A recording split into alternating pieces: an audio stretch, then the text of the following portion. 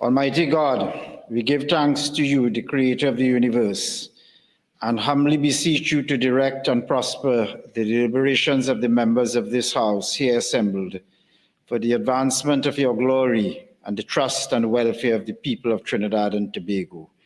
Grant that peace and happiness, truth and justice may be established among us for all generations.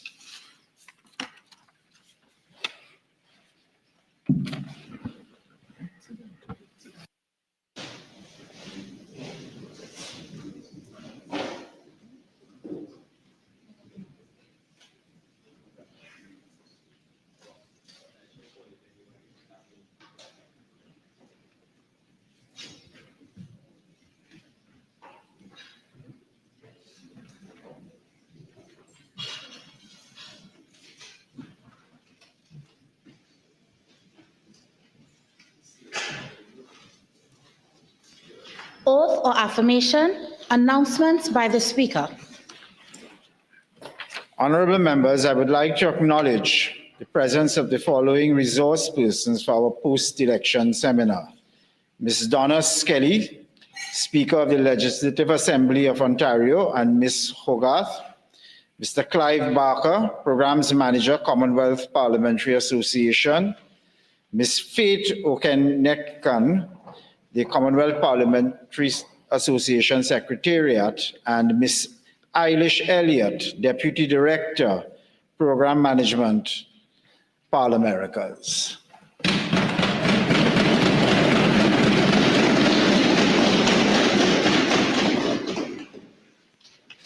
Public business, government business, motions.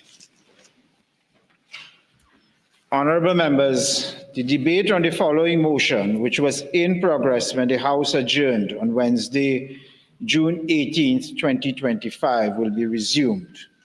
Be it resolved that this House adopt the report of the Standing Finance Committee of the House of Representatives for the first session 2025-2026, 13th Parliament on consideration of the proposals for the supplementary appropriation for the fiscal year 2025.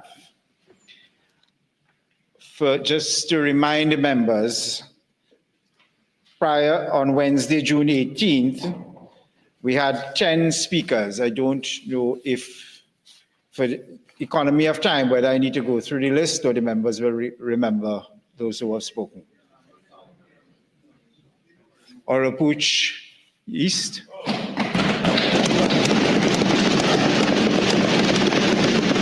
Thank you. Thank you very much. Thank you very much, Mr. Speaker, for the opportunity to contribute on this very critical matter before the House, commonly referred to as the midterm review, in which the Minister of Finance has tabled a report from the Standing Finance Committee for an appropriation and supplementation. Mr. Speaker, may I begin by extending to you heartfelt congratulations on your appointment to the exalted office of Speaker of the House of Representatives.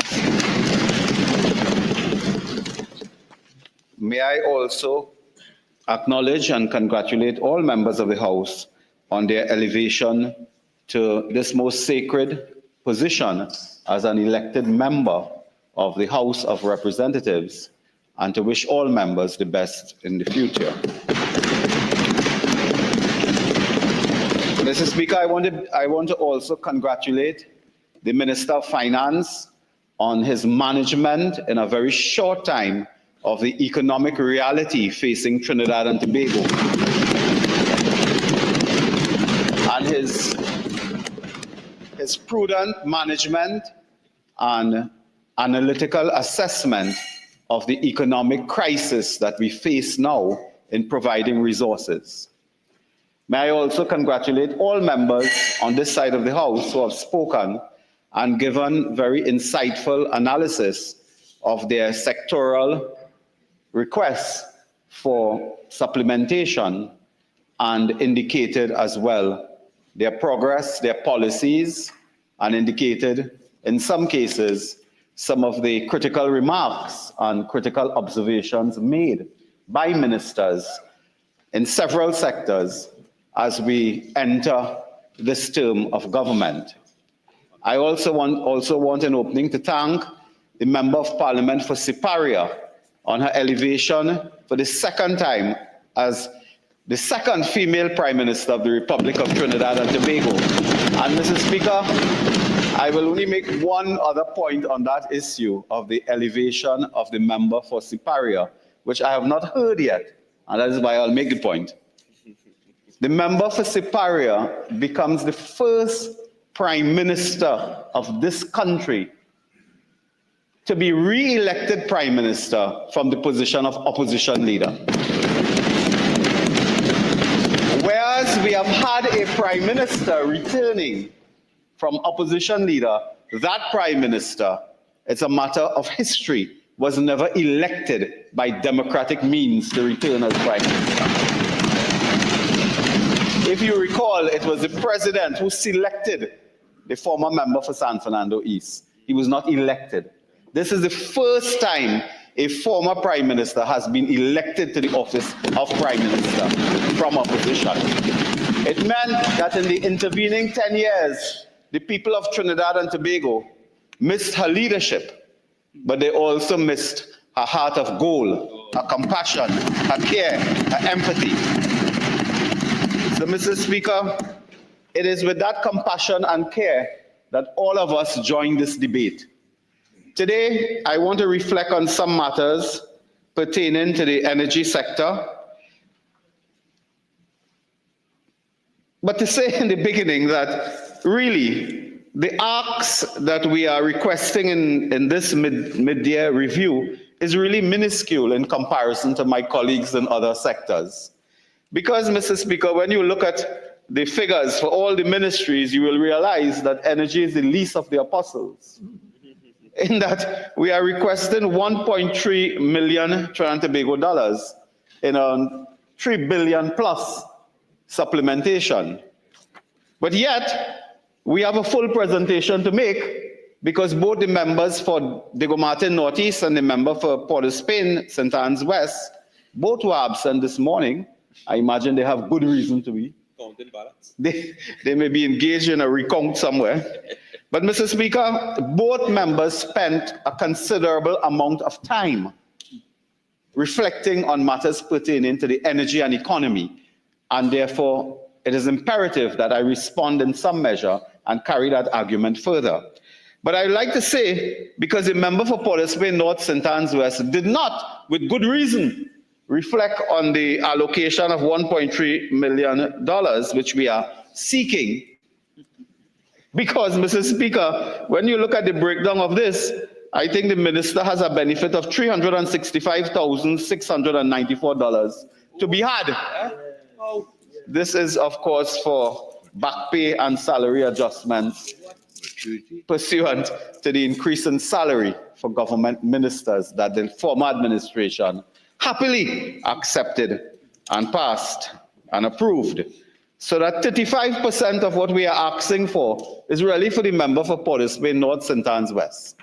So I don't know whether friends opposite will choose to support, given their new realities emerging on that side of the house. But time is longer than twine, and a minuscule amount, of course, is for the former deceased minister, Franklin Khan. But the member for Port of Spain North, St. Anne's West would have a hearty handshake at the end of this process. Mr. Speaker, the member for both members, the former Minister of Finance and former Minister of Energy, spoke on several matters pertaining to the energy sector. And I'd just like to begin where we ended yesterday.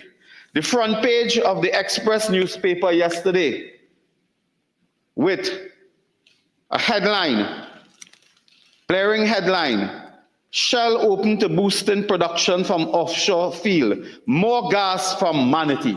That is the headline. Mr. Speaker, we have brought good fortune upon arriving in office.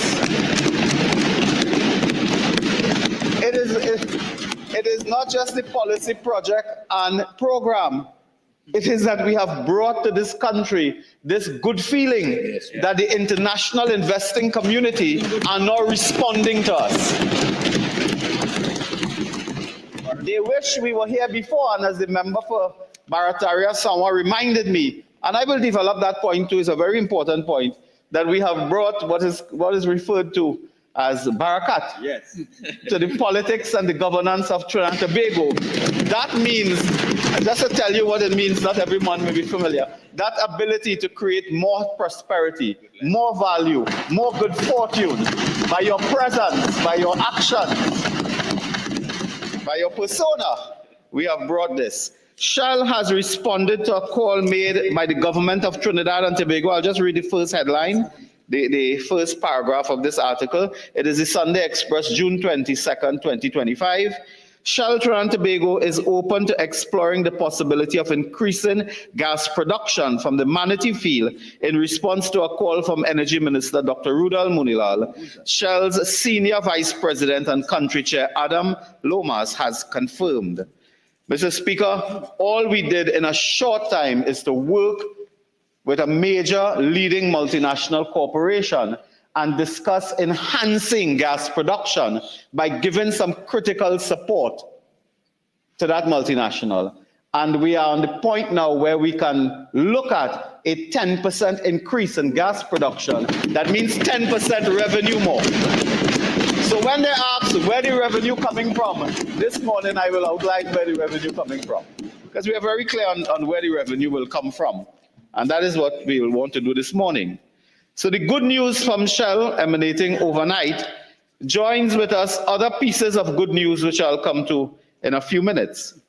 But Mr. Speaker, the member for Port of Spain North St. Anne's West also made a point that he's been making for 10 years and convincing no one.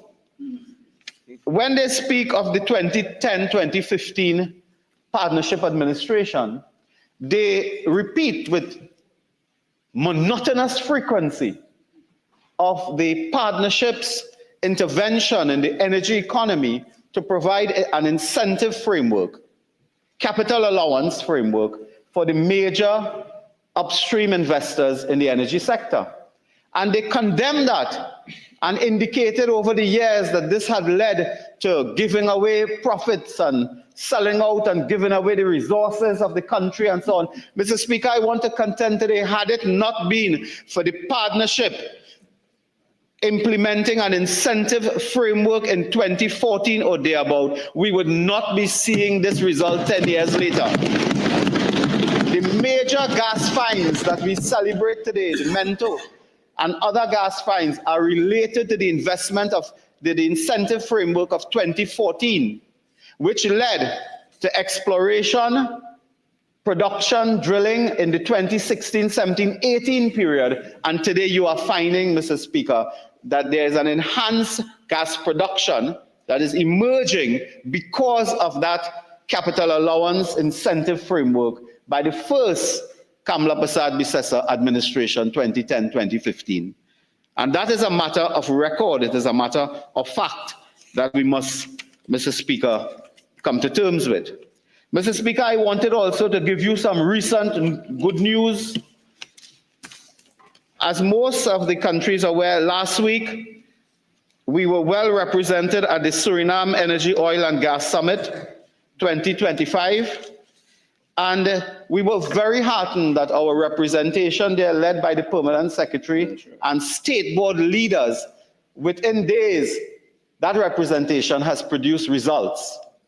Of course, the very distinguished member for Point Fortin, Minister in the Ministry of Energy and Energy Industries, myself, were elected. And we were compelled to remain in Trinidad and Tobago to attend to the business of the Parliament and the business of the people. This is our first call. This is our first call. We are not here to be Marco Polo and travel all over the world and abandon the Parliament. That is not our approach. But Mr. Speaker, you'll be happy to know that in key discussions, the Trinidad and Tobago delegation, briefed by the ministry and the ministers in this case, and inspired by the vision of the Honorable Prime Minister, for a new regional strategy to position Trinidad and Tobago once again as the energy hub of the Caribbean. That vision found its way to Suriname, and we are happy to announce that in discussions with Sectoral, which is the state oil company of Suriname, we have now made progress on several areas of cooperation between the state oil company of Suriname and the state companies of Trinidad and Tobago. They have asked us to assist them in locating and verifying financial capabilities of potential partners for gas projects and investigate potential contractual agreements for gas projects. They have asked us to work with the state oil company to give the benefit of our expertise in commercial and contractual arrangements to support their bid to market gas and energy products. So, Mr. Speaker, we are seeing the benefit of this approach, where we will now assist Suriname with downstream gas business development. That happened last week. Mr. Speaker, we will also provide support for their LNG expansion program.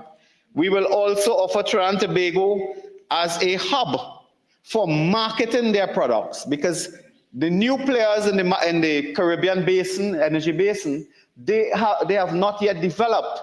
While they have been producing, they have not developed downstream capability. They have not developed marketing capacity and even global marketing reach, which we boast about in Trinidad and Tobago through NGC and other Phoenix Park, National Energy, and so on. So this is a cooperation that we are developing now with the infant Surinamese downstream sector. And that is a major result coming out from that conference last week.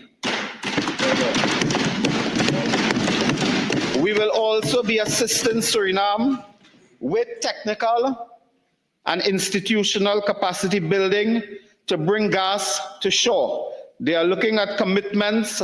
They are looking at the help of Trinidad and Tobago to negotiate with the international oil companies for bringing gas onshore and importing, and they're also looking to import LNG from Trinidad and Tobago as an option.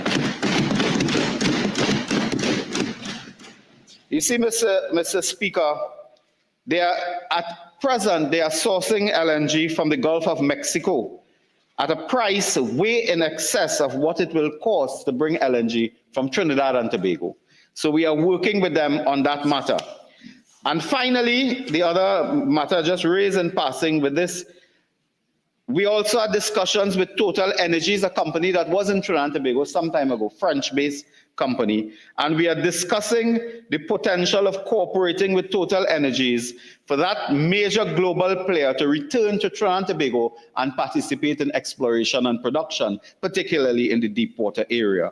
Mr. Speaker, we also had discussions with the American company Fulcrum that is involved in Guyana and their gas exploration and production, massive gas exploration and production venture with ExxonMobil. We have had discussions with them and we'll follow up with them. And finally, on that program, the National Energy Corporation met with Petronas, that is the Malaysian oil and gas company, and we are discussing with them a technical agreement for development cooperation between NGC and this Malaysian oil and gas company. Mr. Speaker, we are developing that type of agreement, and we expect that will bring fruition. Mr. Speaker, I also wanted to reflect on something else related to our regional strategy. You see, Mr. Speaker, at the swearing-in of ministers of the government, the Prime Minister undertook to raise an important point of regional collaboration and the ascendancy of Trinidad and Tobago as the regional energy hub. Members opposite, and particularly their spokespersons, the member for Port of Spain, North, St. Anne's West, who had something of a minor tabanca major, had a minor tobacco on the meeting office. And for our visitors, what is the proper English term for tobacco? Obsession.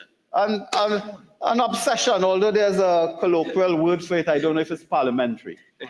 But anyway, he had this tobacco on leaving office and started to comment. I think he was commenting on energy, like he takes his meal 3 times a day. Every day I had to read some comment until I said to him, I think you need a job. You need to be occupied. So was downgrading and belittling this regional strategy that we are developing, because we spoke about Guyana, Suriname, and Grenada. Even today, Mr. Speaker, as I speak to you today, I am meeting with the company, the Grenadian company in Port of Spain, to deepen our discussion on that matter. It was the government of the partnership that also did a memorandum of agreement with the government of Grenada concerning participating in their offshore exploration programs. And Mr. Speaker, while we know that is not a near-term project, that also has serious consequences for the economic future of Trinidad and Tobago, Grenada, and the entire Caribbean region. And we will be pursuing that. In terms of Guyana, it is no secret. Guyana produces more barrels of oil per day than they have people. There are 650,000 people, and I think about 700,000 barrels of oil per day. So they're producing more oil. We are in touch with the Guyanese Energy Chamber. I have been asked to say publicly that the Trinidad and Tobago government has been in touch with the Oil and Gas Energy Chamber in Georgetown that has pledged to give their support to companies in Trinidad and Tobago to work. One of the realities we discovered upon entering office, a sad reality, is that we have been in oil and gas for over 100 years. Our sister CARICOM territories have been in oil and gas for a decade or so, in terms of their own programs and their production, at least, because they have had, early indicators about 30 years ago of oil and gas. And Mr. Speaker, upon coming into office, we discover that we had no footprint in those CARICOM territories. Imagine the oldest, the territory with the most expertise, with the major infrastructure, human capital, had no footprint in Guyana and Suriname. None. It was the service contractors of Trinidad and Tobago who, of their own will, by their own hard work, went to Suriname, went to Guyana of their own, and were able to get business in the energy sector, in some cases against the odds. But they had no help from a government, none.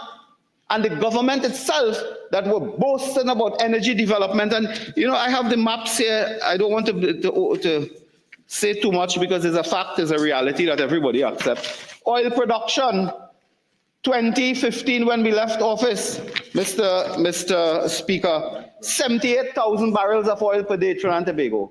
When we returned to office, 48,000 barrels.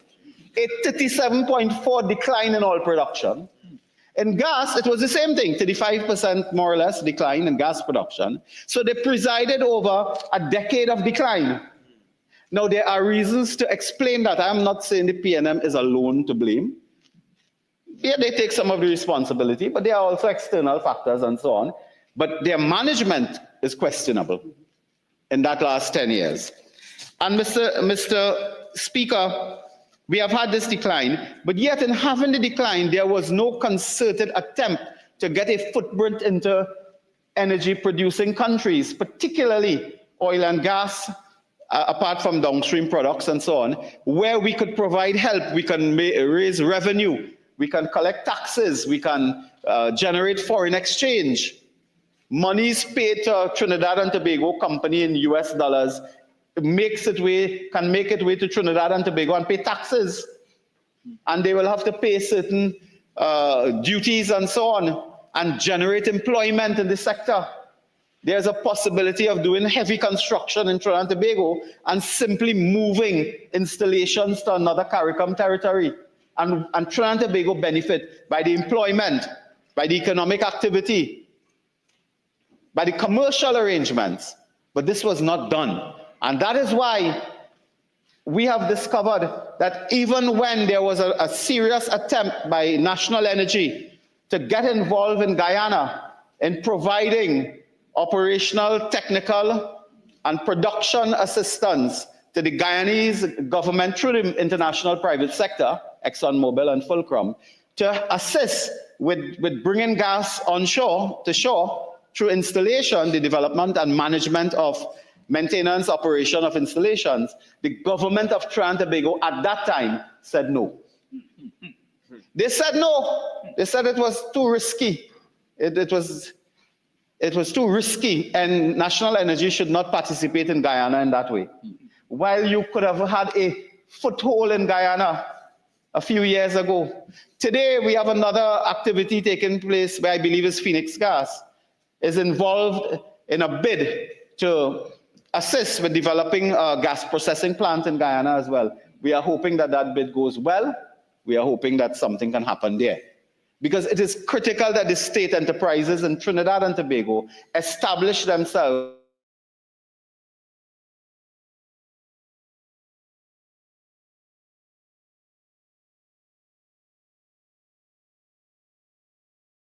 as a serious investing entities. I don't know if we can't do that. We will not become the hub by outproducing Suriname with gas. They have, I think, 13 trillion reserve they have cited. And that's the next matter.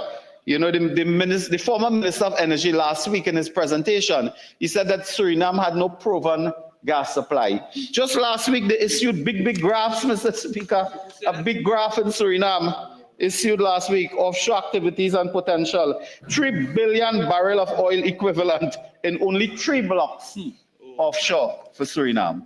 You understand? So I don't know what the member for Port of Spain North, St. Anne's West was talking about. But we have the potential today to become a regional leader, a hub in the Caribbean. Mr. Speaker, and when they failed to invest across the seas, they then condemn us for talking about gas pipeline. You know, there's a pipeline between Russia and Germany, the Nord Stream. It existed for a long time. I'm not sure if it's operational now. And look at the time we live in, Mr. Speaker. Could I reflect briefly? All night I was monitoring developments involving the Strait of Hormuz, a 21-mile oil chokehold that separates the Persian Gulf from the Gulf of Oman. All night I did not sleep, Mr. Speaker. I'm monitoring where they are turning around tankers now, asking the tankers to make a 180-degree turn. And that Strait of Hormuz transport 20% of the crude oil of the world, primarily to India, Russia, South Korea, and Japan. China. India, China, South Korea, and Japan, 4 major territories. Mr. Speaker, the impact of that, a decision taken by the Iranian parliament hours ago, is that we expect an increase in the price of oil, a rapid, they call it even an explosion in the price of oil. Mr. Speaker, it is unfortunate that warlike circumstances will give rise to increase in the price of oil. Yes, Trinidad and Tobago, like the Russia-Ukraine crisis, we stand to benefit. But we could have benefited more had they not presided over a decline in the oil industry. We would have benefited more had they not shut down the refinery in Point-à-Pierre. Because today, we have to import fuel products, the price of which may increase. And then the volume of oil produced is 37% lower than 2015. So if you don't have something to take to the market, if the price increase, it will not affect you. How can it affect you if you have no goods to sell? You can look at the globe and say we moved from $61. When we entered office, the price of oil $61 more or less. Today, I believe it's $76. All right? But the benefit for Trinidad and Tobago could have been much more had they kept the refinery open and had they not shut down Petrotrin. And that is the point. And they talk about, you know, the reason they gave to NGC not to permit National Energy to invest in Guyana, it involves, I believe, $200 million. They said, don't, that is too risky. But while they were doing that, they gave away the gas to liquid plant to Nikon Energy. They plug it on one day and it blew up the next month. Marabella Shake, as I told you before. It led to the loss of life of one contract worker with Massey Energy, I believe. And Mr. Speaker, that is not the end of that story. Nikon, when they went into receivership, was owing an entity called Upstream Downstream Company Limited. They created a company just to market gas to Nikon. Why NGC couldn't do it, we are not sure yet, but we'll come back with that. But they created a company to market gas while you had the NGC. You know, the only company Upstream Downstream market gas to was Nikon. And there's a reason for that, we come to that. Because they wanted to escape, they wanted to give some clauses to escape some of the regulatory framework that NGC would have had to implement. Today, Nikon owes the government of Trinidad and Tobago for in unpaid invoices 95 million United States dollars. 95 million. How much TT is that now? 800? $800 million, almost $1 billion, owed to the people of Trinidad and Tobago by Nikon. Good. So the Minister of Finance, had they not gone on that moment of madness with Nikon, the Minister of Finance could have told you, not 3 billion we need 2 billion. Correct? Yes. Now, we leave Nikon right there as a matter before in London for arbitration right now. So we're in arbitration, huh? And paying legal fees for that too. Apart from the 95 million United States dollars owed, they also owed Trinidad and Tobago $100,000 more for legal costs after a court matter. But Mr. Speaker, do you know that the NGC took decisions to invest in Train 1, Atlantic LNG Train 1, where we had ownership as well. And they invested $240 million. Member, can I remind you of the time? You have 30 seconds left unless you wish to avail yourself. I'll avail myself, thank you. Thank you. Grant. Thank you very much. Mr. Speaker, $250 million to invest in Train 1 when BP told the last government it was not economic. They were not going to continue with that. They invested $250 million in that. Wasted, it was written off. Then they had what could only be described as a mix-up. NGC had a mix-up with BP over an expansion upgrade of the beach field facility in Guayari, upgrading compressors and so on. I don't want to get into technical details in 15 minutes, but they had a mix-up and $95 million gone. That's right. So that's the next 95, so reach $500 million. So $1.5 billion squandered away. So today the Minister of Finance could have come and said, well, I just need 1.5 billion again, not 3. So I'm bringing him down until when I finish the speech, he may never have had to come here in the first place. That gone. And Mr. Speaker, you know, an interesting point that I discovered as well, Mr. Speaker, the former Minister of Energy, when he spoke, he told us about the decision of a company called Woodside how they describe, to pull out of Trinidad and Tobago, suggesting that Woodside took this decision when the UNC formed the government. Mr. Speaker, I have before me the letter which indicate, is a letter I have here, Mr. Speaker. Woodside announced that decision on the 28th of March, 2025. 1 month before the general election, Woodside announced a decision to divest its asset in the Greater Angostura field. That decision was taken when they were in office, but when they come to talk here, they sound like if, as we arrive, some major international multinational pull out. 28th of March in their letter, they announced that they are divesting their assets. Mr. Deputy Speaker, the announcement was made. We have it before us. And while they were doing all of that, Mr. Speaker, it's very instructive. You know, this is the announcement letter here. It's dated March 28, 2025. In fact, Woodside to divest Greater Angostura assets to Perenco. And I won't read everything, but it was communicated before, so they were pulling out. They were pulling out. They could not wait for the UNC. It was so bad they could not wait.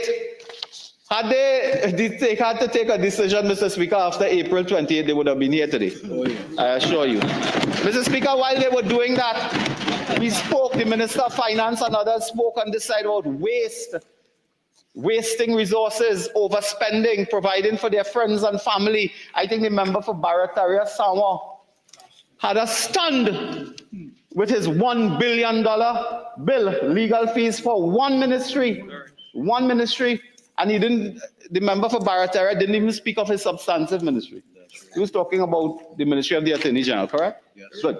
So, while that was happening, Mr. Speaker, upon entering office, we saw something that looked a little strange. Trinidad Petroleum Holding Limited appointed a consultant specialist advisor to the chairman and board of the Trinidad Petroleum Heritage Limited. That's a holding company. Eh? They're not involved really in operations, and they have no staff, and they have precious little, maybe a desk and chair somewhere and so on. They just keep it there. They just keep a desk and a seat warm. But they have a consultant specialist advisor at a consultancy fee of 70,000 Trinidad and Tobago dollars per month. And no, it's called a retention fee, meaning that is just to retain you. You don't have to do any work. Huh? Yes. $70,000. And this person, I believe, my good friends from Tobago East and Tobago West can correct me if I'm wrong. The former THA, prior to the last THA election, THA Secretary of Finance was who? Was there a Secretary of Finance? I think so, David. What is it? Who is Joel Jack? Yeah, that's him, man. Was him? Yeah, that's him. I'm not sure too much. I leave that for my friends from Tobago East and West. Joel Jack of Tobago, of course, appointed specialist advisor. So when they were kicked out in Scarborough, they found their way to Santa Flora. They get kicked out in Scarborough and then run down to Santa Flora, South Trinidad, on a retainer signed by the former chairman of Trinidad Petroleum Holding for 70,000 Trinidad and Tobago dollars a month. Mr. Speaker, that is how they use it. I mean, again, I don't want to bring people into disrepute. You know that is not my style, Clark Stanley. Man of policy. I want to speak on project and policy today. I mean, the wife of a former minister engaged at National Energy as advisor, $40,000 a month. What's she doing for that? Mr. Speaker, I don't want to get into that now. Let me proceed.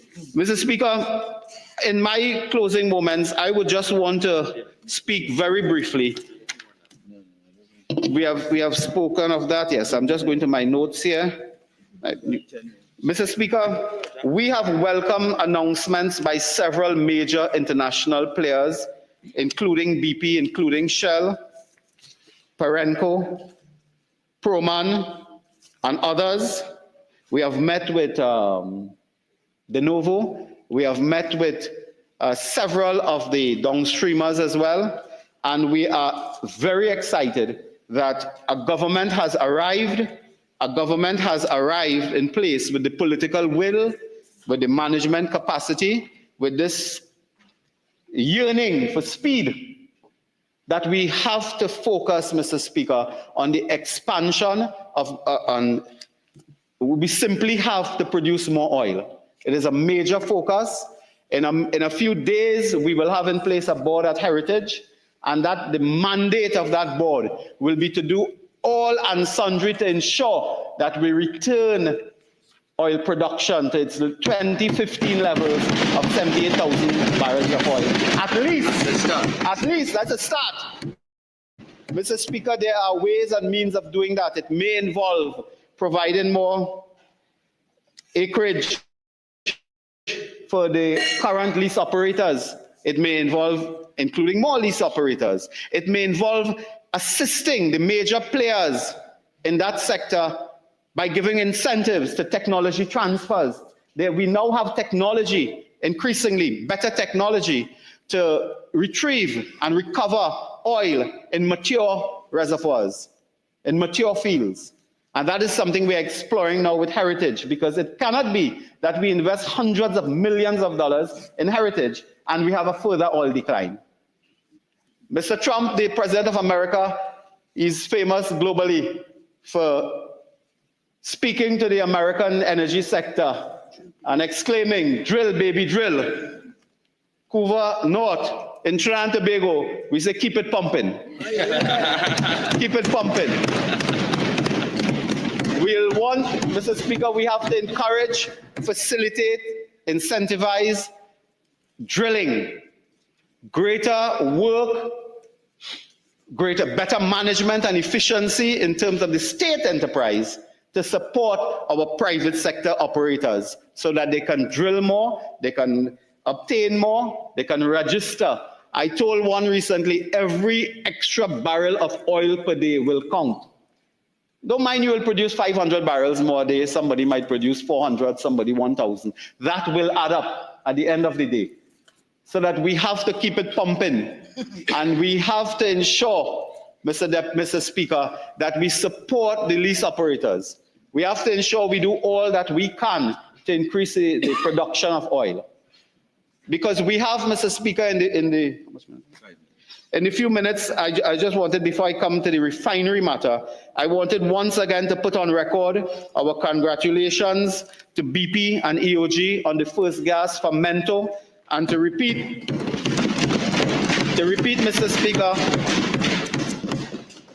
that collaboration between BP and EOG started in 2011 and has yielded so far 4 projects.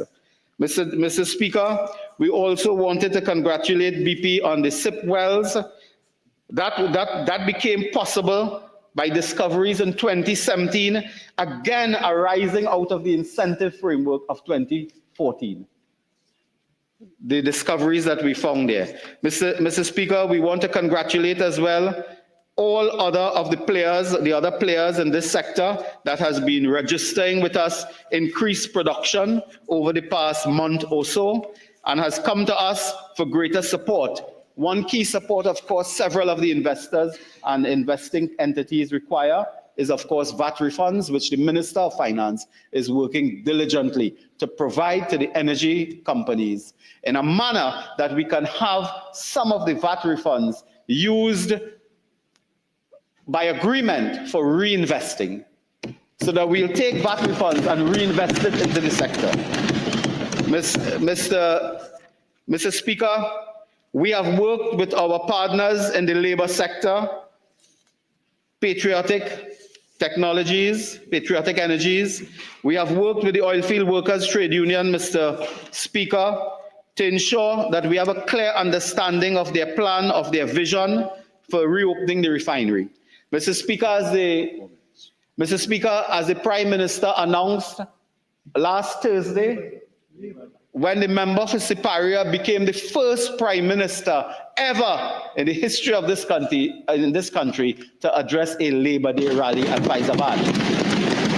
The member for Siparia announced that we have been working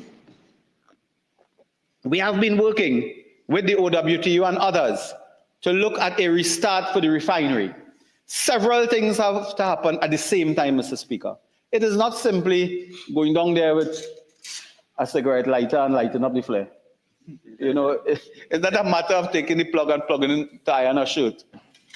Several things have to happen: technical, scientific, commercial, economic, contractual, at the same time.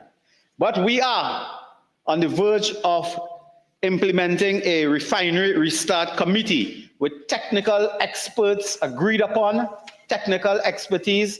In fact, the men and women who constitute that restart refinery, they by themselves, I have checked, they have 500 years experience in the refinery, Mr. Speaker. And we are now going for a quick technical assessment of that refinery. Then we will engage a suitable partner through a proper, open, transparent process to help us to restart in terms of the technical capability. Mr. Speaker, as of now, very few people know that a provider by the name of Demas, I believe, received $400,000 TT every month for mothballing, for keeping the plant grease up the plant and so on. We have to get an assessment. Tonapuna is laughing at that. But that's what they do. They grease up something down there. And it's $400,000 a month. We pay, taxpayer pay that. You're paying the taxpayer this money without producing one iota of anything. Without producing a drop of lubricant of any kind. Mr. Speaker, I want to put it to you that we cannot continue that way, spending $400,000 a month. So we will engage a relevant, suitable partner. We have been speaking as well to the international community in terms of the technical part of the restart, what is required. And then we are working with our partners in the labor sector and collaborating with others. So in the shortest possible time, we will have our refinery. But when we have our refinery, we have always imported crude. We will look now at other players.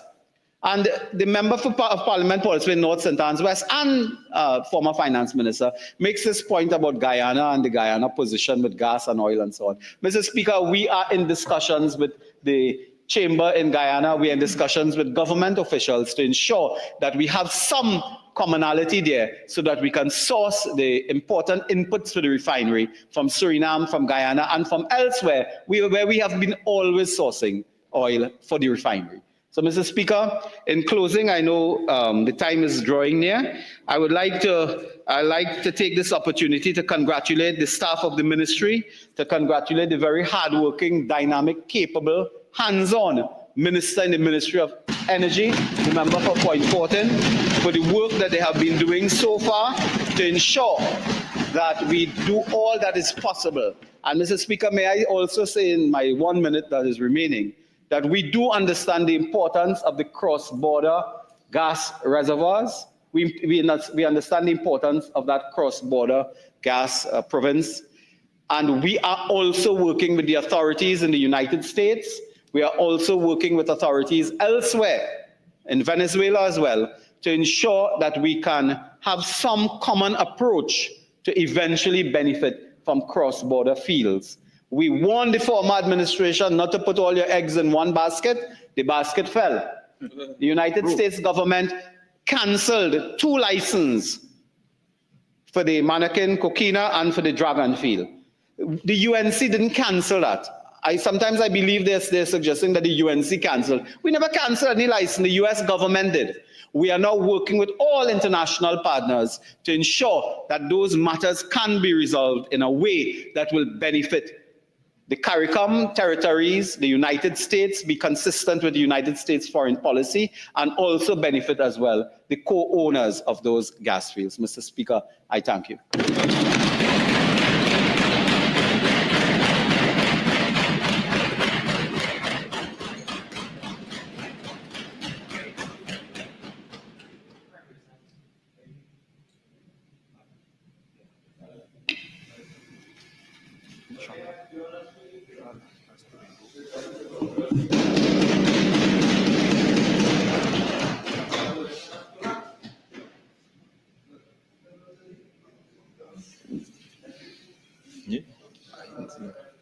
Tobago West.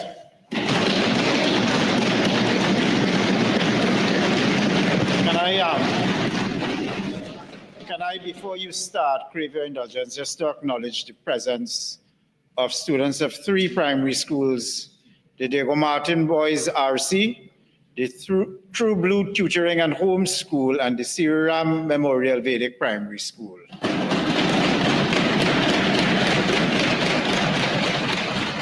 Can I invite you, member, to begin your presentation? Mr. Speaker, I thank you. I thank you for this opportunity to present in this honorable house. Mr. Speaker, I also want to congratulate you on your ascension to the position of Mr. Speaker, and I wish you all the best in your tenure. I also want to thank the people of Tobago West and by extension, the people of Tobago for reposing their confidence in me to represent them in this honorable house. Mr. Speaker, allow me to rewind to when this debate got started, to treat with some utterances made by the member for San Fernando East, who almost lost his seat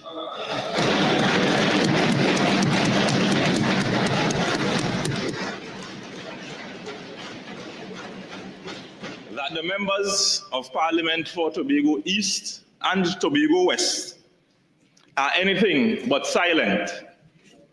We will speak with our actions and not our mouths.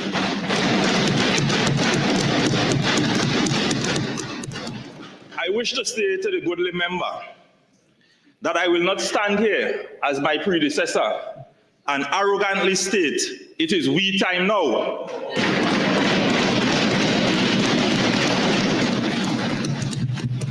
Instead, I will remind all and sundry that this is the time, finally after 10 years, that it is the people of Trinidad and Tobago's time.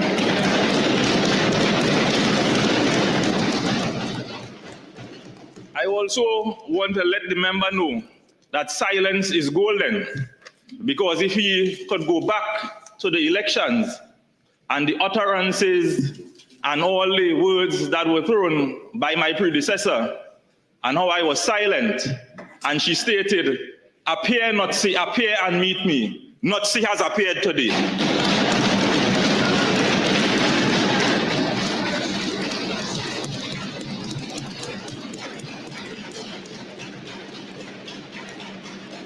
Mr. Speaker, it is through active negotiations that the members of Parliament for Tobago East and Tobago West, alongside this government, which has led to $134 million becoming available to the people of Tobago.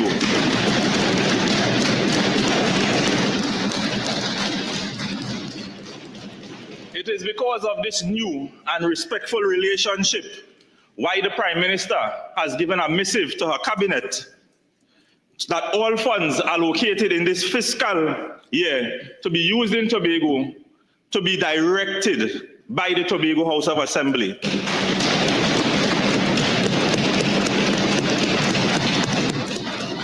Mr. Speaker, we have moved from cabinet members that supported and even orchestrated the disrespect of the THA and the people of Tobago to non-cabinet members that are able to get the government with no seats held in Tobago to respect the people of Tobago.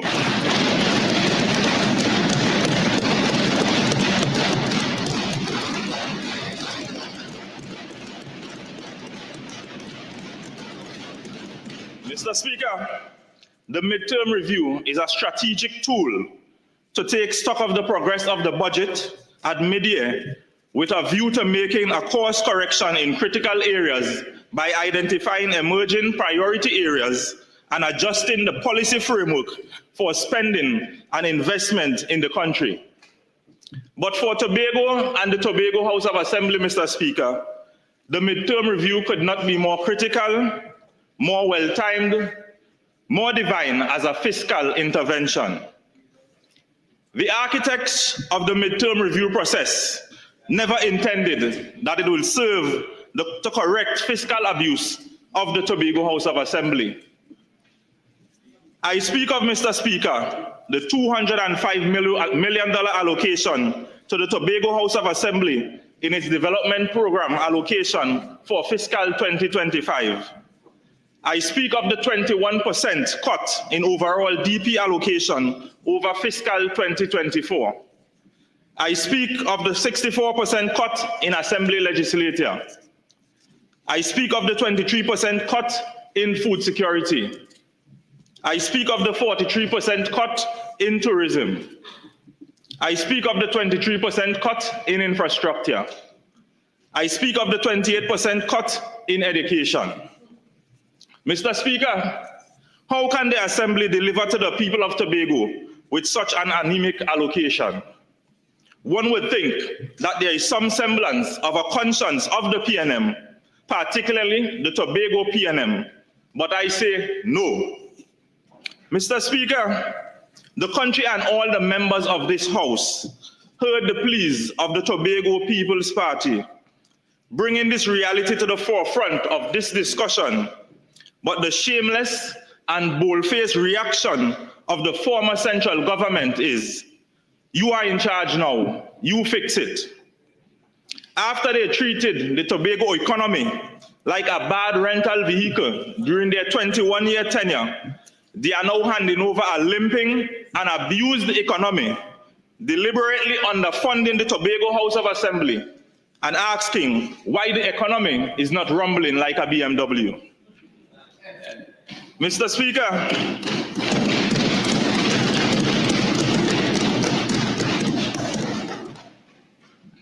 Mr. Speaker, the conversation as to whether or not the country is at the doorstep of the international financial institutions, with dreaded cuts in social spending looming over harsh market-based economy, structural adjustment may be futuristic or imaginary at the national level. But for Tobago, we have been at the doorstep of financial austerity under the PNM for the last 9 years. Mr. Speaker, you will be stunned to learn that the defunding of the Tobago House of Assembly started immediately after the People's Partnership left office. Let me repeat, Mr. Speaker, since 2016, even when there was PNM in government in Trinidad and in Tobago, the development program allocation trended downwards from a high of $403 million in 2015-2016 to $231.6 million in 2019, just before the COVID pandemic, reflecting a 43% cut in DP allocation in 3 caring years of the PNM administration.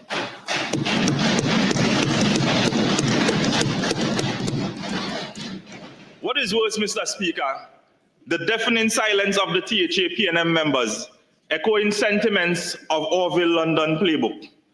I am not uncomfortable with the allocation. This while Tobago was being stabbed in the head and the heart economically. Fast forward, Mr. Speaker, to the peak of the pandemic period, and the understandably low allocation of $200 million is partially pardonable, as the entire country was shut down and workplaces were downsized with social distancing restrictions. But then, Mr. Speaker, the increases in 2022 and 2023 was short-lived, as the THA experienced a $60 million cut in fiscal 2024 and a further $55 million cut in fiscal 2025. If that is not wickedness, I don't know what else it is.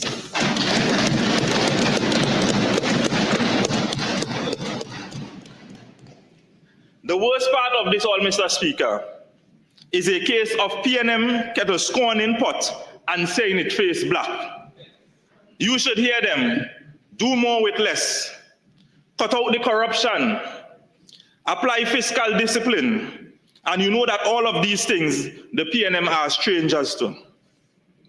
The Cove Eco Industrial Park is still underutilized. The Shore Park Cultural Complex still costs $500 million more than budgeted. Over $400 million in cost overruns and still continuing. Even the airport construction. Well, we guess what the former Prime Minister would have called it if it were built by the UNC and $400 million in cost overruns. Maybe he would say, it's a glass sheep pen, but for sure, he would be in this honorable house screaming at the top of his lungs, airport gate.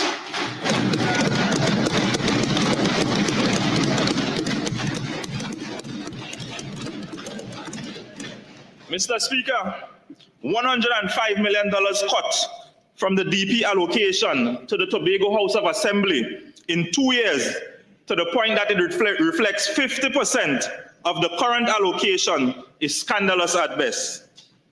The brutal 14-1 defeat of the PNM at the THA elections on December the 6th, 2021, had no doubt etched the teeth of the Master-in-Chief occupying the corridors of the White Hall and his overseer and driver in the Ministry of Finance Twin Towers. Reminiscent of the loss suffered in 1976, the PNM once again closed down the Ministry of Tobago Affairs. This time, they did not come to the Parliament and openly support the shutdown, but pushed the narrative that Tobago is better off with less, that this THA was being unrealistic with its requests for allocations. Mr. Speaker, The PNM has never had to govern Tobago with that level of fiscal deprivation, save and except for when there was a crisis of the pandemic. So the real question for us to answer in this honorable house is, what was the crisis in the pandemic recovery that saw increases in DP allocation nationally but declines in Tobago?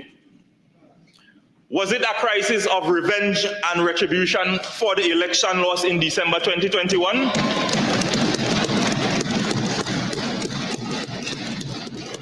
Was it a crisis of deja vu for the loss in 1976 and the closure of the Ministry of Tobago Affairs? Was it a crisis of one PNM now going back to the basis? If you ain't read, yeah, I can't use the term because I'm not sure it's parliamentary. Was it a crisis of sabotage, knowing fully well that 360 million, remember the figure, 360 million in bond financing was squandered 6 months before the December 2021 election? Or shall I say, was it a crisis of targeting the Chief Secretary, the Honorable Farley Chavez Augustine, to ensure that he could not have any achievements by the time the next THA election cycle came around? Or, Mr. Speaker, maybe it was all of the above. We in Tobago, we have a dream. We have a dream of becoming the greatest little island on the planet.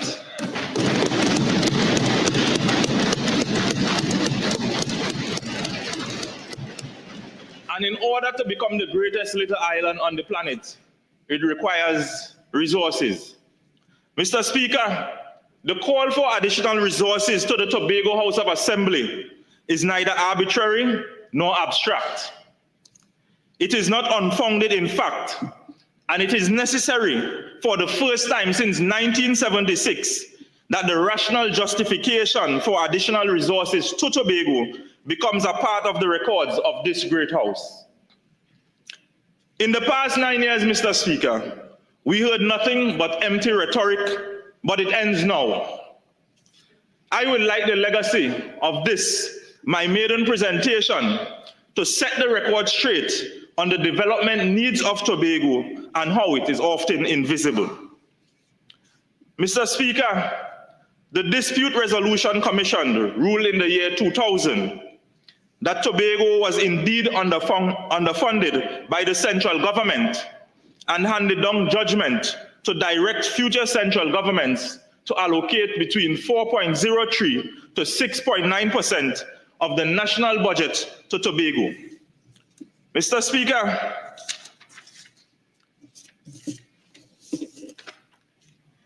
successive central governments have been minimalist in allocating at the lowest end, ranging from 4.03% to 4.35% of the national budget.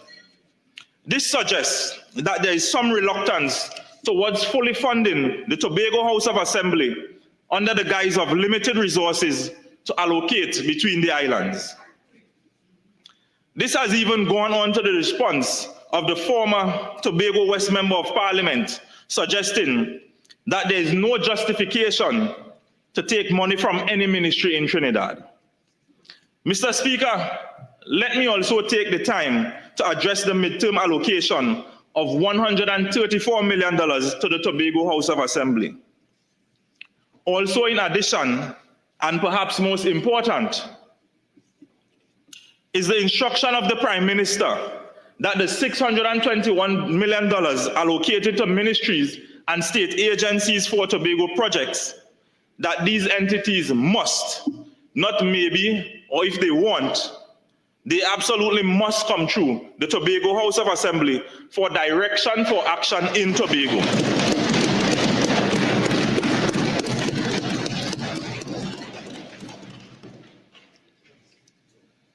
This is a monumental step towards greater autonomy.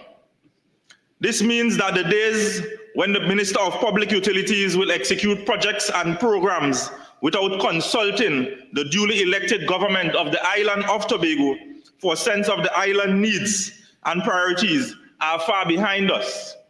Because many a times in the past, projects have been executed, especially in the area of Wassa. And all up to now, when they open the pipe, not even air coming out.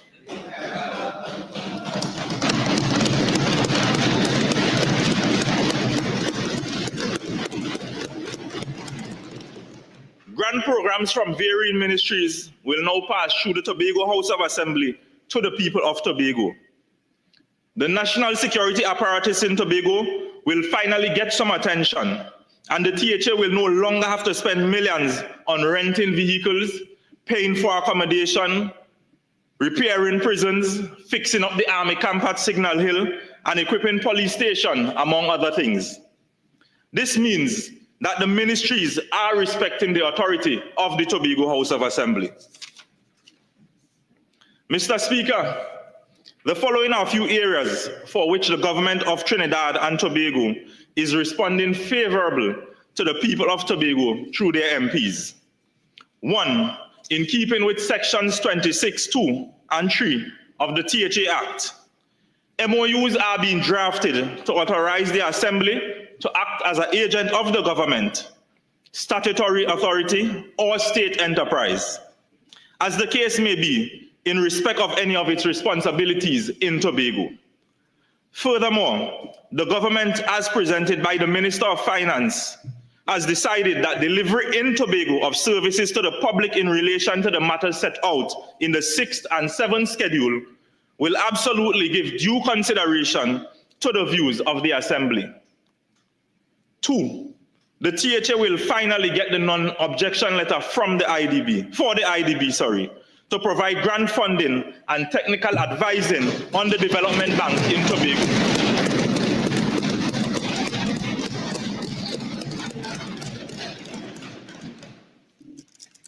The IDB funding for the urban projects in Scarborough will finally be signed off on.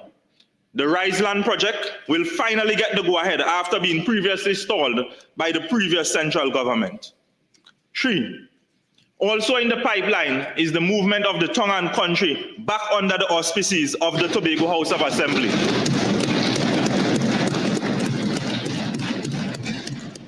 The removal of the current land license regime as an answer to the loud request from the Tobago business community. Studley Park will finally get its export license so that the THA can generate more revenue and forex at that. And arrangements are being put in place to expand the THA's ability to borrow on its own creditworthiness. These are just a few of the areas that are already under negotiations with the government, and we expect action in a short time.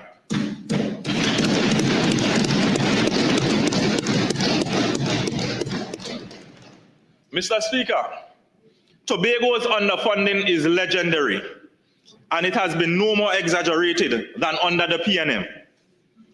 I strongly believe that the experience of Mr. A.N.R. Robinson with the PNM is part motivation for him establishing the International Criminal Court.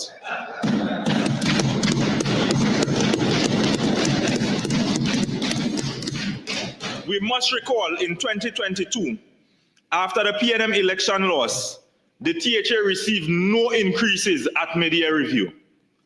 In fiscal 2023, the THA received 100 million, but the chief secretary was being bullied to spend this money on favored contractors of the PNM. Fast forward to fiscal 2024, the THA received 50 million at the time of addressing an oil spill, while the initial claims submitted by the Honorable Secretary for Finance was $150 million. So the oil spill cost 150 million. It was a crisis. The need for the assistance and the support was very urgent. And the PNM-led central government decided that Tobago was only good enough for $50 million. All of this against the backdrop of late disbursement of approved allocations contrary to the Tobago House of Assembly Act, which forces the THA to incur millions in overdraft penalties. This is also against the backdrop of the habit of the then Minister of Finance not sending the full allocation in the last quarter disbursement, accounting to over $100 million owed legitimately to the Tobago House of Assembly. As a result, Mr. Speaker, the pattern of fiscal shortchanging of the THA over the years and the deliberate underfunding over the last 3 years, in which the public purse was weaponized against the Tobago House of Assembly and the people of Tobago.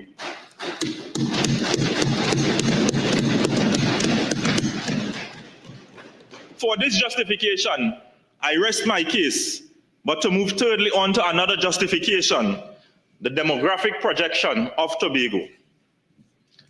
Please bear with me, colleagues.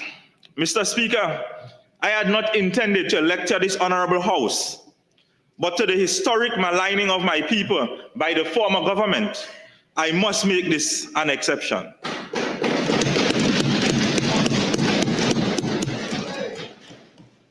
The demographic projection of Tobago has outstripped the national projection and that of Trinidad since 1990. That is a whole generation ago, and I am bringing this to the Parliament and for the benefit of the House, and especially the government and the Prime Minister.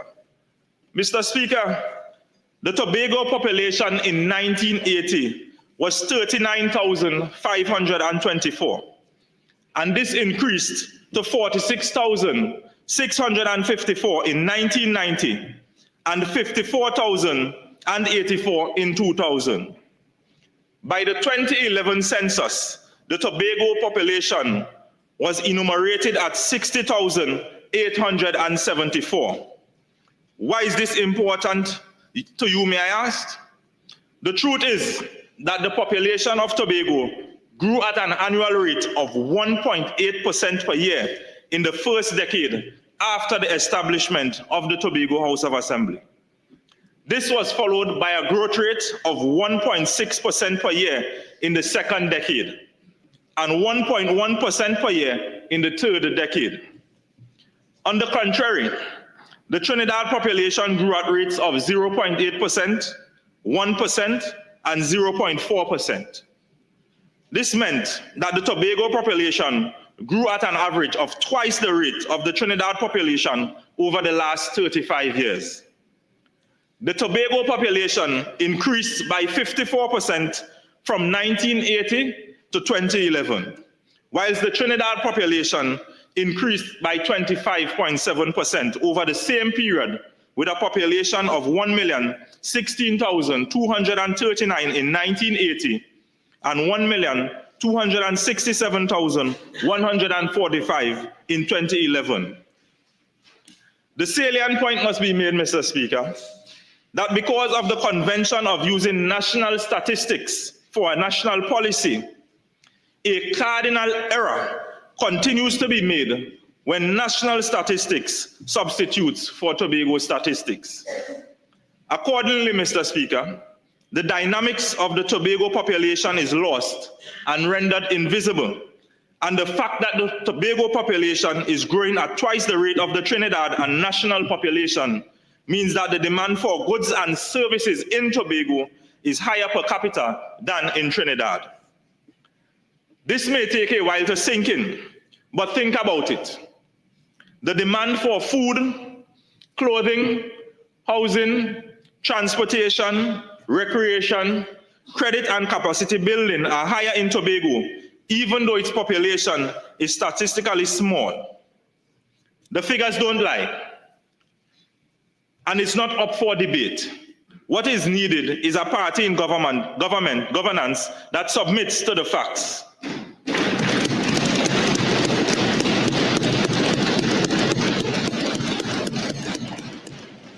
What is needed is a party in governance not willing to spite and victimize Tobago on the altar of the legacy of crucifying Tobago for bringing the facts to the front line.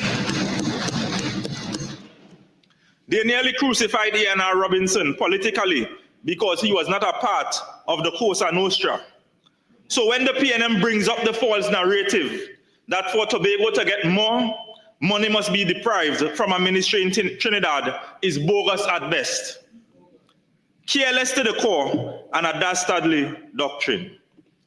I am forced to leave this for a fourth justification on increasing Tobago's allocation, focusing specifically on the development program. This is the per capita spend. Mr. Speaker, through you, I need to address this House and the listening public in Trinidad and Tobago.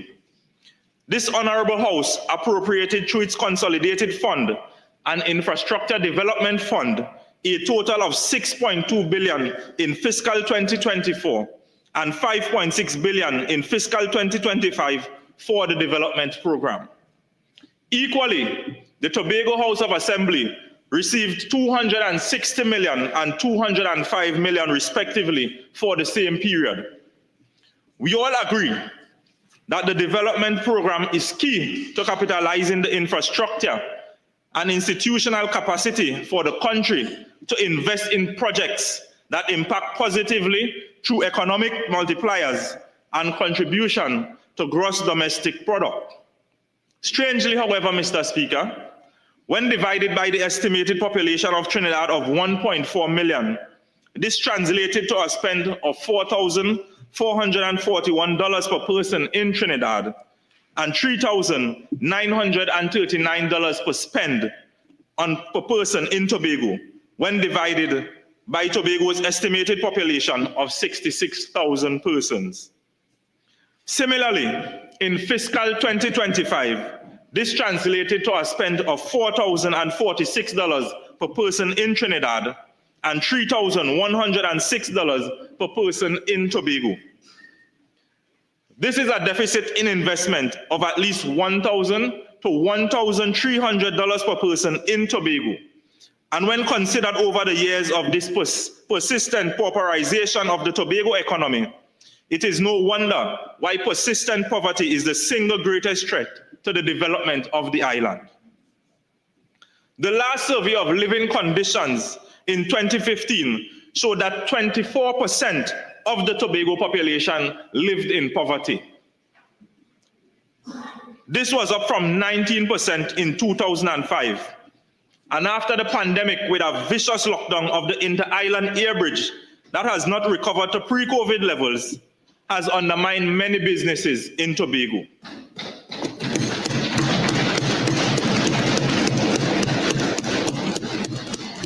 Today, an estimated 30% of the Tobago population live in poverty. That is 1 in every 3 households. And we are saddled with a development program expenditure that invests at least $1,000 less per person in Tobago. Mr. Speaker, I will seek leave for my 5th justification for a greater allocation to the Tobago House of Assembly. And I will ask for provision of the THA Act to guide the Cabinet on how to allocate funding to Tobago. Mr. Speaker, I will soon conclude the legal remit for just and fair allocations to the Tobago House of Assembly as detailed in the THA Act 40 of 1996, Section 43. It points to guidance like... Can I just inform you have 1 more minute unless you wish to avail yourself of the 15? Myself, Mr. Thank you.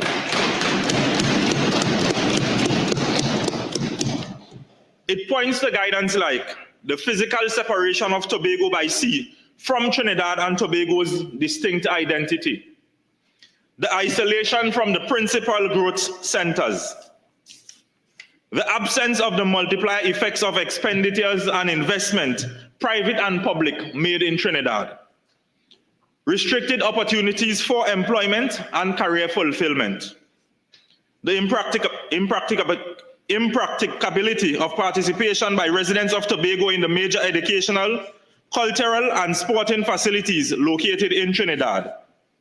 But we need to translate this to the layman in the various constituencies across Trinidad to let them know that resources are not being taken away from them and given to Tobago. Particularly because even though money spent in Trinidad does not impact through the multiplier effect in Tobago, the $2 billion spent generates significant multipliers in Trinidad because the majority of consumed goods and services in Tobago originate in Trinidad.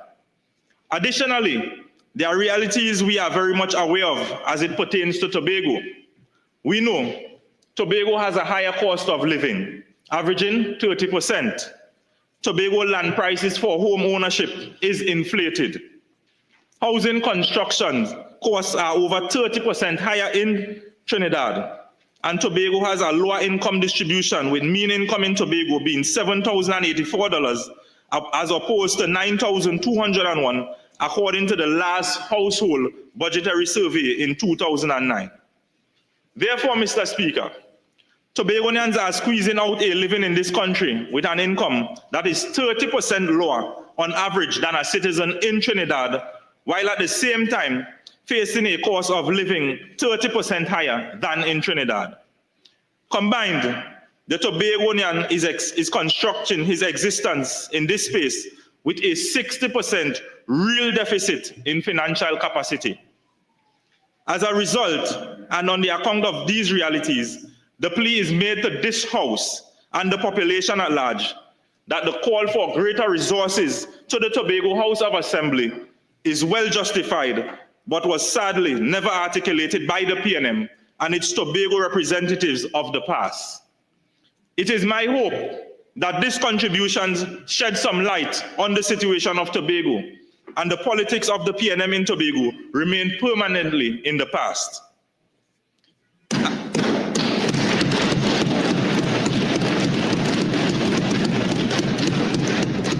As I close, I once again wish to thank you for the opportunity to contribute to this debate and the people of Tobago West for the repose of confidence in me by their voices to make a seismic change in the level of representation that reflects the realities of living in Tobago in a way that is unfiltered from the privilege that I inherited as Member of Parliament. As was in the beginning, so shall it be in the end. I remain committed to seeing the needs of the people and being a voice and removing the veil of invisibility often afflicting Tobago. It would be remiss of me not to urge the current government to never fall into the same mold as the PNM, to do right by the people of Tobago, not as favor, but to recognize the needs, to apply the law, and to give Tobago its just due as we build this nation together and side by side. Thank you, Mr. Speaker.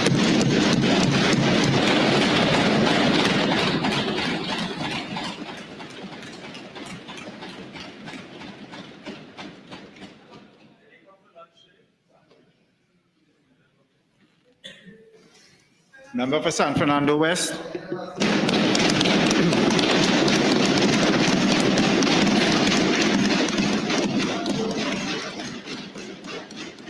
Mr. Speaker, thank you for the opportunity. I want to start by congratulating you, Mr. Speaker, on your appointment as Speaker of the House of Representatives.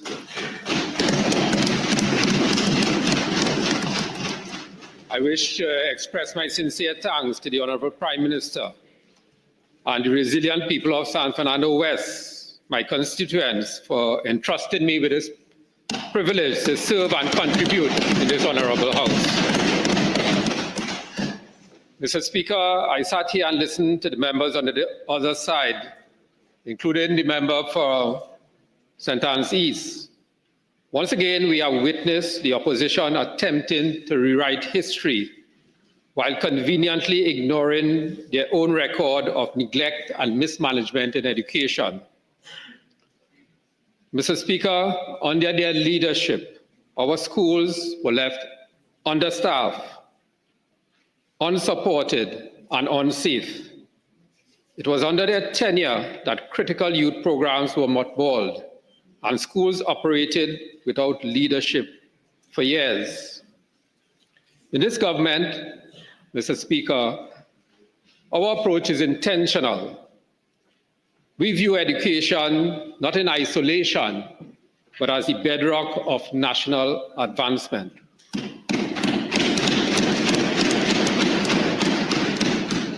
Under the leadership of the Honorable Prime Minister, we have refused to look away from the problems plaguing our education system.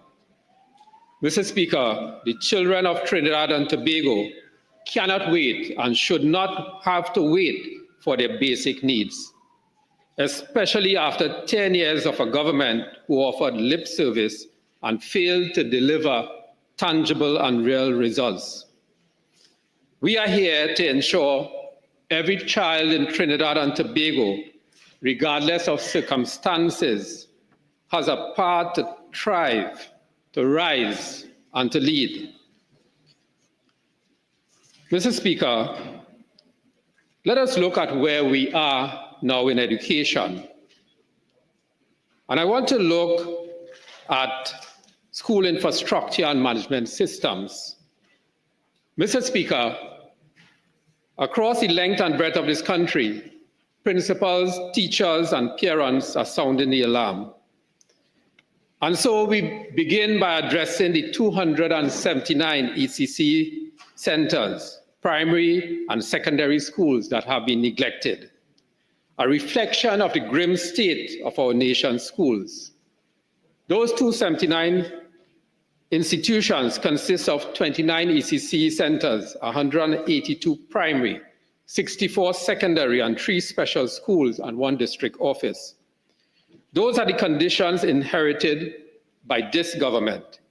And in light of this, one of my first actions as minister was to tackle these long outstanding infrastructure failures. And so, through the expansion of the vocation repair program, we requested an additional allocation of $83 million towards urgent rehabilitation works. Mr. Speaker, yes, 83 million additional allocated to the already 133.4 million we had already identified for the vocation repair program. So come September 2025, our schools must be reopened in safe, sanitary, and fully functional conditions.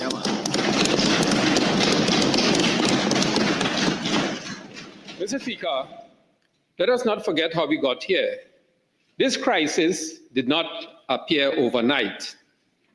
It is the direct result of years of neglect and mismanagement under the PNM.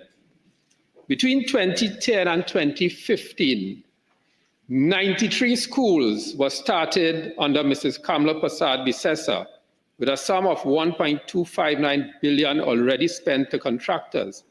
These 93 schools were shamefully abandoned by the then PNM administration. Some of these schools, at least 10 of them, were over 95% completed. The PNM did not just stop these projects, Mr. Speaker. They left taxpayers' money to rot. They made no attempt to secure these sites, no concerns for the millions already spent. As a result, these schools, once symbols of hope and progress, became overgrown wastelands. They were vandalized and stripped bare of fittings and rendered unusable. What the PNM did was not just administrative incompetence, it was an act of sabotage against the education of our children and a blatant betrayal of public trust. Mr. Speaker, in addition to the neglect of these 93 schools, 19 schools were decanted and forced into makeshift facilities, some for more than 5 years, a clear demonstration of the former administration's callous and uncaring approach. And we take note, Mr. Speaker, that 329 of our schools are over 50 years old. Mr. Speaker, the difference in philosophy could not be clearer. Where the PNM abandoned, we are rebuilding. Where they saw inconvenience, we see investment in the future. We believe that every child deserves to learn in an environment that is safe, clean, and conducive to growth. This government is taking immediate action to address this inherited disaster with the full support of the Honorable Prime Minister, who has consistently shown she cares for this nation's children.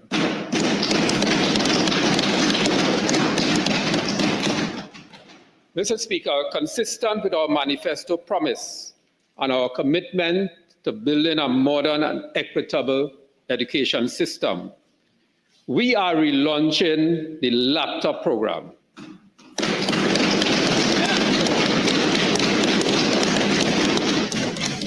This program is a signature of this government's prior term in office. We have taken bold and necessary action.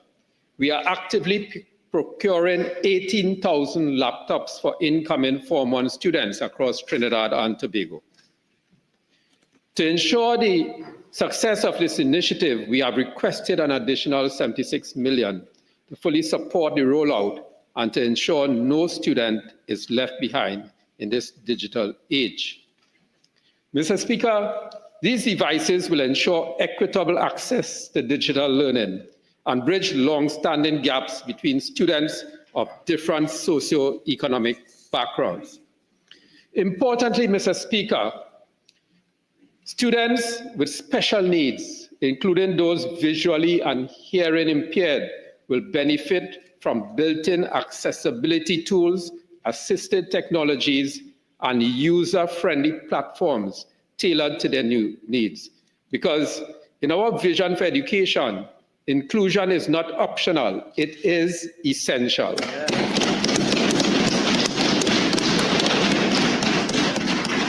Mr. Speaker, this is the difference between photo-op politics and real leadership.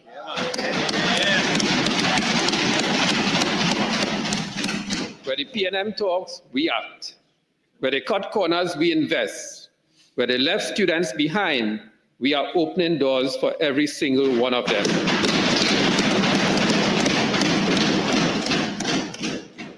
Mr. Speaker, during our standing committee meeting, the former finance minister repeatedly asked if we were giving laptops to rich children. The short answer is, when UNC wins, every incoming Form 1 student will.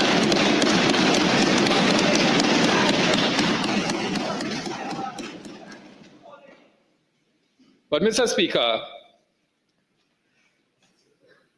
with these laptops, with every student equipped with the same device, teachers can confidently integrate digital platforms, online resources, and virtual assessments into their lessons, knowing that no student is left behind. Mr. Speaker, we are building resilience. If future disruptions occur, whether due to pandemics, natural disasters, or unforeseen events, we are positioning our education system to seamlessly shift to online and blended learning. Finally, Mr. Speaker, this policy promotes unity and social cohesion. We reject any approach that divides our children along economic lines. This government believes that every child matters equally, and this laptop initiative is a tangible demonstration of that principle.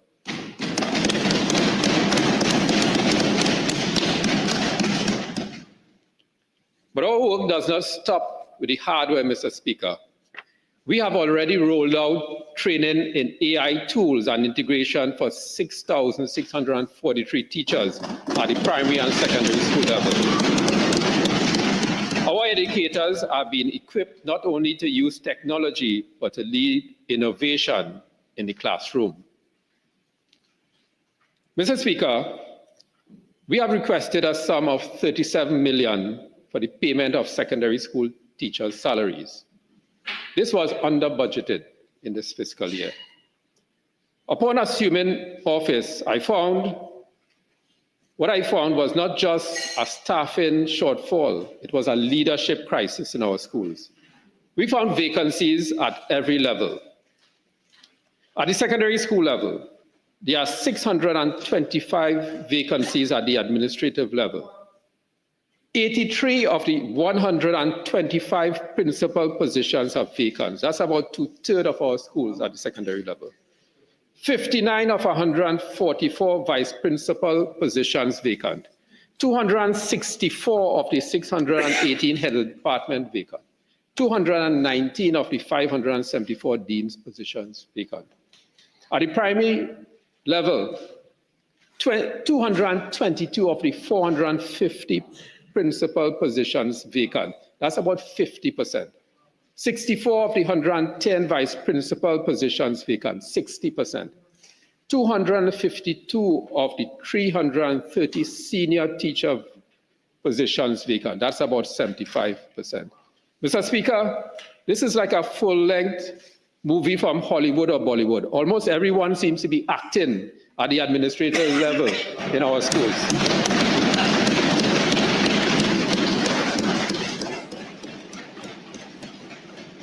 Mr. Speaker, these are not just statistics on a spreadsheet.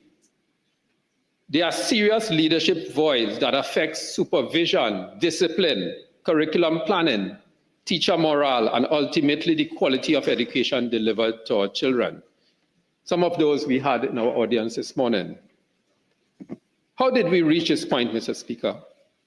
Under the PNM recruitment stall, appointments delayed indefinitely, leaving our schools to run on autopilot. But Mr. Speaker, we already taken steps to accelerate recruitment, streamline appointments, and rebuild the leadership framework in our schools. Mr. Speaker, a school without strong leadership is like a ship without a captain, and the former government left hundreds of them adrift. Mr. Speaker, as a result of this leadership crisis, student indiscipline rears its ugly head. Acts of serious violence, including group fights that endanger the lives of students, cannot and will not be tolerated. And so let's look a little bit at the statistics. Between 2022 and 2025, secondary school suspensions rose by 87%, from 5,167 in 2022-23 to 9,676 in 2024-2025. In our total, there were 21,661 suspensions over that 3-year period. These are not just numbers, Mr. Speaker. This is a signal of distress in our schools.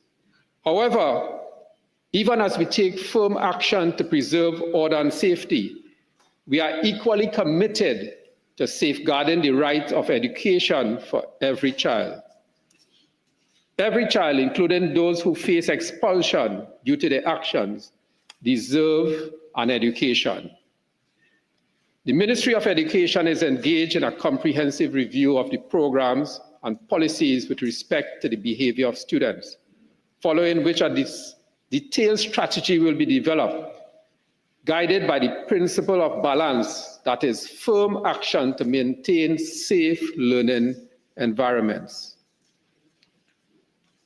Mr. Speaker, we have also engaged the Teaching Service Commission to accelerate the appointment of key personnel to address the massive leadership gaps. You see, Mr. Speaker, discipline does not start with punishment. It starts with presence, structure, and responsible leadership.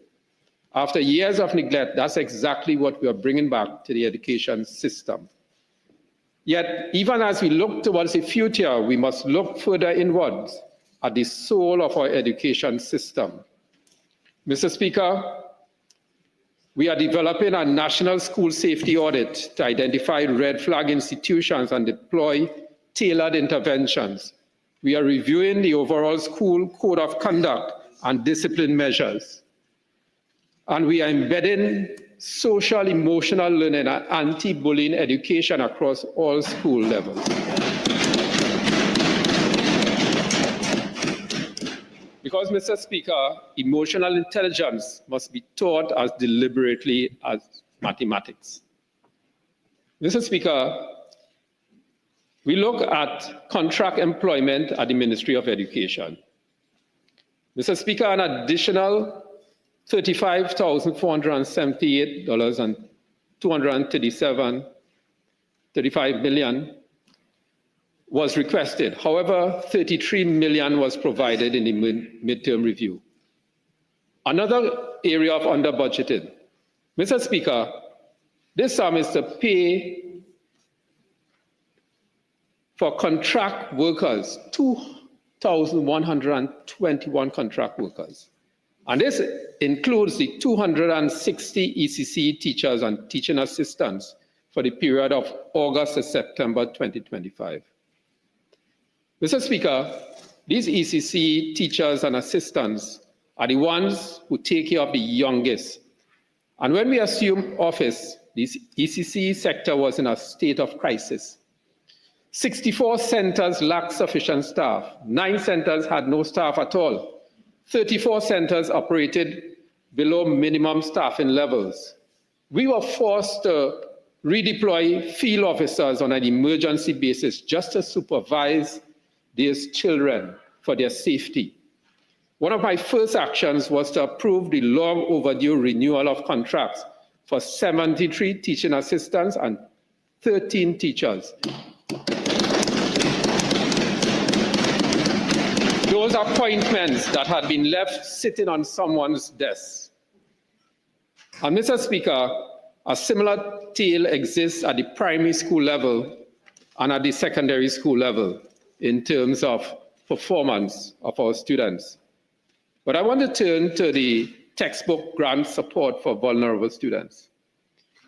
Mr. Speaker, in 2024, the previous administration introduced a textbook grant program based on a means test. About 20,000 students received grants of $1,000 each. While it was limited in scope, it was at least a recognition that many families were struggling. But I want to note, however, that 3,309 residual persons who qualified did not get funding.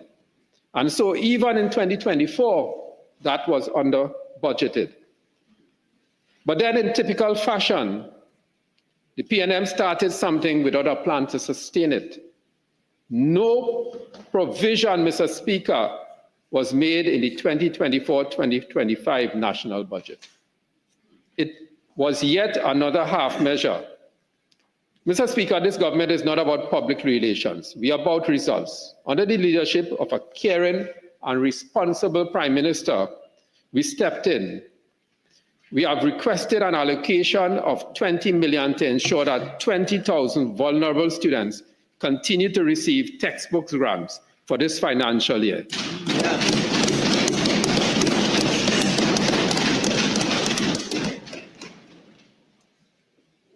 Mr. Speaker, janitorial services, $26,064,000 was allocated to meet the mandatory payments of salaries up to September 2025 under janitorial services. Mr. Speaker, the ministry has not been able to make payments to janitorial service providers as of April 2025 due to the vote being exhausted. The Ministry of Education was allocated $75 million for fiscal year 2025, and the actual expenditure was just about $74 million. Bills from the previous year amounted to $48.9 million, and multi-bills $10.5 million. And this therefore requires a vote of $90.9 million to cover all expenses. So, Mr. Speaker, the supplement of $26,042,000 is insufficient to cover arrears due to these companies. The ministry will have to source the additional funding required in fiscal 2026. And as I conclude, Mr. Speaker, the facts speak for themselves. What we have inherited was a broken system, abandoned schools, unfilled vacancies, growing student indiscipline, a neglected ECC sector, and almost no support for most vulnerable students.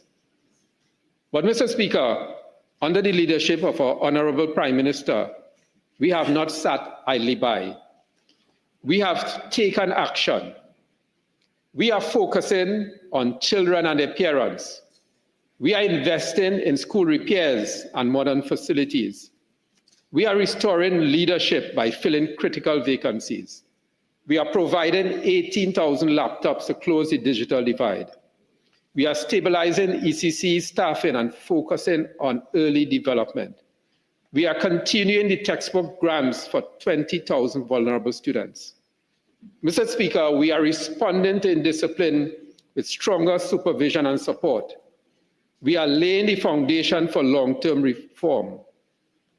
But Mr. Speaker, there's a lot more work to be done but the transformation has already begun. Mr. Speaker, we know we can't do it alone. That's why we are actively working with our teachers, our principals, support staff, parents, and stakeholders.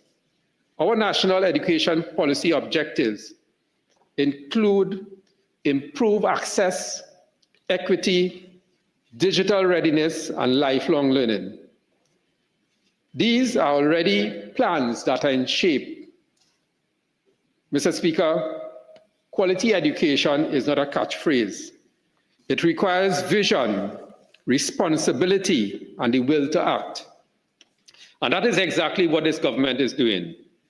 We will keep pushing forward until every child in every school, in every part of Trinidad and Tobago has a real and equal chance to succeed.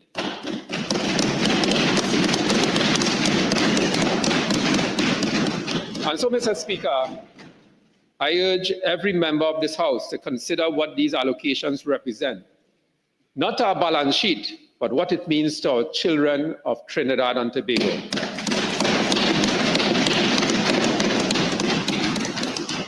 Because, Mr. Speaker, every day we delay is another day a student suffers in silence. And silence, Mr. Speaker, is not an option anymore. Let us move together with conscience and with clarity to bring success back to the education system. I thank you, Mr. Speaker.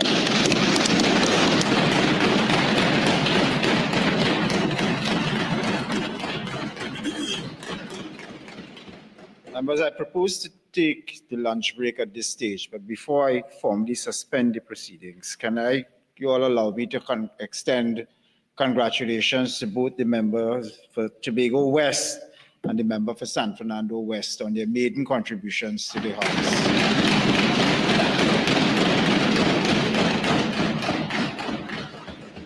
So,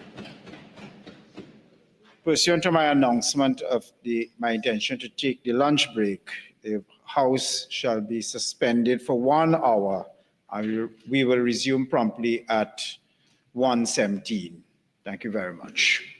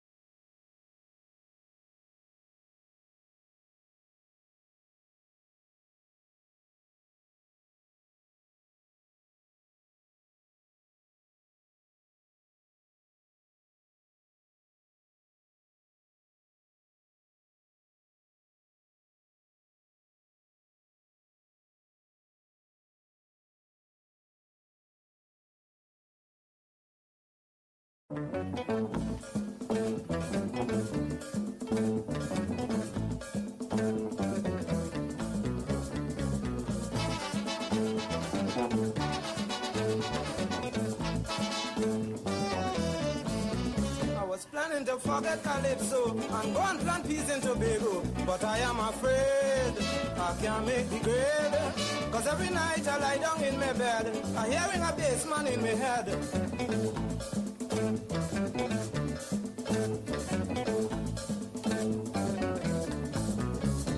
I don't know how this thing gets inside me, but every morning he driving me crazy. Like he taking me head for a panyard, morning and evening, like this fella gone mad. And if I don't want to sing, when he start to do it thing, I don't want to, but I have to sing. And if I don't want to dance, he does have me in a trance. I don't want to, but I have to prance to his dim pom, pom, boom, dim pom, pom, boom, dim pom. Pam, tim, tim, tim, tim, jump, pam, pam, pim, pam, pim, pam, pam. Pam, tum, dim, pam. Pam, tum, dim, pam. Pam, tim, tim, tim, tim, jump, tum, tum, tum.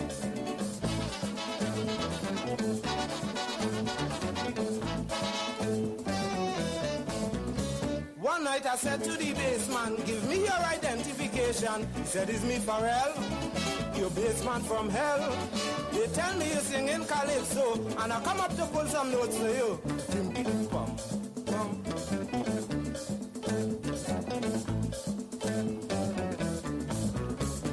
I don't know how this thing gets inside me, but every morning he driving me crazy. Like he taking me head for a panyard, morning and evening, like this fella gone mad. And if I don't want to sing, when he start to pull the strings, I don't want to, but I have to sing. And if I don't want to dance, he does have me in a trance. I don't want to, but I have to prance to his dim pom, pom, tum dim pom, pom, tum dim pom, pom, tim tim tum tim tum tim tum tim tum tim tum pom, dum tum dim pom, dum tum dim pom, dum pim pim pim pim pom pom pom pom.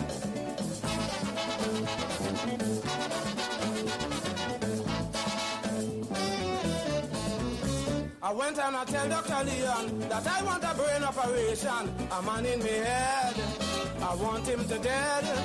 He said it's my imagination, but I know I'm hearing the bass man.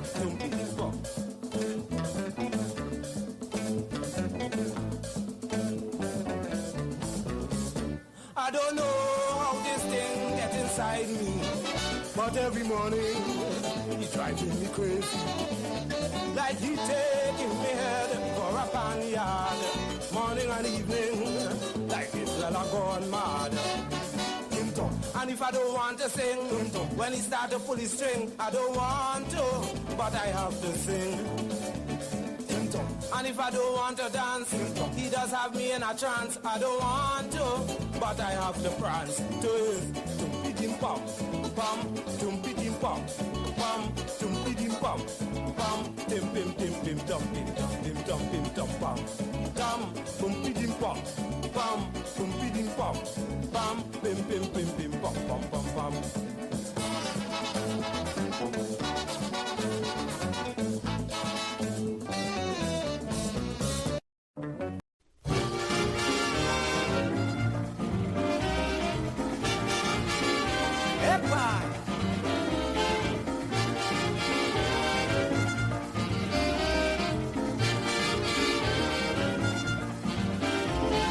Last carnival, you're talking about Bacchanal. Last carnival, you're talking about Bacchanal. Some people from Dabadi, all of them the same family. Will be a throw rum inside a glass and hand to sister while playing my shouting. If the priest could play, who is me? I mean from Dabadi. If the priest could play, who is me? I don't care who see. If the priest could play, who is me? You're talking about Bacchanal. If the priest could play, who is me? I mean for the carnival. Play man!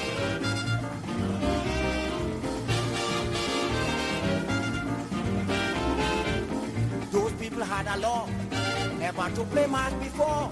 But since they see the priest play, they decide to break away. These girls in the tight panties had the whole public in France. The brother wearing the sister dress with 2 orange tie upon his chest balling. If the priest could play, who is me? I mean from Dabadi. If the priest could play, who is me? I don't care who see. If the priest could play, who is me? You're talking about Bacchanal. If the priest could play, who is me? I mean for the carnival. Hey man!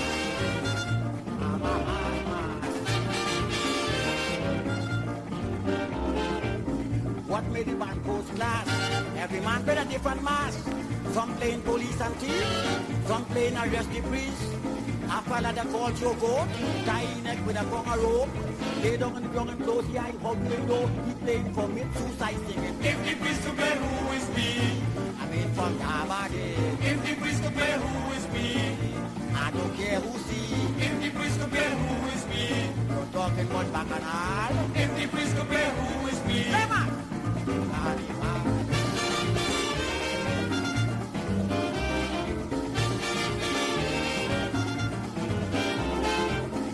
Tuesday afternoon, they start with bottle and spoon. If you hear them coming down, tickling, tongue. Leader the band, he began to rhyme. He wearing a pants, you know behind. He sends a born, I ain't play no mask. And who don't like it could kiss my face because If the priest could play, who is me? I'm a mask. If the priest could play, who is me? Ah, boys in mask. If the priest could play, who is me? Ah, boys in mask. If the priest could play, who is me? Hey man!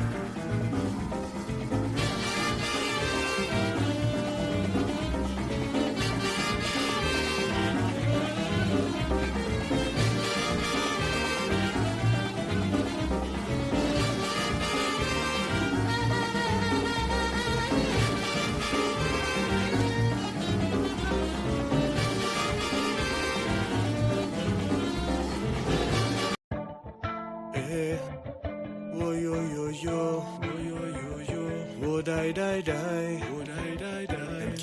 Them care, nah. Yes, I love up me country. I love up Monday to Friday, come Sunday night. Yeah, say I love up me country. I love up. Oh, them can't bun we, them can't run we. No, yeah. Hold it high, the red, black and white. True, thick and thin, we just stand unite. We forged from fire, this our land. Firm hand in hand is these 2 islands where creed and race does stand as one. From the African to the Tassa drum, the motherland, so I say it proudly. Don't matter where I go, I still love up me country.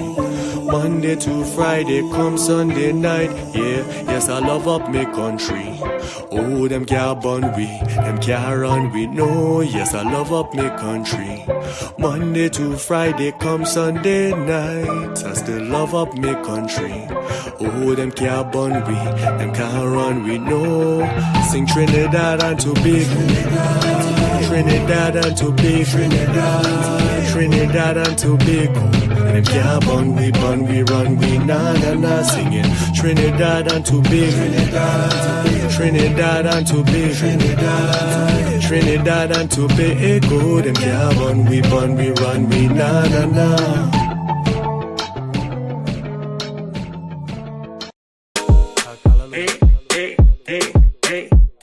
Hey, look bumper, push the bumper, look bumper, wind up the bumper, look bumper, check bumper, look bumper, wind up the bumper, wine bumper, yes the bumper, come now, hey,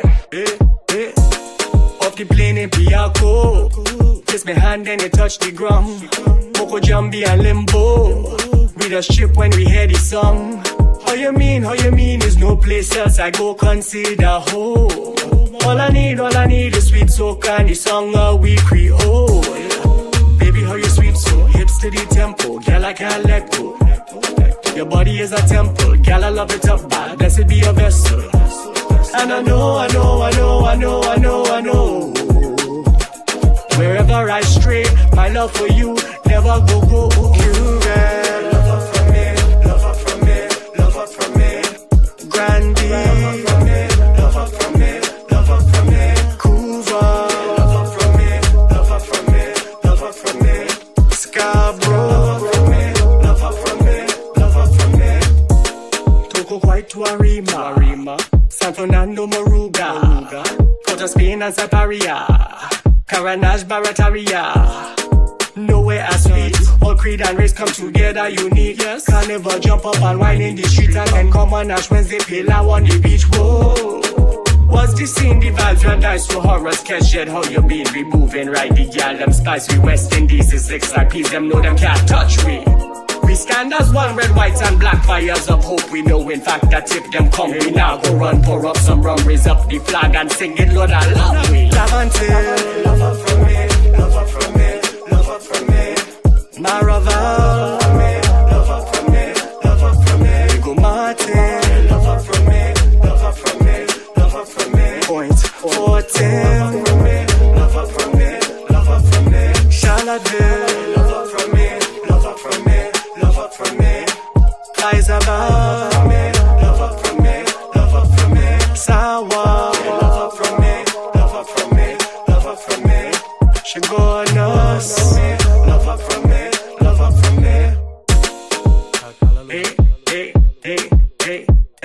Hey, look bumper, push the bumper, look bumper, wind up the bumper, look bumper, check bumper, look bumper, wind up the bumper, wine bumper, yes the bumper, come now, hey.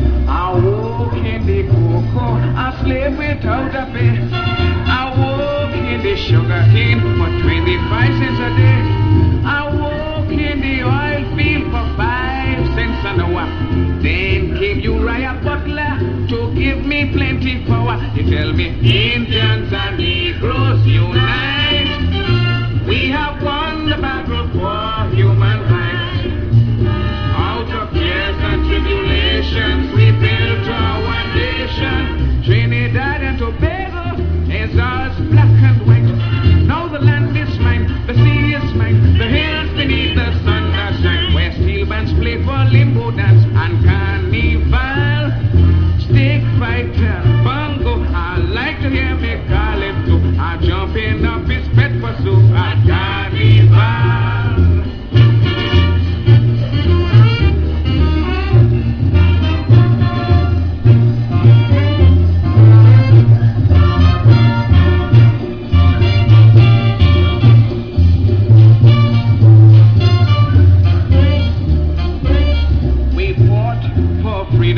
For many, many years, we suffered and we struggled through blood, sweat and tears. Now Masha Day is over, we won the victory through Dr. Eric Williams and Dr. Kapil Dev. They tell me Indians and Negroes unite.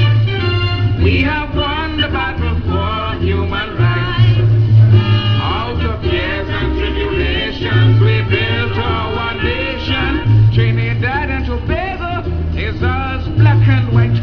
Now the land is mine, the sea is mine, the hills beneath the sun that shine. I eat in rice and peas, crab and callaloo.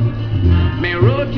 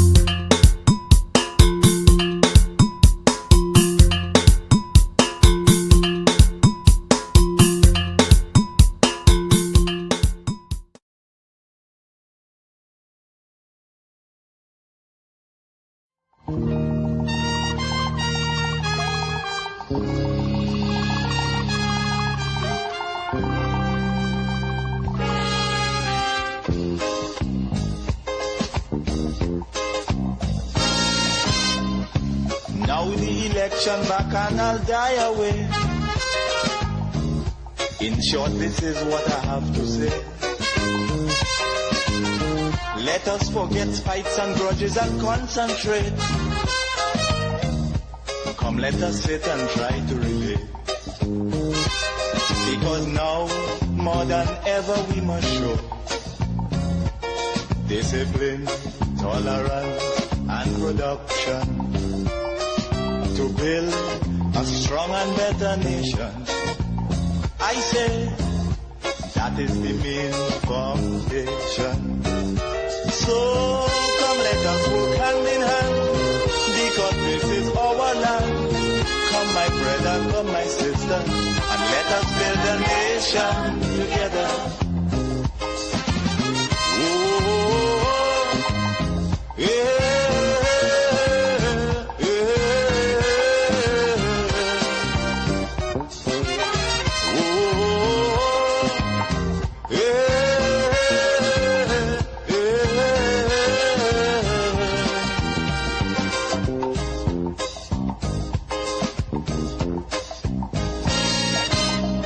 Remember, the key to success is working hard. For our country we must have regard.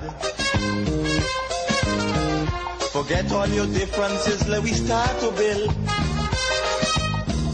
And onward to progress we surely will.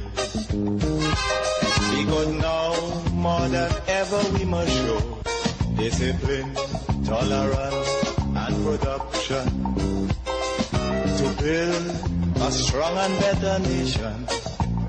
I say that is the main foundation. So come, let us work hand in hand, because this is our land. Come, my brother, come, my sister, and let us build a nation together.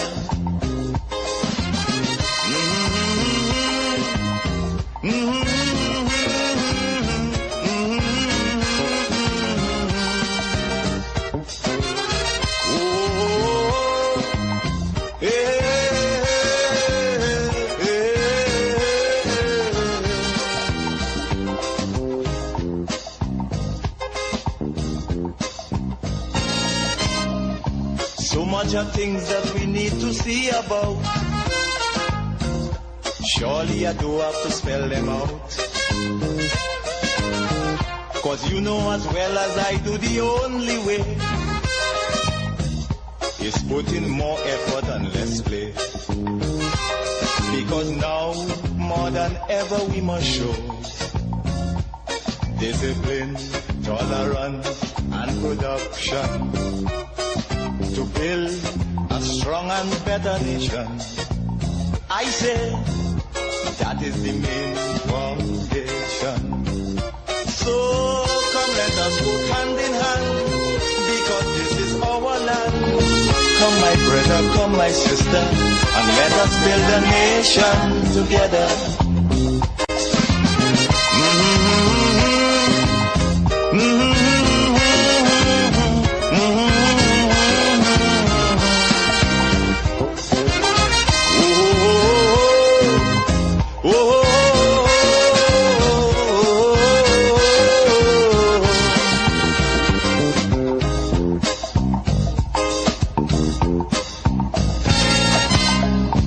This also goes for every Trinbagonian who going to live in a foreign land.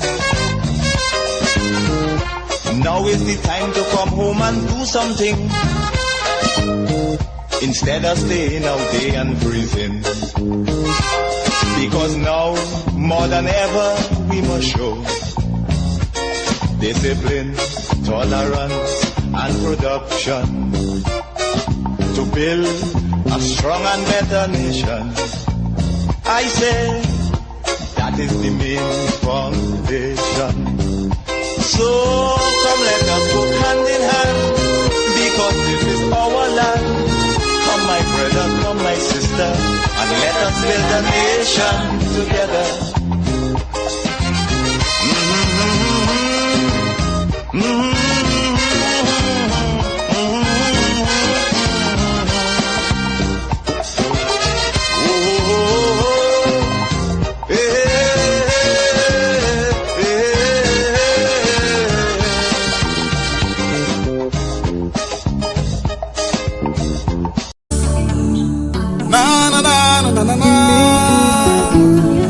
mostly almighty again. Ananana, ananana, ananana, ananana. Well, let me tell you about little Miss Hard to Get. She look good in every fat. She got all the hair, you know she turn it around and she whine it correct. She look like she in a mood. She got me don't know what to do. I isn't punchy and touchy, baby, got something to tell you. You look good, your skin smooth, your waistline just full of attitude. Show me what else you can do. I'm just here to take your stress away. You look fine, the way you whine, I wish you was mine. Me and you just having a good time. I just want you to hold on for me. Push back, wind up for me. She liking my company. She like how I got, she get to know. Hold on, push back, wind up. She like my company. She like how I got, she get to know. Na na na na na na na. I wind it on. Miss Hard to Get, I jam it on.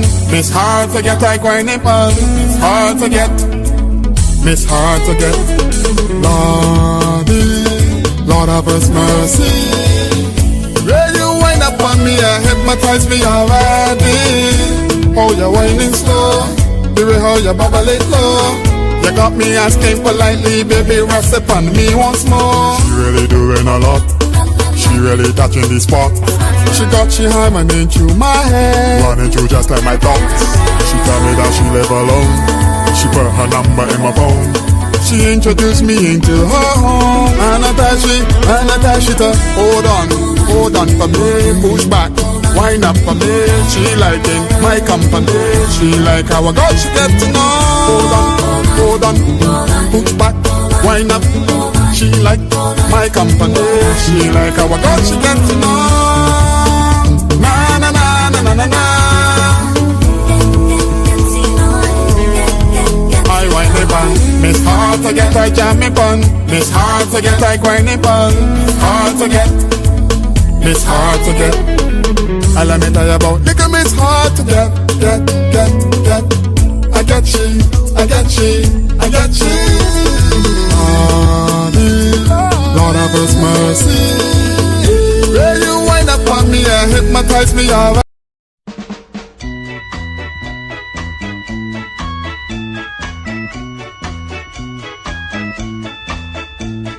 Whoa, it's me.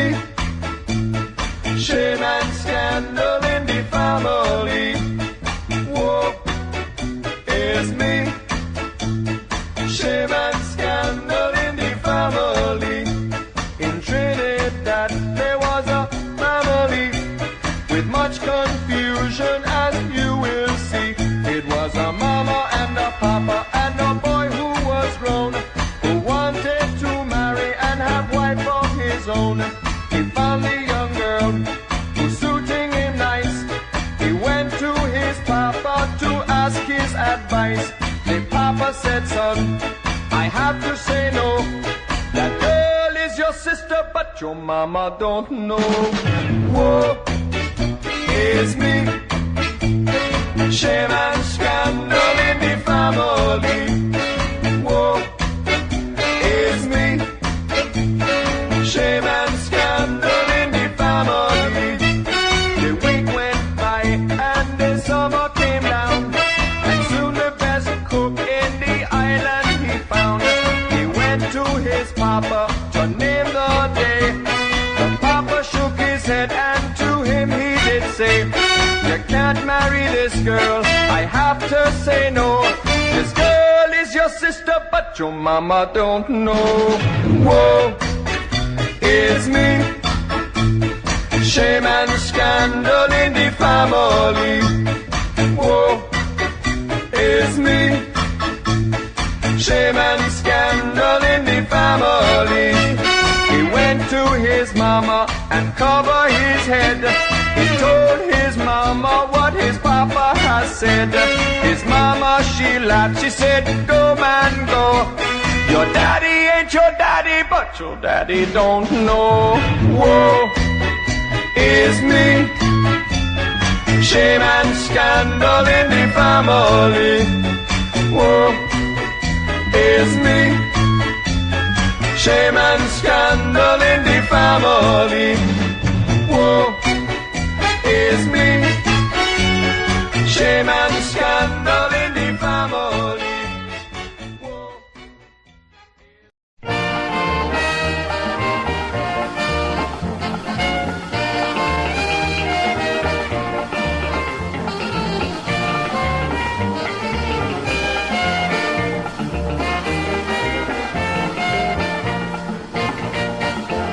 You're making yourself a poppy show, Melda.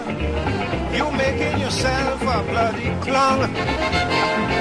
Up and down the country looking for obia, and your perspiration smells so strong. Well, girl, you only wasting time. Obia wedding bells don't chime, and you can't trap me with negromancy. Melda, oh, you making wedding plans, carrying me name to Obia man. All you do can't get through. I still ain't gonna marry to you.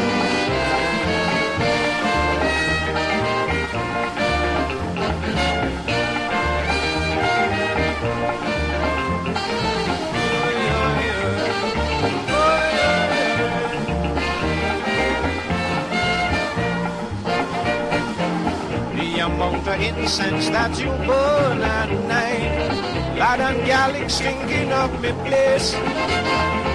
So much different color candles that you light, rubbing red lavender in your face. Well, nastiness will cause your death.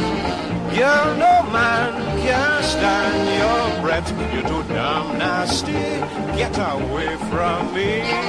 Melda, oh, you making wedding plan, carrying me name to Obia man. All you do can't get through. I still am gonna marry to you.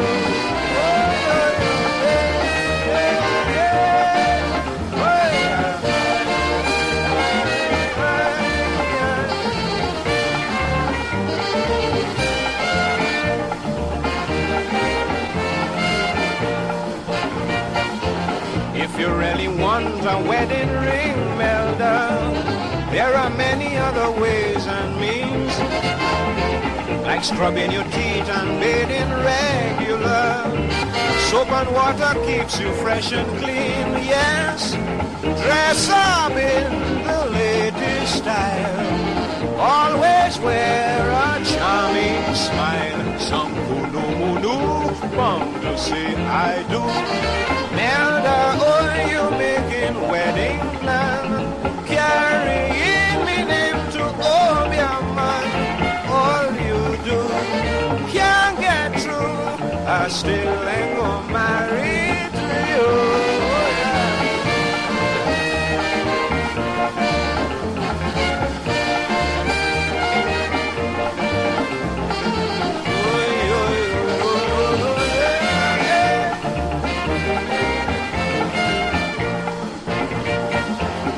How many nights we hung up tight, tight, tight. All we ever know was love and peace. Now every minute is only fight, fight, fight. Till you use an Obia man for breeze. Well, you don't seem to understand. Obia can't upset my plan. For Papa Nisa is my grandfather. Melda, oh, you making wedding plan, carrying me name to Obia man. All you do can't get through. I still am gonna marry to you.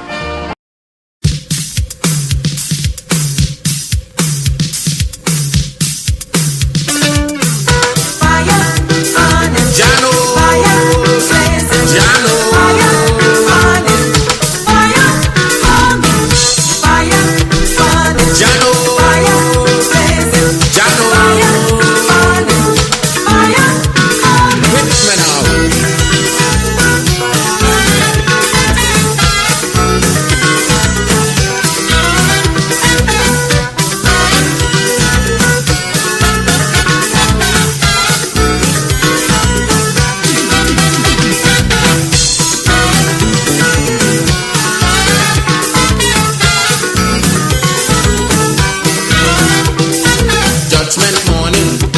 I'm by the gate and I'm waiting, because I'm begging the master, give me a walk with Peter. If I some sinners coming, with them I go be dealing, because the things that they do me, I want to fix them personally. Peter wait, Peter wait, Peter look Cecil Rhodes by the gate. Peter look the Englishman, we send Cecil Rhodes to Africa land. Peter take trip, take rally, but leave Victoria for me. Peter, I just don't care what you say, but Mussolini he can't get away. Why? This is my time for Monday. I'm burning and I'm burning and I'm burning and I'm burning. Blazing, blazing, blazing, blazing. This is your time for Monday. I'm burning and I'm burning and I'm burning and I'm burning. Fire coming.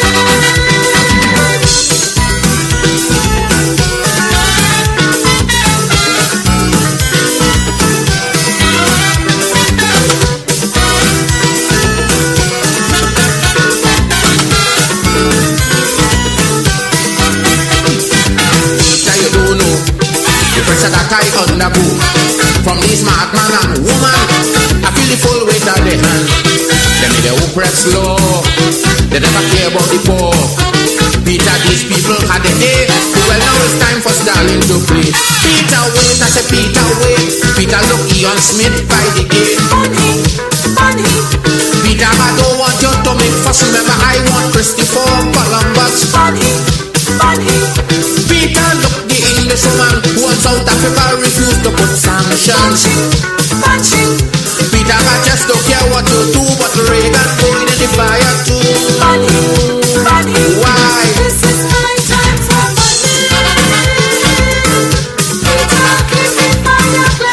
Blazing, blazing, blazing. This is your time for Burning and we burning and we burning and we burning. Take me now.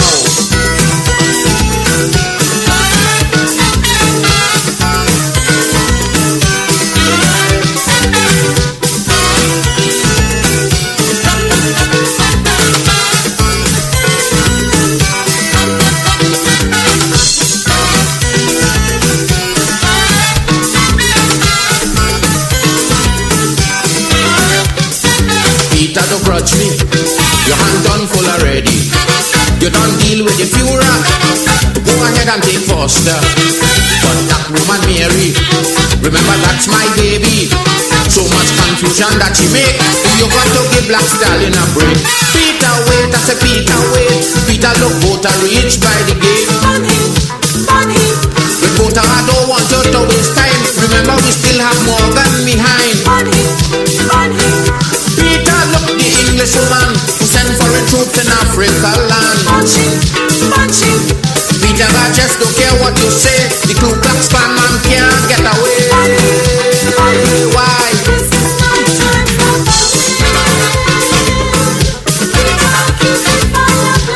Blazing, blazing, blazing. This is your time for I'm burning and I'm burning and I'm burning and I'm burning. Catch me. Burn them boys. Come in. We're burning and we're burning and we're burning and we're burning.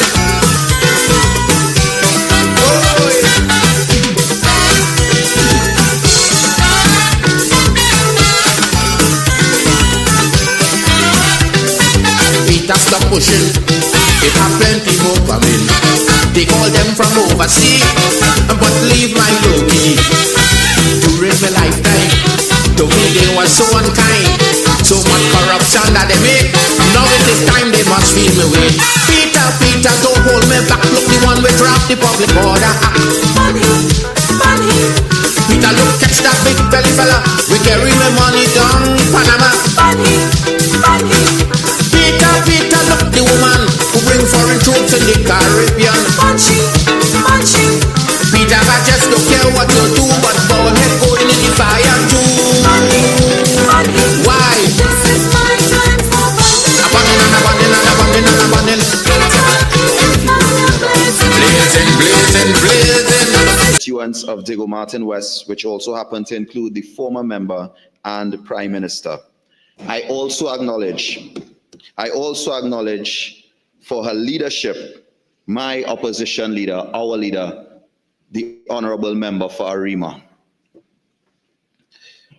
Mr. Speaker, I want to make it abundantly clear that we, the members of opposition, will never wish the government failure, as we all believe in and love Trinidad and Tobago. However, there are some things being proposed that need to be highlighted because there are failures. Let me begin by addressing the member for Tobago West. Member for Tobago West, I tell you, watch your friends that you keep. The people that you are calling your friends today did not know where the main ridge was in 2022. And they spoke out against the former finance minister, the member for Diego Martin Northeast, when he came in this very house and advocated in 2022 for cancer treatment for Tobago. I see the member for Oropouche East is not present.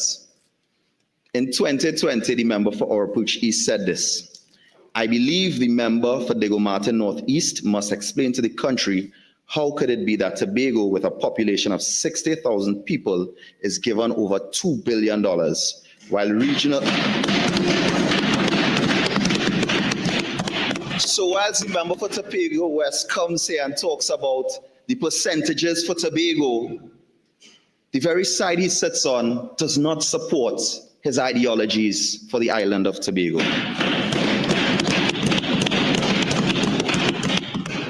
It must be noted that Tobago House of Assembly got the largest allocations under the PNM, and that is separate from a loan financing for other development projects conducted by central government as well. In addition, the PNM in this parliament approved for the THA for the first time in our history the ability to borrow from international lending agencies to the tune of $300 million. The UNC gave Tobago a mere $32 million from the consolidated fund, and again trying to fool the people of Tobago by adding a loan not yet received by the country to the THA.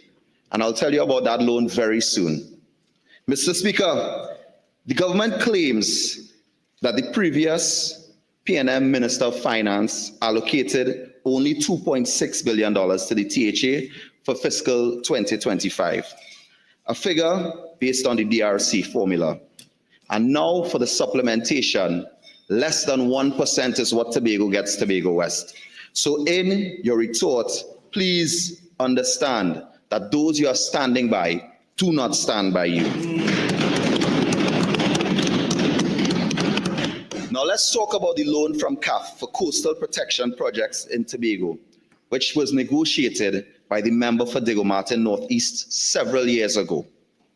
It was based on a list of projects identified by the last PNM administration for the THA.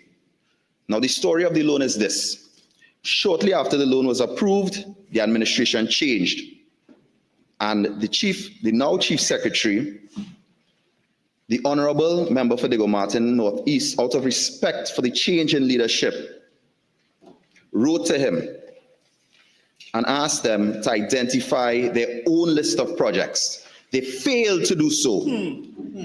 And as a Minister of Finance that cares about Tobago and cares about Trinidad and Tobago, he had to seek an extension of time from CAF for the disbursement of the loan in a letter to CAF dated April 7th, 2023.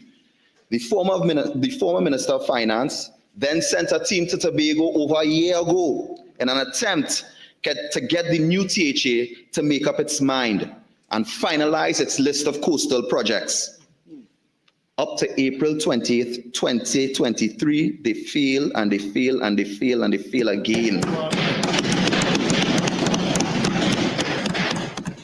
Since the new list of projects has to be scoped and tendered, this loan that they speak about, Mr. Speaker, there is no way this can be implemented in the 3 months remaining in 2025 fiscal.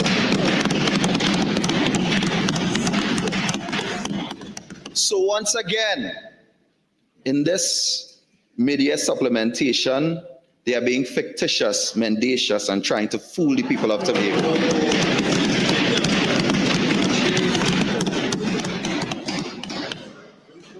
And for the people of Tobago, I quote an Express 2022 article, which stated, take time and listen, Baratarius Hour. 3 Trinidad-based contractors received close to $100 million in roadwork contracts from the THA under the leadership of the current Chief Secretary. And you know who's in the picture, Mr. Speaker? The Honorable Member for Tobago West. Now, let's make it abundantly clear. Let's make it abundantly clear. While the greatest THA allocation has been given under the People's National Movement, a list of projects are there. The ANR Airport expansion, Sherburne Police Station, Roxborough Police Station, Roxborough Fire Station, Roxborough Admin Complex, 2 new ferries, a cargo boat, Hillsborough Dam, street lighting projects, wastewater treatment plant in Canaan Bonaccord, booster stations. And listen, Mr. Speaker, I wouldn't read the entire book, but there's an entire list of projects done by WASA. Also, solar lighting for the main ridge, the place they didn't know existed. Funding for businesses through NEDCO, Ministry of Agriculture, and Ministry of Trade. Member for Tobago West, I hope you know who your friends are. Be very careful. That's where you should be. So, Mr. Speaker, I also listened to the Minister of Education, the member for San Fernando West, a man I truly respect in terms of the work he has done as an educator. But, Honorable Member, please do not be dragged by those on that side. He mentioned the government, despite tight finances, will distribute 18,000 laptops to all incoming Form 1 secondary school students in the new school year. But what is the benefit of providing these devices without assessing means and digital literacy?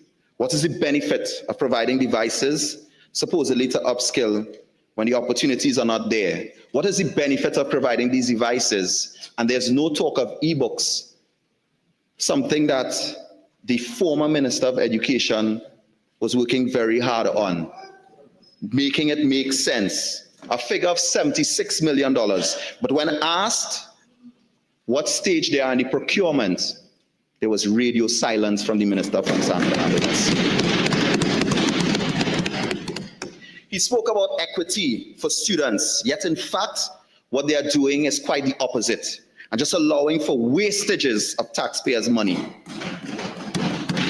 Schools and libraries have been outfitted with computers. Added to which, rather than discuss where they are, where it's going, there's radio silence from the member from San Fernando West. And I urge you, member for San Fernando West, do not be dragged by your colleagues on that side. I want to add, Mr. Speaker, by echoing a point made by the member for Diego Martin Northeast, that the IMF in its Article 4 consultation with Trinidad and Tobago said in May 2024, Trinidad and Tobago was undergoing a gradual and sustained economic recovery. Over the last 2 sittings, the government sought to paint a picture of national collapse. And who, Mr. Speaker, are they blaming? The previous administration. Not global price shocks, not market volatility, not external constraints, not a pandemic, but solely the PNM. And that is because they are not about responsible governance. They are about rats. What happened previously was responsible governance in the face of extraordinary headwinds. This $3.14 billion supplementary appropriation, which they dubbed a cleanup, is in fact a patchwork of their own administrative inexperience and inability to prioritize. The finance minister presented the mid-year review emphasizing that the UNC government inherited a severely troubled economy due to reckless fiscal mismanagement. But in a quizzical irony, devoted a large portion of his speech to blaming this side of the bench for underfunding critical expenses and causing an economic crisis. Let us be clear, this is not our shortfall. This is the latest chapter in their long history of serial inability to manage. They have suggested that Trinidad and Tobago is a wasteland on the brink of economic ruin. And this is to throw aside the data of the IMF, to mock the analysis of the S&P, and to ignore our hard-won gains under close to impossible circumstances, a pandemic, a commodity crash, and global inflation. Mr. Speaker, budgeting, as the member for Diego Martin Northeast knows, is a dynamic exercise. I am not sure if the member for Faizabad understands that. In a commodity-driven economy, adjustments happen all the time. We did what prudent governments do, match cash flow with priority spending while protecting social programs, wages, and national stability. Minister of Finance, you cannot accuse us of under-budgeting while simultaneously admitting that expenditure was strategically managed to contain the deficit. You cannot.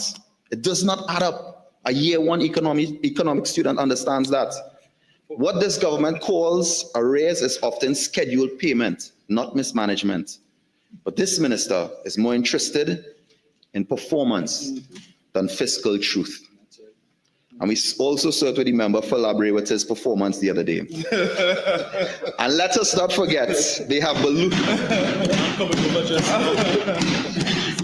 And let us not forget, they have ballooned the projected deficit to $9.67 billion, the largest mid-year gap we have seen in years, yet no plan to fund it.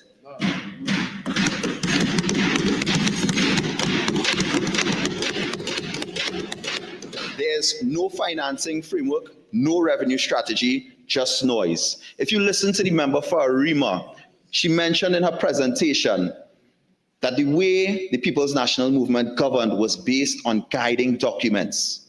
Vision 2030, the Road to Recovery, the Community Recovery Report.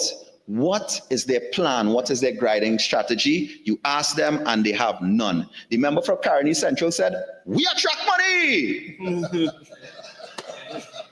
To understand that.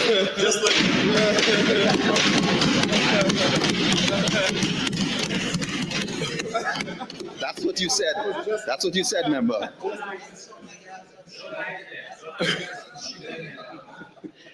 The Minister of Finance promises reform, Mr. Speaker, but scraps the very tools designed to collect revenue. It's like unplugging your water pump in a drought and promising rain. You seek to add $9 billion to the deficit, cancel tax instruments, abolish the Revenue Authority, and have no clear borrowing strategy. What you're selling behind closed doors to cover this bill.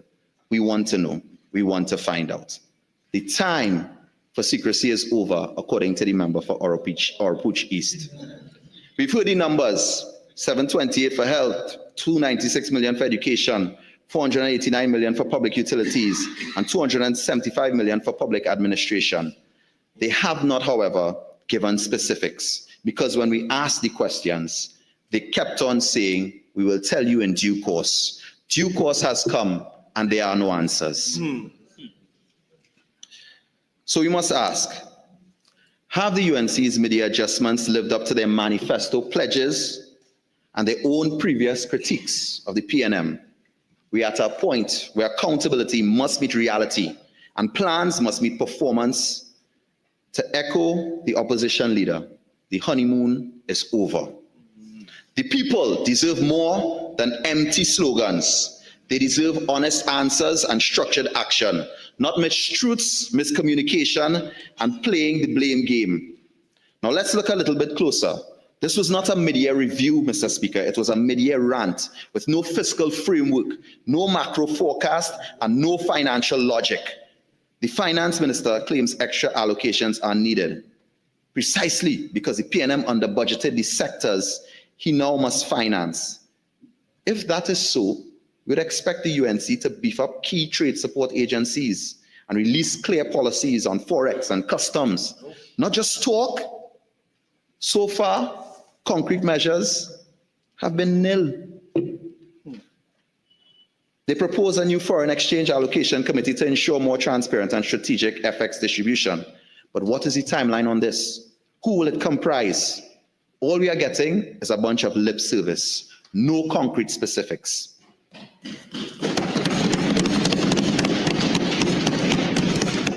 Investor confidence is built not just on fiscal restraint, but on coherent strategy, accountability, and transparent execution. Announcements must translate into access, incentives have to be action. Mr. Speaker, we have already introduced structured interventions with Exim Bank and FX window support for manufacturers and importers. The new committee is a committee of words. Let's talk about investor confidence. How do you think investors feel knowing the government now governs by vendetta? That audits are weaponized and boards are removed overnight, including those on the stock exchange. It is not just that they lack a strategy, it's that they seem proud of their ignorance. Now, when you look at trade and industry under the previous administration, the growth in non-energy GDP increased by 75%. It was built under the PNM's watch.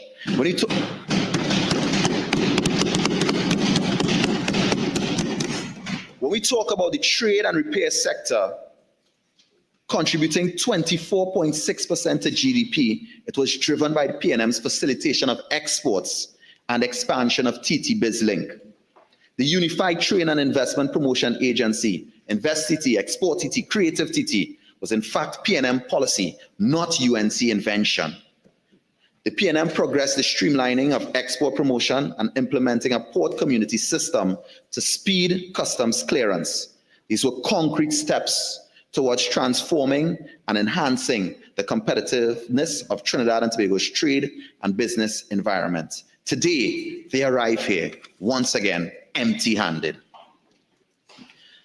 The Standing Finance Committee heard little about new trade initiatives, even as foreign exchange shortages linger. The UNC must make good on its own diversification pledges, such as its plan that would benefit my constituents, a yachting hub in Chaguaramas, by backing them with resources. Without that, talk of building new industries continues to ring hollow. I echo our colleague from Barataria Samoa's June 2024 warning to the SFC. Citizens must know where the money has gone. Yet in standing finance, they could not say what percentage or what amount was spent that would allow for the basis of additional ask. We are here today debating an additional ask of $3.6 billion, but yet they are quiet on the $10 billion that could have been retained through the TTRA. They kicked it out, not based on governance, but based on politics. This is a new time, and this time calls for governance over politics. Let us always act in the best interest of the people of Trinidad and Tobago and seek a clear path forward. The TTRA was not imposed, and it was supported by those professionals. PwC, Deloitte, the Chamber of Commerce, all supported the TTRA. Yet in their very first move, they try to repeal it. Well, at least you know what you did.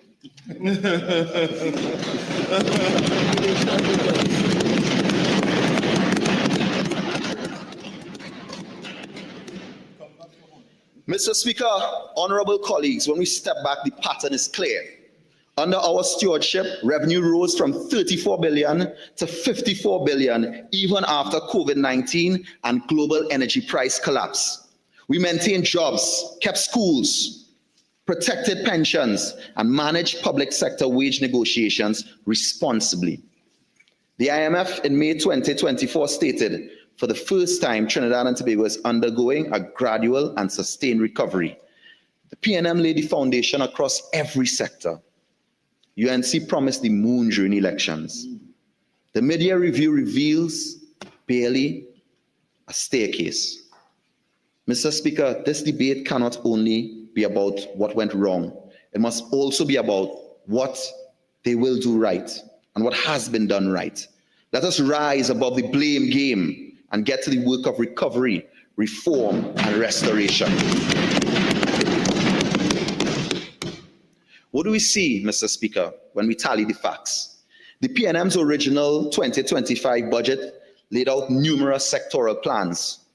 Many of those plans are sound and remain the framework for growth. The UNC came in promising to build on them and fix PNM's so-called mismanagement, but the supplementary appropriation suggests a terrible approach.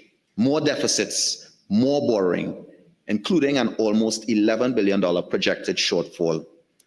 And while our conversation continues to focus on this $3 billion, I repeat, Mr. Speaker, keep in mind the $10 billion that could have been recouped from the TTRA. So I say to the government, the time for slogans is over. We need substance. Let us put people first, fund real job training for our youth. I've seen the member for Muruga Tableland meet with our cultural ambassadors. Once again, photo opportunity politics, when we could be using and nurturing our cultural tools in Trinidad and Tobago to earn foreign exchange and grow our economy. Mr. Speaker, in closing, I want to say, let us make these media allocations a turning point, not just a paperwork exercise. Let us demand that every dollar allocated reflects the manifesto campaigned on and the needs that our citizens face today. Only then will the UNC's so-called new hands, hopefully, not be, according to the Attorney General, grubby hands. May it steer us toward prosperity instead of merely treading water. Mr. Speaker, honorable members, I thank you.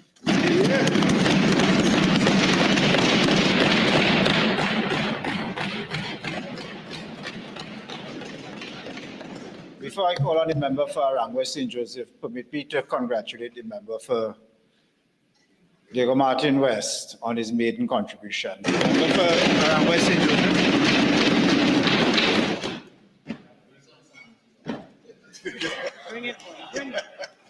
Thank you, Mr. Speaker, for this opportunity.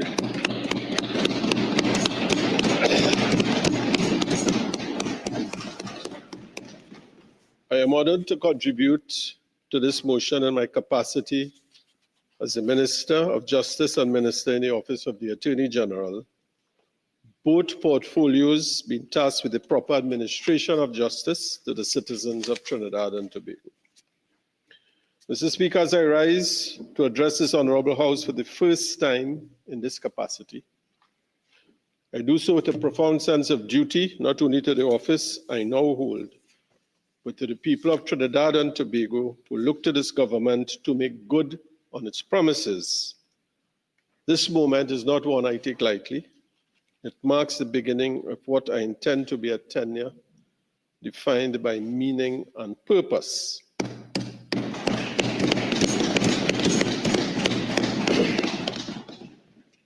Let me take this opportunity to congratulate you, Mr. Speaker, on your ascension to this most important seat of the Speaker of the House of Representatives, on which I am certain you will execute with the highest degrees of professionalism and fairness, which you have so far hitherto demonstrated. I also wish to thank the Honorable Prime Minister for leading this team to victory, with a principal focus being on serving this citizenry of this beautiful Twin Island Republic. I'd like to take the opportunity to thank the people of Arangua St. Joseph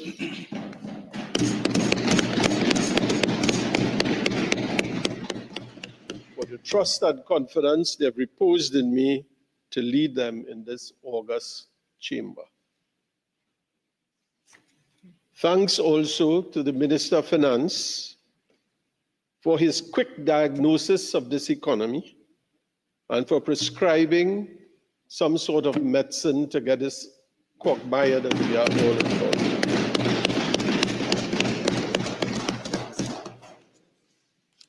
I'll take a moment to turn my attention to the delivery of my learned friend, Diego Martin West, and where he identified a number of questions. He asked about the laptops. When he asked about the procurement, there was no answer. He asked about the plans. He heard no plans. Talked about the TTRA, etc. I wish to remind my honorable friend on the other side that this government has only been in office since the 28th of April.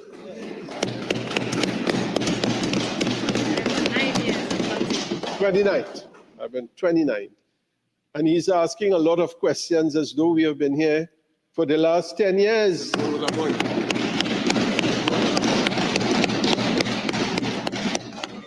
Those questions are obviously misdirected and should be directed higher up the chamber to those sitting ahead of him.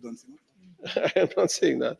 I mean, we have just determined as a matter of policy that we are going to introduce laptops to each student. And of course, it's going to take a process. The procurement is going to take a process. We are going to meet, we are going to treat with people, with suppliers, etc. So when you ask for certain timelines within 7 weeks, I mean, it's a bit unreasonable to be asking for these sort of timelines. But he will get that information in due course.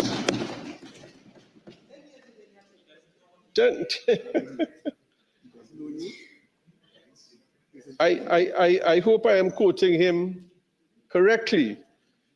When he says the member of Faizabad maybe does not understand, he made those statements.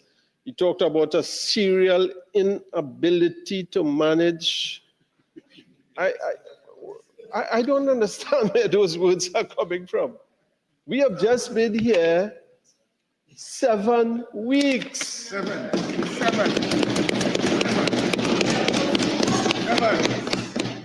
And what the Minister of Finance has done within these 7 weeks is an incredible task of putting all of this together.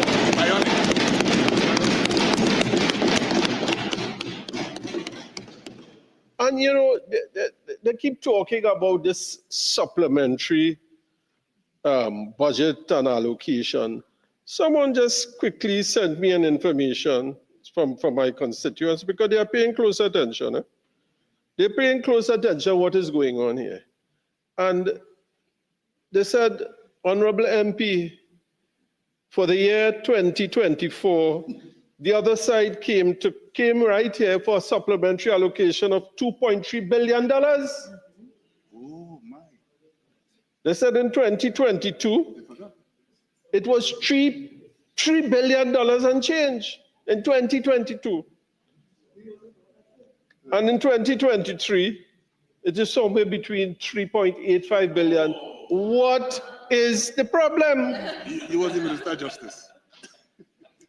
They have been doing it serially. They are serial offenders for this.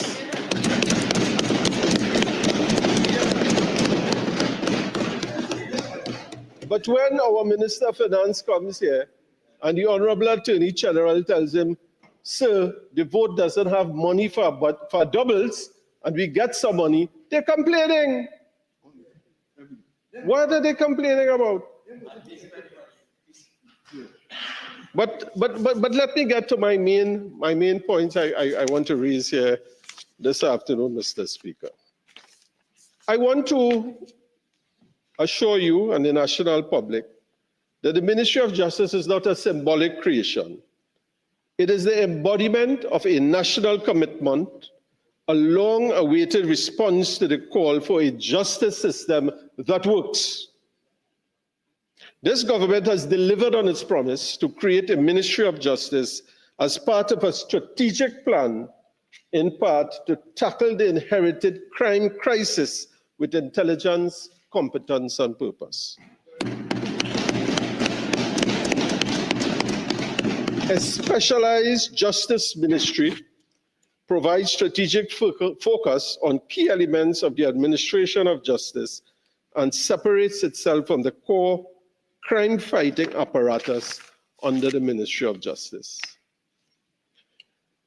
Mr. Speaker, I am pleased to report that in the short time since assuming office, I prioritized meetings with key institutions across the justice landscape, including, for example, the Judiciary, Forensic Science Center, amongst others.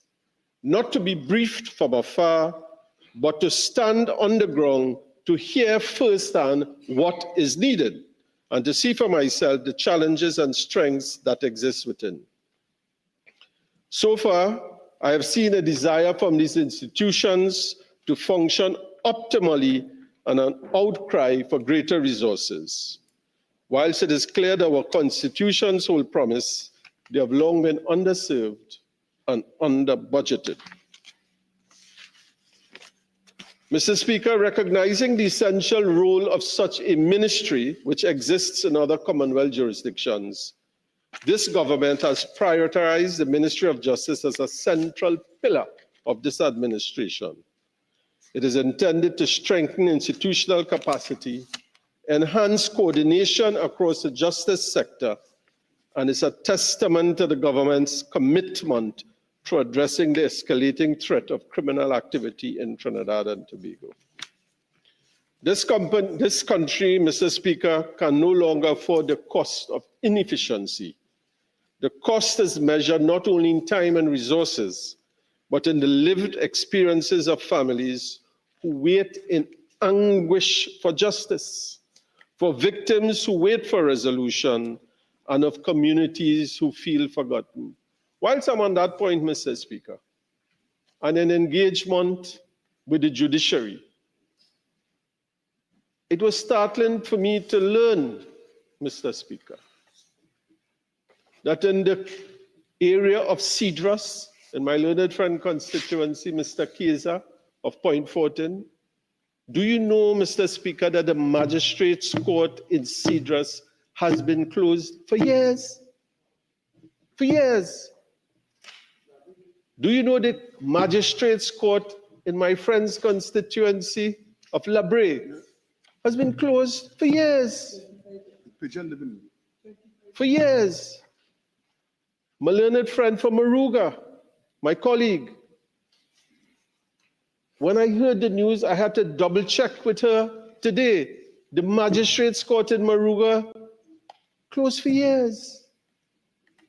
These are all communities in the country, far-flung areas of Trinidad, rural communities that once enjoyed access to the justice system has been closed. Whenever people from Maruga, Mr. Speaker, or Cedras, which is so close to my heart, as you well know, and Labre have to get justice, whether it's a petty civil court, a magistrate's court, they all have to journey. I think from Maruga, they have to go to Princestown, Labre and Point Fortin, Labre and Cedras, you have to journey to Point Fortin. Added pressure on the common citizenry of Trinidad and Tobago. Mr. Speaker, I want to show you here today that that is a thing of the past, and we are going to make sure that that situation is resolved.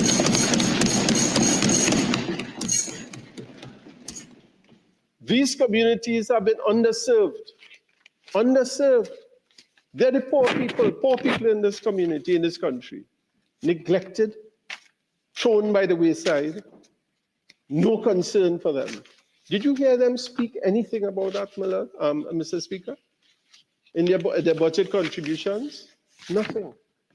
Why are the poor people so underserved in this country? This government has come together, and they have come into power on the basis of service to all in Trinidad and Tobago.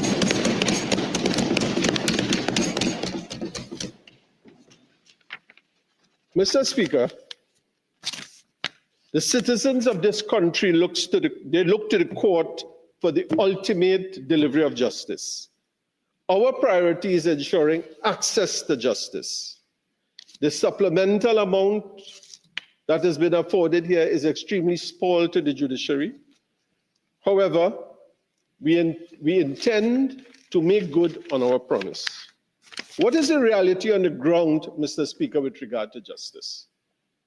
Some of the realities are high and escalating levels of crime, a significant backlog, a more and a demanding and aware public, customers having various obstacles to accessing justice and court services, the judiciary, along with its justice sector partners, labor under legacy structures and systems, difficult economic times. There are many interconnected agencies, as Mr. Speaker well knows, that is involved in the judicial delivery, as it cannot stand alone. Some of these are the police, Forensic Science Center, DPP, the Public Defender's Department,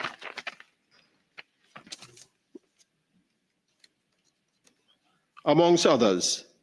Mr. Speaker, what is of particular concern to me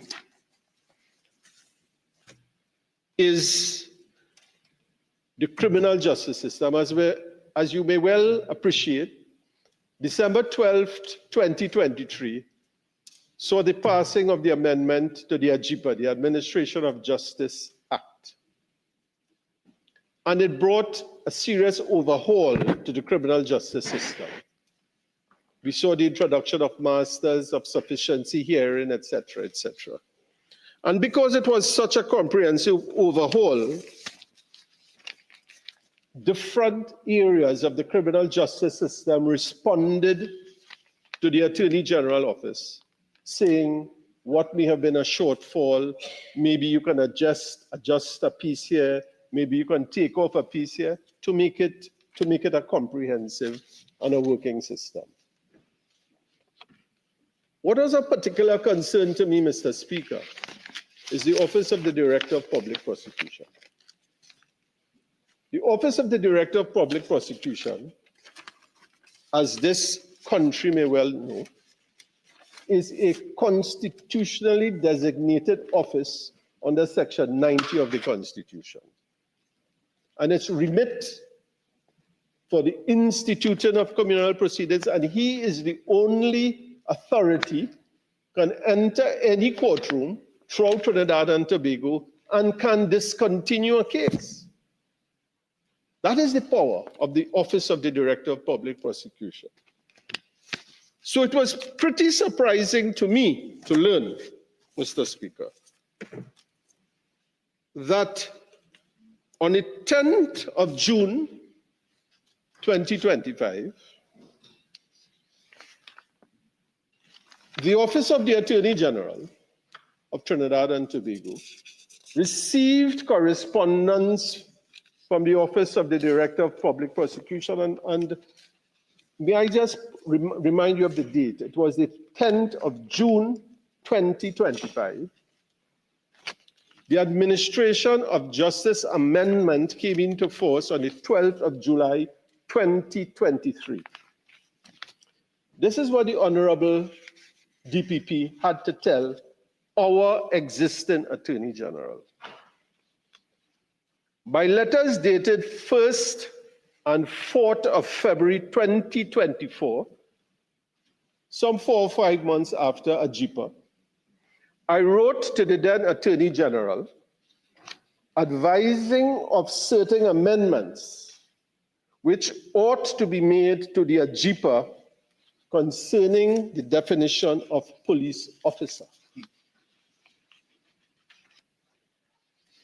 To the best of my knowledge, the suggested amendment to the definition was enacted. However, the issues concerning the inadmissibility of computer-generated evidence has not yet been addressed.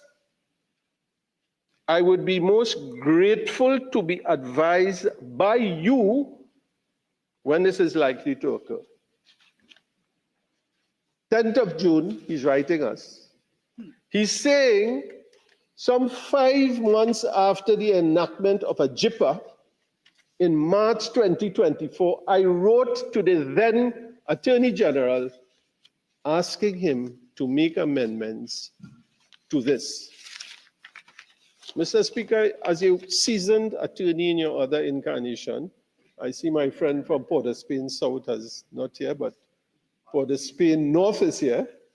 The importance of this amendment is critical to the criminal justice system, especially in a day and age where technology is so important, and you have to admit computer-generated evidence for the prosecution of wrongdoers. The DPP is saying, since March I wrote them, Attorney General. We are now on the 10th of June, 2025. It has not been yet done. Please tell me, Mr. Attorney General, now, this Attorney General, when can it be done? Are they serious about the administration of justice? Were they serious about the administration of justice? How can a DPP write you so long and you have not responded? But I'll get to something else, Mr. Speaker. I'll get to something else. On the 28th of August, 2024, he again wrote to the AG, he being the DPP, wrote to the AG by letter dated 28th of August 2024. And he says, setting out in detail my concerns about the legality of the PD and the applicability of the Electronic Transactions Act 25 of the laws of Trinidad and Tobago to the functions and duties of the office of the DPP. And this is the sticker. A copy of my letter is forwarded for your reference. This is what he goes on to say, Mr. Speaker, and this had me very perplexed. I did not receive a response from the former Attorney General to my letter. You don't care? Which former? This is 10th of June. Who's that? He's saying I wrote to the former Attorney General 1st of March, 4th of March, 28th of August 2024, and yet by the 10th of June, well, let's say by the 29th of April, he did not receive a response to his correspondence. Why, Mr. Speaker? This is the office of the DPP writing you and saying you have passed the legislation. We all came together. We contributed to this legislation. You want a smooth running of the criminal justice system. I'm writing you now. I'm saying we can't get everything correct on the first try. All right, there may be little changes, something you didn't look at here, something you didn't look at there. And I'm pointing it out to you. Mr. Attorney General, please help us. Help me to help the country. I'm not writing on behalf of a party, you know. I'm not writing on behalf of a person, but help me cure the system by making these amendments. And as of the 28th of April 2025, the Office of the Attorney General did not respond to the Director of Public Prosecution. I want to assure you, Mr. Speaker, I want to assure you that under this administration, our Attorney General has already started to respond to these.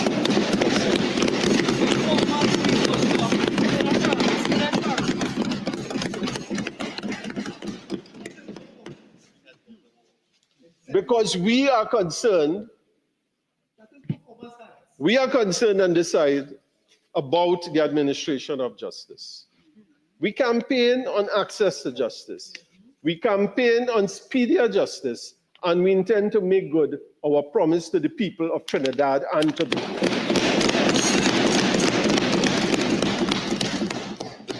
Now, I gave you 3 letters, Mr. Speaker. I gave you 3 letters just now. Again, on the 10th of June, 10th of June. That's a familiar date. I called that date the last time. So I'm going to call. He received another letter, the Attorney General. Received another letter from the DPP again. Next letter. He's now talking about the original AJIPA 2011. Original AJIPA, the last one was certain amendments. So he's going back to the original AJIPA. And he says, I sent a letter dated the 28th of May to the former Attorney General.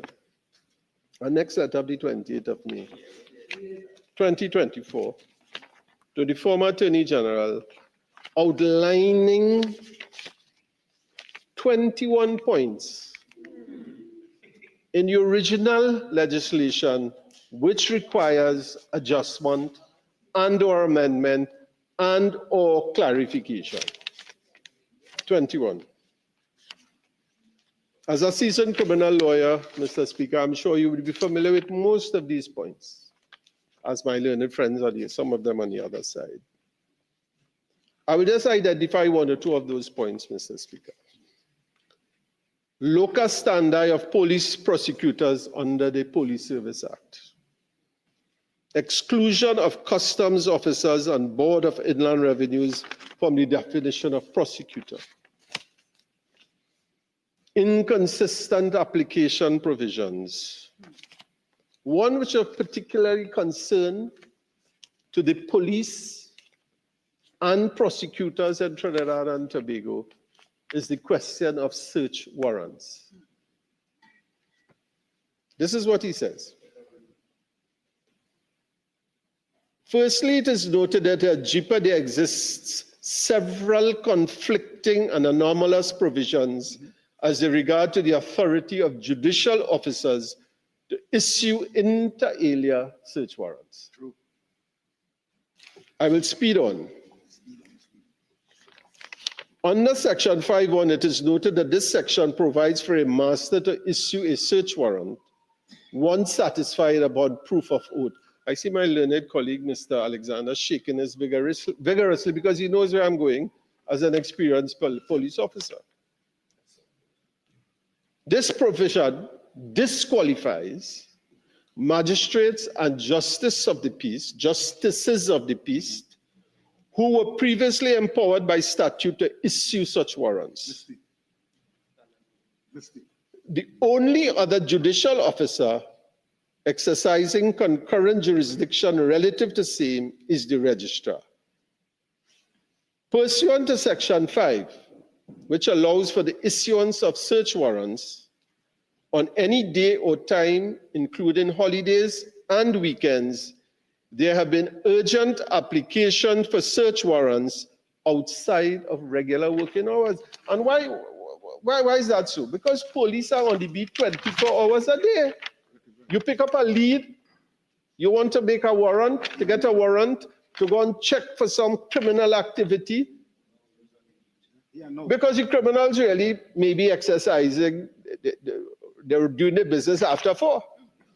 They're doing it 8 to 4 when police on the beat, or normal people walking. After 4, so the police got a lead, they want to drop a search warrant.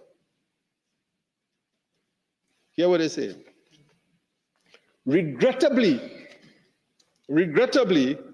some of these remain unaddressed and unattended to due to the unavailability of masters and registrars.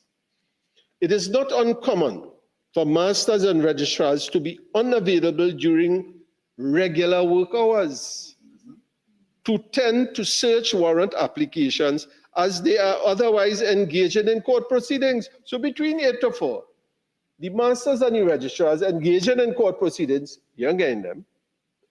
But people have to relax and sleep too. After 4, you can't get them too. So police looking to hunt criminal, they want a search warrant. You have to wait? Yeah. See my learned friend, Mr. Alexander, I'm getting him a bit excited here because he knows what's going on. You can't find them. Not because they don't want to do their work, Mr. Speaker. That is not the point. It is just simply they're unavailable.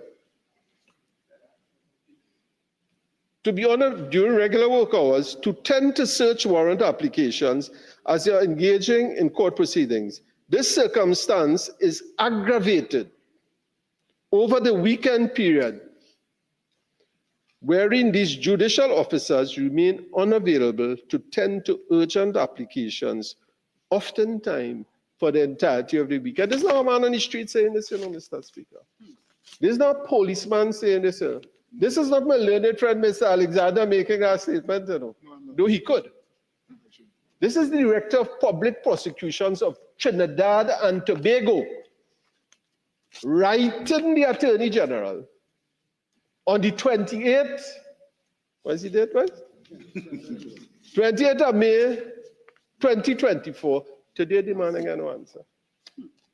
To date, he has not gotten a response, but I'll continue. So a year passed.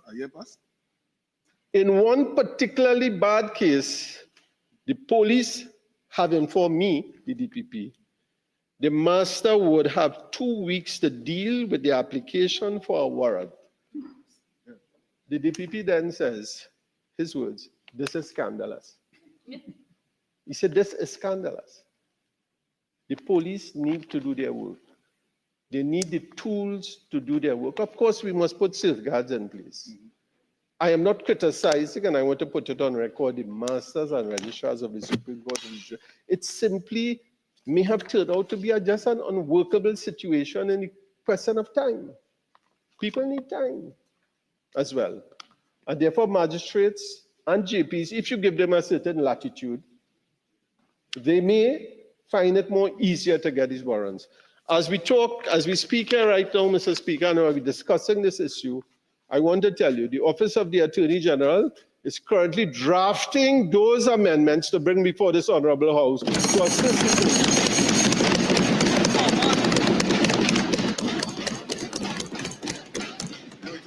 in their crime-fighting capabilities. And just over half a minute again, unless you wish to take your 15. So fast, Mr. Speaker? So fast. Mr. Alexander was supposed to alert me, but he has not told me. I suppose the I think old he was so adage. excited in the presentation. I suppose the old adage applies. Time flies when you're having fun. So, unless you wish to avail yourself of the 15. I will avail of a few Thank minutes, please. Thank you, Mr. Speaker.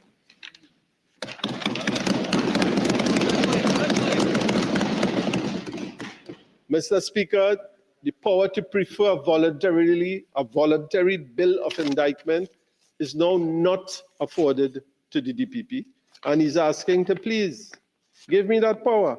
I need that arrow in my arsenal to go forward.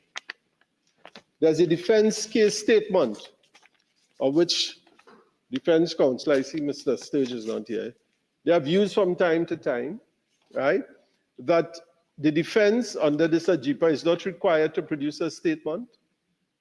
And he's calling upon, the DPP is calling upon the AG, please rectify this. Let us have equality of arms. You cannot only favor the accused, you must also favor the prosecution. Let us see what the defense is going to put forward, not in a general way, so we can know how we're going to plan our case and so on. It is only essential. Transfer and return of summary matters back to a magistrate, out of the hands of the master. Power to request adjournment and application for extension of time. Simple things like that. The defense can do it, but yet the prosecution don't seem to have the statutory ability to do it. Attendance of witnesses, witness statement requirement, all of these things are essential for the proper functioning of the administration of justice. Assessment of children under the Children's Act, statement of non-English speakers, appeal of discharge of the accused, and so on and so on. Mr. Speaker, what we have here is, and I want to, because I think I just have to speed on, Mr. Speaker. Apart from the substantive issues raised by the DPP here to ensure effectiveness of the criminal justice system, which to date has not been taken on board by the executive, as I point out, but which we propose to do, is a complete disregard shown to the office of the DPP. What we have is our chief prosecuting officer pleading, not for any particular party, not for any particular person, but for the system of criminal justice to function better. The point being made, Mr. Speaker, is one of the challenges that this government is faced with is restoring public trust in institutions in Trinidad.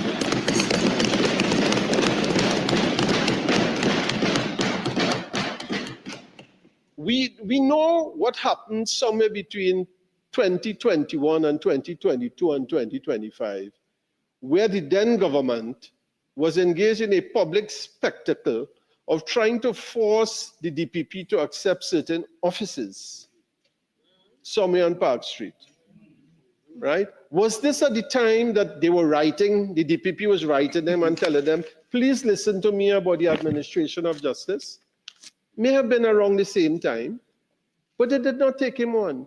We intend to show the Director of Public Prosecution and his team of prosecutors and the public defenders, we are listening to you. We recognize your importance in this justice system, and we will restore the public trust in the system. We have taken the first step, you know, Mr. Speaker. Last week when we were here, and we agreed to the appointment of a commissioner of police, after the musical chairs being played over the years with that office, we took the first step in restoring public confidence in the national justice, national security apparatus, and the public justice system. We took the first step. This is going to be our second step, Mr. Speaker, with the Director of Public Prosecution. We are bringing back trust into the system which has failed. And you know why that is important in creating public trust? I recall the words of the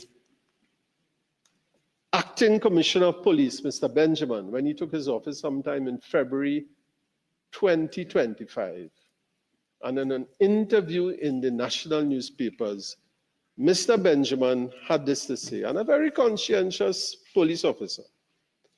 He said, from his assessment, Mr. Speaker, the gangs in Trinidad and Tobago is replacing family units as the single most important unit in this country.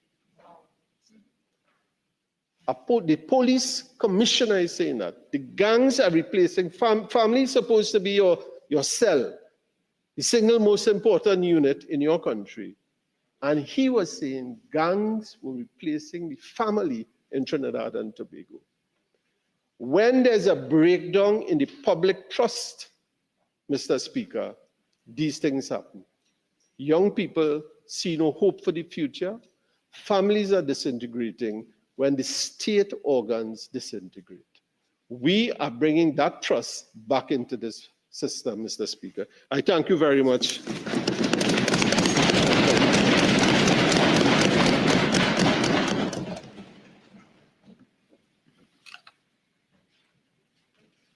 Member for Pooch West.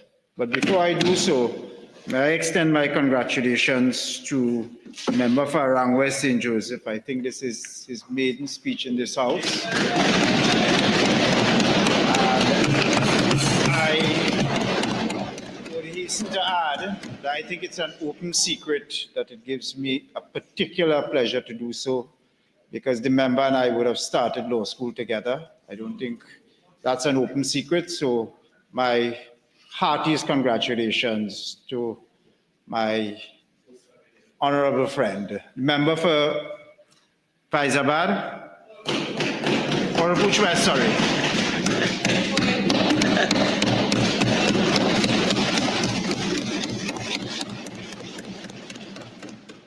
Thank you very much, Mr. Speaker, for the opportunity to contribute on this debate on the report of the Standing Finance Committee. Mr. Speaker, again, congratulate you on your appointment as Speaker. And I also wish to congratulate my colleagues on this side who have made some very worthwhile contributions in this debate, Mr. Speaker. Mr. Speaker, today the government is here seeking the approval of this Parliament for an additional $3.1 billion to service the country to September 30th. This is the end of this financial year.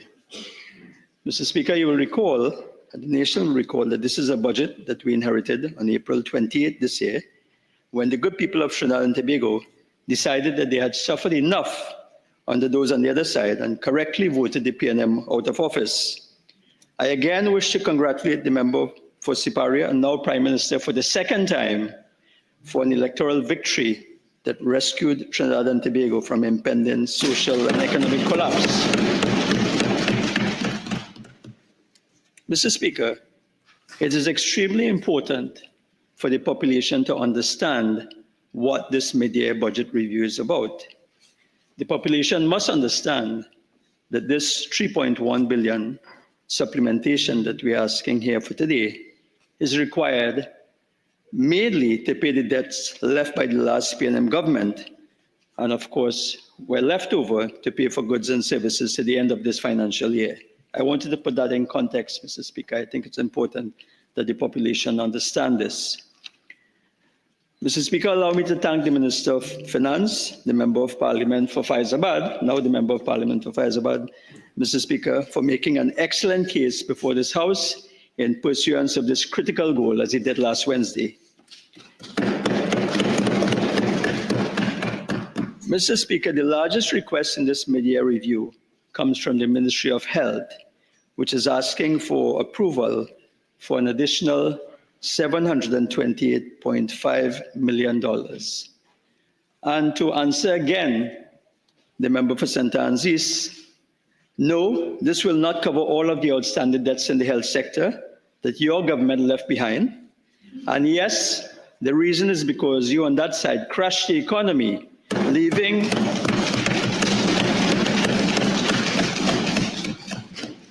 our Minister of Finance, a real economist, to now find ways and means to run the country. To use a phrase that the former Minister of Finance, the member for the Governmental Northeast, will have used often, it appears that the Ministry of Health was running on fumes over the past few months, Mr. Speaker. But, Mr. Speaker, let us get back to this supplementation of close to $728 billion. This is an amount that the House and the nation will note that is just under a quarter of the total sum being requested from the Minister of Finance. And, Mr. Speaker, before citizens get all excited and think that this additional allocation for the Ministry of Health will magically and immediately improve conditions in the health sector, I want to advise a word of caution. And it is this.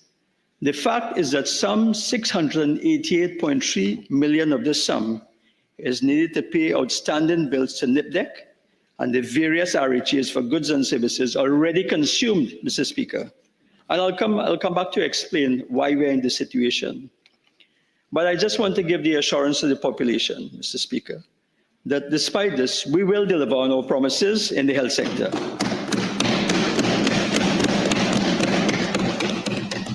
But of course, Mr. Speaker, as a responsible government, we must pay our debts to ensure that our doctors, our nurses, and our other allied healthcare professionals continue to receive the tools of their trade, which is really the medical supplies that they require. So, and of course, this can only happen if this government behaves responsibly, as we do, and pay its debts on time. So, Mr. Speaker, let us examine this request more closely.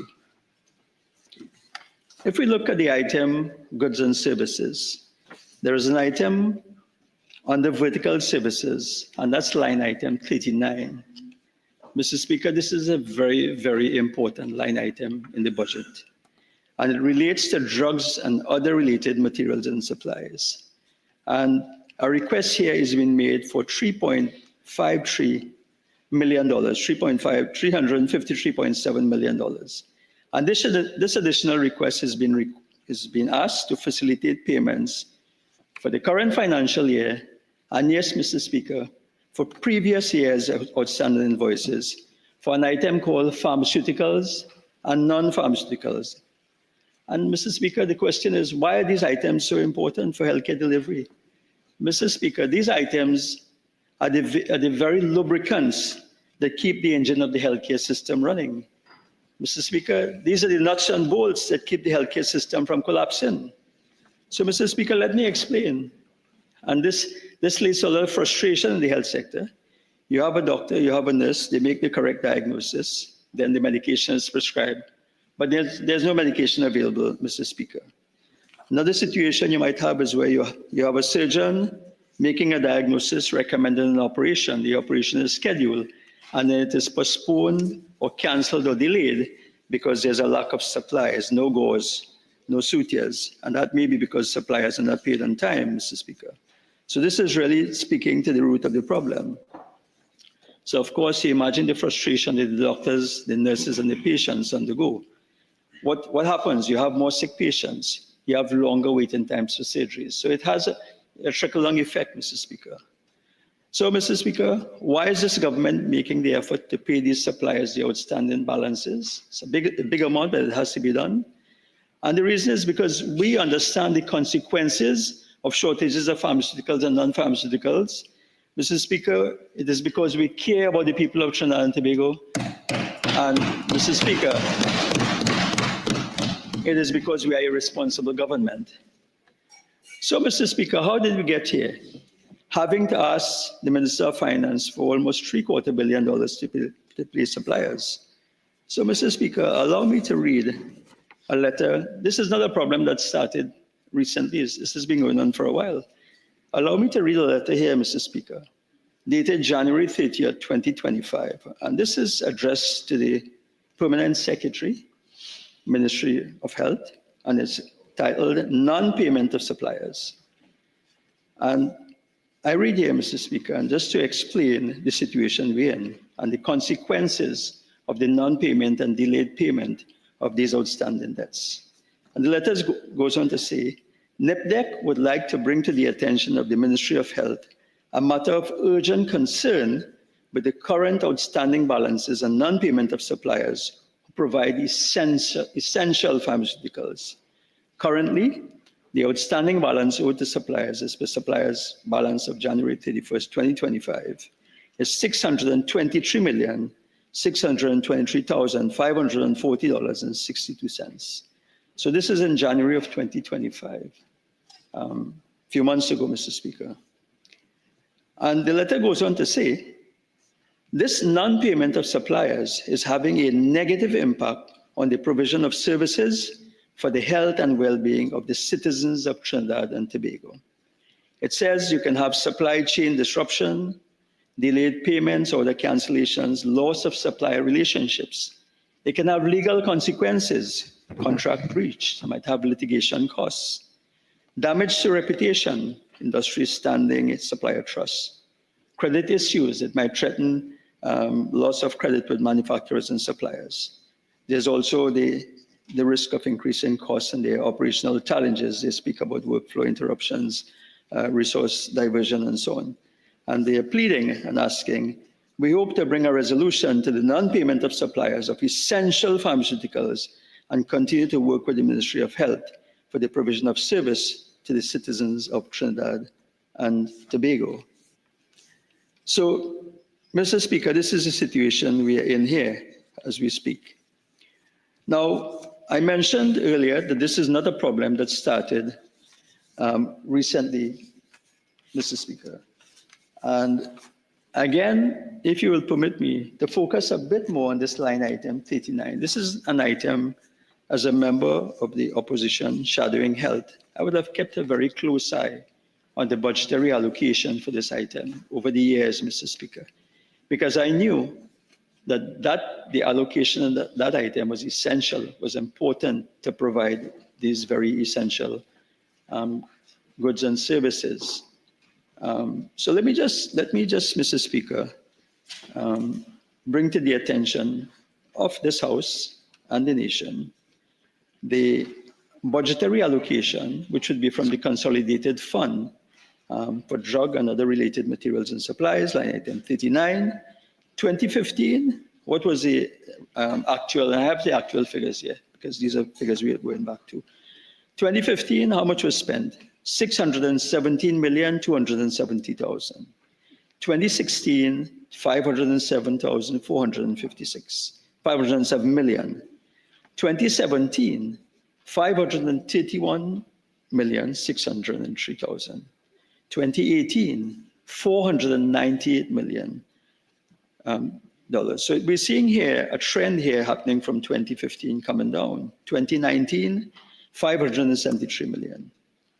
2020, Mr. Speaker, we see an allocation of 148 million. I'll come back and talk about that, Mr. Speaker. There's a big drop here. And we see that happening in 2021 with an allocation of 255 million, 2022, 251 million, 2023, 372 million. I remember very clearly, Mr. Speaker, in the budget debate 2020 financial year, when I asked about the drop in allocation, Minister of Health then referred the question to the Minister of Finance to explain. And the reason is because that government, former PNM government, Mr. Speaker, took a deliberate decision to actually decrease the allocation from the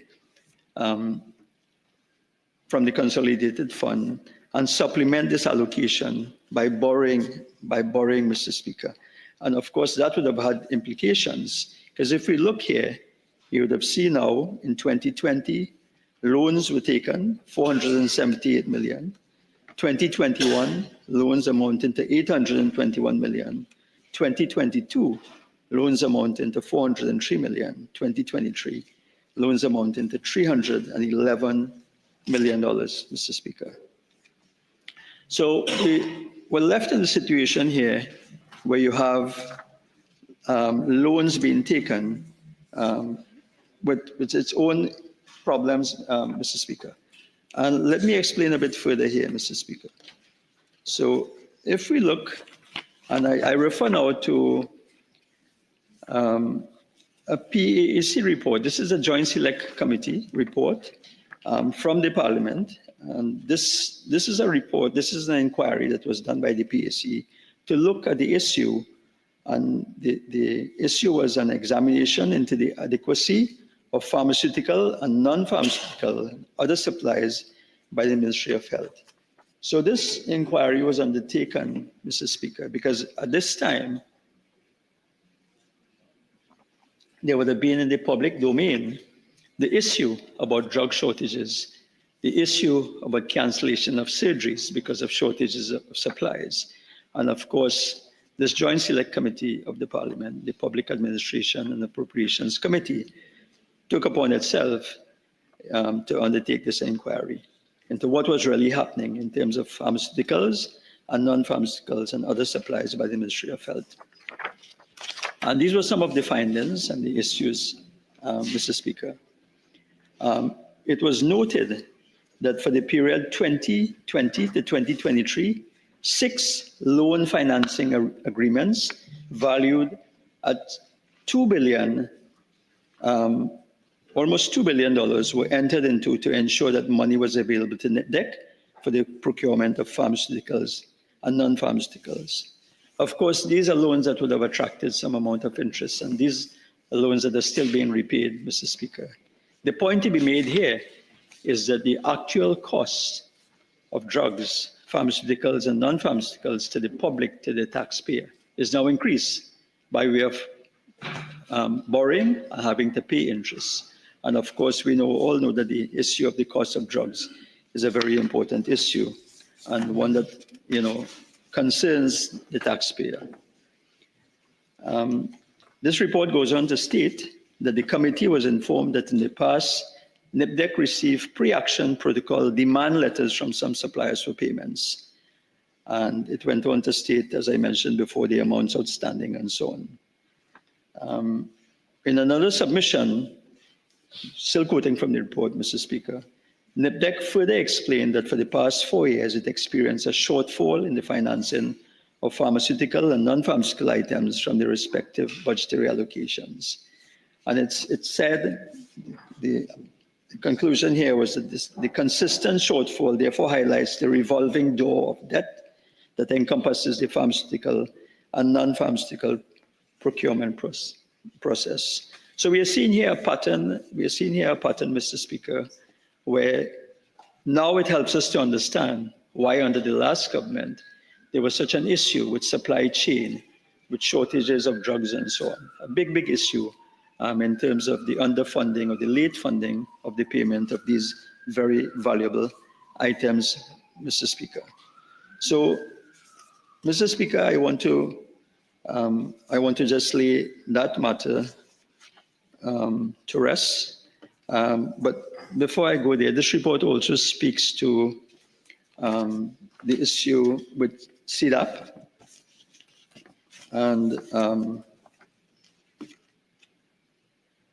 the recommendation that there were challenges with CDAP and that there should be some attempt to review the CDAP. And I just want to state for the benefit of the nation, for this House and the nation, that review of the CDAP program has already started, Mr. Speaker, by a committee appointed by this government. And we trust and expect that within a very short time that we'll have a report on CDAP in terms of not only expanding the categories of drugs, updating the drugs that are available, and of course looking at how we can make CDAP more beneficial to the citizens of Trinidad and Tobago. So, Mr. Speaker, another issue that came to my attention in terms of what was happening at NIPDEC would have been the issue of expired drugs. Mr. Speaker, I had reason to ask of NIPDEC the book value of pharmaceuticals and non-pharmaceuticals disposed of between 2020 and this time. So the question that I asked would have been, what was the book value of the pharmaceuticals and the non-pharmaceuticals which were disposed of between 2020 to the current time? And, Mr. Speaker, I am advised that the estimated figure that is estimated by NIPDEC is some $80 million, Mr. Speaker. $80 million is the value of expired drugs and so on. So it speaks to a big problem here in terms, of supply chain management and so on, and why, in fact, so many drugs, such a high value, have to be, disposed of. Mr. Speaker, the other question that was asked of NIPDEC is, why was all this amount of pharmaceuticals and non-pharmaceuticals that NIPDEC allowed to expire? Now, there are several reasons that were given and so on.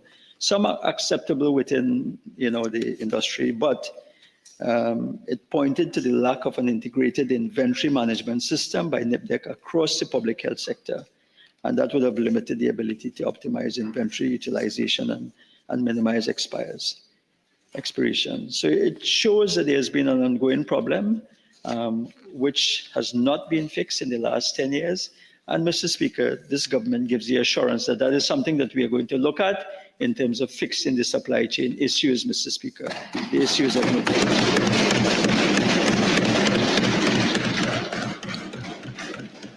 So in addition to the additional expenditure in terms of loan financing, expired drugs, all additional costs to the taxpayer, it goes beyond that, Mr. Speaker. So I asked the question of NIPDEC, I had the question asked, what is the monthly rent being paid to house those expired pharmaceuticals and non-pharmaceuticals? So in addition to the value of 80 million that was given, we were also paying rent, or we're still paying rent to house these expired pharmaceuticals and non-pharmaceuticals. And the answer I got here is that the C50 section of the warehouse holds expired as well as active. I suspect that means C40, but this is what I have in front of me. Of the warehouse holds expired as well as active pharmaceuticals and non-pharmaceuticals. And the monthly rental is $123,750 paid directly to a company. So in addition to all of this, Mr. Speaker, we're also paying a monthly rent to take care and look after these expired pharmaceuticals and non-pharmaceuticals. So, Mr. Speaker, we on this side are saying that, drugs at this current time are very expensive items. And we are saying that it is time for the government to get more bang for the taxpayers' buck. And of course, some measure of reform is needed in terms of that area. And we are saying that that reform will come, Mr. Speaker.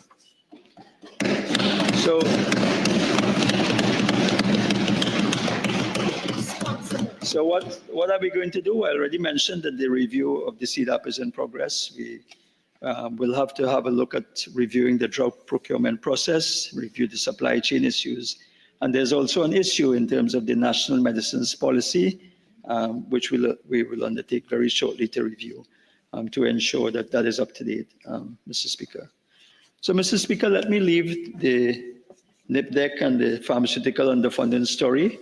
And I want to move on to another story, Mr. Speaker, which is the RHA, what I want to call the RHA mismanagement, corruption, and poor governance story that occurred under the RHA boards of the last PNM government, Mr. Speaker. And this is because of the amount we mentioned, 353 plus is going to NIPDEC. But now the RHAs, we have to find an additional 288 million to pay outstanding debts at the RHAs. This $288 million is not going to make your waiting time, to do something to make your waiting time in the accident and emergency shorter. This $288 million, Mr. Speaker, is not going to help to bring your long-awaited surgery forward. This $288 million across the 4 RHAs, Mr. Speaker, is actually going to pay outstanding debts. And it's not fully in some RHAs, Mr. Speaker. It's partial. If we look at the current transfers and subsidies, NWRHA is asking for 76 million, ERHA some 40 million, NCRHA 146.9 million, SWRHA 56 million. And the public must bear in mind, Mr. Speaker, that this additional allocation is being requested in addition to the already 4.2 billion that would have been allocated for this financial year. So,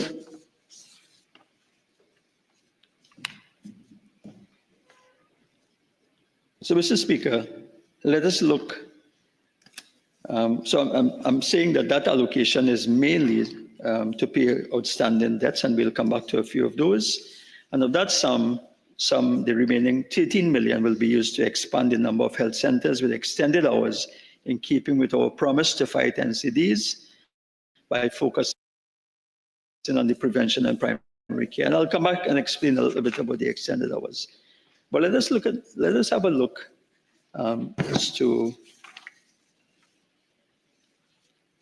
Mr. Speaker, at some of these debts that have been incurred. And let me have a look here at what the SWRHA is asking for. So the SWRHA is asking, and if we look at the line item, contracted waste removal sanitation services, 745,520 that is being asked for, Mr. Speaker. So I had reason to examine this expenditure, closer. And what I'm told here, Mr. Speaker, is, at the SWRHA, waste removal and disposal is one of the biggest challenges faced at this time. This is an issue regarding 2 incinerators at the SWRHA, which have been non-functional for some time due to lack of maintenance, resulting in biohazard waste being contracted out by external service providers for disposal and incineration. Now, this issue has been raised previously by myself in opposition and by the then opposition leader.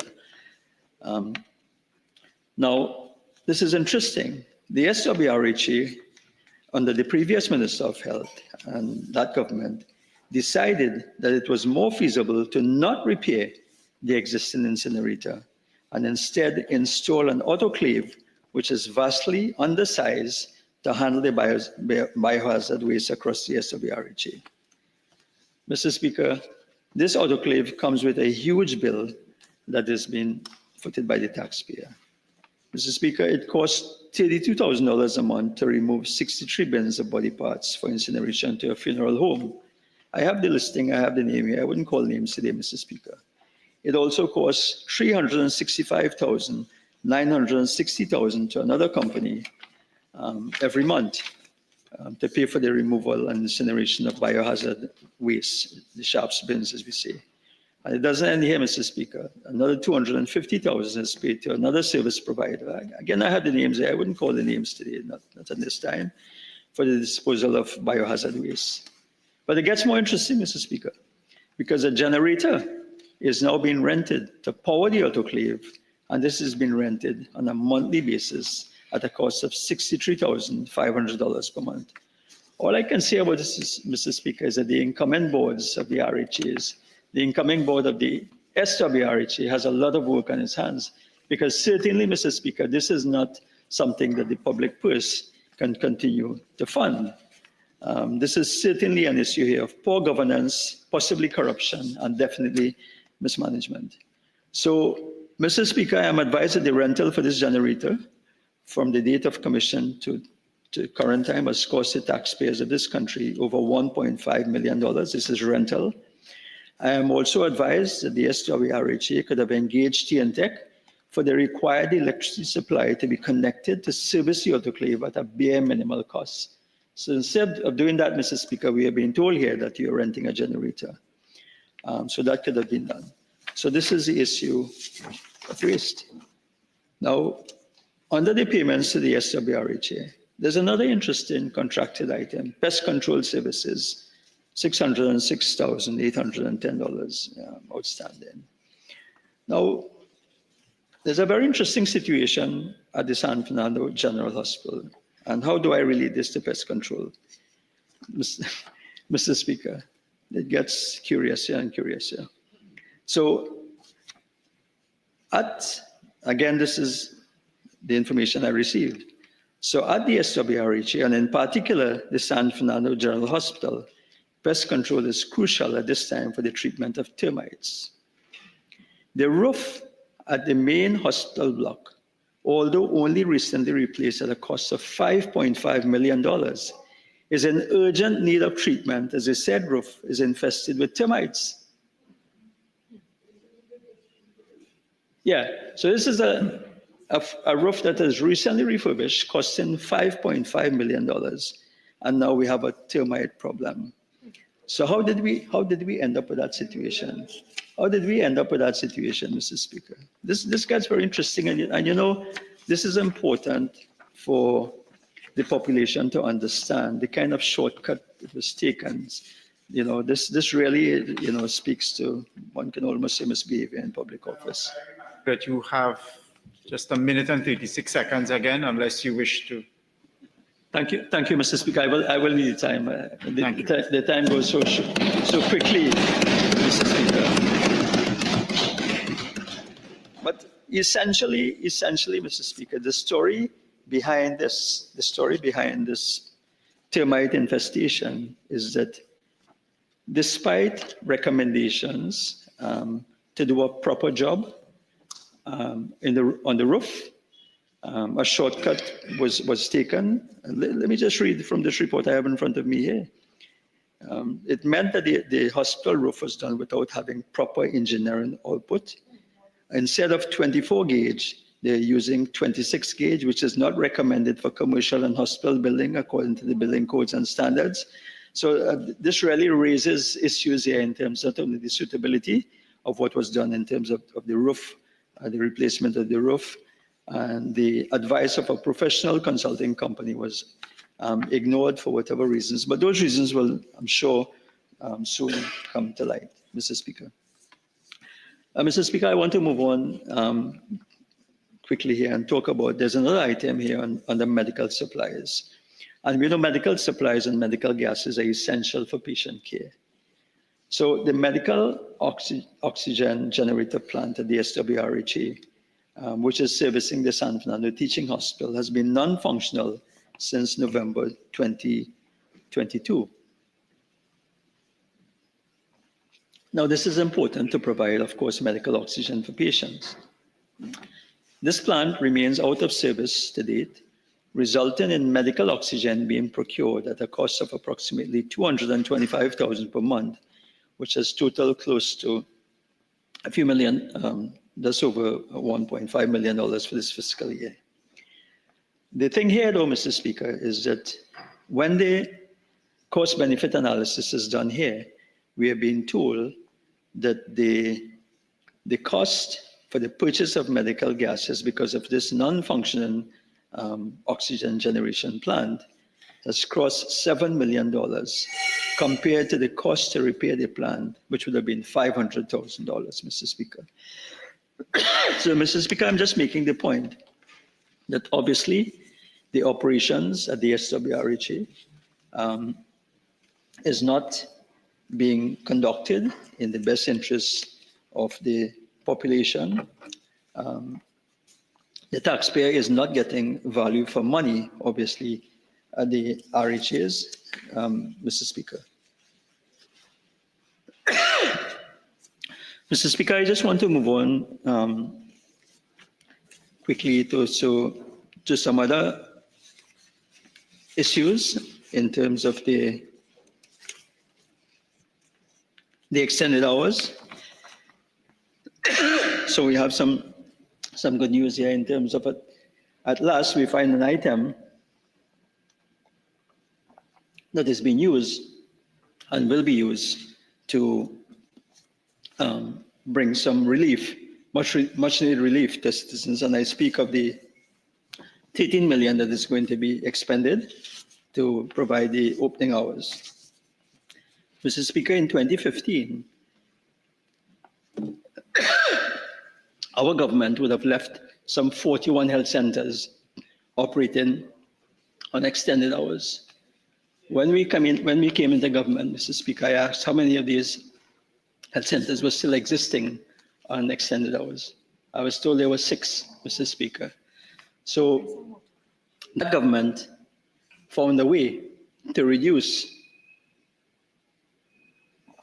the number of health centers with extended hours from 41 to 6.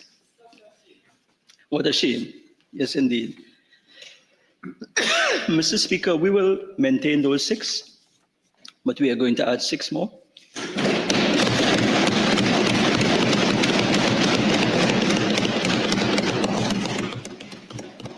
We are also going to standardize the opening hours. Those opening hours will be from 4 to 8, Monday to Friday. And on Saturday, we are going to have those health centers open from 8 to 4. And more importantly, Mr. Speaker, we are also going to engage 3 new doctors at each of the 12 health centers that will now be open, 6 plus 6, to create employment for 36 positions for doctors.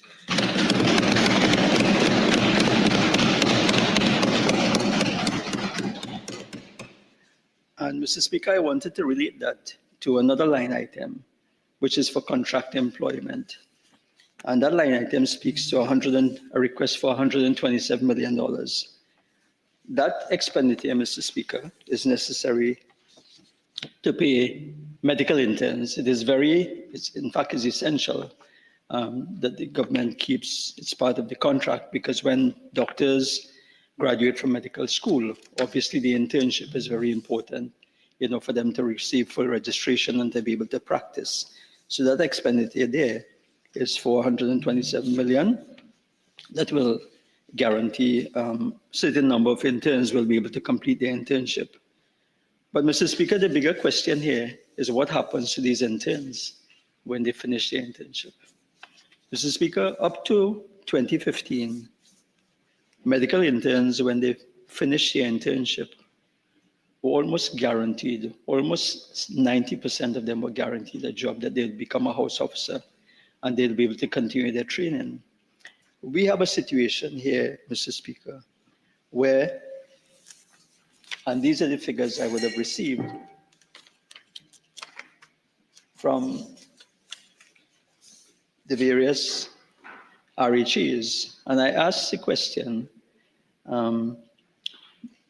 if we can provide a list of doctors who applied for employment within the various regional health authorities during the period 2023 to 2025. I just went back 2 or 3 years, Mr. Speaker. I didn't go back to 2016, 2017, 2018, whatever. And the figures, some might call these figures alarming. So at this point in time, as I speak here, Mr. Speaker, at the ERHA, there are 96 applications. These are doctors now who would have completed their internship and are trying to get a job.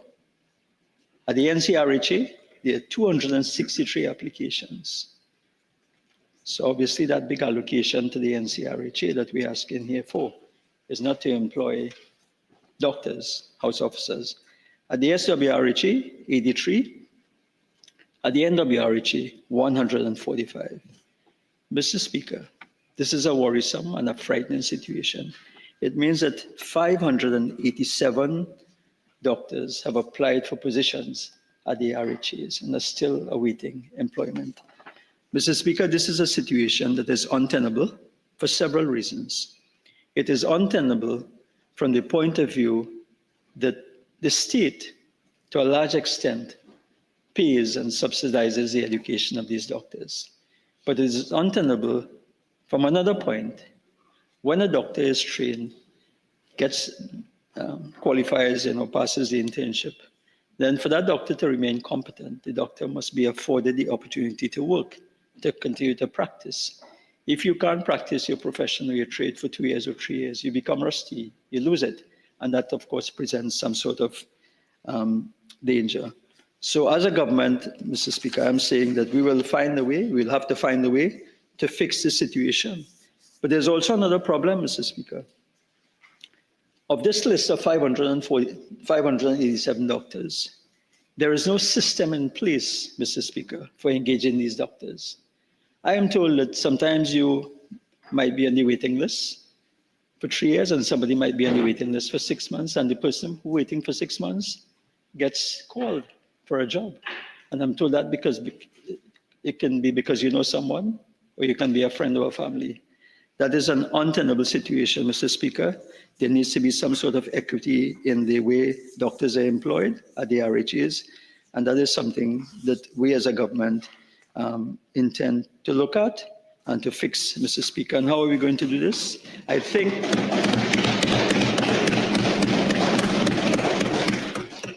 Mr. Speaker, the time has come to review this whole process, and there might be a case, and we have to look at this, for some sort of central agency now to do the hiring for all of the RHAs.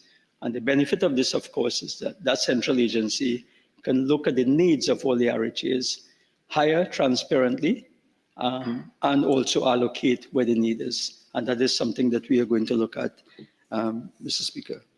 So, Mr. Speaker, there's one more item of expenditure that I want to address in terms of what was asked for. And that item speaks to an allocation for the GORTT Children's Hospital. Mr. Speaker, the GORTT Children's Hospital. Mr. Speaker, I want to say that the way the last government treated the GORTT Children's Hospital during the period 2015 to 2020 has to go down as one of the greatest breach of public trust by any government.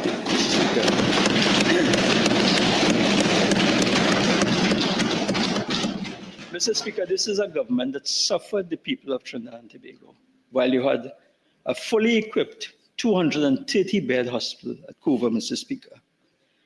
They did this until COVID forced them to open in 2020, Mr. Speaker. This is a situation, Mr. Speaker, where you would have had patients referred from the GORTT District Health Facility to the San Fernando General Hospital for a bed. And whilst they were being transported in an ambulance, Mr. Speaker, down the highway, they would have been passing this brand new hospital with 230 beds. Mr. Speaker, this has to be the greatest injustice that could have been done to the citizens of Trinidad and Tobago during that time. Mr. Speaker, I speak of this in relation to $24 million that is being asked to pay for maintenance. So COVID came, the hospital was open. It would have served its purpose, of course. Thankfully, it was there to provide the beds and so on for patients during COVID. But you would have thought, Mr. Speaker, that after COVID, that some sort of plan, some sort of proper use would have been made of the hospital. The government and the previous Minister of Health, having discovered miraculously that this was no longer a construction site, but something that could have been operationalized within 2 weeks, Mr. Speaker. It was fully functional. But lo and behold, Mr. Speaker, guess what? As we speak, this hospital has 20 patients, 20 inpatients. We have 20 inpatients in a 230-bed hospital with staff assigned from the NCRH. Another story, Mr. Speaker, but we'll talk a lot more. We have a lot more to say about the Couva Hospital, and we give the assurance to the population that the Couva Hospital will be made available to the citizens of Trinidad and Tobago as we go forward, Mr. Speaker. So, Mr. Speaker, I have a lot more to say, but as I close, Mr. Speaker, I wanted to just make a few points in terms of the way we are going forward. We've already mentioned the review of the CDAP and the extended hours. There's also a waiting list initiative in terms of addressing the surgeries and so on that is in progress. And there's also the intention to review the RHA system, because we are seeing here the many issues that the RHA is. Poor governance, of course, under the wrong boards is one of the issues, but of course we have to look at getting more value for money. I cannot not speak on health without not giving the assurance to the public that the cardiac catheterization lab at the San Fernando General Hospital will be opened, will be operationalized, will come into place for the benefit of the citizens of Trinidad and Tobago. The last government would have promised this for some 10 years, Mr. Speaker, and we do intend to make this a reality under this government. I want to thank my colleague, the Minister in the Ministry of Health, for his support, and there are many issues. And there are many other issues which the Minister is taking the lead on in terms of mental health services, dental services, and so on. And I'm sure that, when the opportunity comes, he will be able to expand a bit more on that. So, Mr. Speaker, as I close, I want to thank, of course, the staff of the Ministry of Health, who seemed very relieved at having a new minister with a different vision, a different mode of operation. I want to thank the minister. I'm sure the minister and the ministry felt the same sense of relief when we walked into the ministry, minister. And of course, we want to thank the staff who seem very anxious to work with us to provide proper health care for the citizens of Trinidad and Tobago, Mr. Speaker, because, Mr. Speaker, proper health care will benefit all of Trinidad and Tobago. So, Mr. Speaker, with those few words, I thank you.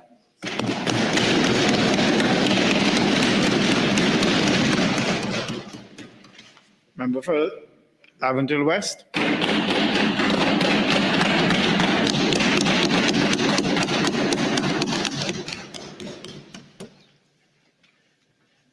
Mr. Speaker, permit me to, first of all, thank you for allowing me to enter this debate. Allow me to first congratulate our first woman opposition leader of the People's National Movement.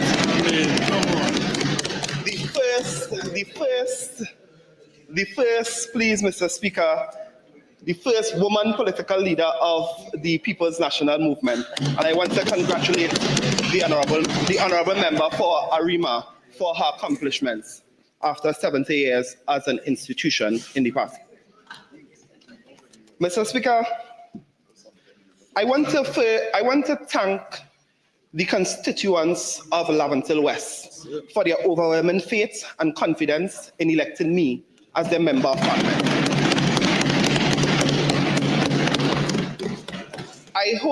Mr. Speaker, I want to, apart from thanking the good people of Laventille West, to say that as a young man from a very resilient community called Beetham Gardens, to stand today to give this my maiden address, I hope it inspires every young boy and every young girl in communities like Beetham Gardens, like John, like Timbabs, like Chumaka, to know that regardless of where you may have come from, what challenges you may face, that Trinidad and Tobago still remains a country where you can dare to dream.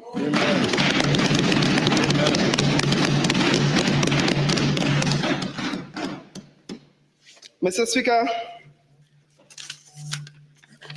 I have sat here for the last few days observing what has transpired, as well as to take a specific look in relation to this mid-year review and the ask of $3.1 billion in order for the remainder of the fiscal year so that the government can meet its expenditure and so on.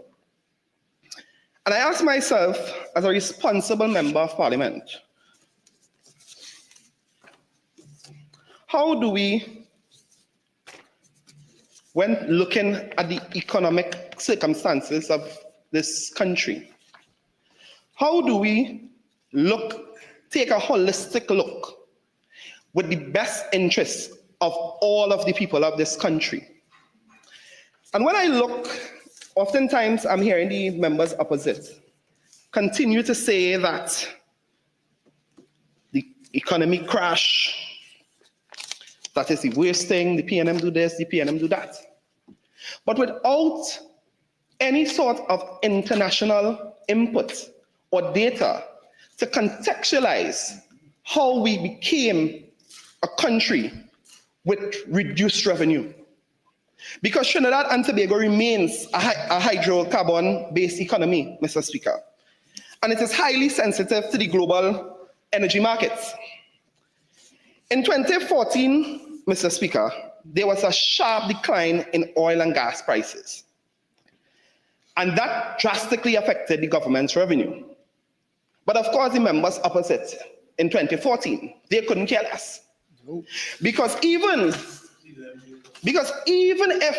when, Mr. Speaker, we had the highest revenue in terms of oil and gas in the 2013-2014 budget, which was $58.3 billion in government revenue, the highest that we have had in 15 years. The government at that time still ensured that we had a deficit. Yep. With a budget of 62.8. And I am not in the game and pointing fingers, please, Mr. Speaker, but in taking a holistic look in terms of where we are as a country, that every year for the past 20 to 25 years, we are seeing a consistent,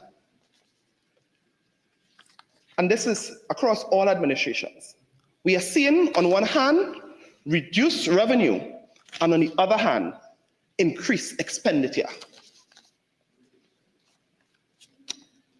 As all 41 members representing the people of Trinidad and Tobago, I think that we owe it to the future of this country to take a realistic look without short-sighted finger pointing, and to see how we can bridge that gap between consistent government revenue being low and our expenditure being high. So we are called upon today to increase the fiscal budget by $3.1 billion. Every single member on the other side, Mr. Speaker, referred to the economy being crashed, that they don't have money, that what they're borrowing for is to pay old debts. But it made me wonder, especially since many of the members opposite sat right on this side a few months ago, 7 weeks ago, and would have paid attention to the member for Diego Martin Northeast every single time he had a budget presentation. And we would have and the minister at the time would have outlined what are our revenues, what is our expenditure, what is our growing debt. And still, they went ahead on the most reckless campaign and promise the moon, the sky, the stars, and then coming here now. And coming here now, Mr. Speaker, to deflect from their promises. I had the great horror of going on the UNC's website recently, please, Mr. Speaker. Because I want to know, under the social contract, the members opposite did in fact get an overwhelming mandate. It was based on their promises. So I took a closer look, Mr. Speaker, at their promises. And I want to start with one of their main promises to the population of Trinidad and Tobago. The UNC manifesto on government efficiency.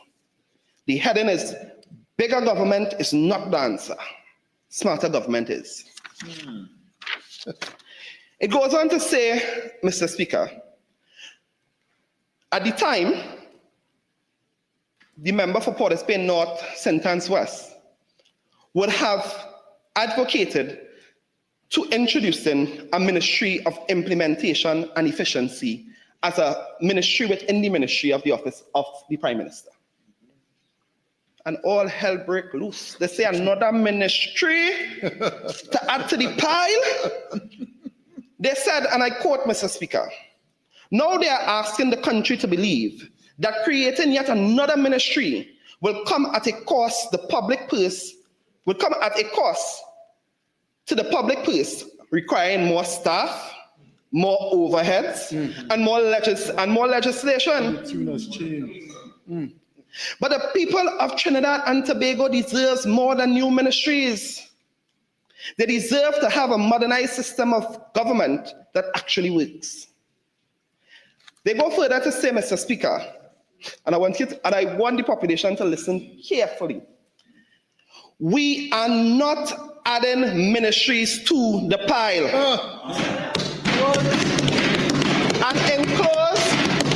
And in case, Mr. Speaker, the population was going to the fridge and they opened the door and they didn't hear what I say, I want to repeat it for them. We're not adding more ministries to the pile. Not my words, Mr. Speaker. It is the members' opposite words. Only to come and present the largest cabinet in the history of Trinidad and Tobago. Yet again. Every single member is a minister, is a parliament secretary, the 16 senators, only one don't have a post. Only one, Senator Brian Big, only one don't have a post. And then you know that the economy crashed and we have no money. You chastise, and we paid a political price for the 120th Salary Review Commission report. There was an increase in salaries for ministers, for parliamentary secretaries. You think that the honorable member for Superior cared? When appointing and increasing the public purse even more with the largest ever cabinet? Mr. Speaker, Exhibit A, lie again. Mr. Speaker, I went further to another document on the United National Congress site. And it says, youth development, empowering a future fit generation with skills, purpose, and opportunity.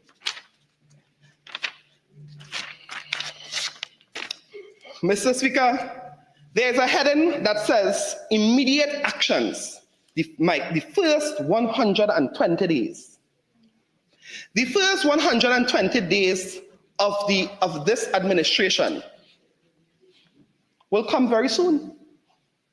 And therefore, this mid-year budget review would be an indication as to whether some of these promises that the UNC has promised the population, whether they catered for it in this mid-year review. I can tell you, Mr. Speaker, that it is just not true. It is just not feasible, and they have put nothing in place in this mid-year review to even signal that they will, Mr. Speaker, create a career acceleration program with private sector absorption quotas, or that they will have revamped OJT placements and increase the amount of OJT intakes, or that they would have youth hiring quotas in ministries through a fair and transparent process. You're hearing time after time, money to hire short-term employees. You hear any word about youth quotas in that? None. You hear any word about how every youth under 25 in this country, this is not my word, Mr. Speaker, that every young person under 25 will get access to this, to jobs. And it could be guaranteed, the UNC promise, and another lie, Mr. Speaker. Mr. Speaker, I want us to pay attention, please, to some of the economic challenges that we face as a nation, and as a responsible government and a responsible opposition working together. If that is the case, then we must all be patriots in trying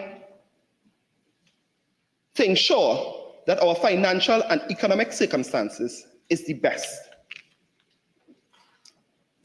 I want today, Mr. Speaker, to commend the former member for the Governmental West, the Honorable Prime Minister, from 2015 to 2025, the Honorable, and will always be the Honorable former Prime Minister, Dr. Keith Christopher Rowley. Because despite reduced revenue from 2015 straight to 2025, we have managed to increase the government growth of the economy in very challenging times, where we see that we move from an average oil price, WTI oil prices, from US $93.17 in 2014 to by 2016 we have the oil prices going to US 43.29. The prices in terms of the global scale would have reduced significantly, and therefore our revenue was reduced. Fast forward to COVID, you are hearing the members opposite talking about the revenue and that the PNM administration had to borrow and we had to borrow.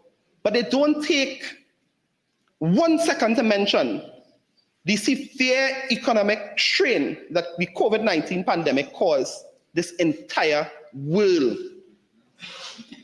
Trinidad and Tobago, we are not by ourselves in terms of the international economic challenges. We are affected by it. Our revenue reduced significantly during that time. Mr. Speaker, in 2022, oil company tax revenue crossed 10 billion after the stringent management of our economy from the member for the Governmental Northeast, led by our then Prime Minister of the Republic of Trinidad and Tobago. I want to thank them, please, Mr. Speaker, for their human service to this country and for their fight in rebuilding this economy, so that today the member for Faizabad can come and ask for 3.1 billion in an economy that's so-called crash, but he would be able to finance what he's asking for. My friend from Bataria, San Juan, please, Mr. Speaker, I want to move on to a very interesting topic, the topic of legal fees. The young people have a saying, bring back shame. I think that in this parliament we need to bring back shame, because the UNC is coming to this house to talk about legal fees. And of course, Mr. Speaker, calling even members' names in this house. But you know what? Mr. Speaker? You know what I like about law and I love about this parliament? That precedent was set. And precedent must also be contextualized. So permit me, Mr. Speaker, so let us take a little jog down memory lane. I, as a young legal professional, do not subscribe to naming and shaming and trying to do all kind of dog whistle to senior members of the bar of Trinidad and Tobago.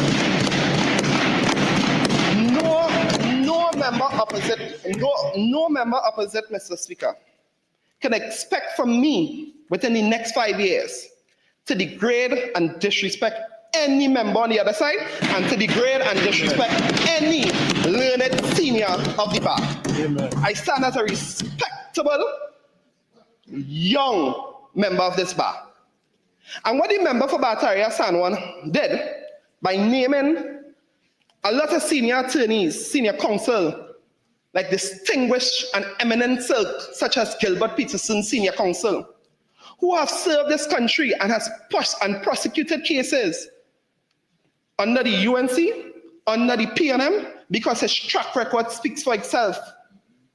The inference being made here would make you believe that if eminent such as Gilbert Peterson, who I am proud of, who exemplifies legal excellence and black excellence in this country,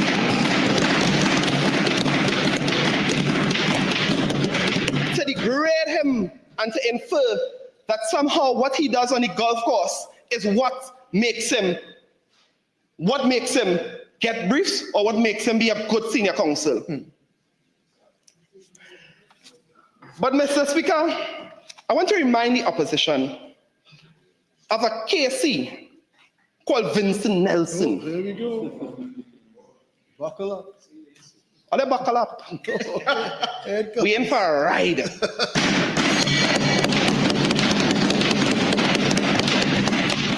From 2010, Mr. Speaker, to 2015, in the AG office alone, we need about 4 or 5 ministries to make up the AG office now.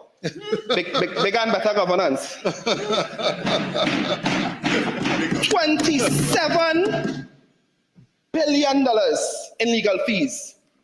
Vincent Nelson. Other million, 27 million, please, Mr. Speaker.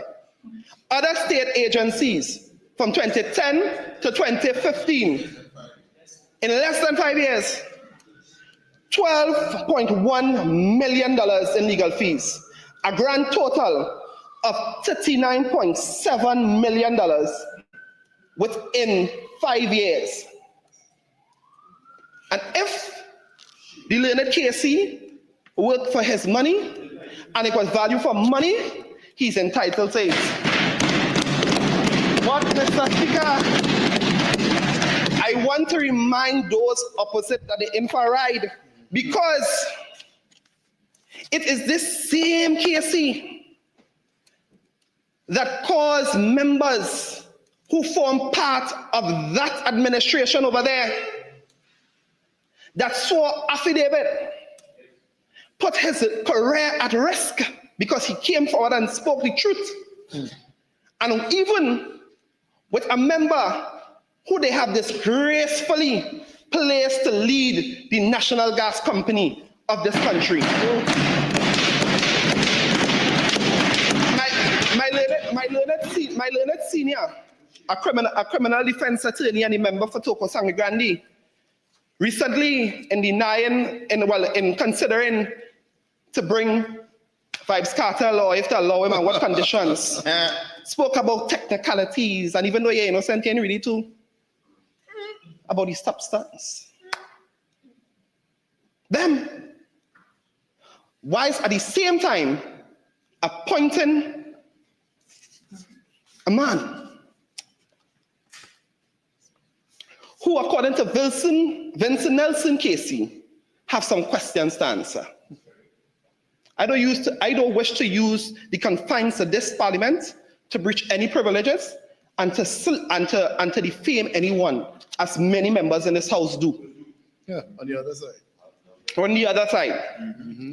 But the reality is, if we are to believe what Vincent Nelson said, out of that $39 million, he had to pay kickbacks to the friends and financiers of the UNC. And I make no apologies for saying it. If the 39 million was value for money, we have no problem. I expect that when my learned senior and friend from Toka Sangri Gandhi, when during 2010 to 2015 from the AG office, he received 2.7 million in briefs. And then from other state agencies, $747,500 from 2010 to 2015. I would expect that if he worked for his money, that we would respect that. I would expect, Mr. Speaker, that my friend from around West St. Joseph, although he received from 2010 to 2015, he received $1.1 million from the Office of the Attorney General. I would expect that my learned senior, if he worked for his money, he deserves it. I would expect, Mr. Speaker, that even if one Jagdeo Singh, my learned senior, I sat here, listen, I sat here, unless somebody wants to write on a side order, don't interrupt me. You cannot bring the speaker in the debate.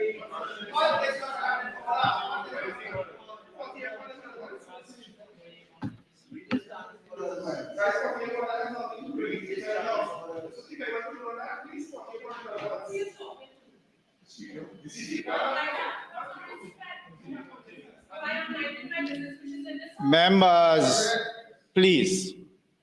There's an overarching principle, member for Laventille West. I am not going to stop you, but there's an overarching principle. You should not bring the speaker into the debate, but I am not going to stop you. Thank you very kindly, Mr. Speaker, because precedents were set in this house when I sat here and heard the member for Port of Spain South being berated, being denigrated, dog whistle concerning his eminent silk and his legal fees. Nobody should be prohibited. Nobody should be prohibited. Mr. Speaker, you know, I want to commend the member for Arima, because as a responsible opposition leader, the general principle and guidance that we got is that as any new member making their maiden address would not be interrupted. And we have done it. Tobago West, no objection. Nothing. The member for Arang West, St. Joseph, no objection. The member for San Fernando West, no objection. The member put on a performance like he on the world stage for Labre. We made no objection. Nothing. But you see, Mr. Speaker, I told them buckle up and prepare for this ride. So I don't expect the same. The same kind of conduct we're speaking about. The same kind of performance we're speaking about. And Mr. Speaker, as I was saying, if one Dr. Singh received $24.5 million between 10 Mr. Speaker, stand, please. Mr. Speaker, stand in order. 48-8, please. The Speaker is a member of the House. Member, I'm going to leave that to your discretion. The standing order is there. I'm going to leave it to your discretion because, of course, I have an interest to serve in it. So I'm going to leave it entirely to your discretion as to how you approach this. Deeply grateful, please, Mr. Speaker. I remember the members getting up and raising standing order. The member for Port of Spain South was referred to by name. And that's why I say relevance must be contextualized. Relevance must be contextualized. And I move on. But but you see the medicine that they want to give, they can't take in this house. They can't take.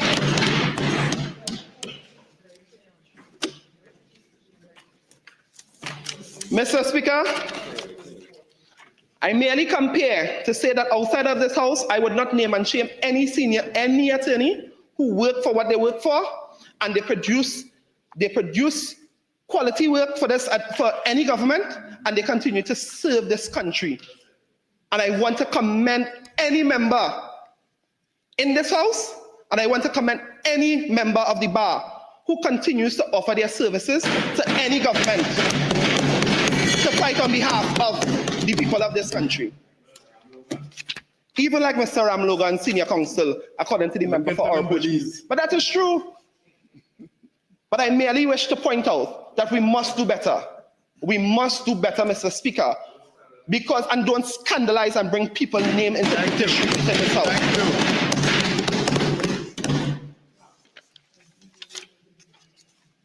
I would not venture down that road again, Mr. Speaker, but merely to show the hypocrisy of those members of it.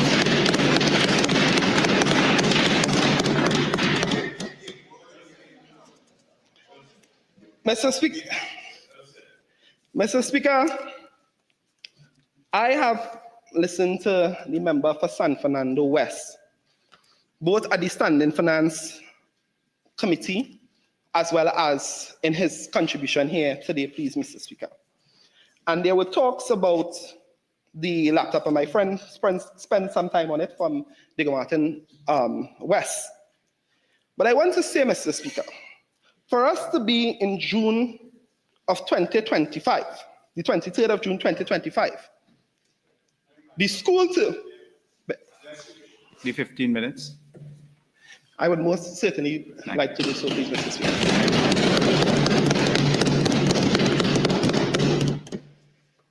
That to come today and still not have an answer to the population as to this 76 million that is being asked for to procure the laptops for the Form 1 children. In principle, I have no objection to providing laptops for children. However, Mr. Speaker, I want to just draw your attention to 2 points. The first being, Mr. Speaker, the fact that in less than 2 months,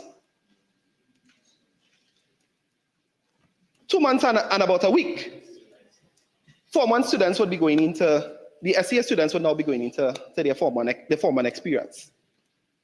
And I have asked particularly from the Minister of Education and the member for San Fernando West about what procurement process has been put in place. I asked whether it will be by sole select or whether it will be, Mr. Speaker, by competitive tendering. This is 76 million taxpayers' dollars. The member still don't know. The member still has not accounted to this country as to how he intends to procure these laptops. That is serious cause for concern. That is serious cause for concern to bring in these 18,000 laptops. I'm not sure what procurement process you're going to use, but we will keep a close eye, a very close eye on that procurement process. And I also want to say that in a time, Mr. Speaker, where we are, and the government is repeatedly saying that the economy crashed and we have no money and this and that. Correct. That if you are living and your mother is some senior executive in a bank and your father owns some massive construction in the company. Right now, as school closed, you and your family going to Disney World, and then they're going to Paris, and then they're going to this, and they're going to that. You ought not to, Mr. Speaker, be taking the limited resources of the state and giving it to families who simply can afford it.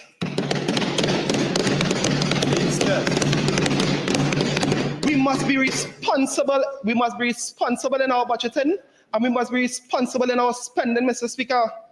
You cannot tell me that the resources that is required for a child who is struggling in Separia, in Levantil East, in Diego Martin West, wherever, can be the same thing that they are going to receive as a millionaire or billionaire in this country child. We must do better. We must be responsible.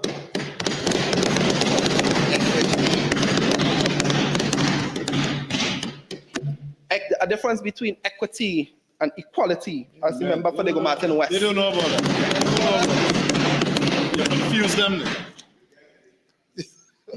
So I implore the Honorable Minister that although these nice promises were made, that if we are to be responsible, that we would look at that. Mr. Speaker, I just want to say that we are duty-bound as members of Parliament to have the best interests, please, Mr. Speaker, of all of Trinidad and Tobago and the future, especially our children's future. And I want to ask, if we continue to spend more than we earn, and this is not directed to the member of Faizabad, Mr. Speaker, I'm talking about a responsible both government and opposition. There's going to come a time where even in a home, if a family is making, let's say their income is $10,000 every month, and every single month they are spending $15,000 either by borrowing, either by selling off things that they have home, and the family's expenditure and lifestyle becomes that they become comfortable on it. Then sooner or later, disaster is going to hit this country. And I ask the TTRA repealed $10 billion expected in revenue from that. That would have helped to bridge the gap, Mr. Speaker, between our revenue and expenditure, and to make everyone pay their fair share of the pie. Today scrapped. So we are less than 10 billion in revenue from this fiscal that we would have expected, from the next fiscal that we would have expected. To have now, Mr. Speaker, a government that came in on reckless promises to give every single person under Eastern Carney Central. I'm really not hearing what the honourable member is saying. I'm being terribly disturbed.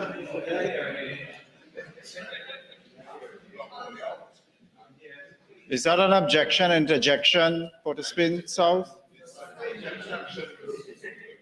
It is what, sorry? Interjection. Let us move on, please.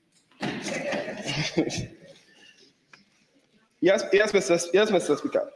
I'm just saying that we should just take heed of that situation.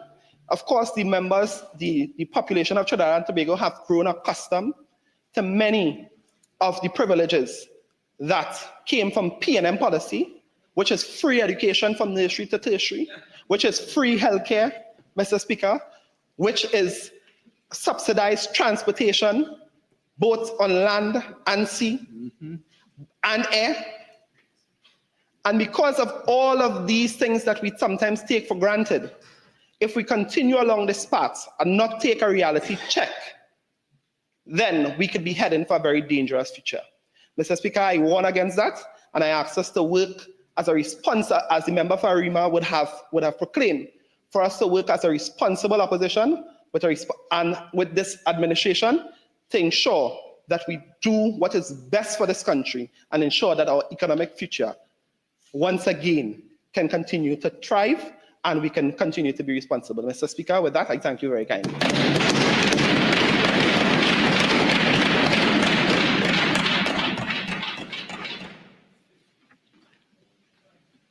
Member for Carinese, before you do so, might I extend my congratulations on your maiden speech to the House.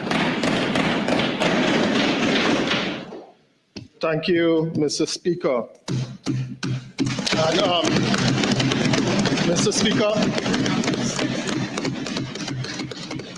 Mr. Speaker, I'd like to begin by thanking the Prime Minister of Trinidad and Tobago, as well as the Minister of Finance, for navigating us through this treacherous financial time that we here in the country of Trinidad and Tobago have been imposed upon by those on the other side.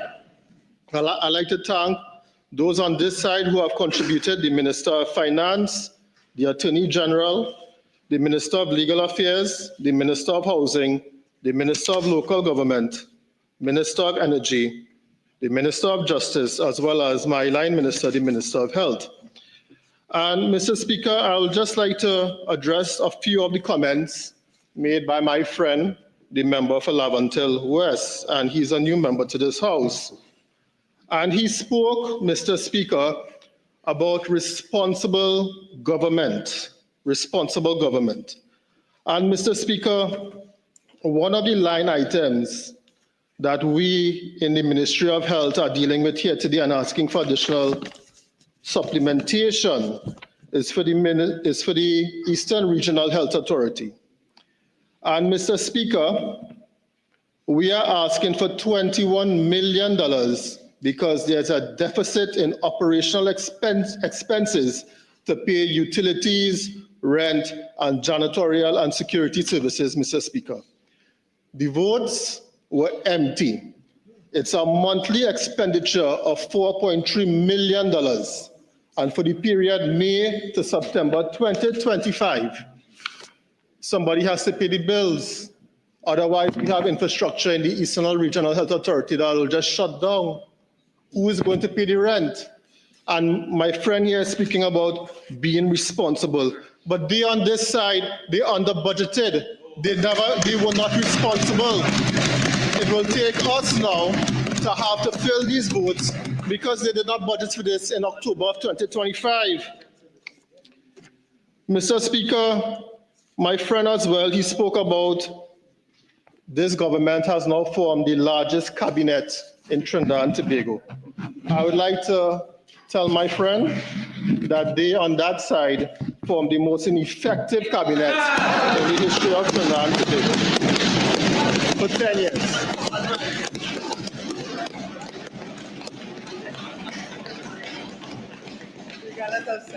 He went on to say, we are putting nothing in place. Right now, we are paying their bills, and we are putting things in place to fulfill our promises. Mr. Speaker,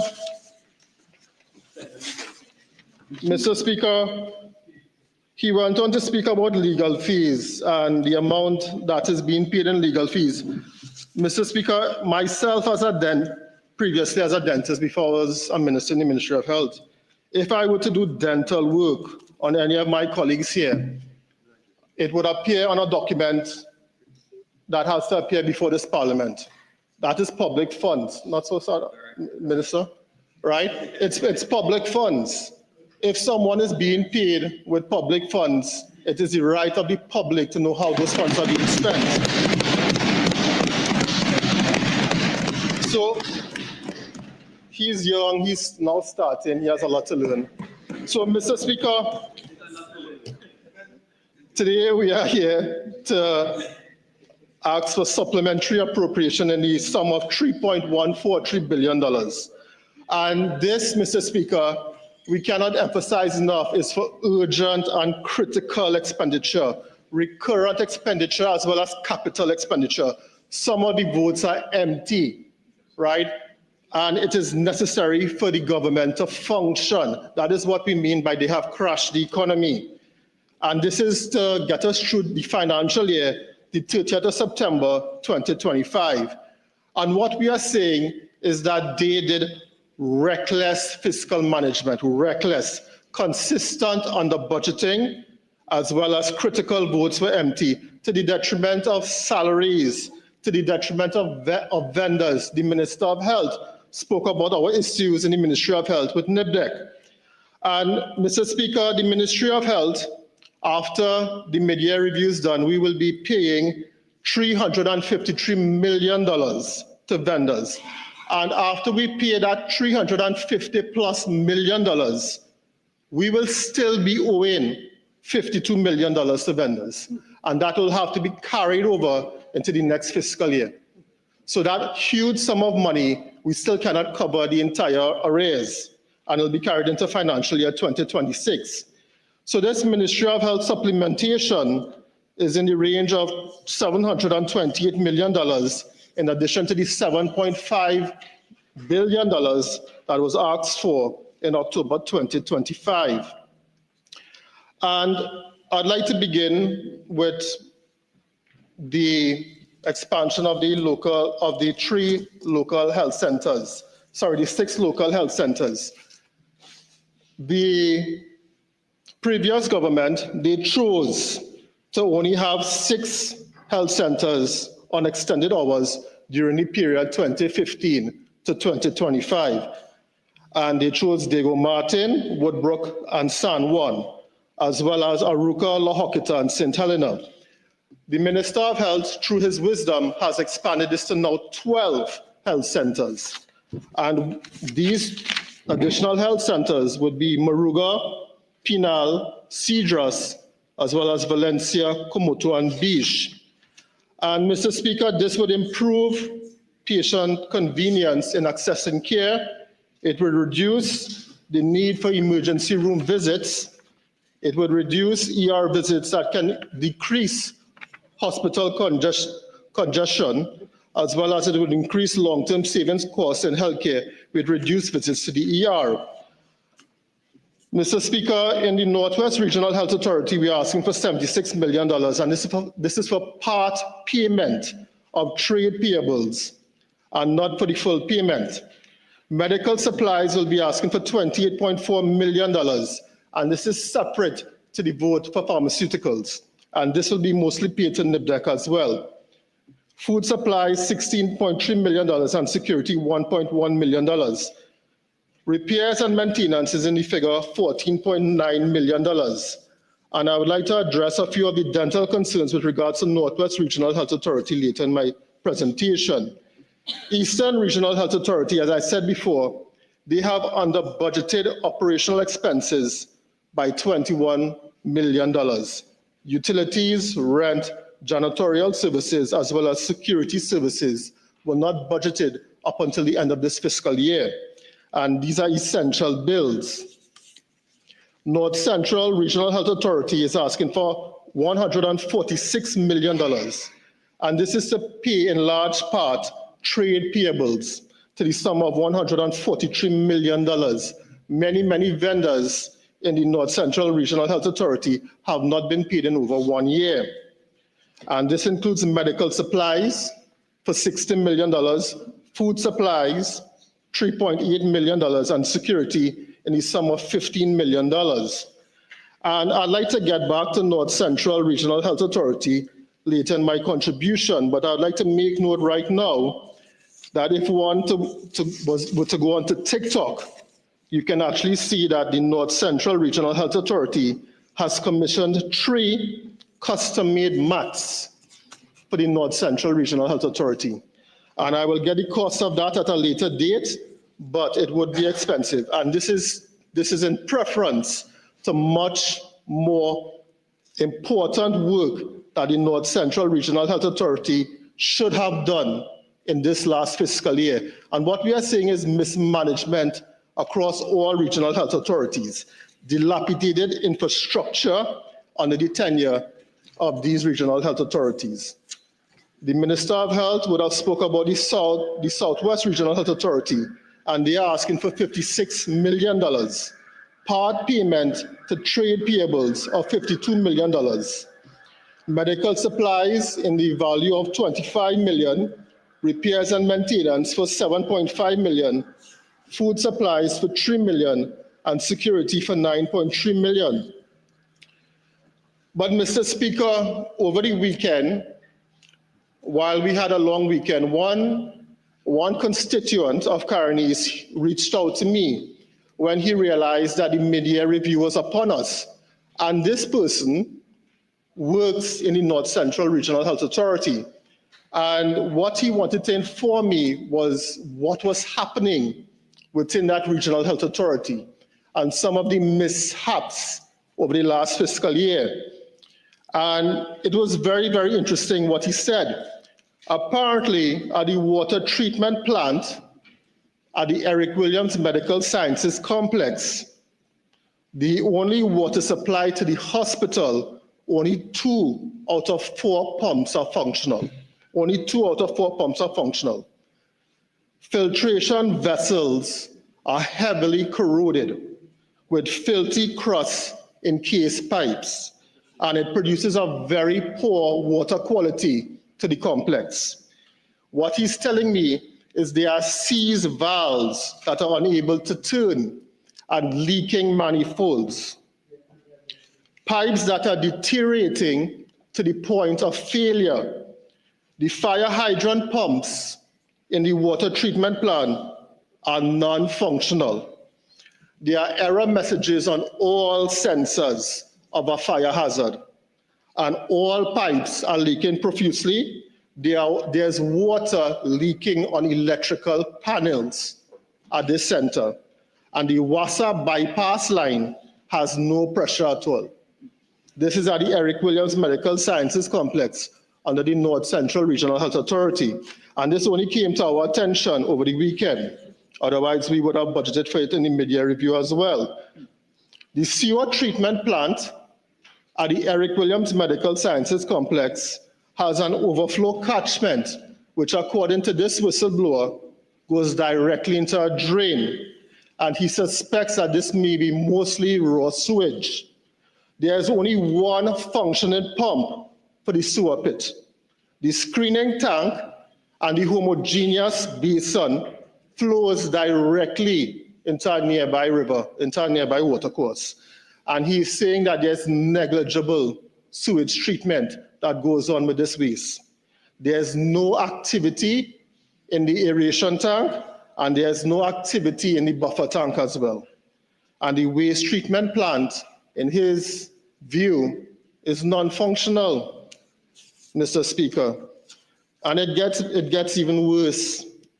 At the boiler room at the Eric Williams Medical Sciences Complex, there's heavily rusted pipes.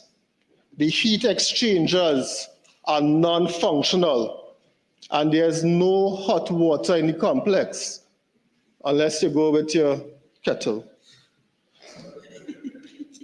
There's overflowing tanks, and the pipes are broken at their rusted joints. The hot water storage tank is rusted, and it produces very, very poor water quality. Seized manifolds, the grating on the floor, the steel grating on the floor is rusted to the point whereby if you step on it, your foot will fall through. 2 water softeners are non-functional. The support for the feed water tank is compromised due to rust and can fall at any point in time. Out of 4 boilers, only 3 are working, and the poor water quality from the water treatment plant is causing all of this equipment further down the line to fail. The high pressure vessels have heavy, heavy corrosion, and these are vessels under pressure. And he said that the pressure is up to 9 bars or 125 psi of steam. And the exhaust that is from this machinery is going directly within an enclosed space. And the technicians have to breathe this in. We also have the incinerator room at the Eric Williams Medical Sciences Complex, and there are oil spills on the ground. Water is pouring from the pipes onto equipment, and what they have done as a preventative measure is they have just covered the equipment with vinyl. Water is pouring down on the walls from the ceiling, and the roof is leaking heavily. As the Minister of Health said, they have an issue with doing roofs. The electrical panels have short-circuited due to the presence of this water. There's rusting on the incinerator. There's a major oil leak on the hydraulic lift transfer arm. And where the oil is leaking, they have placed a canister to collect the oil. and then they use this fallen oil and put it back into the transfer arm. There's been no maintenance. They're recycling the oil because the refinery down. There's no maintenance for the last 10 years. The heat is burning through the seals around the equipment, and oil is leaking profusely.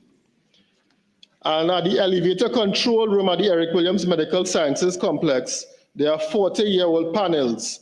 There are no technicians qualified or certified to maintain them. The operators there do not know what to do. They just look at them. The air conditioning unit that is used to cool the equipment is non-functional, and 70% of the elevators in the complex are not working.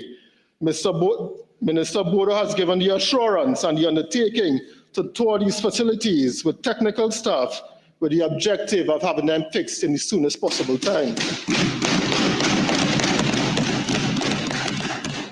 And Mr. Speaker, that is what we are dealing with in many of these regional health authorities. And I'll also like to speak about a very concerning matter as well that happened at the priority care facility over the last week. And I'd like to say condolences to the family of one of our supporters, Mr. Kesho Ganpat. And Mr. Kesho presented to the PCF last week complaining about chest pains at around 7 p.m. And he was not seen by medical staff there until 10 p.m. And unfortunately, he died soon after, right in front of his wife. And we will conduct an investigation into his death and to ascertain why this happened. There needs to be a better response in terms of emergencies. Now, the Eric Williams Medical Sciences Complex has a cath lab, a catheterization lab that is operational, but it must be operational 7 days a week, 24 hours a day, and it must be available for emergencies. In cases such as this, citizens can be saved, and in cardiac emergencies, a catheterization lab can save your life. We have the equipment and we have the trained personnel. I also would like to commend the Minister of Health on his initiative of a national cardiac center, which will prioritize bypass surgeries as well as scheduled cardiac interventions. Mr. Speaker,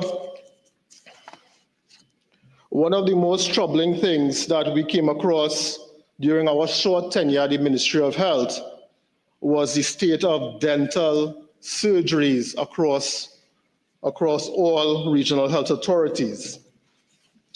And Mr. Speaker, within the Northwest Regional Health Authority, there are 11 health centers that have dental surgeries currently.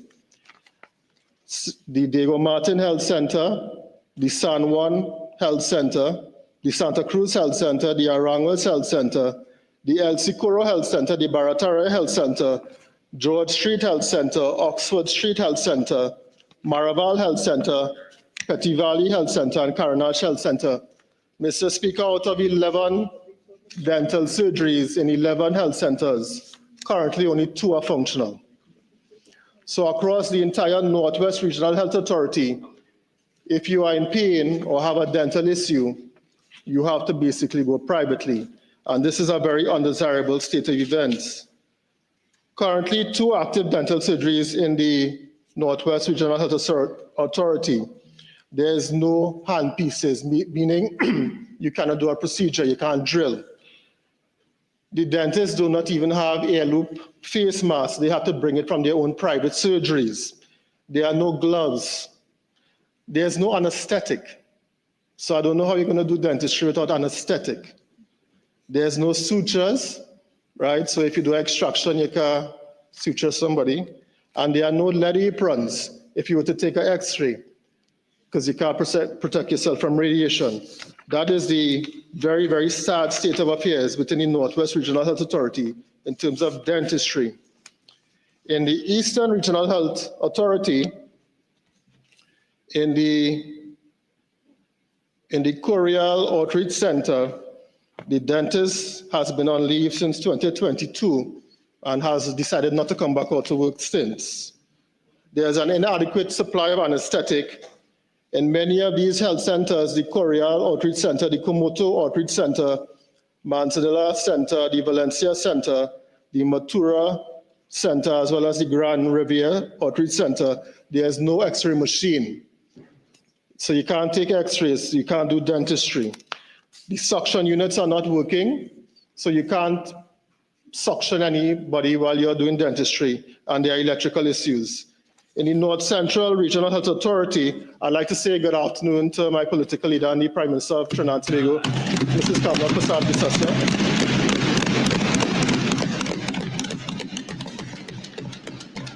In the North Central Regional Health Authority, we have 5 chairs that are non-functional in Eric Williams Medical Sciences Complex, as well as in the Aruka Health Center. 1 is not functional, and no dental services are currently being offered at this facility.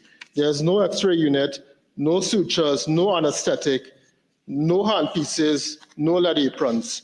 And it's a similar but less extent in the Southwest Regional Health Authorities, where 3 chairs are non-functional, no anesthetic, no sutures, and no face masks. But, Mr. Speaker, what I found very interesting during our research into dentistry over the last 10 years is that no anesthetic has been procured by the Ministry of Health since 2023. So for the last 2 years, they have not bought anesthetic by the Ministry of Health.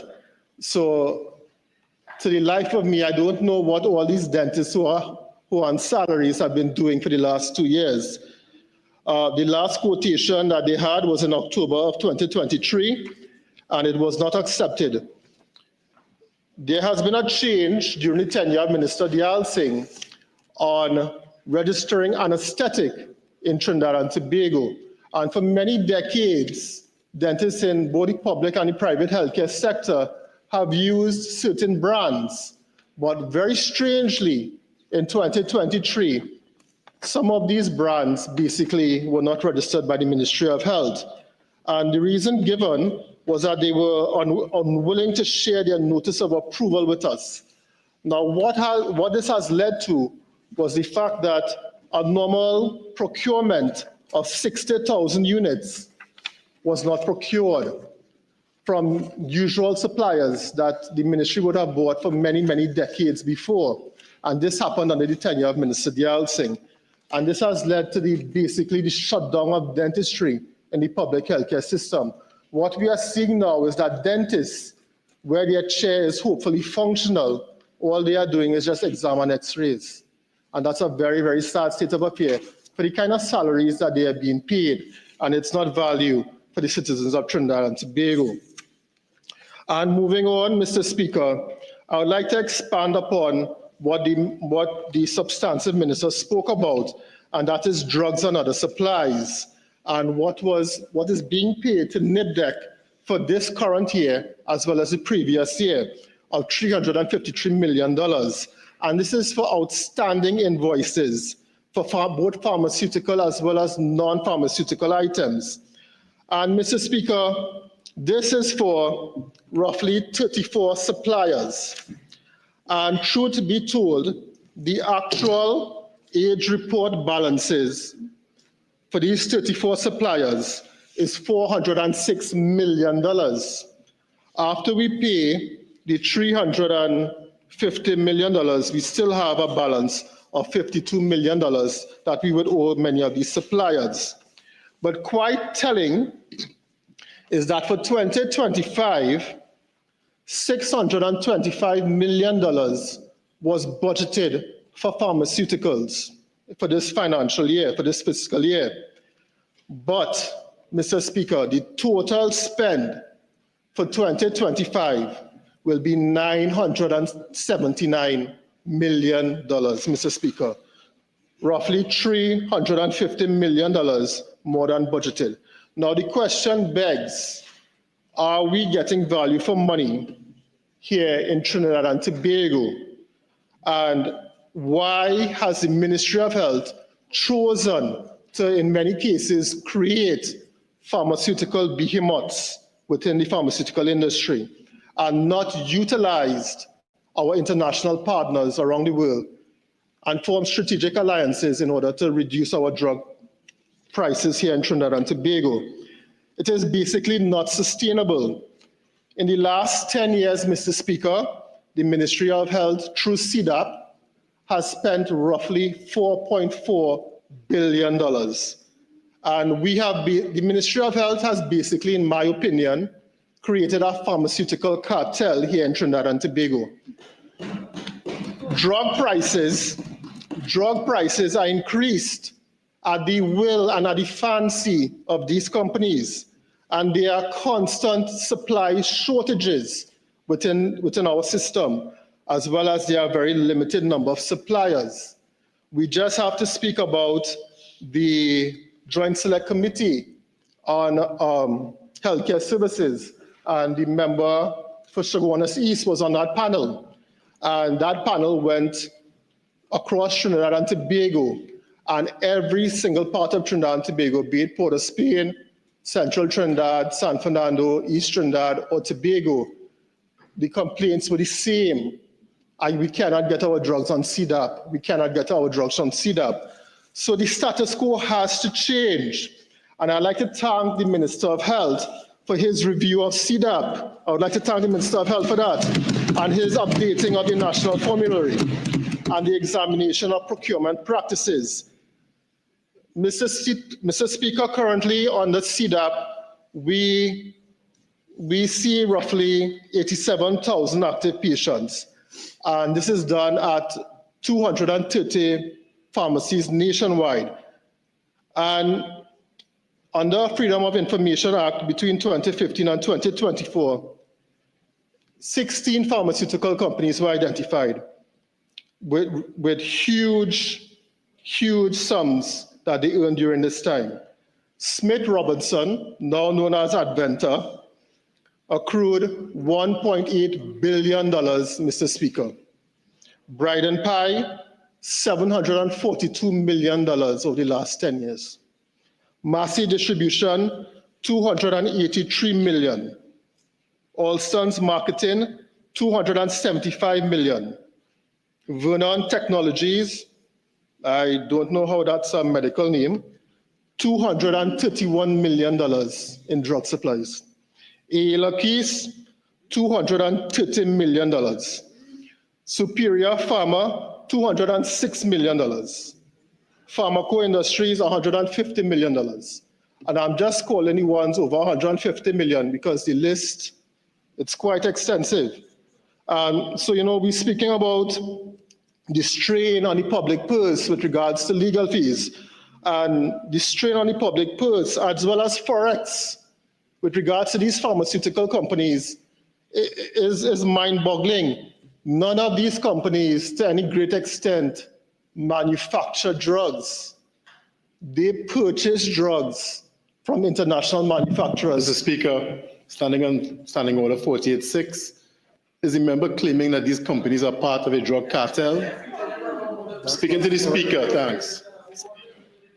48.6, if I read it correctly, says, no member shall impute improper motive to any member of either house. Can you tell me the imputation Mr. to Speaker, a member of the house? Mr. Speaker, in your ruling previously, you had said that members were not allowed to. No, I never said so. I never said so. I said you are not allowed to impute criminal activity to any company name simply like that. What the member did is simply read out the names of the companies together with the amounts of money that they have been paid under the CDAP program. There is no imputation of any criminal activity, quite unlike this statement. I'm going to use very neutral language to describe the statement you would have made previously about money laundering and all of that. There's no imputation of that. Come on, let us be serious. There is absolutely no imputation against these companies of any illegality. Let me put it as dryly as that. So, member, in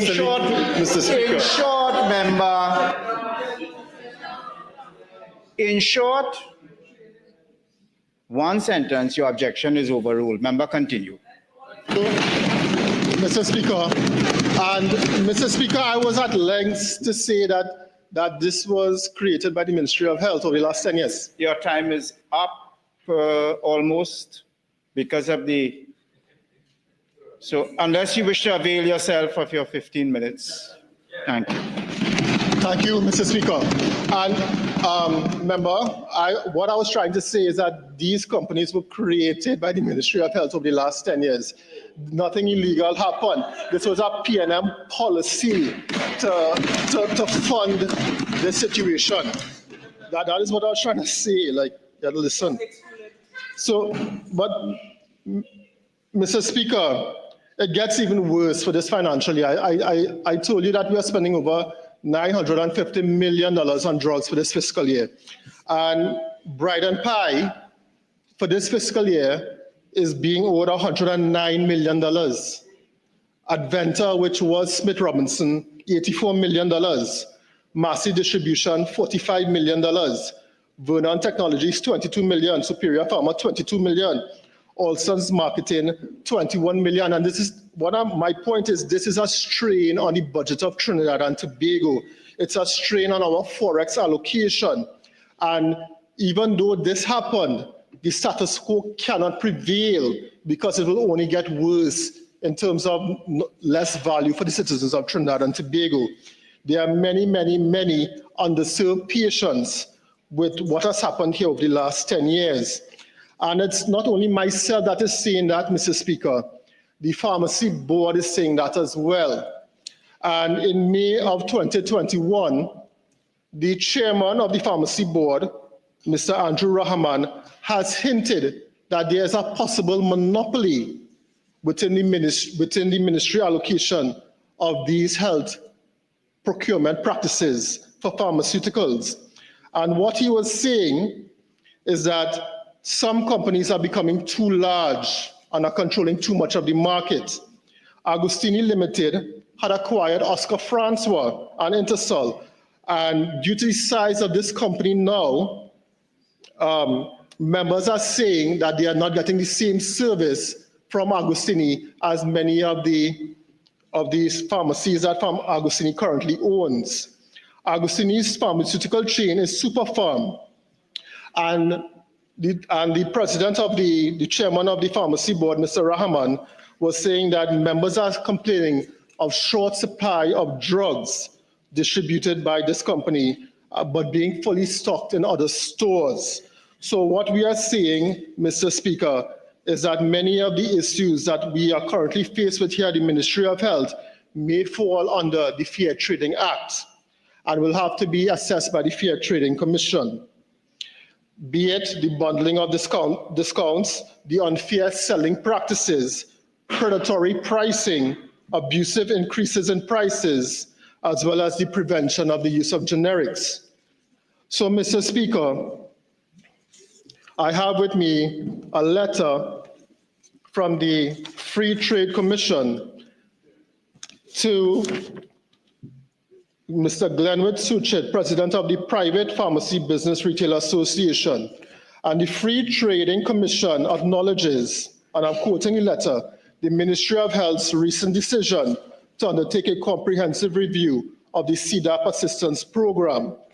And this timely initiative aligns with our statutory mandate to promote and maintain fair competition, protect consumer welfare, and ensure the efficient allocation of public resources.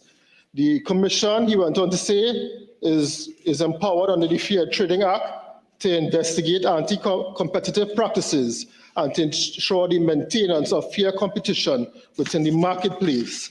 So I applaud the Fair Trading Commission for their interjection at this point in time. And it also begs to say that many of the complaints filed by the Pharmacy Board were well-founded.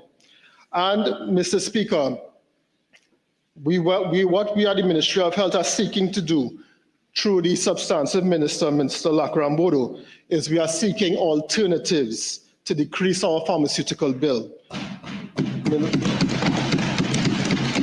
One only has to do very, very simple research on the internet, and one can find out that India is the pharmacy of the world, Mr. Speaker. 20% of all generic drugs are currently manufactured in India, and these are cheaper versions of basically all brand name medications that are widely prescribed around the world. Mr. Speaker, in the United States, 9 out of 10 prescriptions are filled for generics, and India provides roughly 40% of these generic drugs to the US. In the UK, 4 out of 5 prescriptions in the National Health Service are for generics, and India provides currently 33% of these drugs. Mr. Speaker, just to give you an idea of how your bill, how your pharmaceutical bill can be reduced if you do some research. In sub-Saharan Africa, the cost of HIV medications was in the vicinity of US $15,000 per year for an HIV patient. That has now been reduced to approximately $200 US per year with the advent of generic drugs. My point being, the Ministry of Health over the last 10 years chose a policy of using distributors and buying, in many cases, not generic drugs, to the detriment of our purse here in Trinidad and Tobago, as well as to the detriment of patients here in Trinidad and Tobago, Mr. Speaker. Savings that we need to take advantage of. And this was not unknown to the previous Minister of Health. While at the ministry, the Minister of Health, Dr. Lakrambodo, and myself, we came upon a document. And the name of this document was a scoping review of the Chronic Disease Assistance Program in Trinidad and Tobago, the operational landscape, impact, and persistent challenges. And this document, Mr. Speaker, was dated just late last year. And in this document, what we found, and I'll read here in the document, foremost among these challenges are persistent financial strains evidenced by escalating program costs, substantial supplemental funding requirements for the Ministry of Health, and chronic payment delays to NIBDEC and consequently to participating pharmacies. These financial bottlenecks create operational difficulties for pharmacies and contribute to supply chain vulnerabilities, including frequent drug stockouts and untimely deliveries. Minister Dayal Singh knew about this. He had this document in his possession, but he went on to still order $950 million in pharmaceuticals for the last financial year. The document went on, Mr. Speaker, to say, evidence indicates a phenomenal increase in the sale of generic drugs, accompanied by a corresponding decrease in the sale of original brand name medications. This trend signifies a successful pivot towards more cost-effective pharmaceutical options, benefiting the public health system's budget and ensuring broader availability. Minister Dayal Singh ignored this document. I have the document in my hand. The document went on to say, Mr. Speaker, a critical and cascading issue within this financial framework is a large sum of money owed to NIBDEC for drug payments, with supplemental funds often used for partial payment of these invoices. The risk of carryover invoices into subsequent fiscal years further compounds this problem. NIBDEC's own financial reports corroborate these challenges, indicating an 11% increase in outstanding balances from public sector clients, rising from $491 million in 2023 to $546 million in 2024. This demonstrates a systemic issue of delayed payments from the government to its primary pharmaceutical procurement agent. The financial strain on NIBDEC then cascades directly to participating pharmacies. Pharmacists have consistently reported significant delays in receiving payments for services rendered under CDAP, with some waiting up to 8 months. A survey of pharmacies revealed that a substantial 78% waited for over 4 weeks for claim payments, with only 11% being reimbursed within 2 to 4 weeks, which was the protocol. So, Mr. Speaker, Minister Diyal Singh was aware of the issues that his ministry created, and he ignored it. He ignored it. He went on to still continue to order from these importers. I'll have to call them importers. They buy from the manufacturer. Why can't we go directly to the manufacturers ourselves and just procure the drugs, right? Close to $1 billion in pharmaceuticals for this financial year, Mr. Speaker. Something has to change. And the Minister of Health, through his wisdom, has mandated a review of CDAP. And this program will be to alleviate the financial burden faced by patients, to improve access to essential medicines, and by extension to improve the lives of citizens, leading to economic and financial gains to the country. And he will do a comprehensive review of the list of medications that are available via this program. And Mr. Speaker, we expect to have this final report submitted to the Permanent Secretary at the Ministry of Health by July the 20th, 2025, Mr. Speaker. And moving on, Mr. Speaker, how much more time do I have? You have just around three minutes, a little over 3 minutes. Mr. Speaker, in 3 minutes, I don't have enough time to fully go into what I really wanted to say, and that was the Cuba Children's Hospital.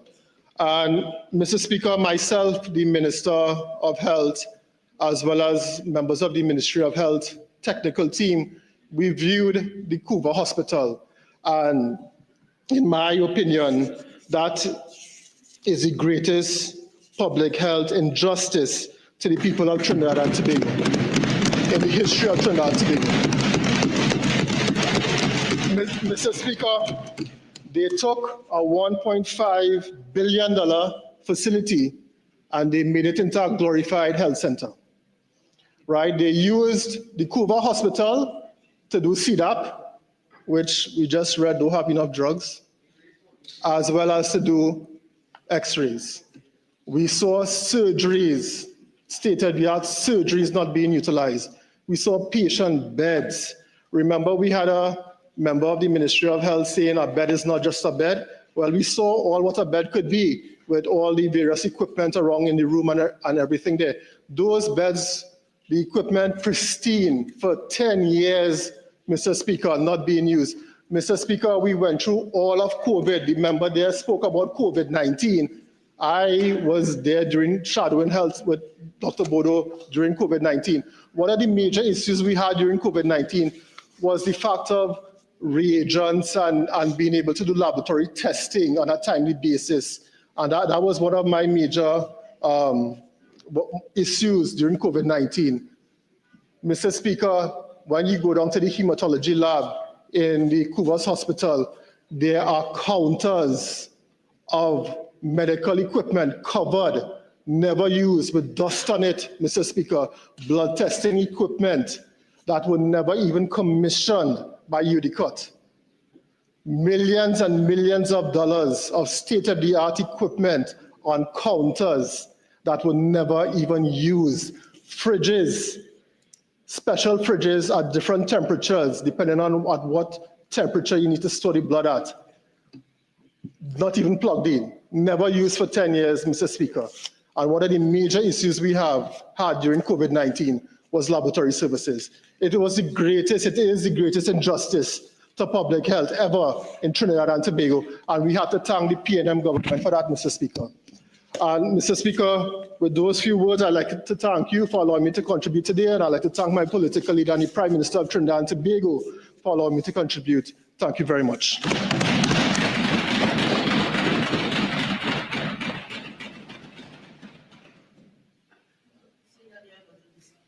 Member for Cuba North.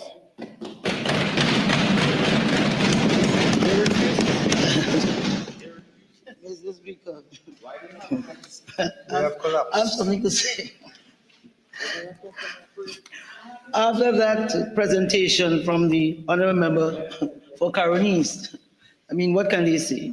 Mr. Speaker, I want to thank you for the opportunity to contribute in this midterm review. I want to thank the honorable colleagues on this side who have gone into the ministry in 7 short weeks.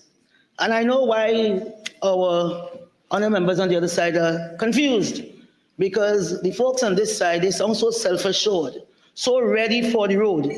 It's hard to believe that it's only 7 weeks that they have entered those ministries. And I really want to thank them.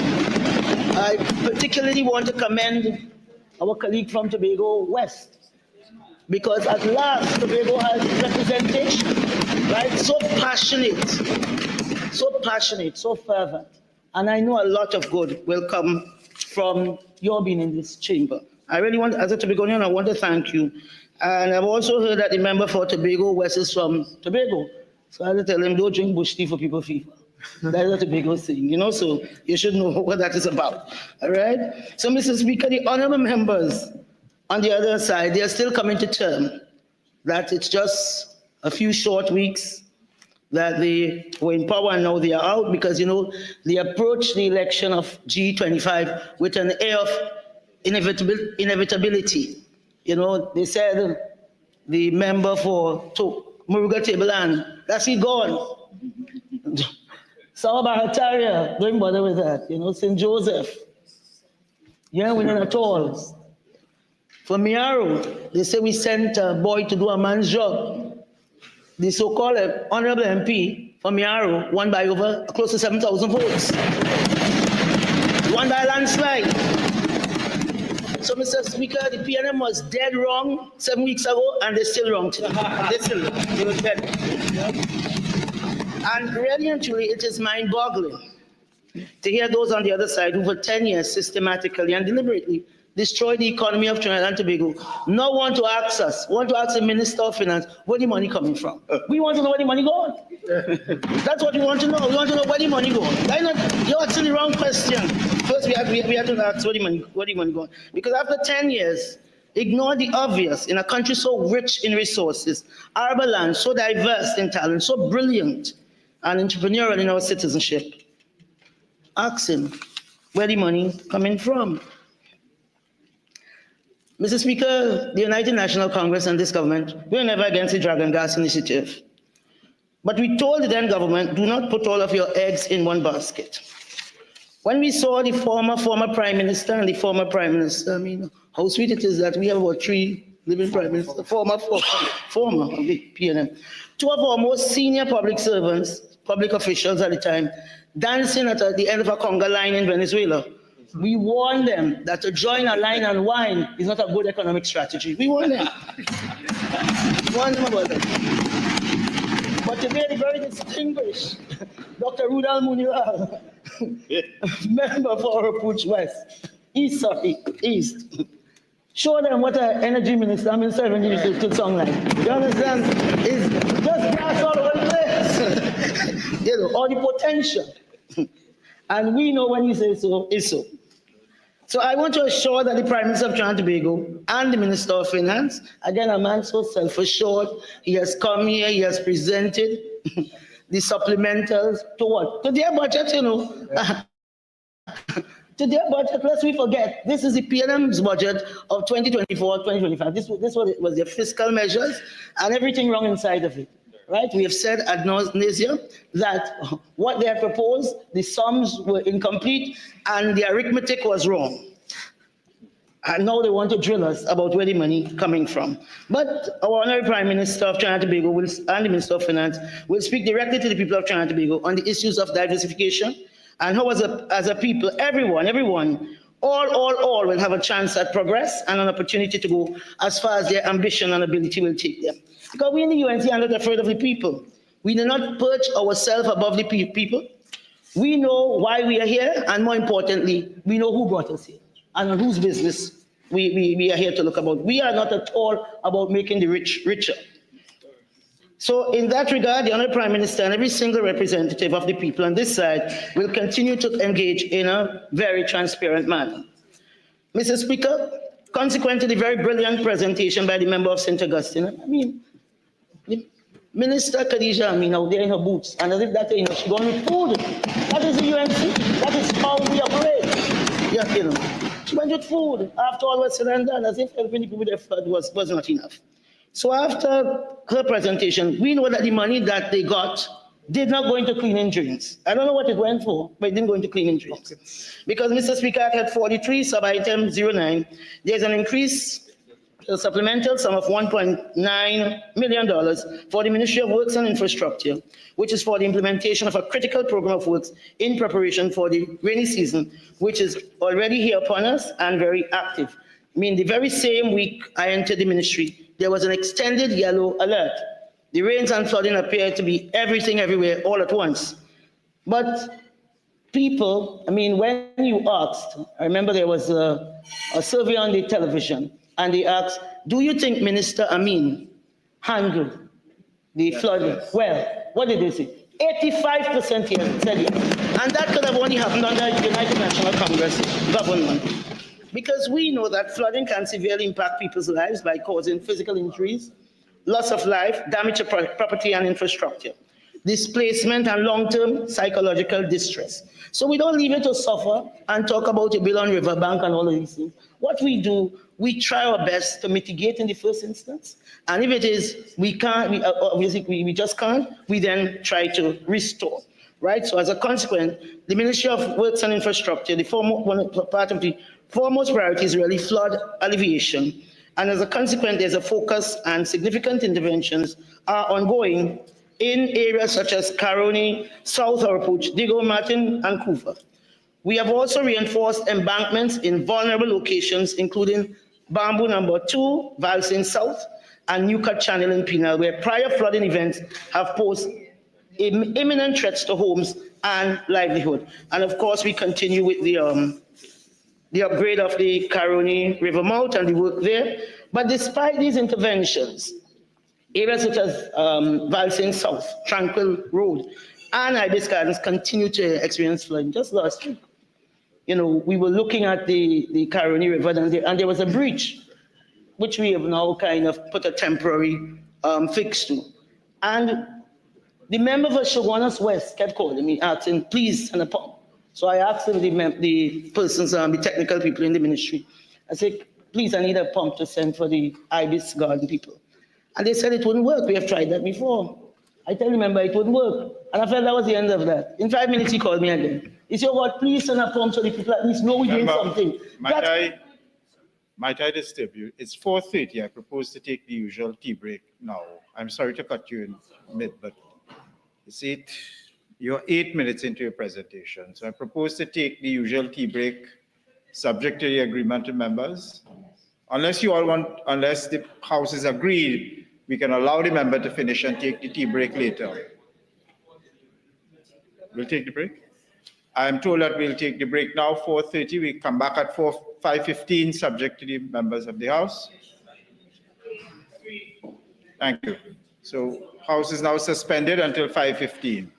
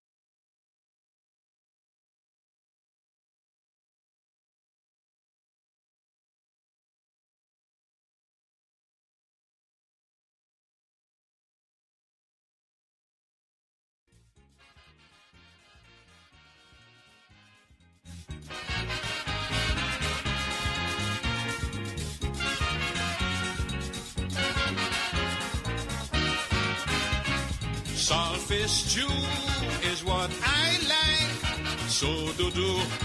Give me day and night. I like your food, so don't find me rude. My favorite, I sure every man in here already eat it. Saltfish, nothing in the world sweeter than saltfish. English cod or local Bajan. Saltfish, it's sweeter than meat. When you out to eat, all saltfish sweet.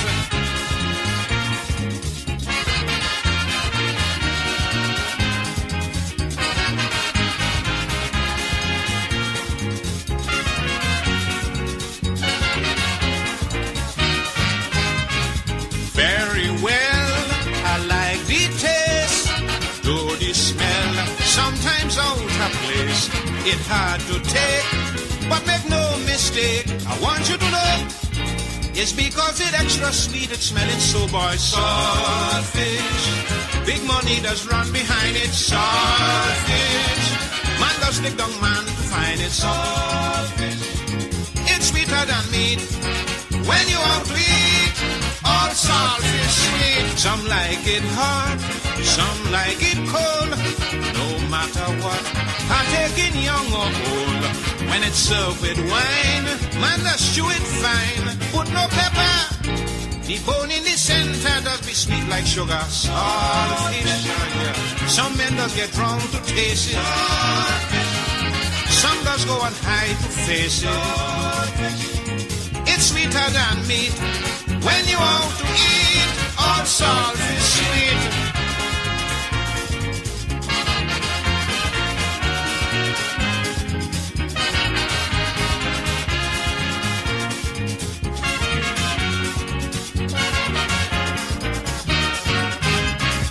I would die a happy man if I close my eye with peace in my hand.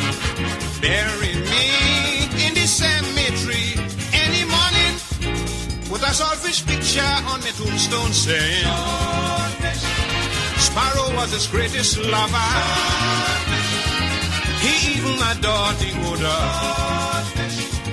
It's sweeter than meat. When you out to eat, all saltfish sweet.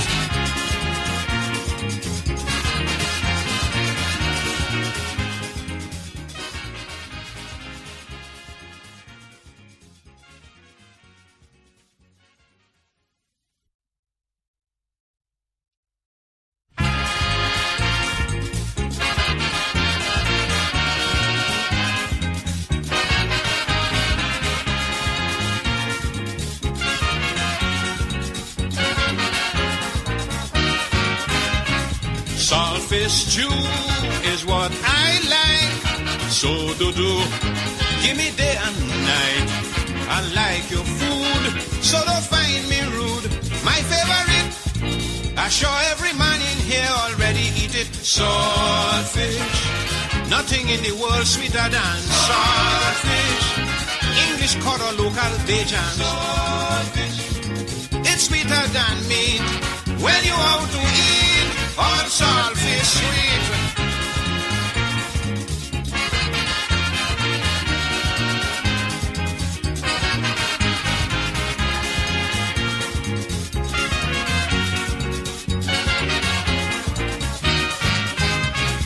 Very well, I like the taste, though the smell sometimes out of place.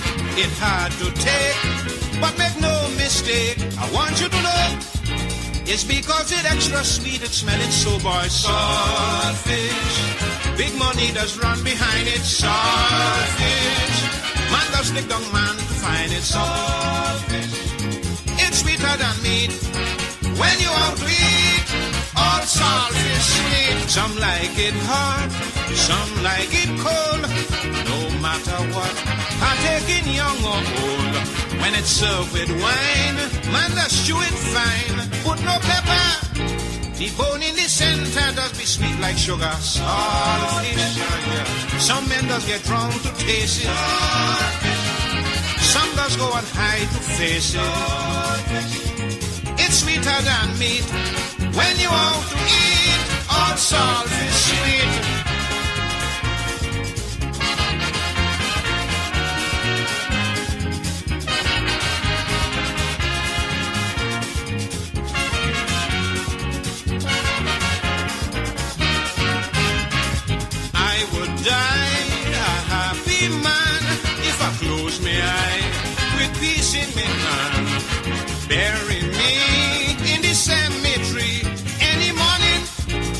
a selfish picture on my tombstone saying, Sparrow was his greatest lover.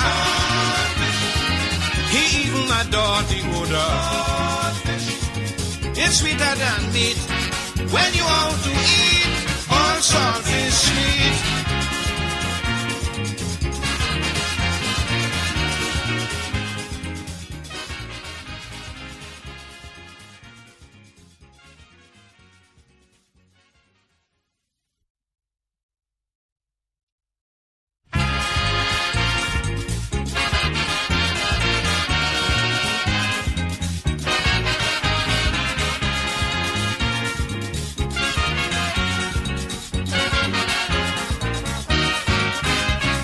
Saltfish stew is what I like. So do. Give me day and night. I like your food, so don't find me rude. My favorite, I sure every man in here already eat it. Saltfish, nothing in the world sweeter than saltfish. English cod or local Bajan. It's sweeter than meat when you out to eat. All saltfish sweet.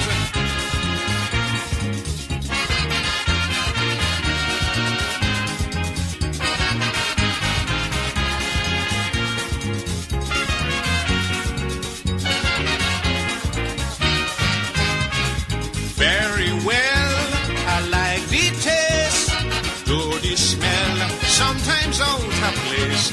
It's hard to take, but make no mistake, I want you to know it's because it's extra sweet, it's smelling so boy. Saltfish, big money does run behind it. Saltfish, man does lick down man to find it. Saltfish, it's sweeter than meat when you out to eat. All saltfish sweet. Some like it hot, some like it cold. No matter what, partaking young or old. When it's served with wine, man does chew it fine. Put no pepper, the bone in the center does be sweet like sugar. Saltfish, some men does get drunk to taste it. Some does go and hide to face it. It's sweeter than meat when you out to eat. All saltfish sweet.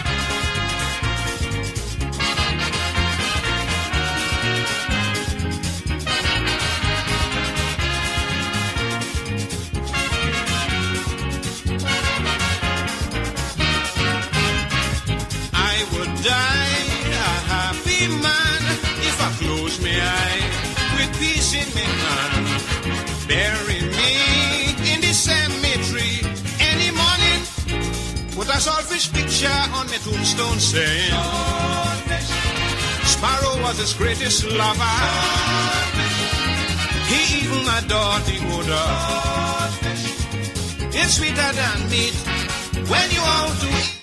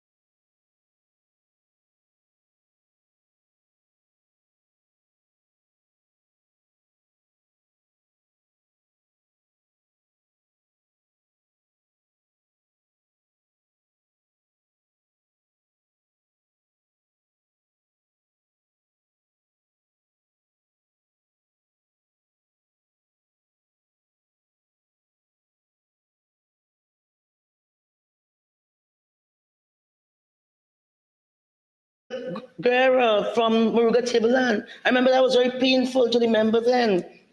She was in her mother's arm, combing her hair, plaiting her hair. 5 years old, was killed by an illegal firearm that probably came through our legal ports. We have 12-year-old Ezekiel Parry up in Laventille, riding his bike to the parlor. He was going to write SE, or probably wrote SE. He wanted to be a pilot. I know these things because I looked at them and allowed them to impact me, right? Because we were in opposition and I could not have done anything but talk about it. But today I can do something. Today I can do something. Yes. And I ran quickly and busily, speedily, with conscience. I did something to the cabinet. And I said, we need to get this approved. And was it approved? Yes. And now we are working with the port and with Tobago to ensure that, so, yes, sir. Your time is almost up unless you want your 15 minutes. Yes, thank you, Mr. Speaker. Yeah? So, Ezekiel Parry may never know if he would have become a pilot. So was the question then on the government's mind, where the money coming from? The sustained lack of humanity, action, empathy, awareness, lack of basic work from the previous government has cost many citizens their lives and livelihood. So, Mr. Speaker, that is just a very small snapshot of murders by illegal firearms as a direct consequence of not procuring scanners, most likely. Right.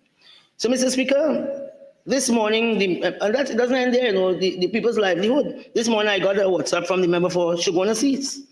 Somebody sent it to her. I'm going to read it with your permission. Good night.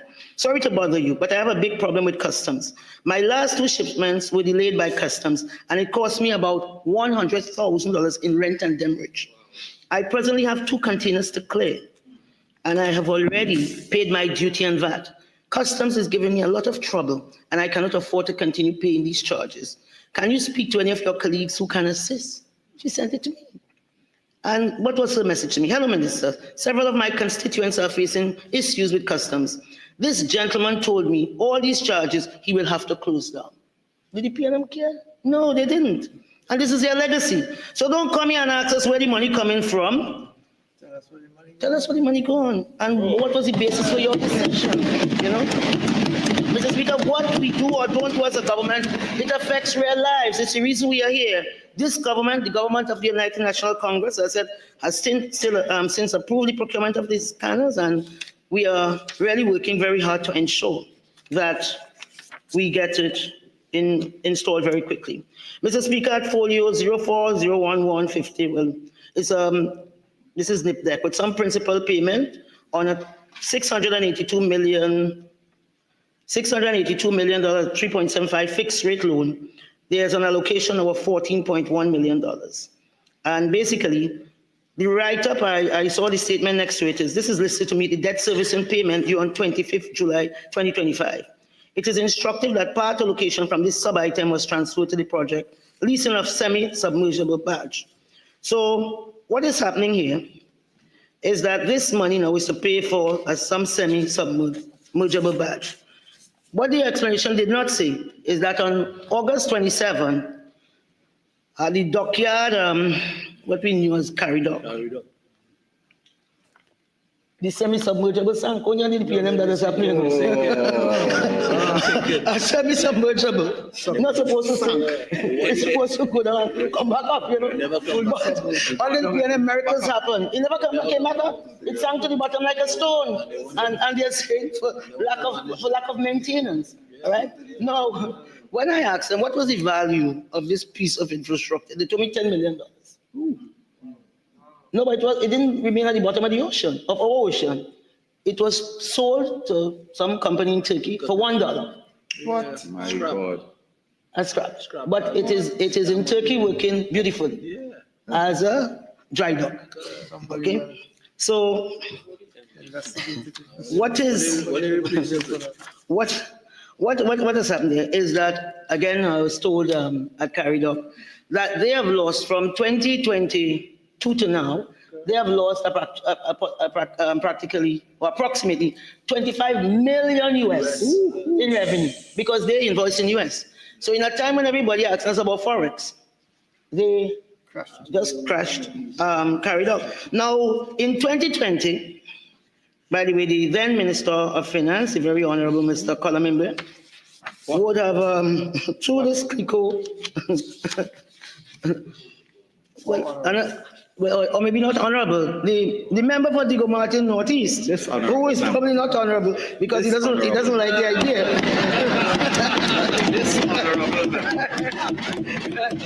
That's okay, right? Well, he is credited to have said that basically the dockyard is described as a major port facility, ideally located on the western coast of Trinidad and Tobago in the Western Hemisphere. So that facility had been in existence over 100 years. It took the PNM to end its life. After 100 years, okay? They said it's situated on 26 acres with excellent facilities, including a floating dry dock. We provide deep water berths, a well-equipped ship repair and new build with fabrication facilities, completed inside and outside fabrication areas. And then the minister went on to say that they are going to do all kind of logistics and services associated with the energy sector and so on. But then they just didn't maintain it. They just left it to sink to the bottom of the ocean. And that was good enough because it was left there until now. All right, up to now, whatever is to replace it has not reached us yet. It is there in the supplemental. So hopefully something will come of that because I'm told that at its peak, that facility provided employment for 900 persons. 900. Right? Casual and short term. I mean, who wouldn't want that in their constituency? I'm sure Mr. Hans will want that. I think that is his constituency. Right? He's concerned about his people. He doesn't know what it is. Right? So in this current economic climate, Mr. Speaker, of limited foreign exchange in this country, then negligent, reckless, anything goes government allowed CARIDOC to sustain such a loss. And not only CARIDOC, the country, right? We would have done, 25 million US would have gone a long way and converted it's about 220 million US dollars. So Mr. Speaker, and everyday businesses now leaving CARIDOC. The members opposite are now busy pointing finger, telling each other time longer than twine. That's the message they have for each other. Time longer than twine, you understand? And with their two former prime ministers being the prime target of their slings and arrows, I mean, you know, I have no brief for these people because they were equal opportunity, vicious, nasty, and vindictive. They all post. That's what they were. You know? They didn't come here and play the card talk. They were vicious. Right? They were all culpable. And ironically, the only man who could put up here and plea I'm not guilty is the honorable member for Digo Martin West, right? Mr. Hans. He's the only one who could put up here. Right? So they are so they are saying now they lost the general election because they had lost touch with the people. You think? I really think they had lost, you know, I don't know. They had lost touch with the people. You understand? Suddenly they find Jesus. These folks really were existing in a parallel universe. No, suddenly, you know, these folks were really existing in a parallel universe. High on their own supply of hate, spite, vindictiveness, laziness, and a misplaced sense of self-importance. That's what it is. Correct. Right? Repeat that. Right? Mr. Speaker, one self-importance, you understand? They were there telling themselves that the Honorable Prime Minister, once she stays there, they would have been here or whatever. Such a beautiful Prime Minister. You understand? And I hope they'll all take an example. Mr. Speaker, it was a long time coming. It took 10 years. But today we know for certain. We know for certain, and I'll tell them but this doesn't go for them. They're there for a long time in the chief seats, so wait on the Lord and be of good courage. You'll be there for a long time. But we know for certain, right? It took 10 years. We know for certain. What is delayed is not denied. And today the United National Congress is the government of Trinidad and Tobago. So indeed, time is longer than twine.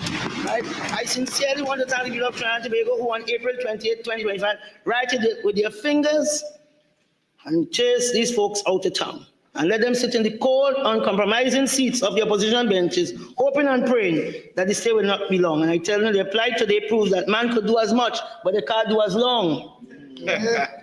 Yes, I do plenty, right? And as Martin Luther King would say, the arc of the moral universe is long, but it bends towards justice. And Trinidad and Tobago has gotten their justice because they have a government that they deserve. They have a government that they deserve. So,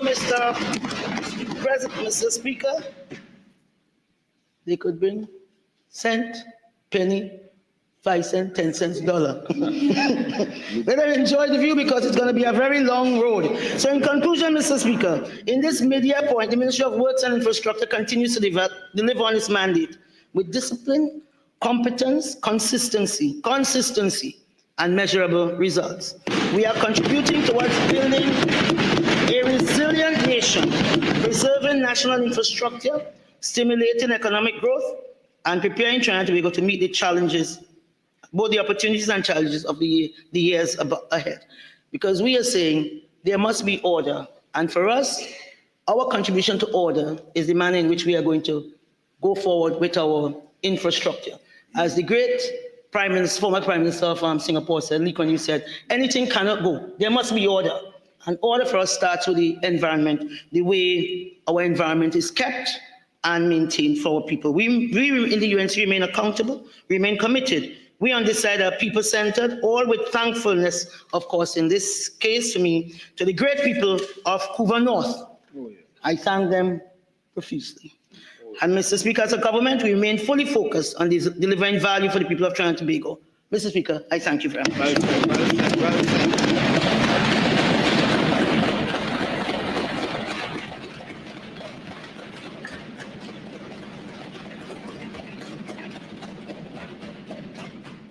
Member for Tunapuna.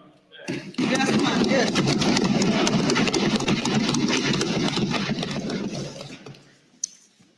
Mr. Speaker, let me thank you for the opportunity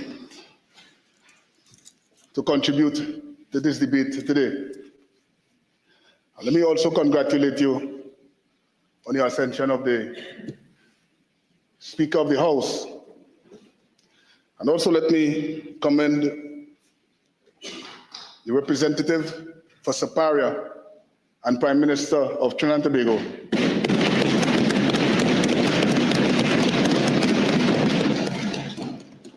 Who took up the responsibility to operate on behalf of the people of Trinidad and Tobago and conduct the operation of restoring good governance to Trinidad and Tobago.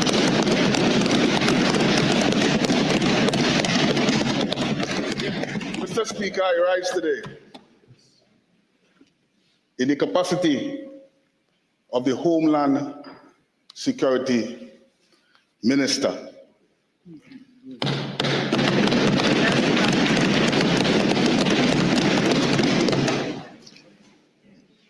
Mr. Speaker, this bill, I support this bill in this House. The proposed supplemental allocation of $13.9 million to the Ministry of National Security, which is divided in two. The Ministry of Defense and the Ministry of Homeland Security. I also agree or propose the sum of $19.1 million to the Trinidad and Tobago Police Service. Mr. Speaker, this administration was elected on the mandate to return safety, order, professionalism to all the agencies involved in the security apparatus.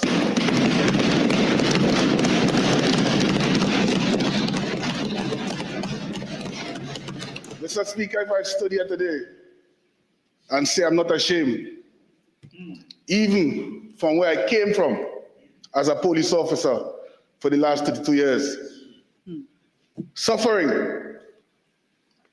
under the past regime for things I consider simple. Mr. Speaker, the Trinidad and Tobago Police Service continues to beg to be provided with equipment for the protection of our citizens, and still continues to beg today. Mr. Speaker, going through the ministry, I made some observations. Body cams, bulletproof vests, vehicles. I looked at all. Mr. Speaker, I want to address what the Christian Diego Martin West was asking today and Lavantil West. Body cams for police officer in the sum of $25 million. But what they forgot, I was an investigator. So I investigated the supplier.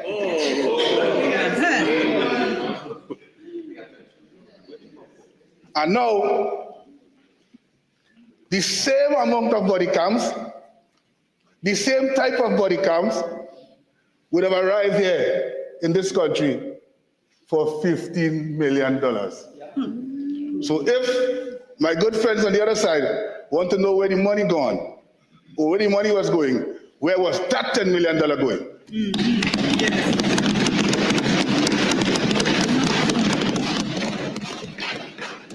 Mr. Speaker, and that was just the police. I will come back to the police.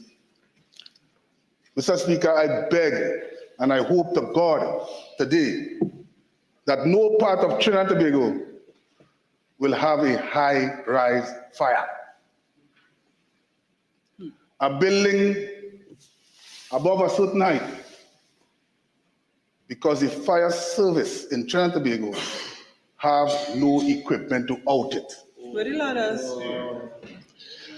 How much to spend on The that? persons on the top will die. The fire service officers who attempt to out it will die. So all we can do, Mr. Minister, is to stay from the bottom and watch it burn with people in it. Because the fire service was a neglected bunch. Yes, for that. What I did on my arrival, barely 7 days, we took the auxiliary police officers, the auxiliary fire officers, and incorporated them into the regular fire service.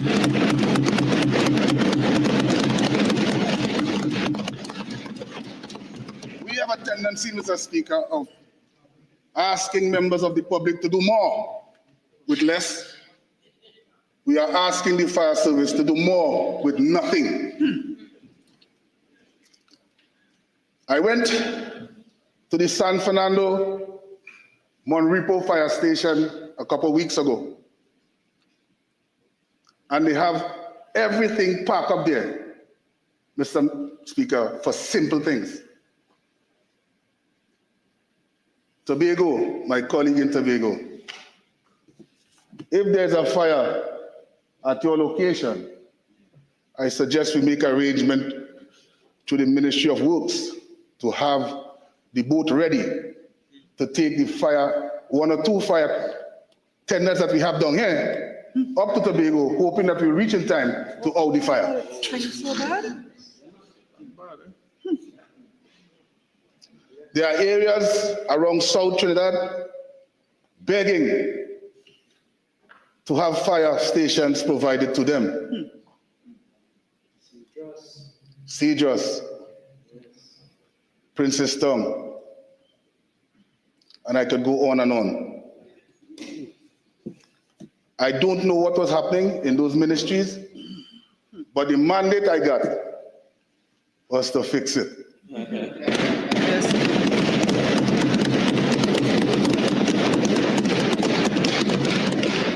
And Mr. Speaker, that I will.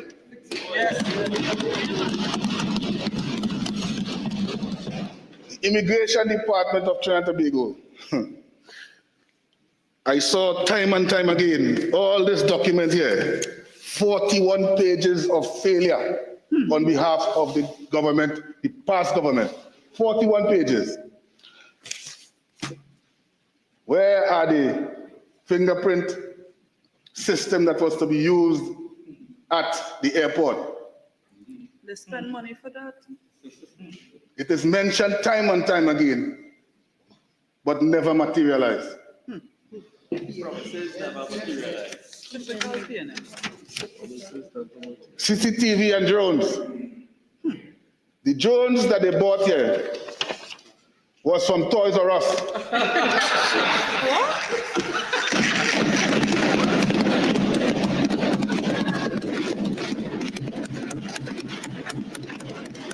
Mr. Speaker, if you want to know what is happening at this time at PTSC, you could send the drone. But if it is happening further than PTSC, you will have to send the drone, bring down the drone, put an X battery, send it again, collect it by car in the river, put it down, send it again, and then reach your door. It's like a taxi. But yet, money after money after money spent.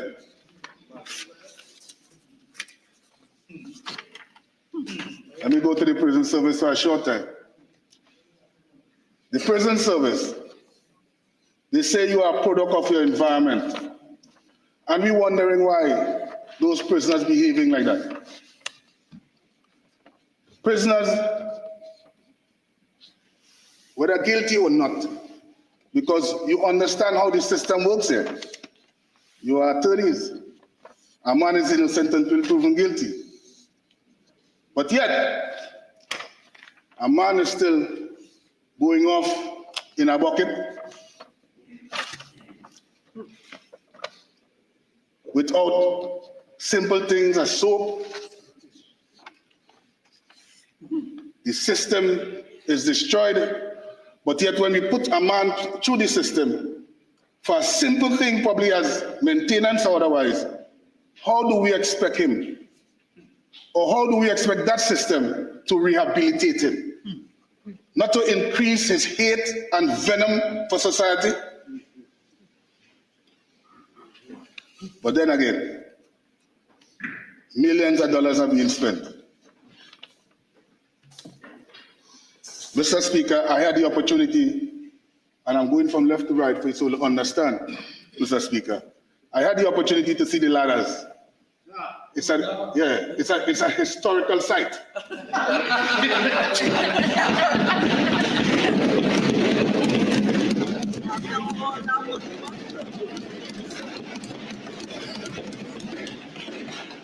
It's the only $1 million ladders in the history of this world, I suggest.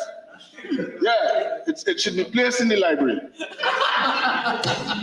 in the museum to be exact. But you have to continue spraying it with diesel and other things in order for those wood lice not to eat it away. The last time I saw a ladder, Mr. Speaker, like that they used to use was in 1974. I think they replaced the 7 and put a 2 and brought the ladder. So they brought it in 2023-24. Mr. Speaker, it is a sad state of affairs as we continue to go forward.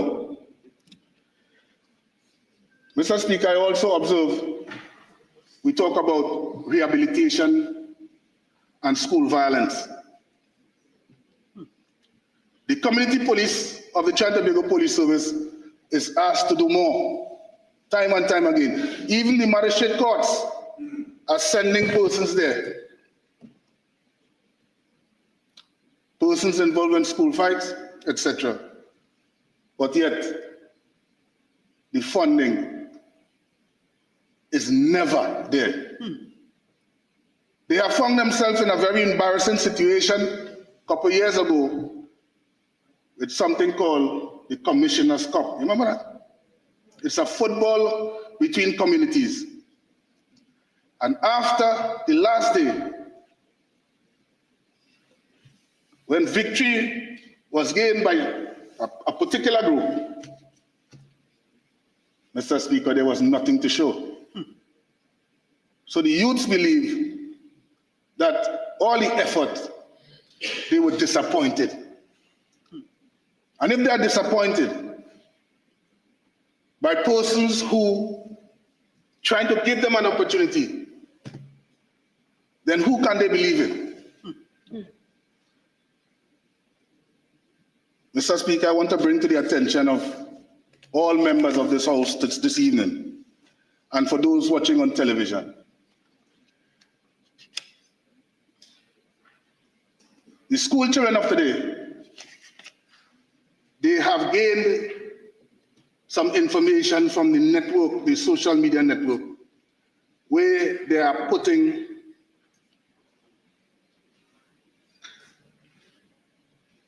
meth into a balloon,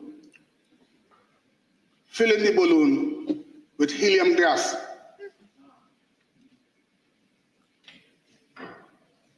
putting it in their mouth like this, and sucking it in. It gives you an instant attack. So you see some of the behaviors that you're seeing. We intend not to treat just only with that. We are not about the symptoms, Mr. Speaker. We want to treat with the causes. So we intend to tackle that at a different level. For those who sit down from time to time and don't pay attention to what is happening in their surroundings, we intend to introduce, in the not too distant future, police officers on the nation streets. As a police officer back in the day, Mr. Speaker, I told them, if the police control the streets, we can control crime.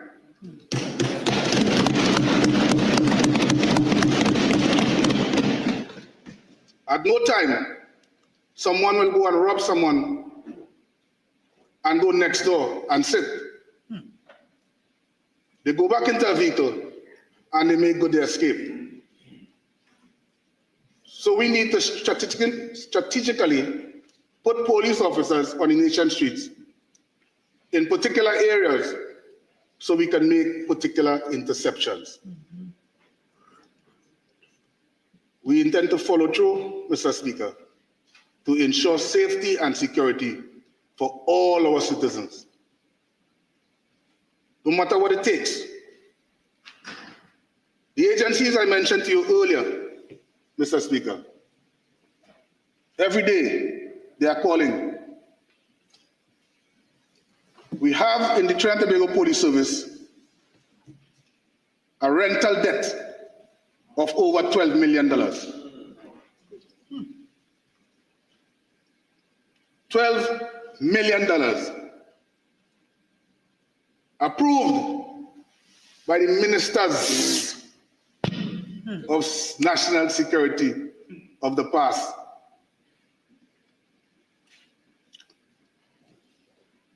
And to date, they continue to use that provider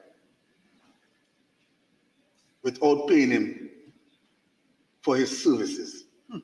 So now the debt is on the desk of the Homeland Security Minister and the Minister of Defense to pay for their misstep again. That we now have to find the money to pay the car rental service. Because, Mr. Speaker, it is necessary to have those car rentals as part of the police apparatus.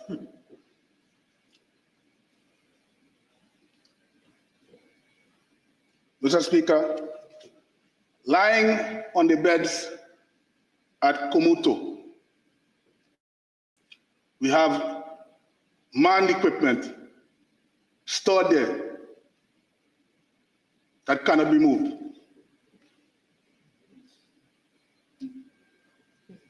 But yet, money is being paid to have them stored there, and they are of no use at this time to national security.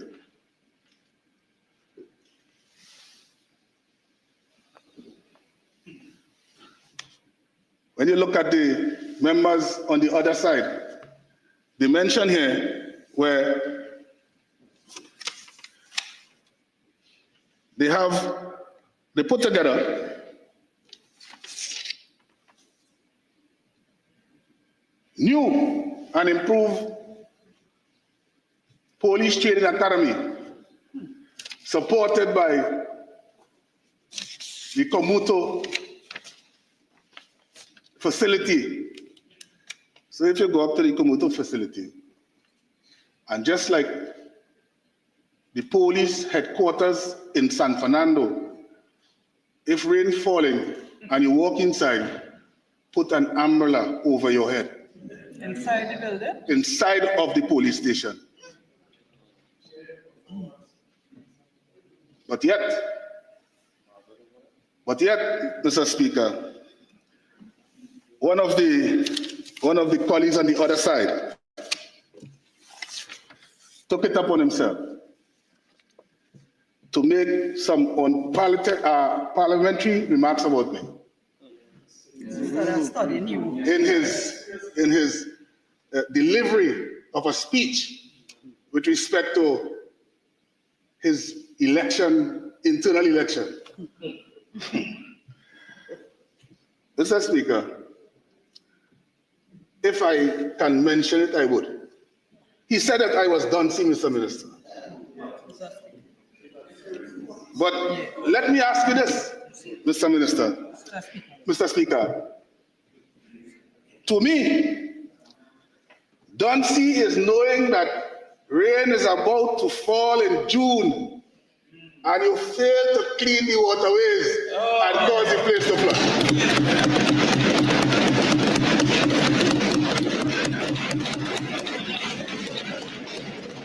And Mr. Speaker, Duncy is when you know you're in charge of WASA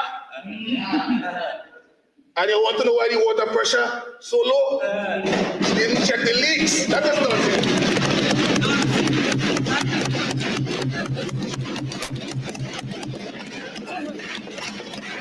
And Mr. Speaker, Duncy, to me, is the complete neglect of citizens to tell them they have to tighten their belts. And then you give them 4% and you take over 40%.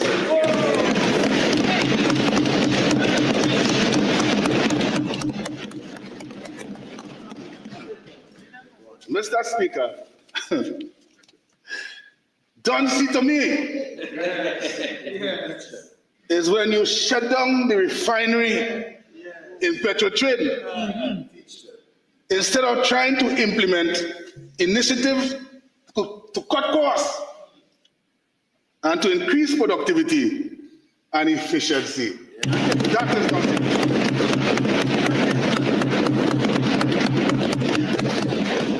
And for my Prime Minister, I would want my Prime Minister to explain this Dunciness to me.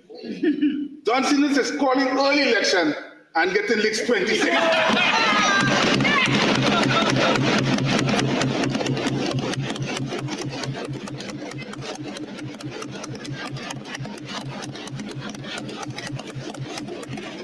And Mr. Speaker, I think the worst of all is on Friday before election, calling in persons. Everybody come. Employment for all. And then on Monday, you are no longer in office.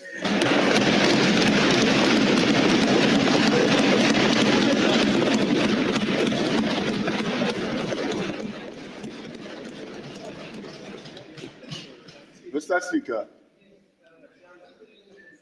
I would like to tell the member for Lupino Aruka, same thing?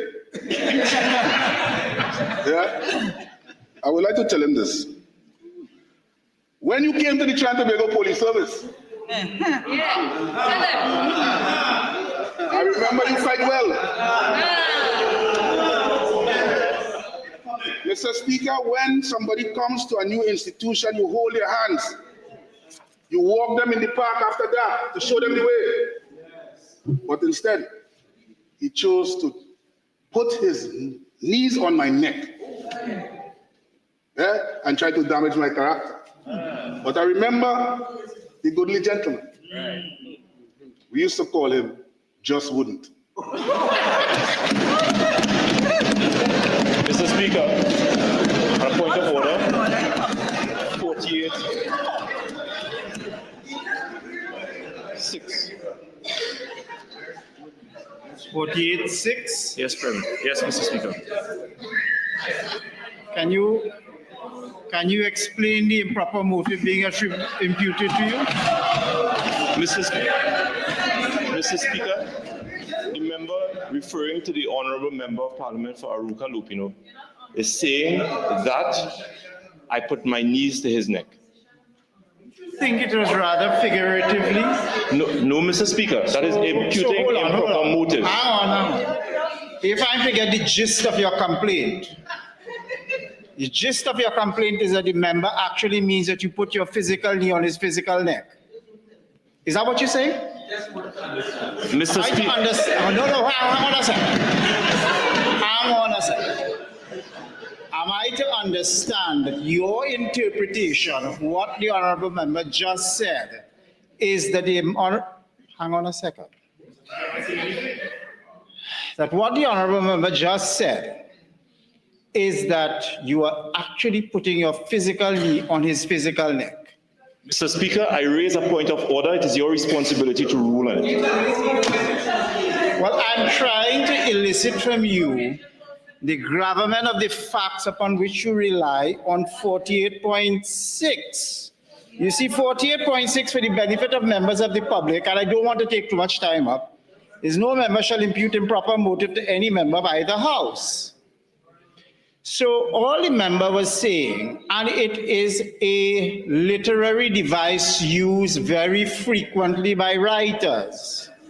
As a matter of fact, the member for Diego Martin West accused the entire government of being mendacious and governing on vendetta. I allowed it. This is simply the employ of a literary device, overruled.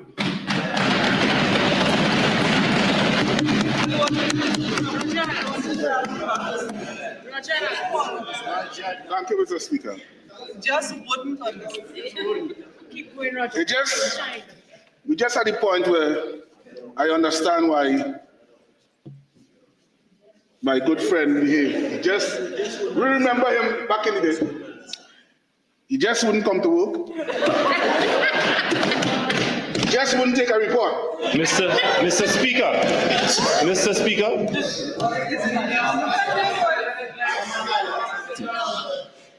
Member for Tunapuna, there's no need to go there. Mr. Speaker, can you ask the member to withdraw those comments?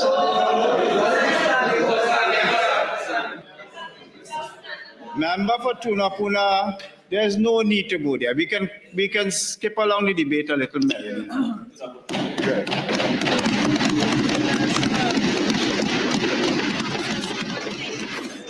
Mr. Speaker, let me go on like this. Mr. Speaker, I just want to say, and I wish that the children were still sitting there today. I just want to tell them that to all boys and girls of this nation, whenever or if ever you struggle or is struggling with a situation, whether it's for studies, a new subject, or a new position, and you're being commented on and laughed at, don't give up.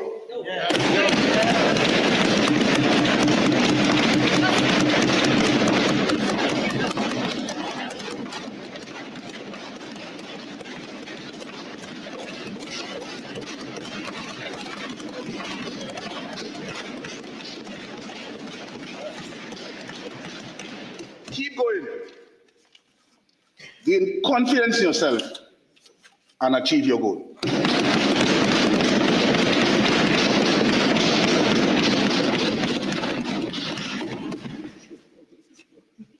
Mr. Speaker, let me thank this good house for the opportunity again And at the end of the day, we're skilled persons. We are all different in different skills. Some of us have advantage over some. But you know what has happened here? We are a team of winners.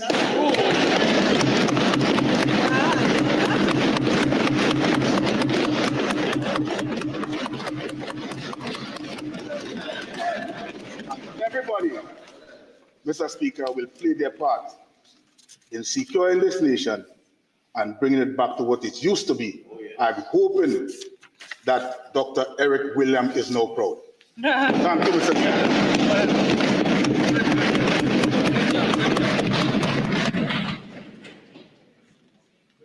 Member for Lahokita Talparo.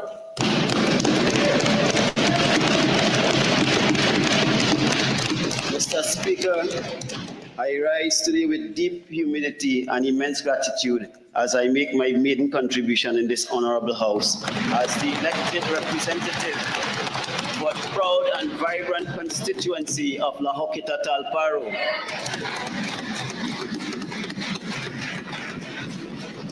Before I proceed further, Mr. Speaker, permit me to offer my warmest congratulations to you on your appointment as presiding officer of this honorable house. Your elevation to this esteemed office is a testament to your long-standing service, understanding of parliamentary procedure, and the respect you command across the political divide. I have every confidence that under your stewardship, the proceedings of this House will be conducted with fairness, dignity, and a firm commitment to upholding the principles of our democracy. Mr. Speaker, I must express my heartfelt thanks to the people of Lahokita Talparo who have placed their trust and confidence in me to serve as their voice and advocate within these walls. I thank them not only for their votes, but for their belief that they have shown in a vision of better, fairer, and more equitable representation. One that comes without strings attached and with only the best interests of the people at heart. I give them the assurance that their faith will not be in vain, Mr. Speaker. I also wish to extend sincere thanks to the Honorable Prime Minister, Ms. Camilla Posad-Visesa, for the confidence she has reposted in me, firstly to contest the seat of Lahokita Talparo, which I now declare is no longer a marginal seat, but a UNC stronghold, and for her future confidence demonstrated through my appointment as the Minister of Sport and Youth Affairs. A portfolio affecting two very significant areas in our nation landscape. It is both an honor and a solemn responsibility, one that I approach with determination, guided by the values of service, inclusion, and opportunity for all, especially the nation's youths. Mr. Speaker, at the last general election, the people of Trinidad and Tobago delivered a clear and overwhelming mandate to the United National Congress Coalition of Interests to rescue this nation from the brink of financial collapse and institutional failure caused by the former administration. They rejected the mismanagement, waste, and empty promises of the PNM, sending a strong and simple message: enough is enough. As the saying goes, Mr. Speaker, you can fool some of the people some of the times, but you cannot fool all the people all the time.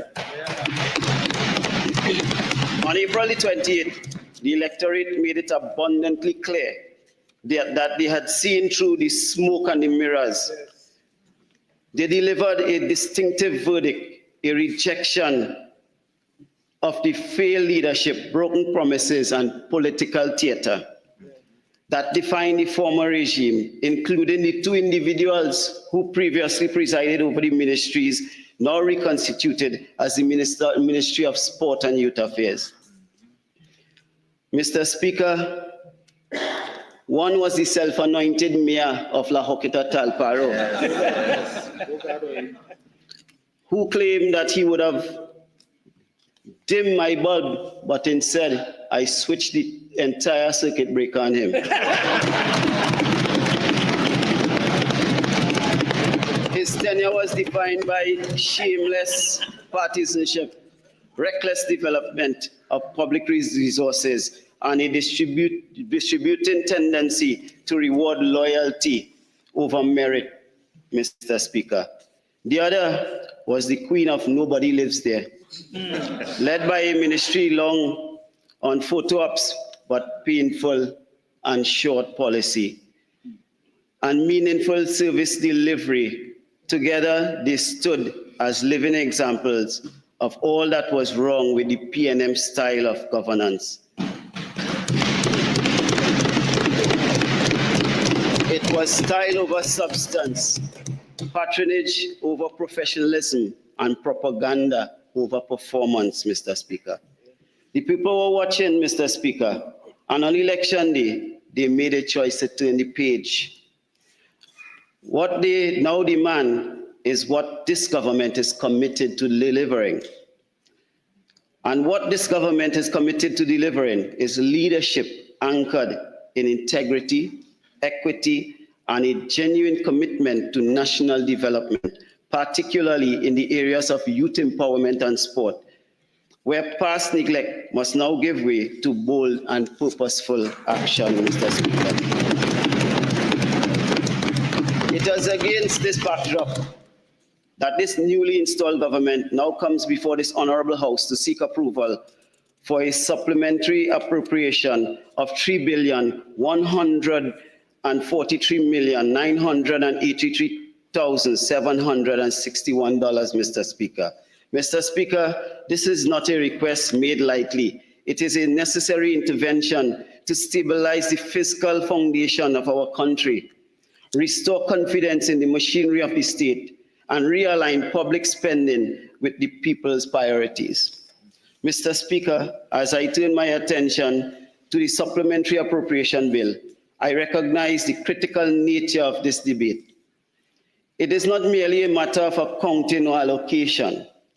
It is a statement of our government's intent to respond to the dynamic needs of our citizens in an open and transparent manner, and to adjust our priorities with fiscal responsibility and social purpose.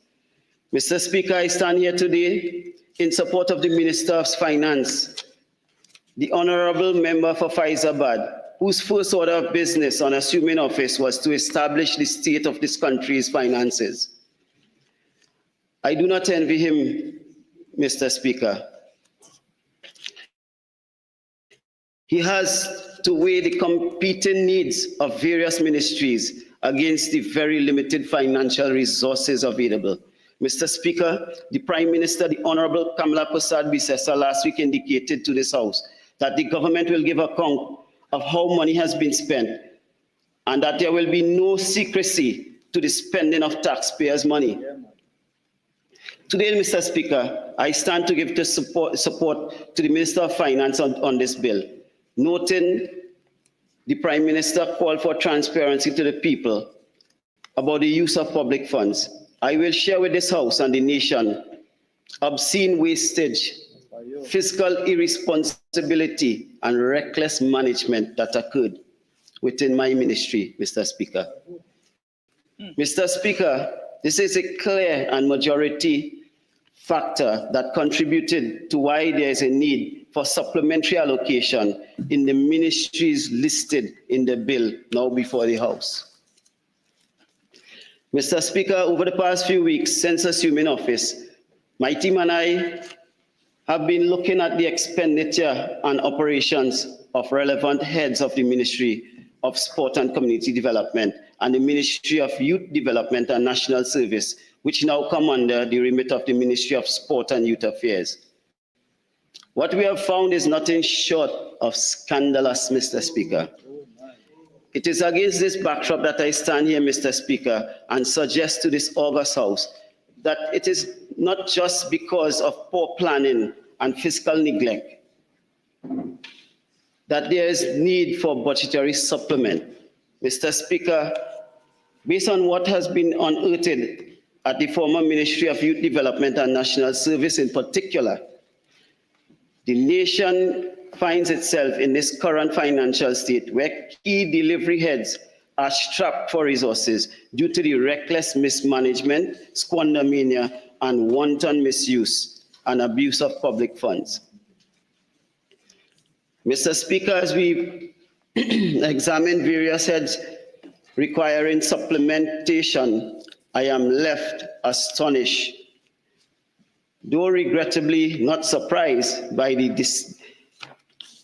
duplicity and calculated deceit of the previous administration. One cannot ignore the sheer audacity with which the former government deliberately underprovided for personal expenditure, namely salaries, cost of living allowance, and other employee-related costs for our nation's dedicated public officers, Mr. Speaker. There are men and women who work tirelessly to deliver the essential services upon which our citizens depend. Yet, Mr. Speaker, their reward was a dismissive 4% slap in the face, an offer that showed not only contempt for their service, but also a betrayal of the principle of fair and just compensation.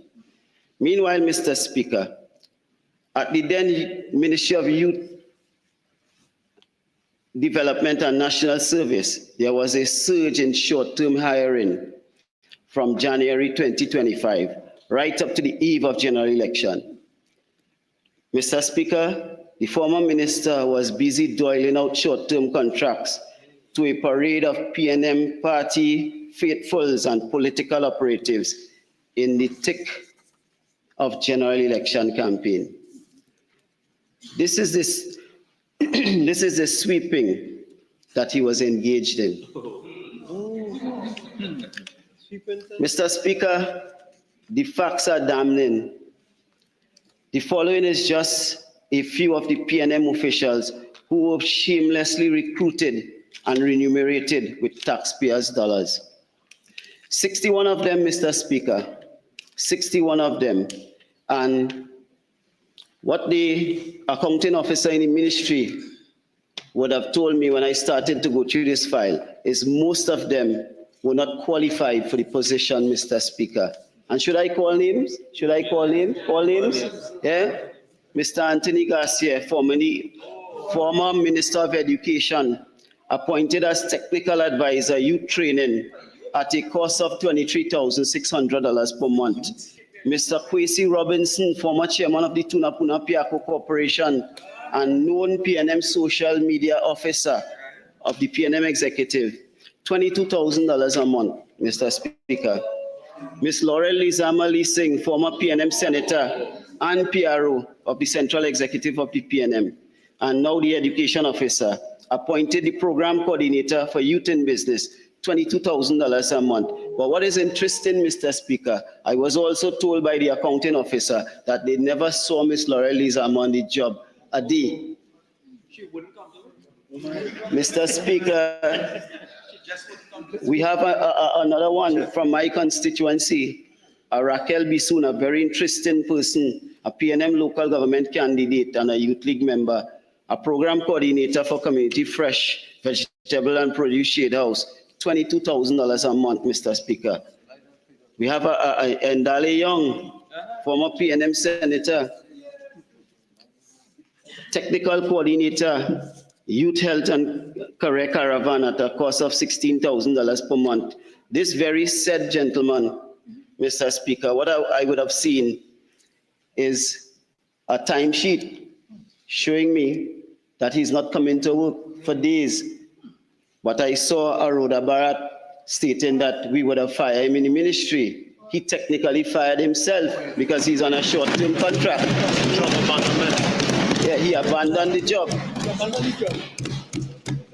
Should I go on, you all? Yeah. All right, we have a Miss Anisha Bish, former PNM San Fernando East PRO and Youth League officer at $22,000 a month. Mr. Clyde Paul from Point 14 also on the payroll, Ms. Kobe Sandy, alderman from the Point 14 Borough Corporation. Mr. Speaker, what we see here is a glaring pattern of misuse of public funds for partisan gains, masquerading as governance. It is nothing short of disgraceful.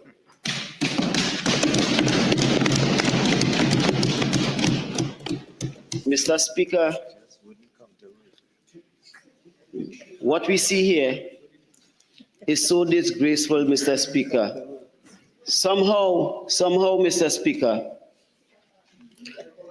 short-term contracts were rewarded for a selective few in pursuit of electoral advantage. Mr. Speaker, what is even troubling in these contracts were not approved by the accounting officer in the ministry. Mr. Speaker, let me repeat again.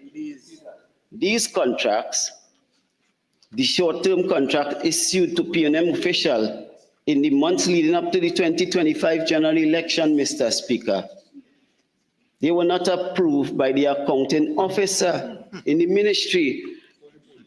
But, Mr. Speaker, it was approved by the former minister. Mr. Speaker, I would have taken that file and given it to the Attorney General. Yes, good move.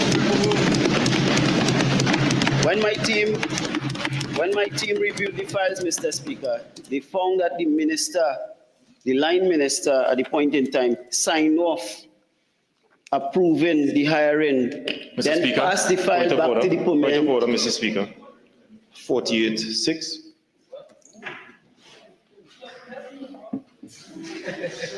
Member, can I invite you? Now, I know you haven't named the person, but can I invite you to give your narrative in accordance with 48.6? You are skillful enough to do that. Mr. Speaker, I will move on.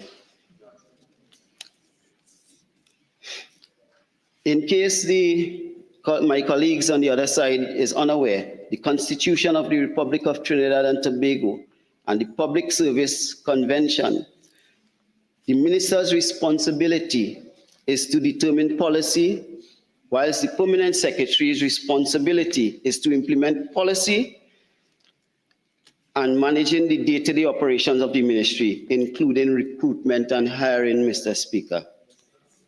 By approving the hiring before the file went to the permanent secretary, the former minister. Mr. Speaker, 48-6. The member is simply laying out the facts. There's no imputation. The member was careful enough, in obedience to the ruling I gave, to skillfully meander his way around any imputation. He's simply laying out the facts. I'm not drawing any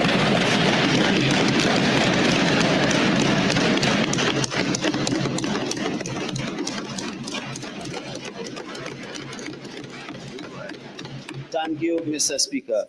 So the former minister usurped the authority of the permanent secretary in the hiring process.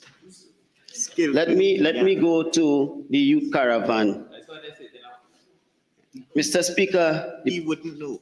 The political privilege and squandermania did not end there. One of the programs offered by the then Ministry of Youth Development and National Service was the Youth Career Education and Health Caravan run by the former PNM Senator Ndale Young. Mr. Speaker, while the Ministry of Education is being supplemented with the sum of $455 million, and they are begging for money to buy laptops, Mr. Speaker. At the former Ministry of Youth and National Service, the Youth Career Education and Health Caravan generated excessive spending but failed to deliver value, Mr. Speaker. Mr. Speaker, the program started in 2023 with a budget of $148,000. By the time the last caravan was run in April of 2025, just days before the general election, the cost of a single caravan event was close to $400,000, Mr. Speaker. Mr. Speaker, let me go a little further into that, Mr. Speaker. On the Easter weekend, 1 week before the general election, 2 caravans were run in 2 specific constituencies. One on Gloria Saturday in La Joqueta Talparo, and the other in St. Joseph constituency on Easter Monday. These caravans the accumulated cost for the 2 caravans was almost $800,000. Some of the costs for the caravan included, Mr. Speaker, rental of maxi taxis, promotion, entertainment, and catering. Mr. Speaker, I am informed that whilst bill has been presented to the Ministry for payment for these 2 caravans, the actual delivery of the goods and services are being called into question by the ministry currently. For example, Mr. Speaker, there was no maxi taxis present in those areas to commute the participants to the event, but invoices have been received from the events coordinator that included charges for maxi taxis. Mr. Speaker, I wonder if any one of those maxi taxis were contracted for the PNM La Joqueta Talparo campaign village to transport supporters to the campaign rally. But Mr. Speaker, this is just one program that was administered by this particular gentleman. Currently, the ministry has received an invoice in the vicinity of $839,000 for the Youth on Stage program, Mr. Speaker, that was run in 2024, which was also administered by the same Ndale Young. It is notable, Mr. Speaker, that the supplier in question for this invoice is the same Tingas Entertainment Limited. Mr. Speaker, I want to give you the assurance and give the citizens of Trinidad and Tobago the assurance that as the Minister of Sport and Youth Affairs, I will ensure that every dollar spent by this ministry will add value, deliver positive and lasting effect and impact for the development of youth and for sport for men and women in this country.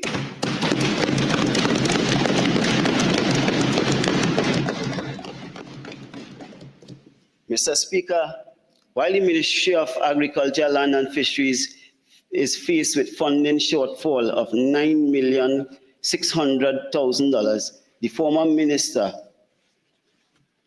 of Youth Development and National Service was busy selling dreams to the youths, dreams that never materialized.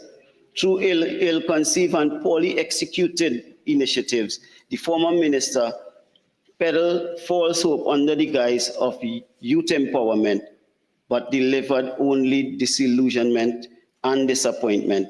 One such example, Mr. Speaker, was the much published Youth in Agriculture program, the YAP program. The former minister promised that this would be a 2-year program targeting young people between the ages of 18 to 25. Well, Mr. Speaker, I want to tell you, that was a disaster. Mr. Speaker, these youths were supposed to be trained by the University of Trinidad and Tobago, and upon successful completion, they would be granted access to 2 acres of agricultural land through a 25-year lease, a starter home, and a grant of $20,000. Well, I want to tell you today, Mr. Speaker, out of the first cohort, the program was launched in 2022. And the first cohort actually graduated in 2024. 200 was enrolled, but only 159 was graduated from the program. Mr. Speaker, these graduates were issued license to occupy the land at Chatham Dairy Farm with the promise that they would get homes. Mr. Speaker, I want to tell you, as at today, the construction of only 50 homes commenced.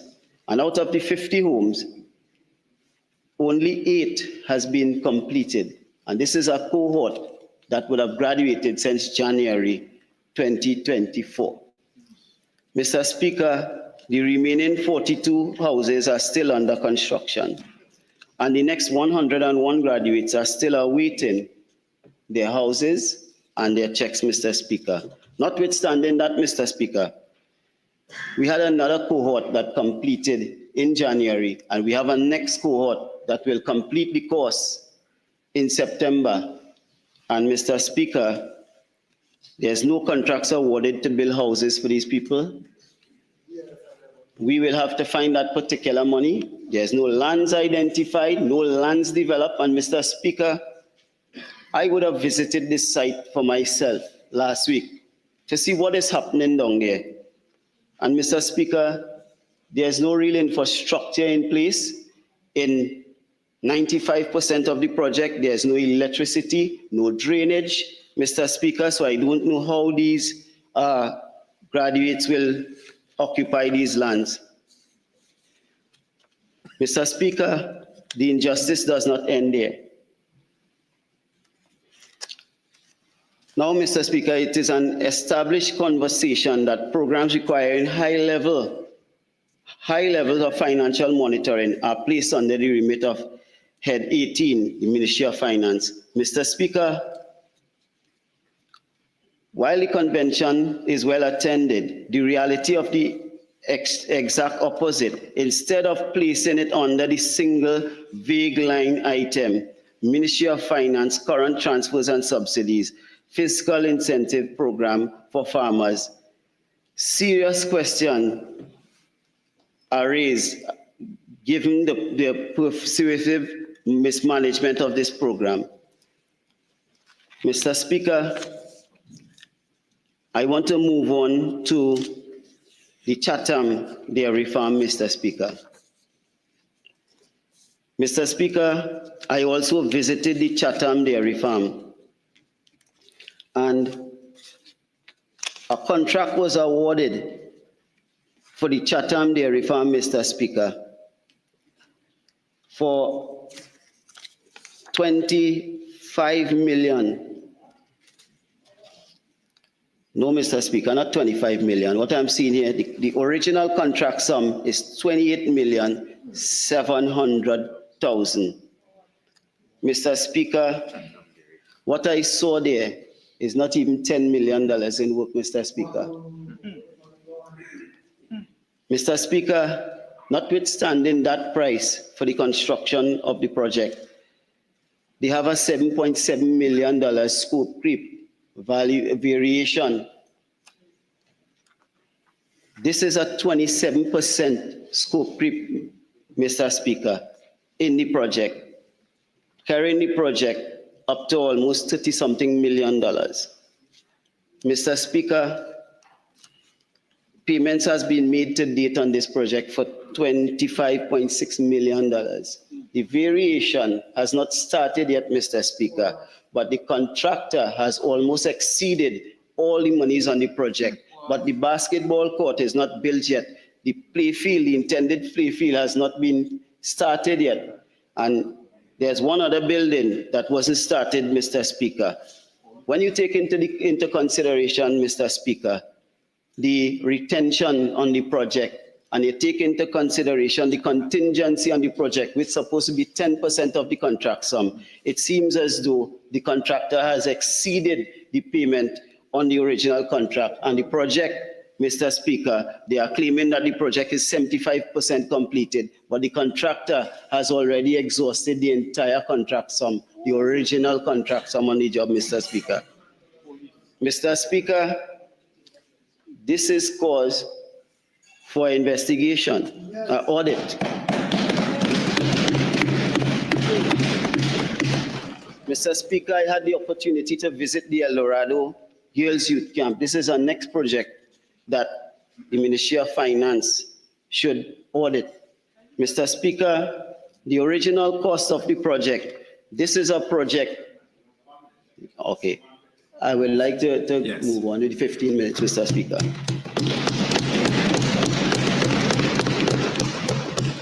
Mr. Speaker, this particular El Dorado Girls Youth Camp, under the previous government, the previous regime, the UNC under Prime Minister Kamala Prasad Bisesa, they had cluster training nurses there. This building was operational. This is an existing building, existing structures. The only additional building to the contract here is a hall, an auditorium and multipurpose hall, Mr. Speaker. When I visited the project, there's no roof to that particular auditorium. All right? But Mr. Speaker, the original cost of the building is 22 million. The contractor to date has claimed that he has completed 85% of the project. But yet for all, the payment to the contractor is $20.7 million, which is 95% of the original contract sum. Notwithstanding all of that, Mr. Speaker, there's also a scope creep there. There's also variations, right? So one need to ask themselves what the consultant was doing when they scoped the job.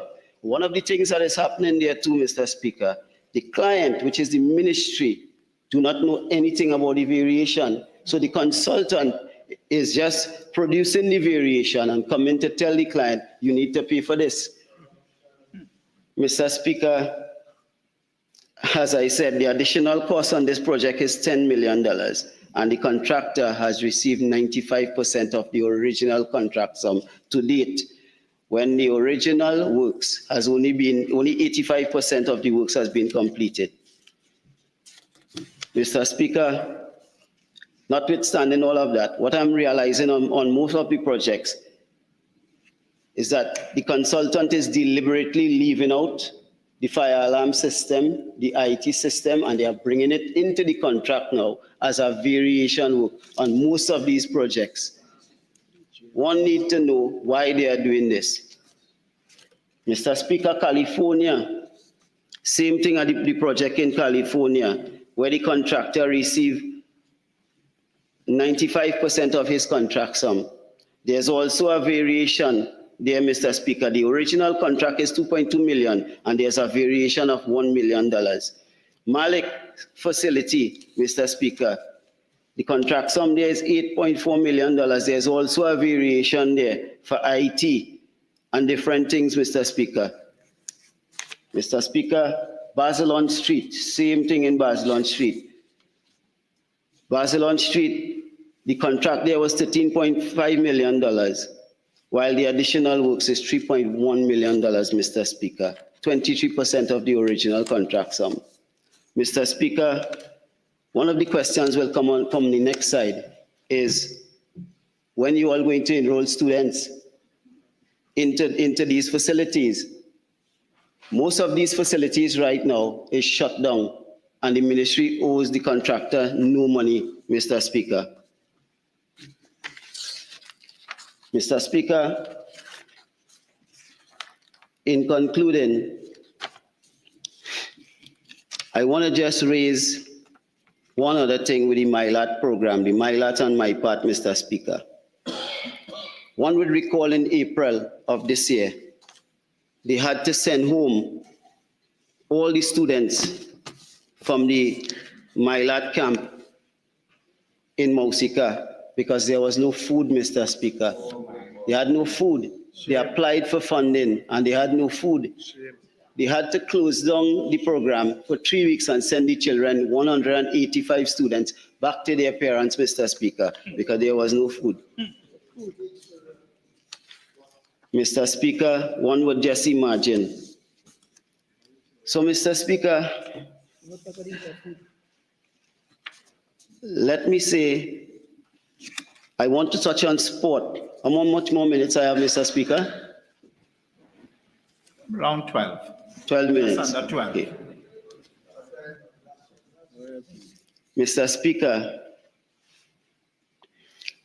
the Equal Opportunity Tribunal is being supplemented to the tune of $358,000. Today, as Minister of Sport, I must register my deep disappointment at the former government abject failure to provide equal opportunity to our differently able citizens.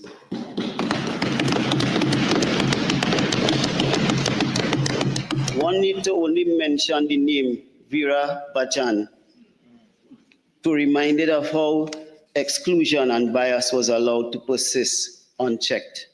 Mr. Speaker, recently I attended the Special Olympic Games, the National Games. I was moved by the courage, the grit, and the determination of our differently able athletes. But Mr. Speaker, my heart broke when I visited the Hazley Crawford Stadium and inquired about the access for persons with physical challenges. We have created pathways for our differently abled athletes, but what about differently abled sport fans, Mr. Speaker? Where are they accommodated? Mr. Speaker, I was told that such individuals are placed close to the track, sometimes granted a tentative lucky, but otherwise left to brave the rain and sun, Mr. Speaker. Even more disturbing was the revelation that although the stadium is equipped with an elevator, the fire services have refused approval for wheelchair use because the elevator is too small, Mr. Speaker. An elevator that cannot accommodate a wheelchair in 2025, Mr. Speaker. That is a national disgrace. That is a national disgrace, Mr. Speaker. Mr. Speaker, as the Minister of Sport and Youth Affairs, I give the assurance that the UNC coalition government, under the leadership of Prime Minister Kamala Persad-Bissessar, will ensure equity in sport at all levels. For both athletes and spectators, we will guarantee that every sporting facility includes proper accommodation and safe, dignified access for the differently abled, Mr. Speaker.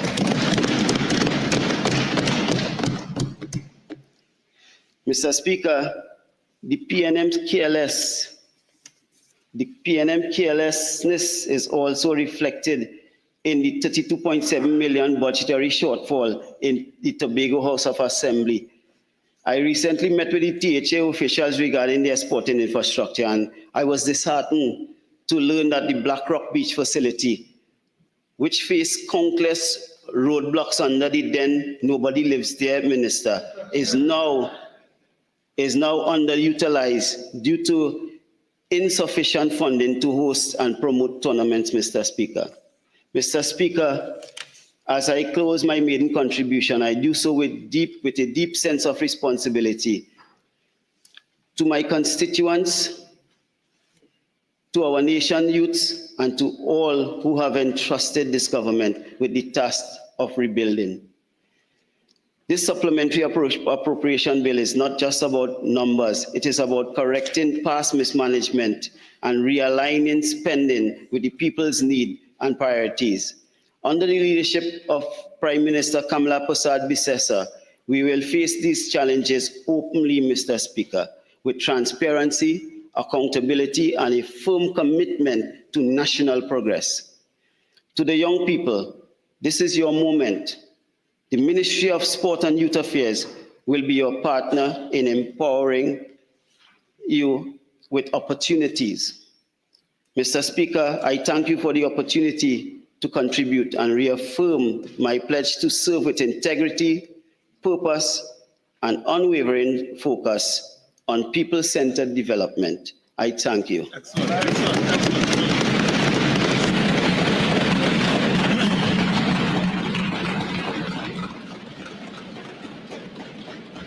Permit me to congratulate you, member for Lahoketa Talparo, on that maiden contribution. Member for Malabar Mausika.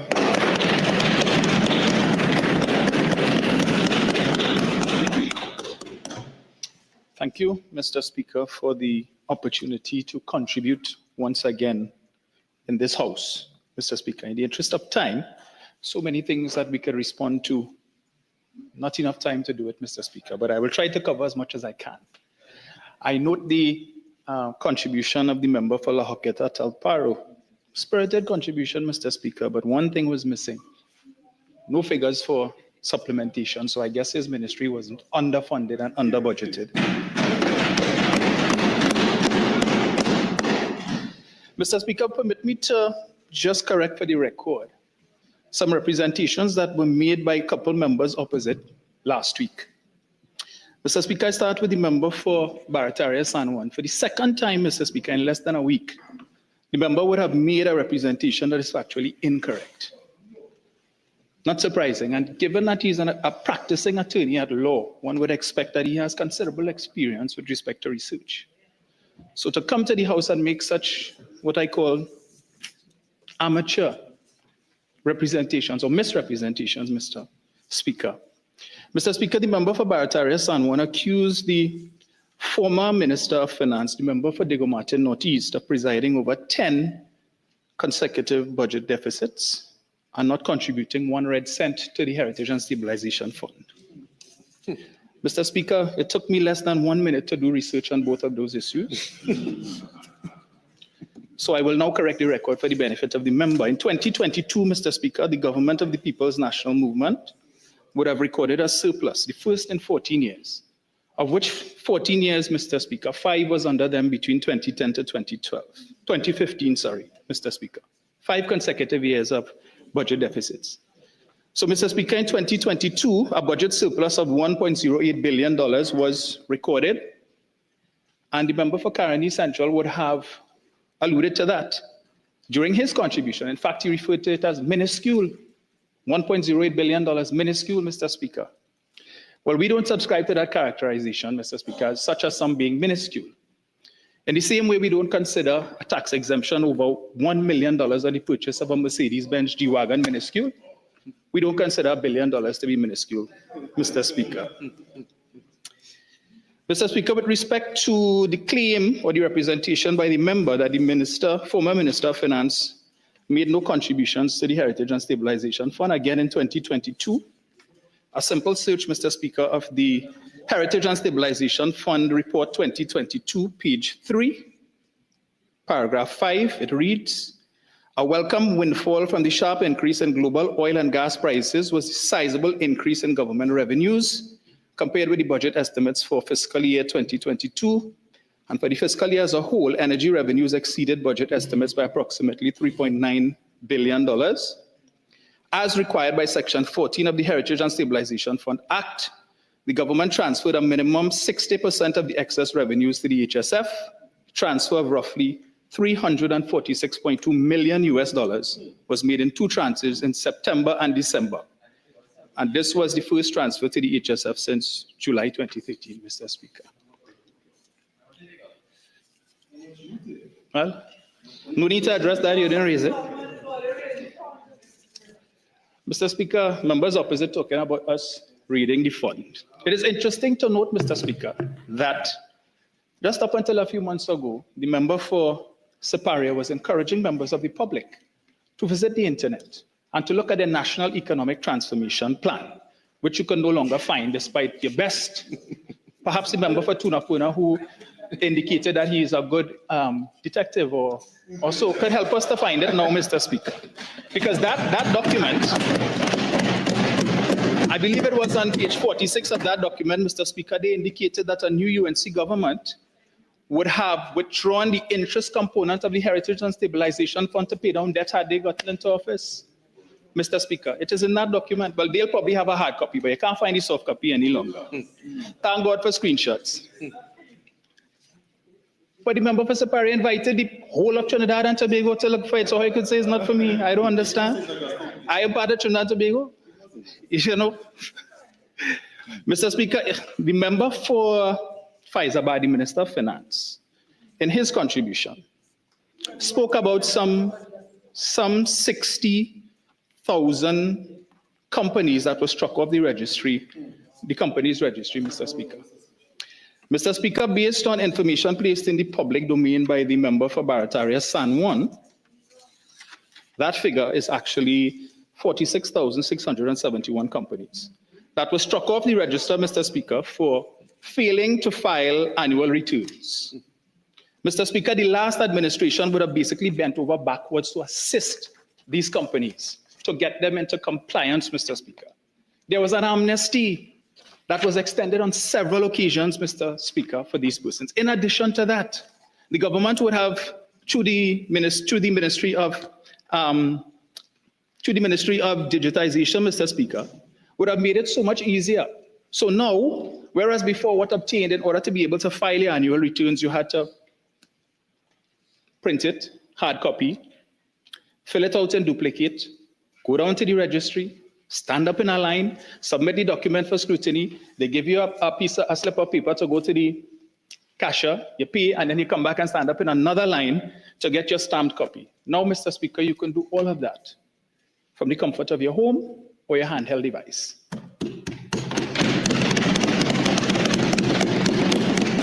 So, Mr. Speaker, it was very easy for these companies to be able to become compliant. And so after all of that hand-holding, the government had to take stringent measures, Mr. Speaker, in order to be able to get these persons to fall in line. It's interesting that when it came to the amnesty, Mr. Speaker, for errant taxpayers, the member for Faizabad told us they're going after the lawbreakers, jail for lawbreakers. But here it is, he came to cry crocodile tears, Mr. Speaker, for this, as he said, 60,000 companies that have run afoul of the law. Mr. Speaker, the member ought to know that that decision by the then administration was part of a wider initiative, Mr. Speaker, to treat with, Mr. Speaker, the requirement for international filing requirements for Global Forum and FATF.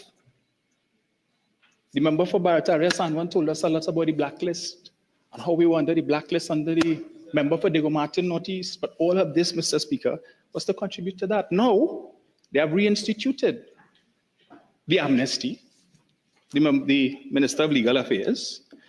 And it says here, the Minister of Legal Affairs, the amnesty will now give companies which wish to remain active to fulfill their obligations without incurring late filing penalties.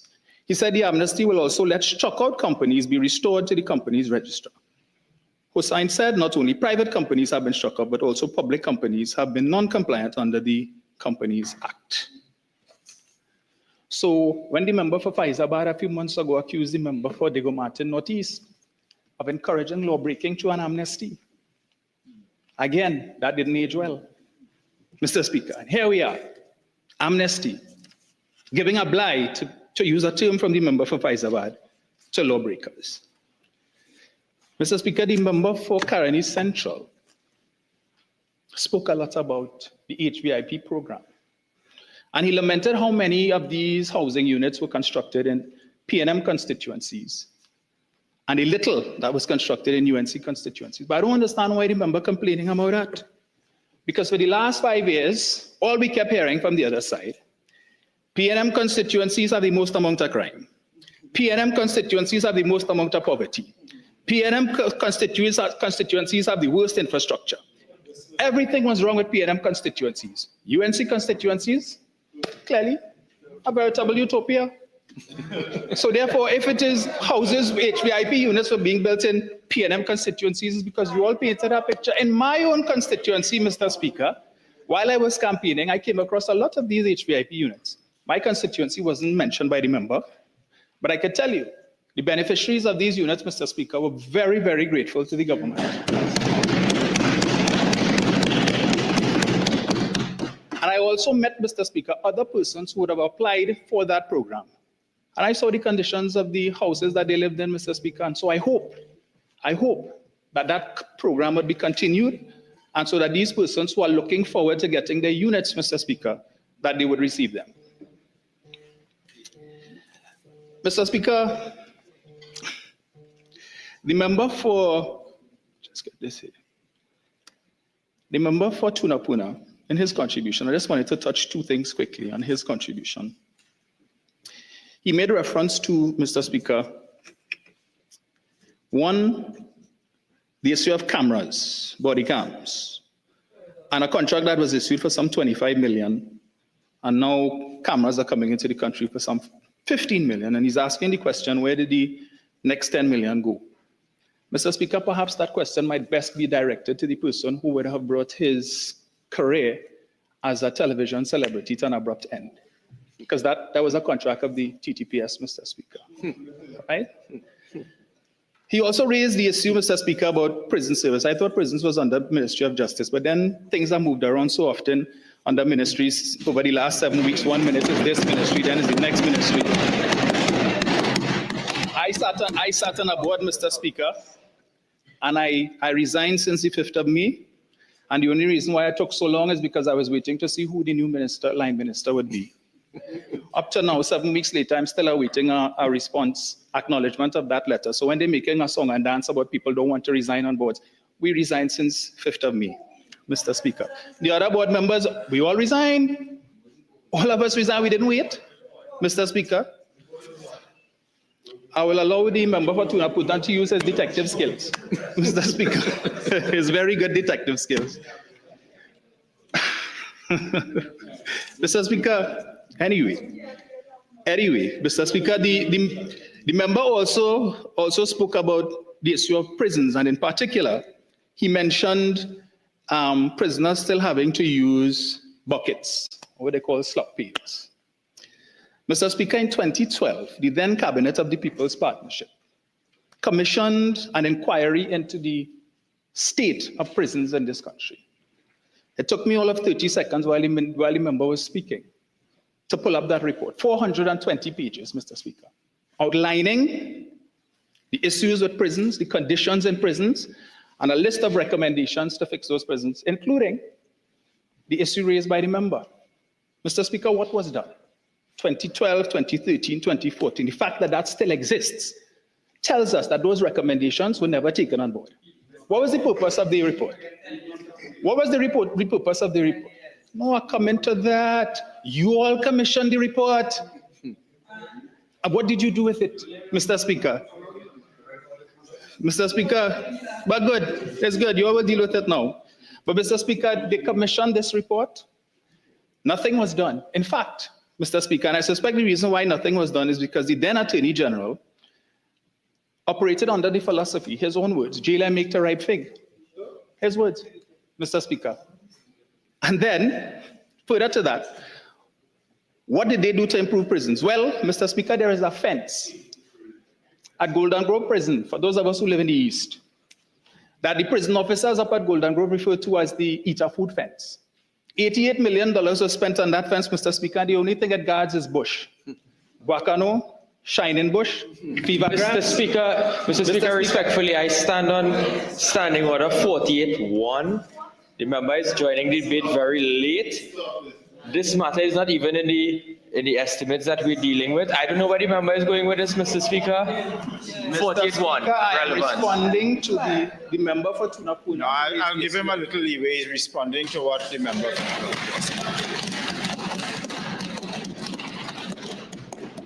Thank you for the opportunity for my run-up, Mr. Speaker. As you can see, I'm a tall guy, so I'll probably be a Michael Holding run-up. All right? Mr. Speaker? Let's make it less lethal, eh? So, Mr. Speaker, the $88 million fence, perhaps we could make some money. Maybe they could lease it out to trebuchets. With all the bush inside there, we could get some money off it.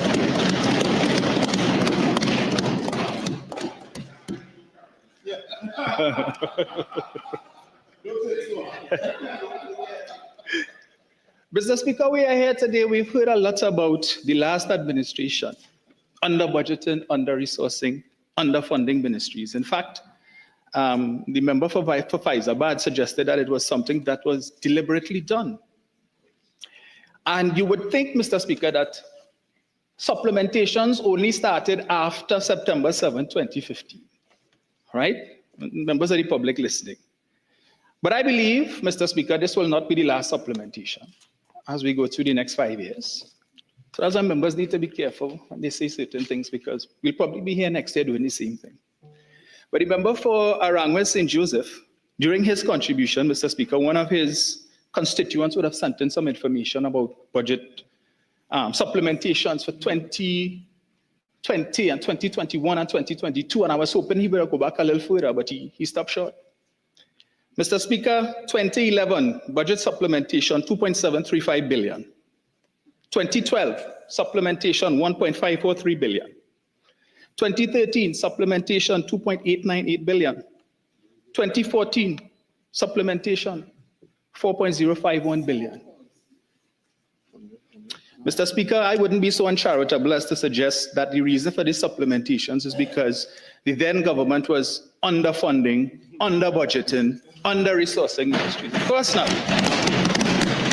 There must be some better reason for that, Mr. Speaker. Certainly not, because if that is the case, I wouldn't want to use the word hypocrisy either. I don't know if that is parliamentary, Mr. Speaker. Yeah?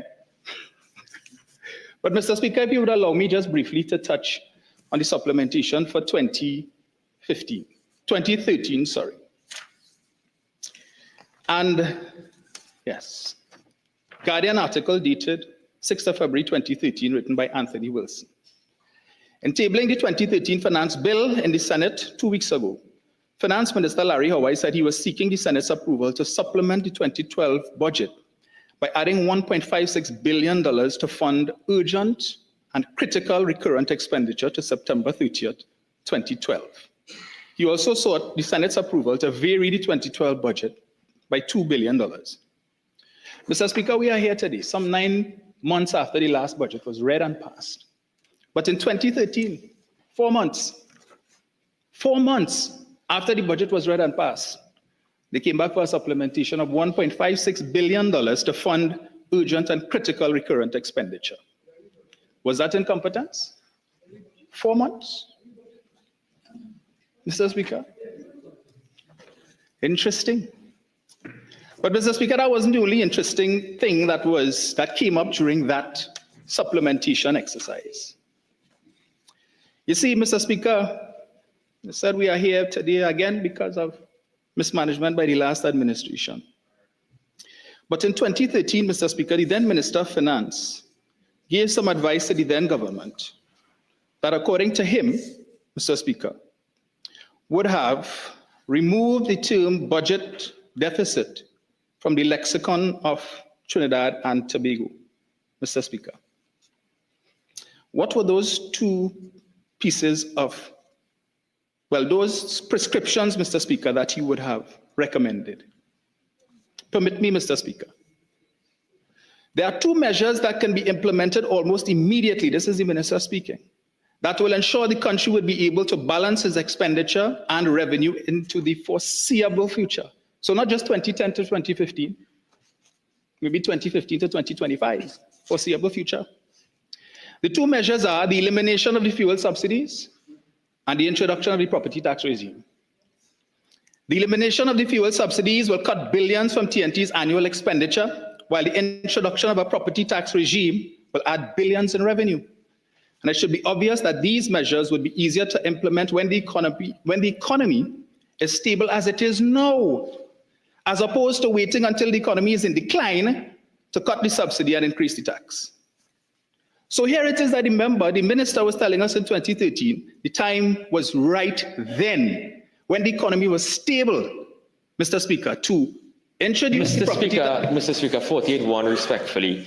This is the 2025 supplementation. He's going back to 2013. Yes, I think the inordinate amount of time going back that far is bordering on 48-1. So perhaps you could move along a little bit. Guided, Mr. Speaker, but the context is that if this had been implemented then, perhaps we would not be here today, Mr. Speaker.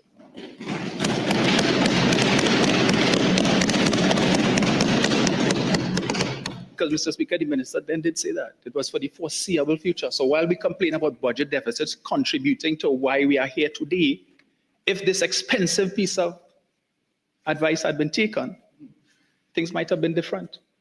You see, Mr. Speaker, because for us to examine and to really take into account the claim by members opposite that the last administration crashed the economy.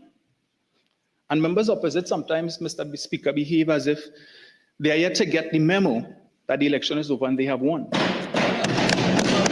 They are in charge. The Minister of Finance cannot be using terminology like crash the economy and then talk about foreign direct investment. Mr. Speaker, no foreign investor hearing the current Minister of Finance claiming that the economy is crashed is going to come and invest any money here. But they keep repeating that ad nauseum that the economy is crashed, Mr. Speaker. What contributed to that, Mr. Speaker? One of the issues facing the country today and for the last few years is the issue of the shortage of foreign exchange, chronic shortage, which members opposite have blamed on the last administration One of the main things they identify is the closure of the Petrotrin refinery, saying that Petrotrin was a net earner of foreign exchange. But Mr. Speaker, permit me, this problem didn't start in the last 10 years, as members opposite would want to claim. Mr. Speaker, I have before me a press release that was issued in 2014 by the Chamber of Commerce, speaking to the issue of foreign exchange. The Trinidad and Tobago Chamber of Industry and Commerce believes that the time is now to collaborate on a solution for the perennial challenge being experienced by the business community in obtaining US currency. This is May 15, 2014. In September 2013, the Chamber spoke directly with some of our members who indicated that they were again experiencing a severe shortage of foreign exchange to meet their various companies' operational needs and payments to their suppliers. Again experiencing a severe shortage of foreign exchange to meet their various companies' operational needs and payments to their suppliers. These concerns were brought to the attention of the governor of the central bank. A follow-up survey in 2014 has indicated that our business community is continuing to be plagued by the lack of available foreign exchange for US dollars in the local market.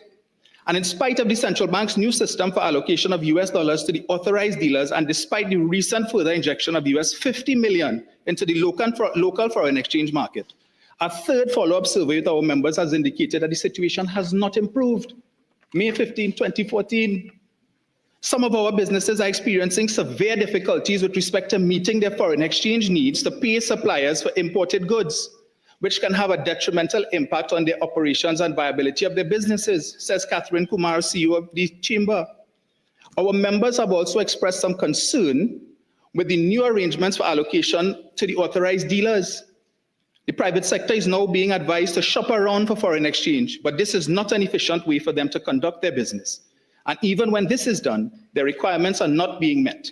Additionally, the business purchaser ends up paying a higher rate for their US dollars.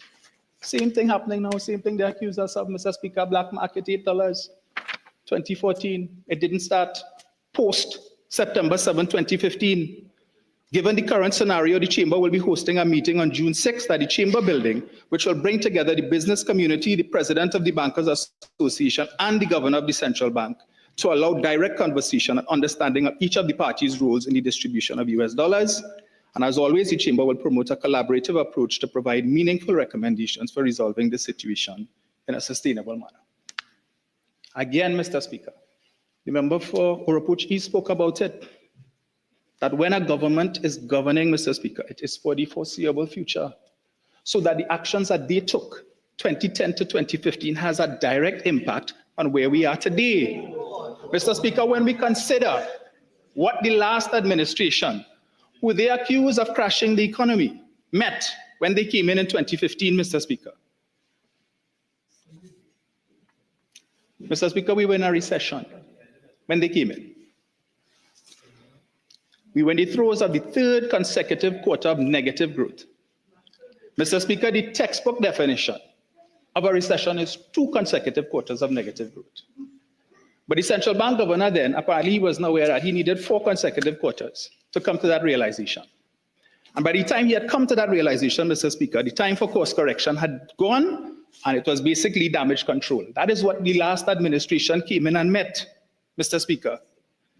But in 2014, when oil prices started to fall, and corrective course action should have been taken then to forestall some of the things that happened post that, Mr. Speaker. Oh, jeez. In defiance of your earlier ruling, 48-1 again. The minister is in, the member is in 2014 now. He just left 2013 and he is now in 2014. When will he get to 2025?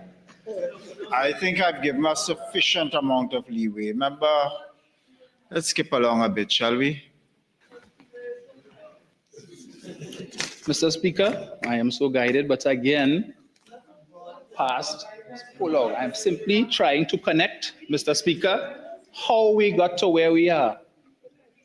And it is important to understand what the last administration met and what would have informed the inheritance, would have informed many of the decisions that they took, the hard decisions that they took, Mr. Speaker, between 2010 to 2015, which members opposite characterize as wicked and evil and vindictive All of these terms, Mr. Speaker, have been used to describe the actions when it is the last administration would have tried and would have taken, Mr. Speaker, actions that they should have taken, that they didn't, kick the can down the road, and then that administration had to come in and fix it.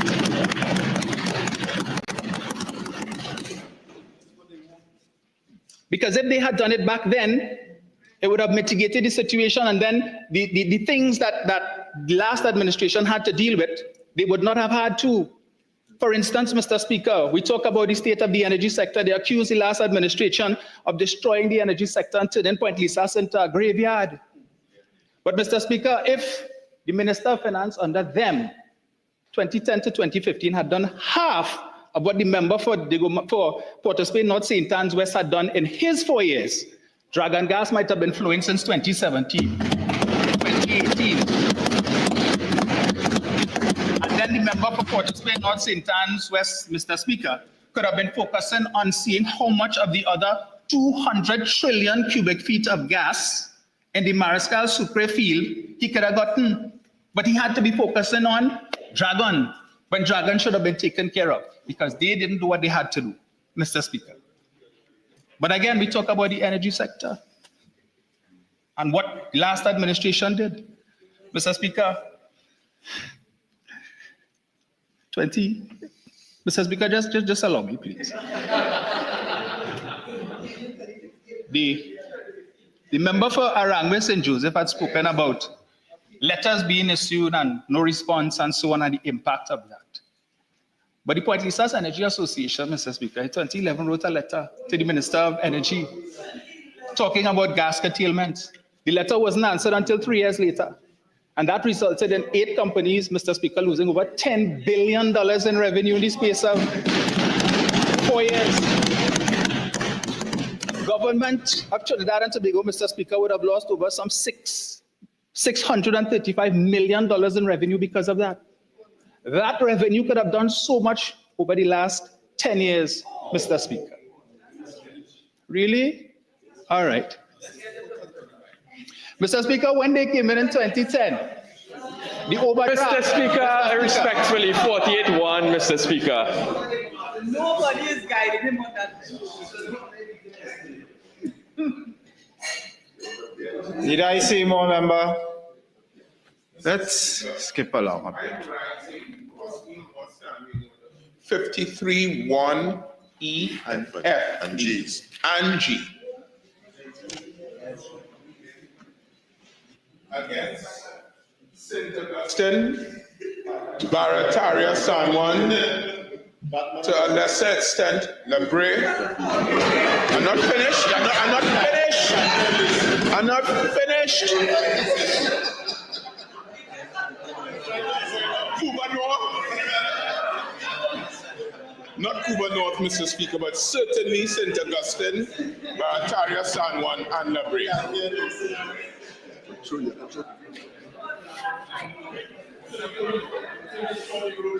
Port of Spain South, given the climate in which this debate has been conducted, and given the admonition I've had to administer repeatedly to both sides of the House, can I ask a rhetorical question? Well, perhaps I should. I want you to get a hernia, so if you don't have to, relax. But don't you find it somewhat rich to rely on F and G, 53(1) F and G? No, I rely on F, G, and P. Well, I know my reliance on P, I now know you're being facetious, so let's move along. Remember? I am not. No, hey, hello, you can't tell me to sit down. And I'm not sitting down. All right. Speaks to my point about the climate in which this debate has been conducted and the need to constantly admonish the House.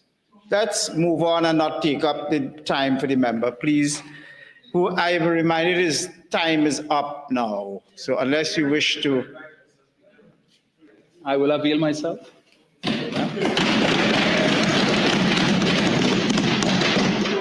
hopefully members would allow me to complete my contribution without the unnecessary interruptions, Mr. Speaker, because I was quiet throughout days. Mr. Speaker, the member for St. Augustine. I was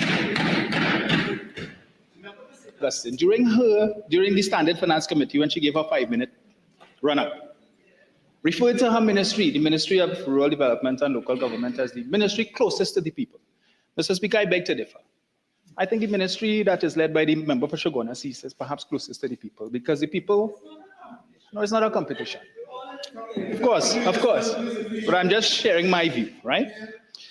But you see, Mr. Speaker, the Ministry for Rural Development and Local Government, I recall some time ago when the former minister in that ministry, the former member for San Fernando West, when he was reassigned from the Ministry of the Office of the Attorney General to that ministry, the member for Superior, in a telephone interview, Crime Watch, described it as a demotion. Yes, the member said he has gone from landlord to the labas. Yeah. She said the member said that while she was in that ministry some years ago, that was the Ministry of Rats, Rodents, and Drains. Yes. Uncharitable. So while the honorable member for St. Augustine, would have lifted her ministry to such high esteem, it seems that esteem is not shared by the member for Superior. Mr. Speaker. They have 5 years to fix them.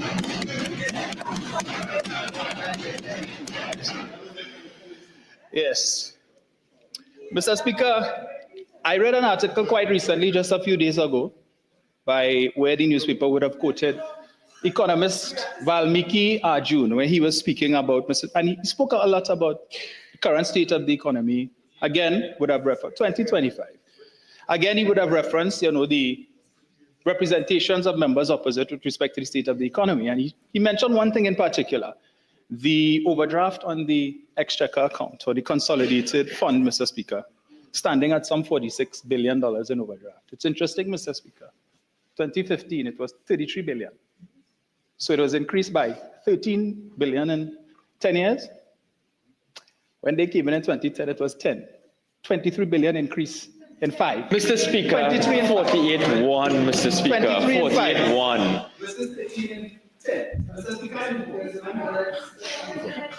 I just wanted that there for the record, for the listening public. Mr. Speaker, permit me to touch briefly on the issues of Tobago, right? And I want to commend the contribution of the member for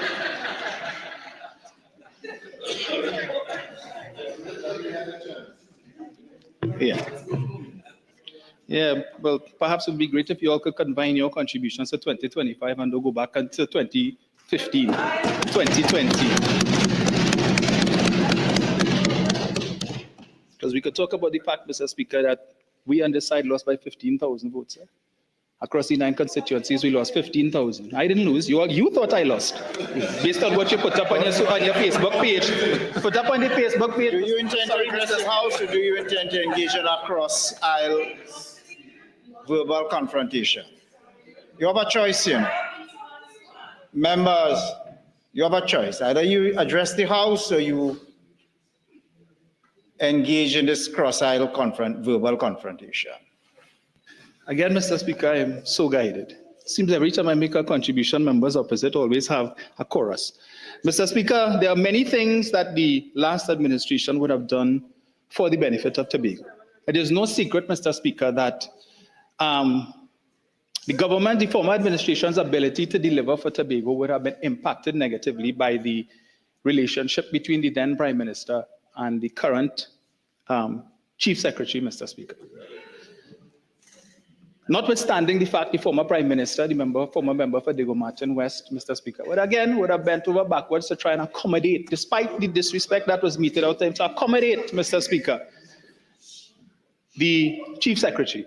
In fact, when the Chief Secretary would have asked to be part of the National Security Council, I recall the former Prime Minister taking the National Security Council to Tobago to be able to facilitate that request.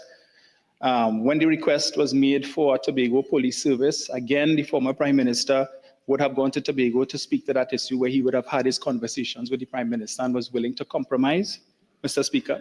Some of the other deliverables that they would have delivered to Tobago the airport terminal, which unlike a previous airport was not mired in corruption. The only thing members opposite could have found, Mr. Speaker, the only malfeasance, Mr. Speaker, members opposite could have found to talk about was cost overrun and time delays as a result of COVID.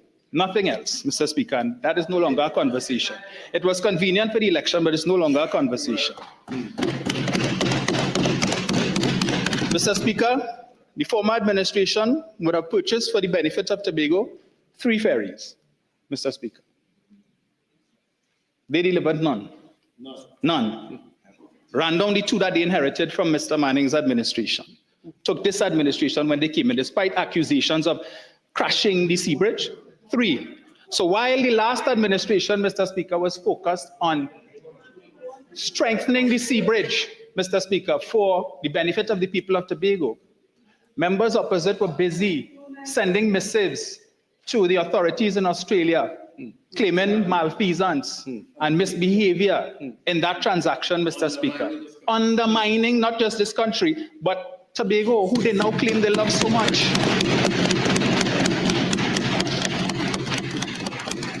Mr. Speaker, during COVID, the last administration would have set aside $50 million to the tourism accommodation relief grant.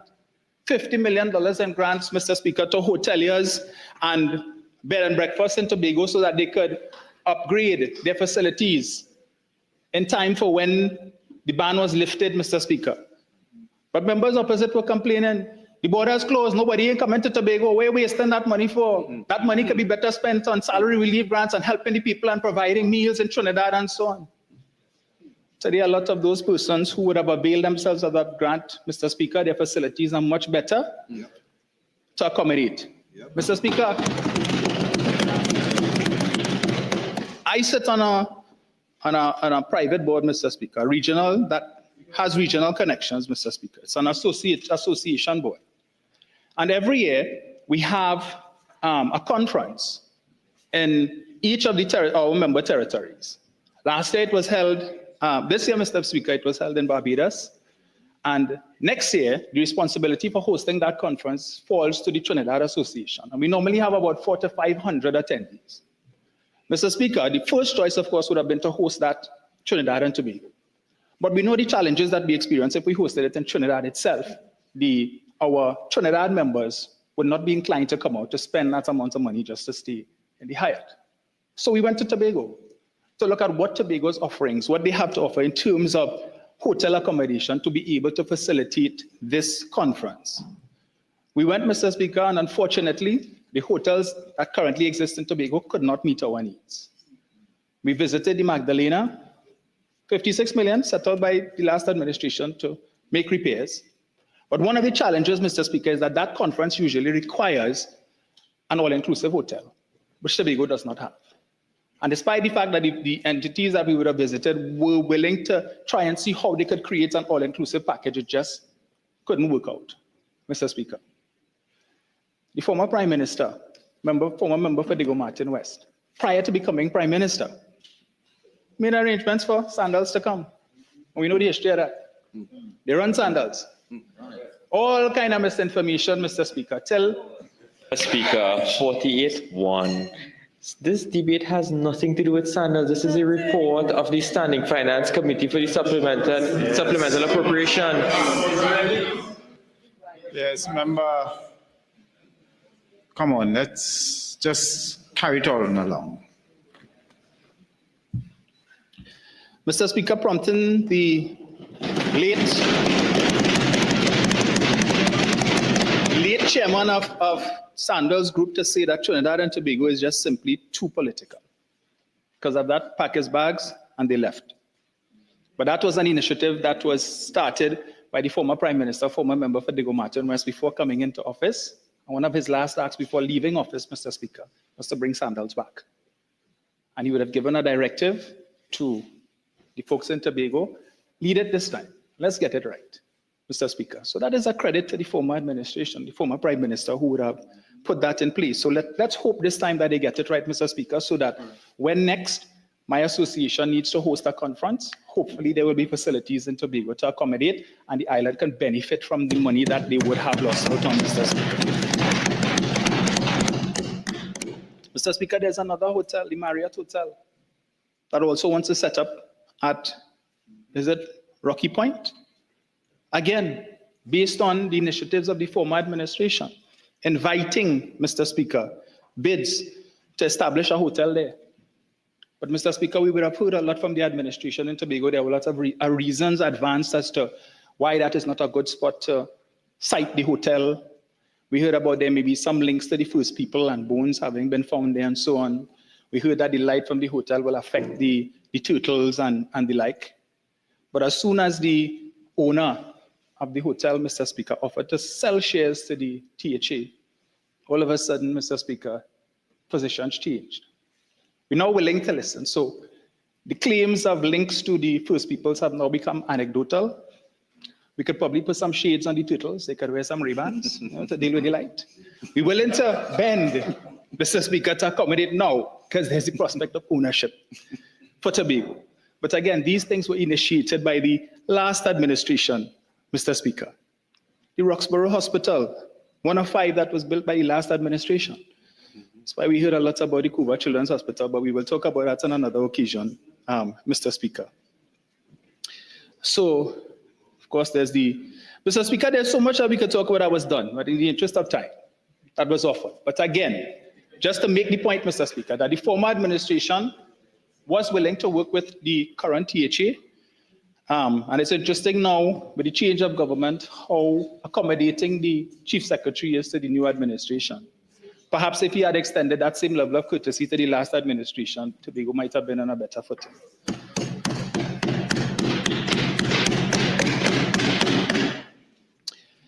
But Mr. Speaker, there's so much more I could add, but there will be other occasions. Just to say to the listening public, as the members opposite had a slogan during the election, elections have consequences. Election promises have consequences too. And also to the ability to deliver on those election promises. So we wait with bated breath, Mr. Speaker, for the substantive budget that is to come up later on this year.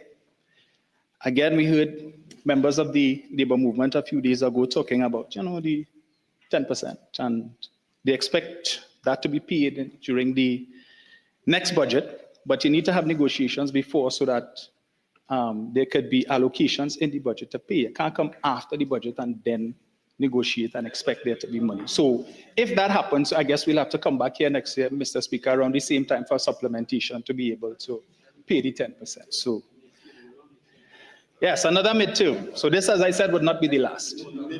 Yeah, the midterm, right? So Mr. Speaker, thank you so much for the opportunity to have contributed, despite the many interruptions that I would have had, and I hope that in future, members will be a little more charitable and allow me to say my piece. Thank you.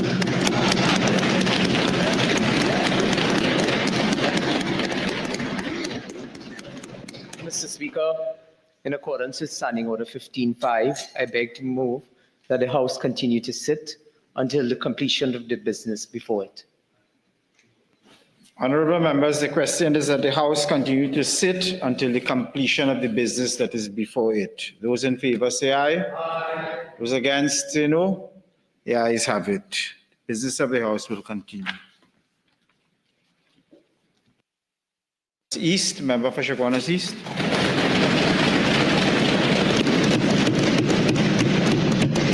Thank you very much, Mr. Speaker, for allowing me to contribute here today. And I stand here this evening as a proud product of Chaguanas.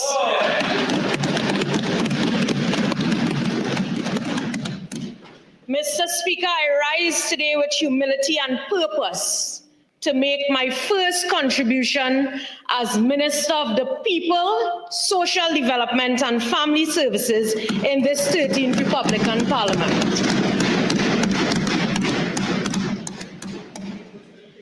Mr. Speaker, at this point, I want to congratulate you, being Speaker of the House. I notice the behavior of the opposition But I'm sure they could not have done this with the last Speaker of the House. I wish you well, and I look forward to serving in this House with you being the Speaker. I wish to congratulate all my colleagues on this side, Mr. Speaker, for their outstanding victories on April 28, 2025.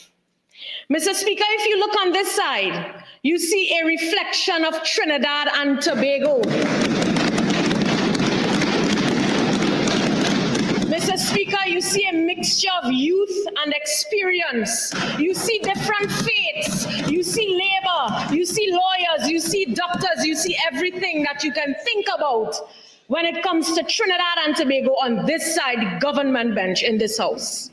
Mr. Speaker, but when you look on the other side, you see those who served as ministers prior to the front. No mixture of youth and experience. They left these on this side, all by themselves. They look at each other for guidance, Mr. Speaker. I feel so sorry for them.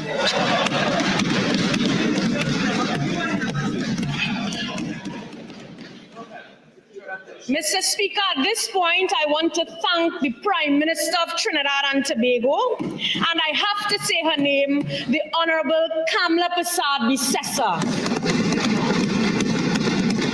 who is, and I must say it, Mr. Speaker, because in the last Parliament, I sat right over there, and I heard them on this side say, oh, be careful you fall down, take your time, Siparia.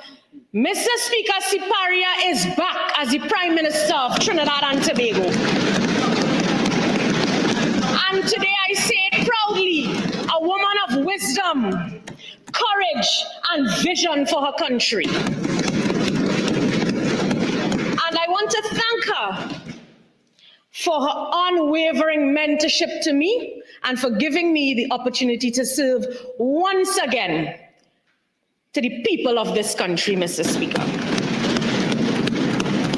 Mr. Speaker, to all our executives, polling agents, activists, ground soldiers, we say thank you for the resounding victory and sending us into government.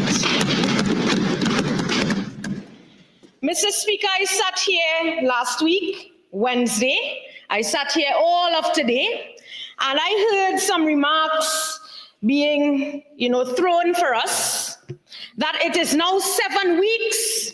What are you doing? I heard words and utterances such as, where's the political will?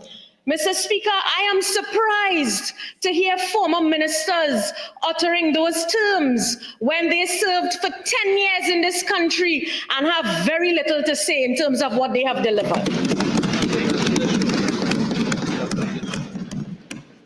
Mr. Speaker, in just 7 weeks, this government, under the leadership of our Prime Minister, we have never been in any honeymoon. So I debunk that. We have never been in any honeymoon. We have been hard at work, tirelessly on the ground. And most of all, Mr. Speaker, we are focused on delivering to the people of Trinidad and Tobago. But what I recognize, Mr. Speaker, is the opposition is more concerned about our promises than us. They are not concerned about their failures, but they are concerned about our promises. And what I have also recognized, Mr. Speaker, is that they have not learned anything from 2015 to 2025. Different leader. My good friend, I wish you well. Farima. Different leader, but the same narrative from 2015 to 2025. They have not learned any lessons in terms of their narrative. You just heard it from Malabar Mausika. He barely made his way in here, Mr. Speaker. Today he got licks from Diego Martin Central in the internal elections. And all he could have spoken about here today is 2010 to 2015. In 2010 to 2015, sir, we delivered as the government of Trinidad and Tobago. Mr. Speaker, I could into account. They would call us unpatriotic. They would call us obstructionists. Remember Aruka Lopino? Remember that? They would call us obstructionists. Mr. Speaker, today, I tell you, karma is a.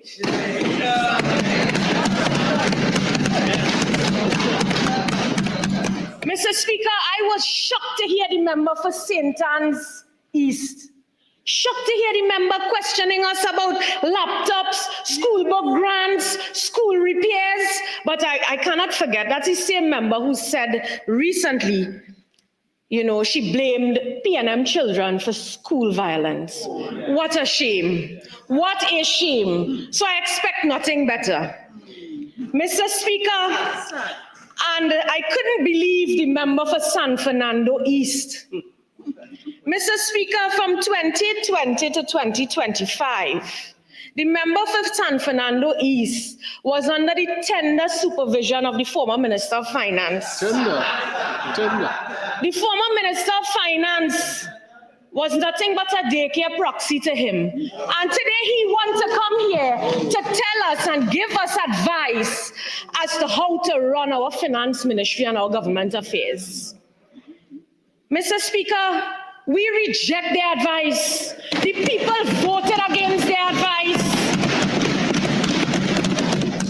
But one thing I can tell you, Mr. Speaker, is when we were in opposition, we were a well-researched opposition. We came here with facts. We came here and we could have defended anything when we were in opposition. Today they are trying to make a speech and they're struggling, Mr. Speaker. All of them are struggling, all of them. Mr. Speaker, in 2020 to 2025, when we said to them, you are out of touch with the reality of Trinidad and Tobago, they didn't believe us. Their now leader is saying, we did not lost our way, we fell out of touch. But we were telling you that all the time. Mr. Speaker, today they want to tell us about photo ops and pictures. Well, I am sure about one thing, Mr. Speaker. One thing I'm sure about is we did not just walk into our offices. We are assessing every ministry throughout the length and breadth of Trinidad and Tobago.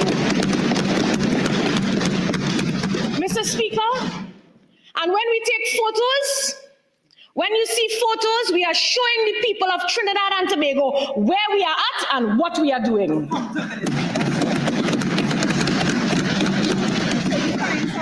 So, Mr. Speaker, let them talk. Let them speak. The people voted against them. They have given us responsibility now. And what they cannot take is we have come here for mid-year review and we are acting responsibly in the interest of the people of Trinidad and Tobago. Mr. Speaker, I was shocked to hear the former Minister of Finance speak about where we would take this country. We would take this country into a recession. I saw that it reported in a newspaper article. Mr. Speaker, the former Minister of Finance should be the last person to talk.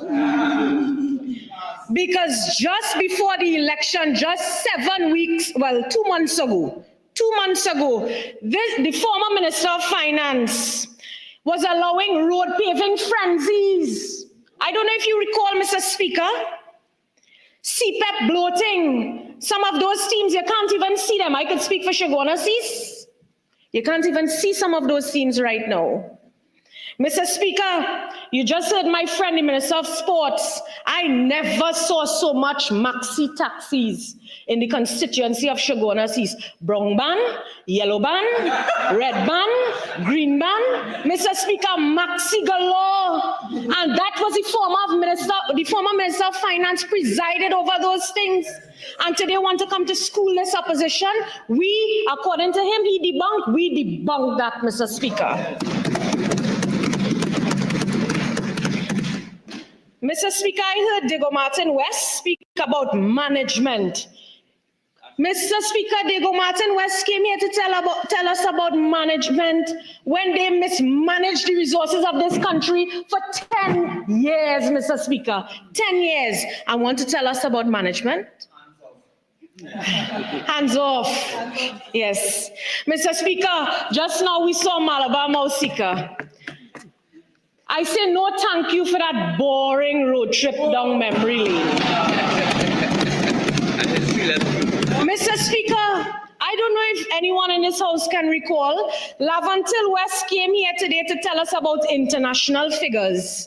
When we were in opposition just 2 months ago, anything about international or regional figures, they hated that. They would tell you if you care about international data and regional data, go and live there. They would tell us that, Mr. Speaker.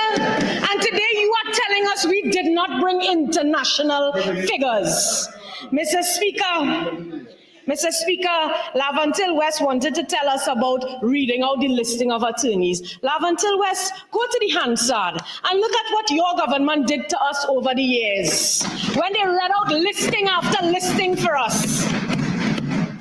Mr. Speaker, today I want to share with you, in 7 short weeks, our government moved quickly. They are concerned about our promises, Mr. Speaker, but we began by expanding the Children's Life Fund, Mr. Speaker. Nothing greater than serving children. Mr. Speaker, we laid the foundation. We repealed the flawed TTRA.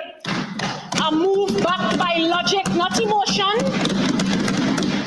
Mr. Speaker, they are going everywhere speaking about us repealing the TTRA. But today we can say we saved jobs, Mr. Speaker, by that repeal. Mr. Speaker, I want to make it very clear that we are not clueless. We are competent on this side, compassionate and committed.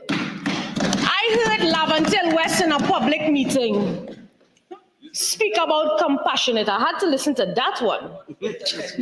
Because the only good thing I heard from him in recent times is the old lady, the compassionate old lady, beat us bad, bad, bad.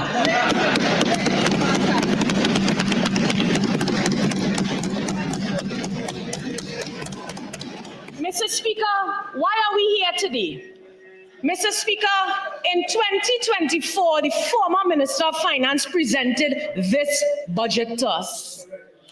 And we must make that crystal clear. The population must understand this budget that we are supplementing is a PNM budget.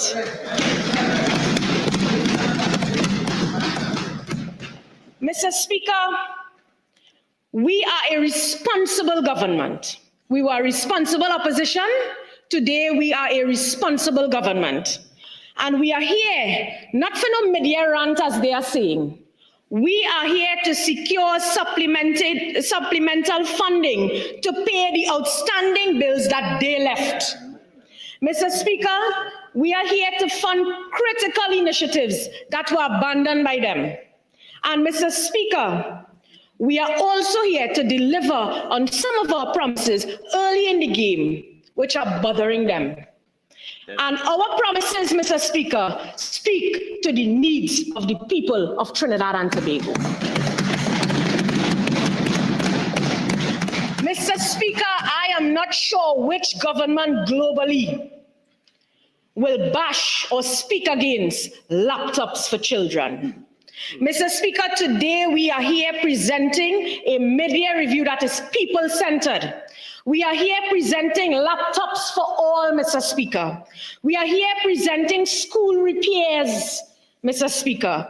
We are here presenting school book grant for our vulnerable children.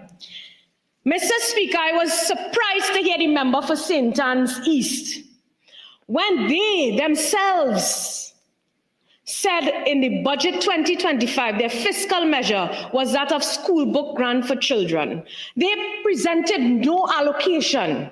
They took in applications in December last year and January. They extended at some point as well. I was surprised to hear the member for St. Anne's East.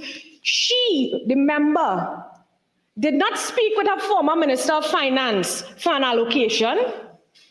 They took in applications And today, as a responsible government, after the member for Siparia had to beg them to give the children of Trinidad and Tobago a school supplies grant, given the COVID fallout, they then presented it. Mr. Speaker, no allocation for 2025. Today, we are here as a responsible government to give an allocation for the school book grant.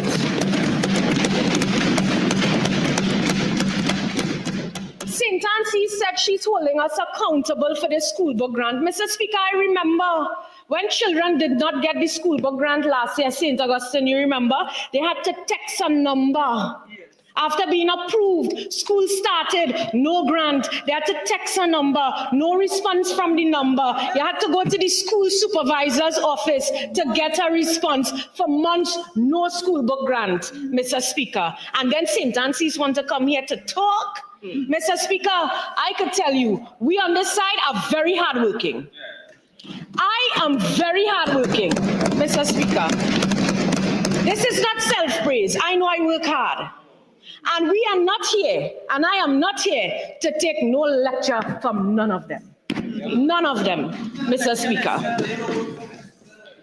Mr. Speaker, today we have Kuva North, you heard her, presenting cleaning and clearing of water courses to mitigate flooding. Mr. Speaker, this is what you call a responsive government under a Siparia-led government, the Prime Minister of Trinidad and Tobago. Mr. Speaker, today we are here to give continued care to the Children's Authority of Trinidad and Tobago. These children are not just numbers, Mr. Speaker, they are lives. Mr. Speaker, the Children's Authority now falls under the Ministry of the People, Social Development and Family Services. And I just heard the member for Malabar Mausika that the Ministry of the People is closer to the people. But it's your government to remove people from the Ministry of the People and Social Development. And today I praise Siparia for putting back people in Ministry of the People and Social Development.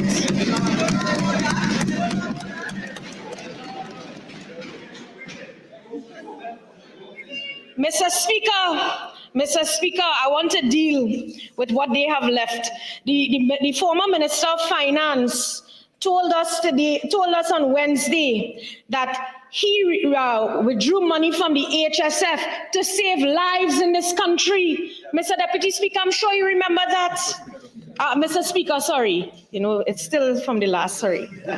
Mr. Speaker, I want to share some things with you from this Ministry of the People, Social Development and Family Services. The former Minister of Finance told us that they took out money from the HSF to save lives. Mr. Speaker, when we were in opposition, saying people are waiting COVID relief grants, that was no joke. When I entered my ministry in the first week, Mr. Speaker, and I asked about COVID relief grants. Let me share with you, Mr. Speaker, 1,132 rental assistance grants have not been paid. Mr. Speaker, and they withdrew money from the HSF to save lives during COVID. $5.6 million. They have not paid landlords who allow people to stay at their facilities and awaited the rental grant during the COVID period. Shame on them, Mr. Speaker. Shame on them. Mr. Speaker,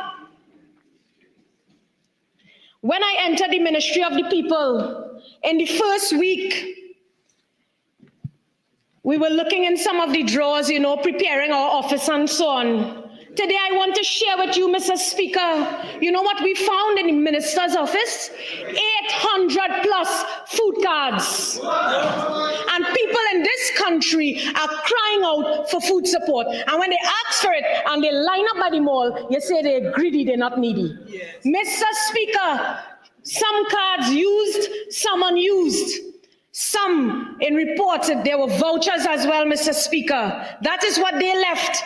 And Mr. Speaker, in the year from October 2024 to now, they have removed 1,768 people from the food card program, in addition to the thousands they have removed over the years. And they want to come here today to talk about management and how they took care of the people of this country and they took care of the vulnerable. You left the vulnerable stranded in this country.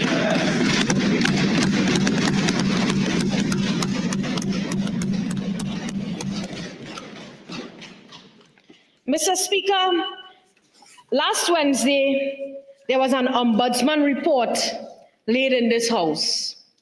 Mr. Speaker, when I was copied on that letter sent by the ombudsman, and when I got that, I was concerned myself. I asked my PS for a meeting immediately. And when we discussed the matter, I said, no, this cannot be, not under this government.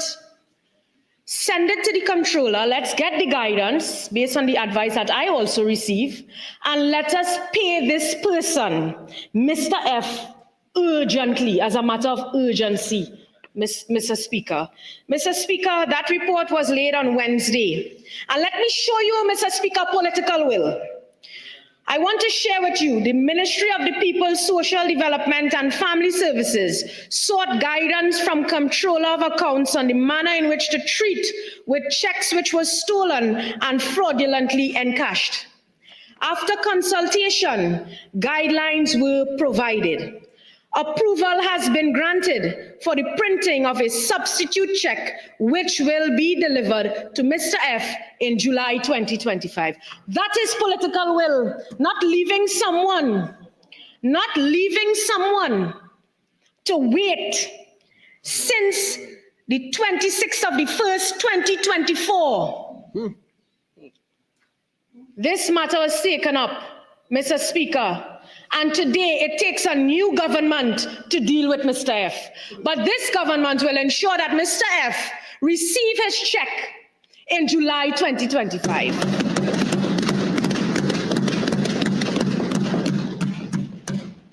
Mr. Speaker, I want to move, because this government is supplementing monies to the Ministry of Works.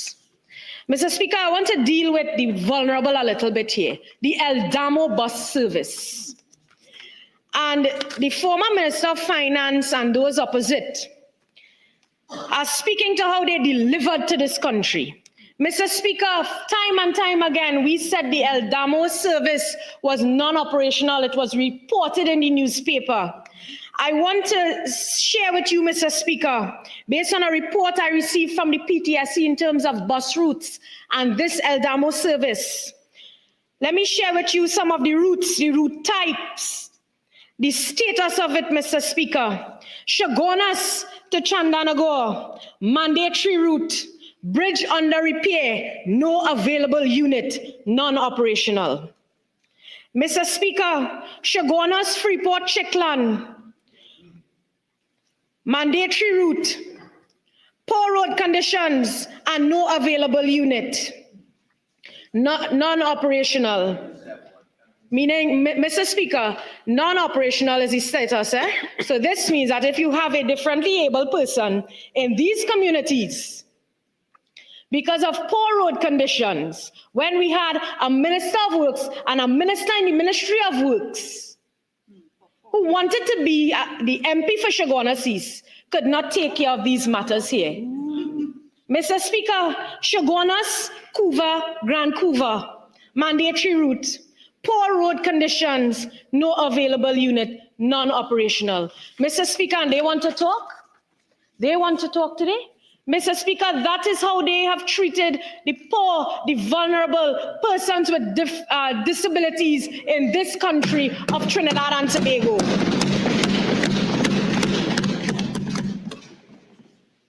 Mr. Speaker, the member for St. Anne's East and some of them on this side, on the other side, spoke about children, and they want to know what's happening with our children.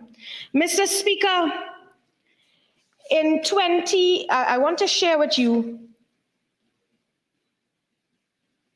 in July of 2024. Yes, July of 2024. To be exactly 25th of July 2024. A note went to cabinet, their cabinet, on the final report on multi-dimensional child poverty in Trinidad and Tobago. We are in 2025, Mr. Speaker. If they care about the children of this country, why were they hiding that report on child poverty in our country? And then they want to tell us here today, laptop for who rich and who poor and why no means this. When they have chosen since 2024 to hide the report on child poverty in this nation. Mr. Speaker, 7 out of 10 children face deprivation in Trinidad and Tobago. 7 out of 10. And Mr. Speaker, this is why today I will fully support laptops for all in our country.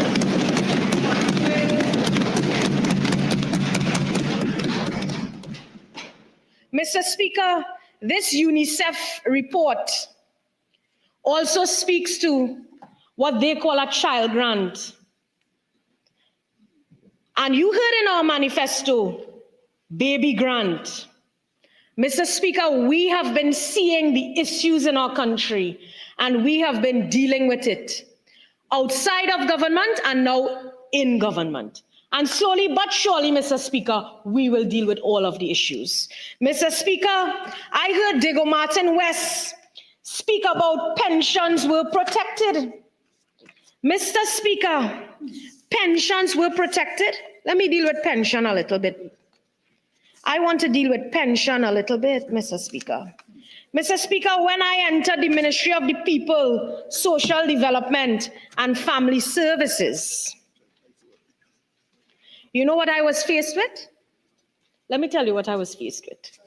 I was faced with a backlog. This government was faced with a backlog of persons awaiting their senior citizens pension, their disability grant, their public assistance grant, 2 years plus, Mr. Speaker. And they are telling me today, pensions were protected under them. Mr. Speaker, I cannot begin to describe how these people have treated the poor and vulnerable in this country, those opposite. Mr. Speaker, in a few weeks in office, there was a big delay, a huge delay, with requests going to National Insurance, NIB, and the Immigration Department, because you know you have to confirm matters and so on prior to the approval of persons' pension and so on, deliberation on pensions.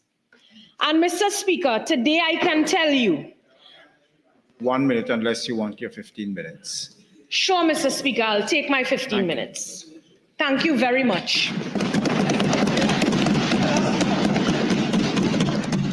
Mr. Speaker, coordinated response from both three ministries, Ministry of Finance, Ministry of Homeland Security, Ministry of the People, Social Development and Family Services. We had a coordinated response, not like them when they speak about all of government approach and nothing happening. 3 ministries met, we dealt with the matter, we had a coordinated response, and we reduced the number of outstanding applications when it comes to the NIB from 6,400 to just 175.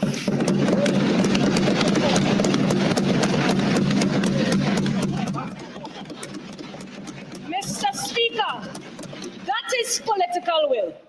That is performance in 1 weekend. 1 weekend, Mr. Speaker. 2 years plus people are waiting their grants, and they couldn't deal with that. Mr. Speaker, I want to report to the population. Right now, we are working with immigration, and we have received some responses, and we will continue to work on those. We had a backlog of 1,500 plus when it related to, as it relates, to the immigration department. Mr. Speaker, as we are dealing with those responses which we would have gotten from NIB I want to assure the population that we have started processing their grants. So, Mr. Speaker, we will continue to work in the interests of our senior citizens. We will continue to work in the interests of our disabled community. We will continue to work in the interests of our public assistance recipients. Mr. Speaker, in addition to that, 7 weeks, Mr. Speaker, when it had a disaster, you couldn't get a response from the then government, who is now the opposition. Mr. Speaker, I want to share with you today, when I heard the former Minister of Finance as a member for Oropouche West speak to geographical discrimination, you know, people wondered, People wondered. Mr. Speaker, I want to assure the population that I have asked the Ministry of the People, do not wait any longer to pay persons or to give persons their grants. When it comes to the NSDP grant, housing repair, disaster relief, etc. Mr. Speaker, here's why. Here's what I encountered. Mr. Speaker, my good friend from Carney East, my neighbor, wrote to me last week based on the flooding that he would have faced in his constituency. And I want to commend the member for St. Augustine and Couva North for their response in the recent flooding. Mr. Speaker, the member for Carney East wrote to me and asked me, you know, he wants to get an update because this is not the first time these people are being flooded. And they are awaiting relief since 2024, 2022. Mr. Speaker, I sent it immediately to the department for a response.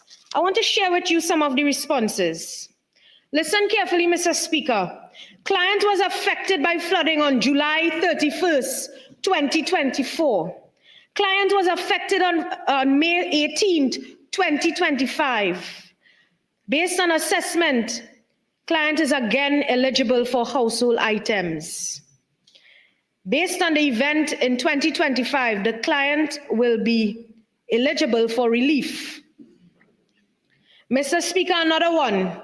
Client was affected by flooding in July 31st, 2024. This is currently being distributed. Mr. Speaker, since then, now because I'm writing and asking for updates, persons affected since 2024 and before are now being given their grants, which they were approved for. Mr. Speaker, let me go again. Another person.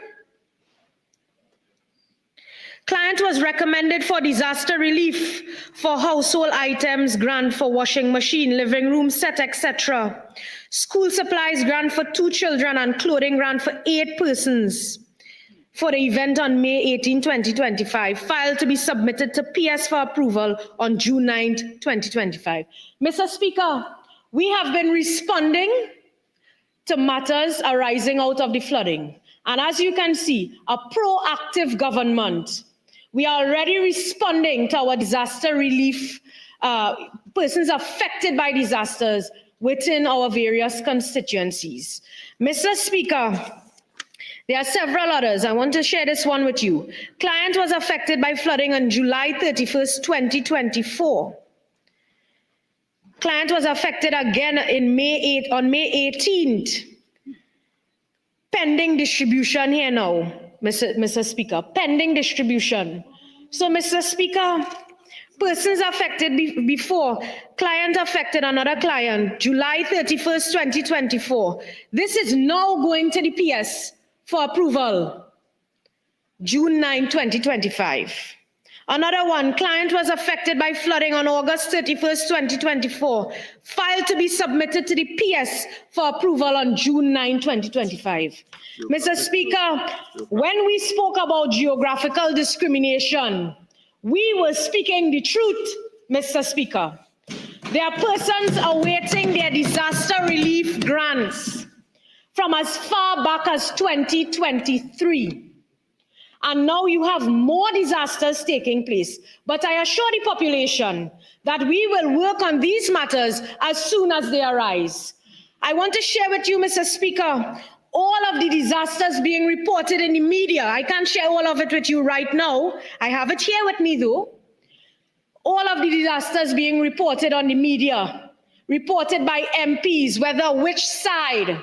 The Ministry of the People, Social Development and Family Services, we have responded to all, Mr. Speaker, and I'm proud of that today.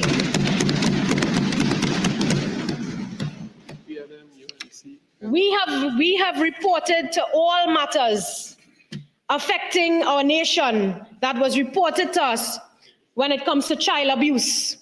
We have reported to issues when it comes to senior citizens' homes as well as children homes in this country. And we are not making joke when it comes to reporting and dealing with those reports when it comes to us, Mr. Speaker. Mr. Speaker, today I am here to say that I am in support of this mid-year review because I want to support my constituency as well when it comes to laptops, when it comes to repairs for schools, when it comes to flooding, etc., Mr. Speaker. Mr. Speaker, I want to commend San Fernando West. I craved a visit when it comes to the Ministry of Education and dealing with issues within my schools in Chaguanas East. One issue, our Minister of Education found himself at the school and resolved it within days. And Mr. Speaker, our Minister of Education ensured that the children were engaged in online classes whilst the school was closed for the repairs. That is what you call a government working for you. Mr. Speaker, I want to touch quickly on the National Family Services. I see so much, we disbanded, all kind of thing. Mr. Speaker, they were employing people on the day of election. 28th of April, Family Services social workers. 28th of April, and they want to come here to tell us about we disbanding units when they were giving people 3-month contracts. Some of them, 12 of them, ended on, during the period of May. So, Mr. Speaker, I didn't disband any unit. They gave the people 3-month contracts. Election gimmicks by them, playing with the people's head, and then they want to come and blame us for disbanding unit. You fool the people. So don't blame us.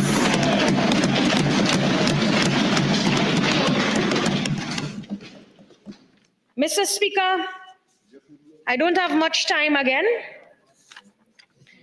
but in closing, I want to share with you, Mr. Speaker, the PNM has lost its way.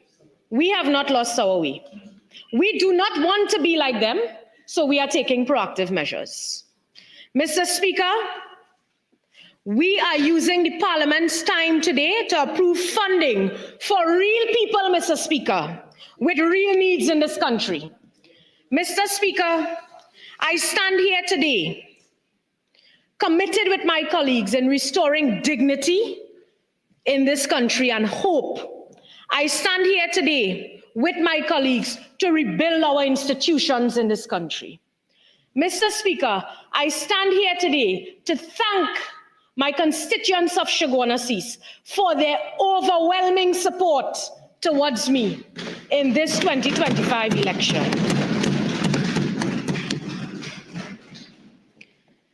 Mr. Speaker, I have been in this ministry for 7 weeks, and they want to tell us about how we are governing in 7 weeks.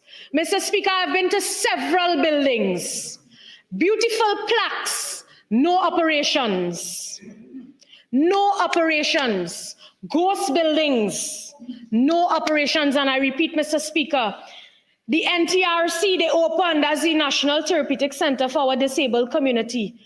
Big opening ceremony, big plaque, Mr. Speaker. When I went in there, you know what's happening there? They still have ceiling works to do. They have elevator works to be done. They have tiling works to be done.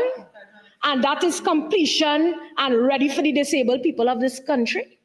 Mr. Speaker, they have fooled the population, and that is why they voted against them. Mr. Speaker, I went to the Couva Social Services Center, completed. When I walked in there is pigeon feces right through, leaks. I have to walk through flood waters, big opening ceremony, plaque, no operations. Mr. Speaker, big opening ceremony for transitional homes in this country. No operations whilst we have persons on the streets, persons living in RHAs. But Mr. Speaker, we will fix it. We will get it right.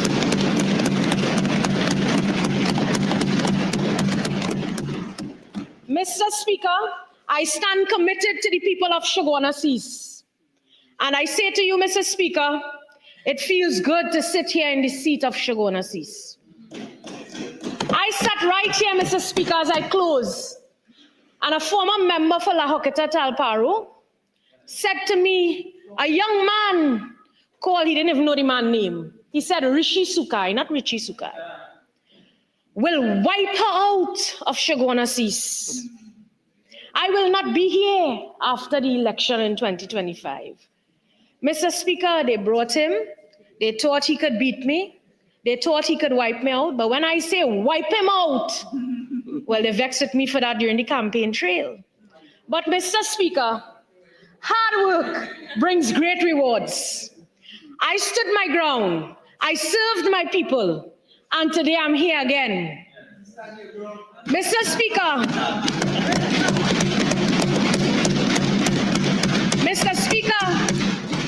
today some of them who thought they would wipe me out and remove me from this chamber, they are no longer here.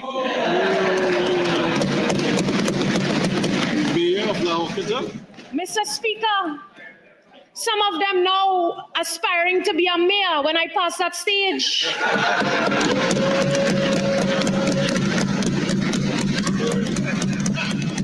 Mr. Speaker, some of them lived in Shoguanasis and they struggled for a crowd. But Mr. Speaker, I thank those people.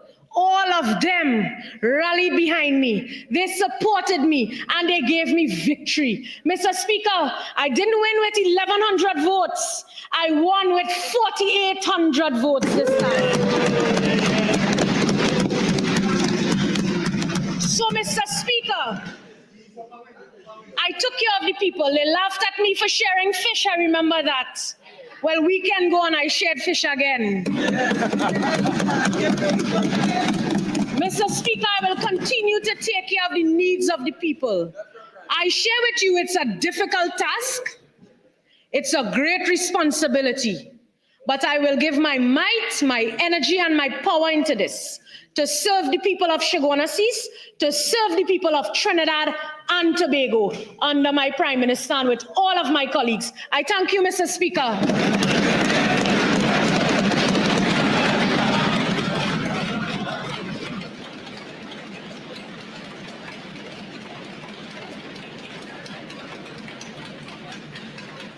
Member for Tobago East.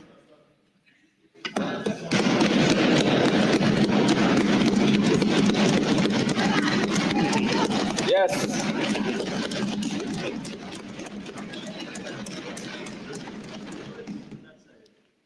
Thank you very much, Mr. Speaker.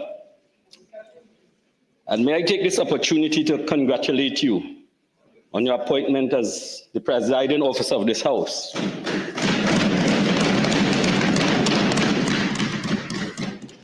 I also wish to congratulate the Honorable Prime Minister for once again returning to this House and to Trinidad and Tobago as Prime Minister for a second time. To all my colleagues, I wish to congratulate all of you, because winning is sweet, and I'm enjoying the bliss and I'm savoring the moment. Mr. Speaker, I wish to give some advice. I see the members on the other side coming to this house and playing a old game of reverse psychology. They don't have a plan. They are constantly asking for the plan to see if they could copy the plan.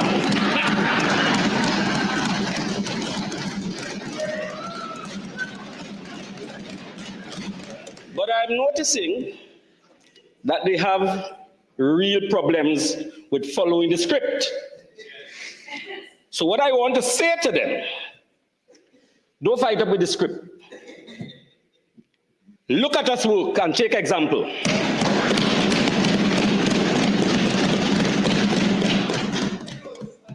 To my good friend from Digo Martin West, I want to let him know there's a thin line between being articulate and being loquacious.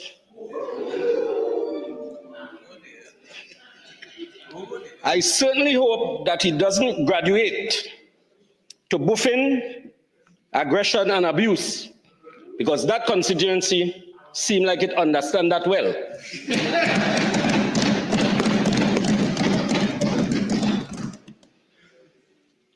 I wish to say, in giving advice,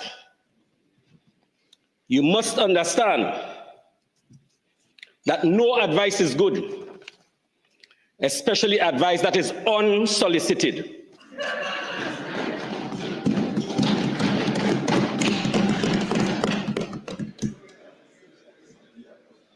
And if wisdom way you truly seek, 5 little things be sure to keep: of whom you speak, to whom you speak, and when and where and how.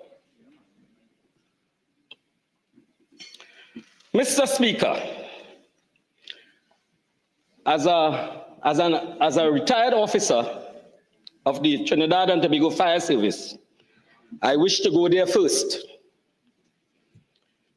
Tobago is the only island that I have visited that does not have a fire service headquarters. When His Excellency Arthur Raymond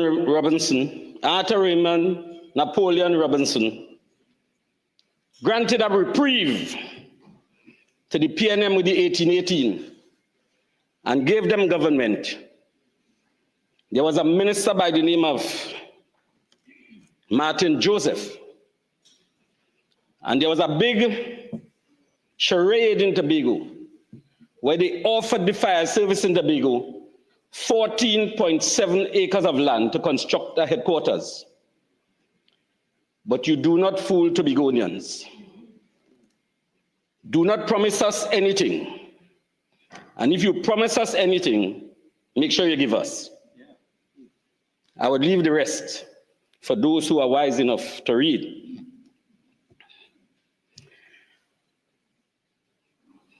A few years later, we were given a parcel of land in Corland. But you know how the politicians can be. When the approval was given for the construction of that fire service headquarters, we had 2 members sitting on the opposite side, one by the name of Mr. Damas and one by the name of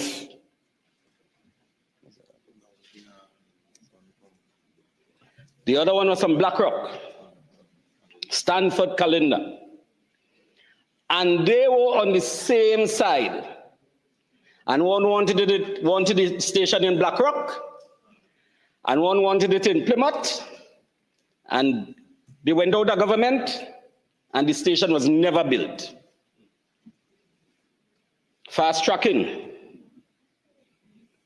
Another parcel of land was given for the construction of the very station. $10 million was allocated. But you know, when fellas or when people do not plan, a lot of things happen.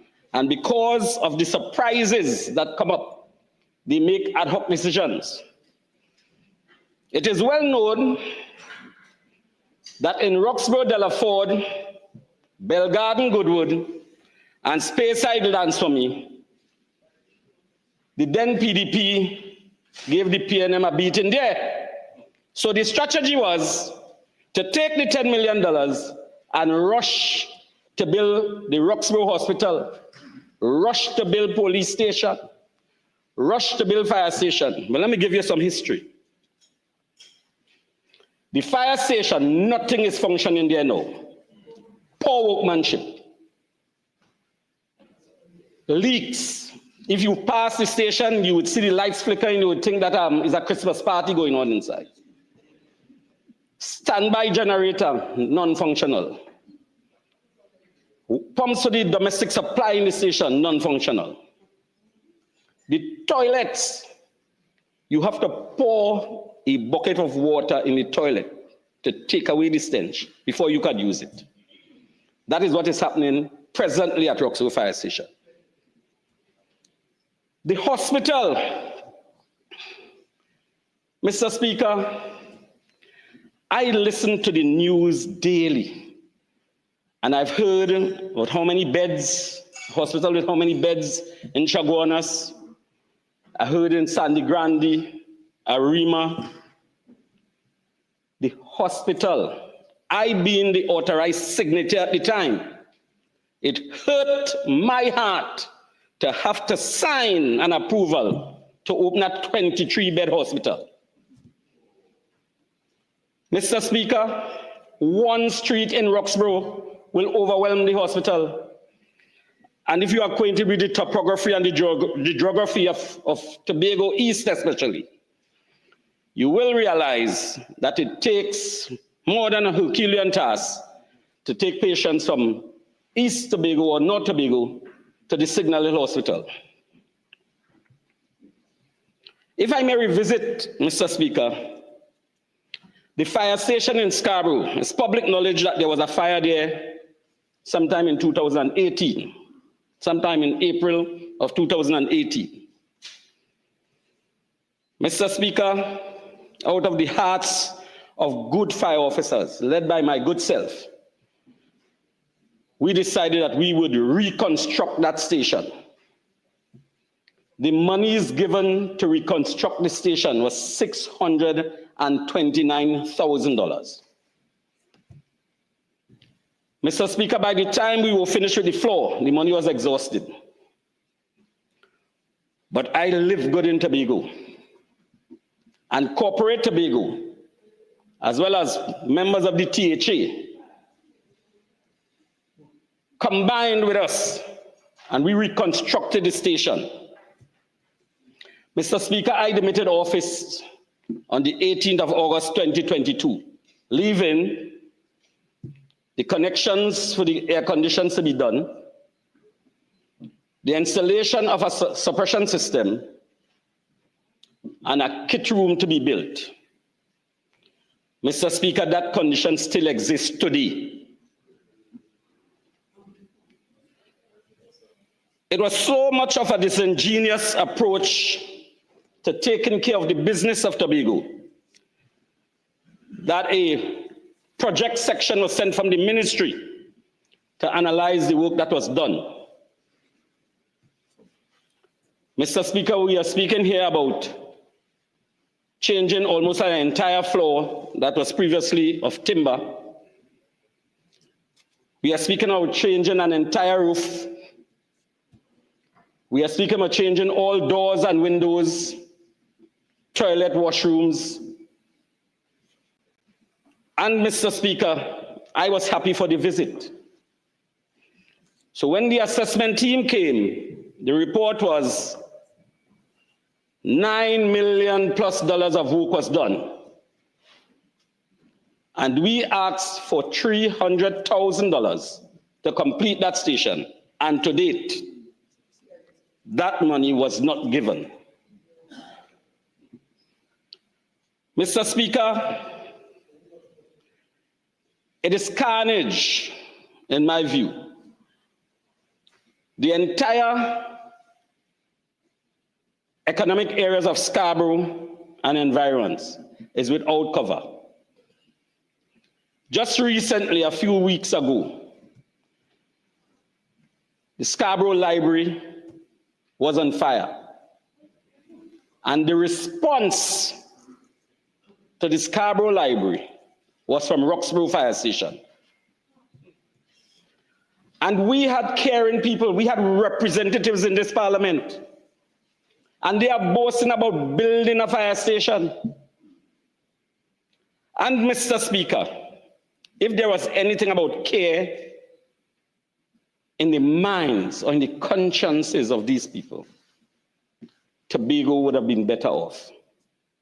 But here was the narrative. They are busy trying to make all decisions from Tobago. And you saw it in the parliament today. Everybody was busy saying what hotel we should take and what other things we should do. And Mr. Speaker, nothing is wrong with our advice, but allow it to be solicited.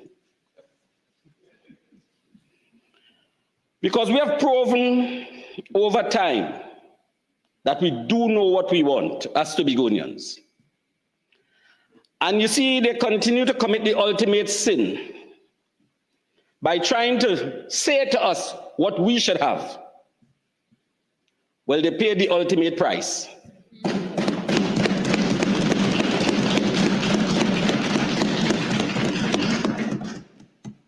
My friend for San Fernando East seemed to be an expert at budgeting. But I hope the example he is drawing from is not based on the policy that he designed for himself.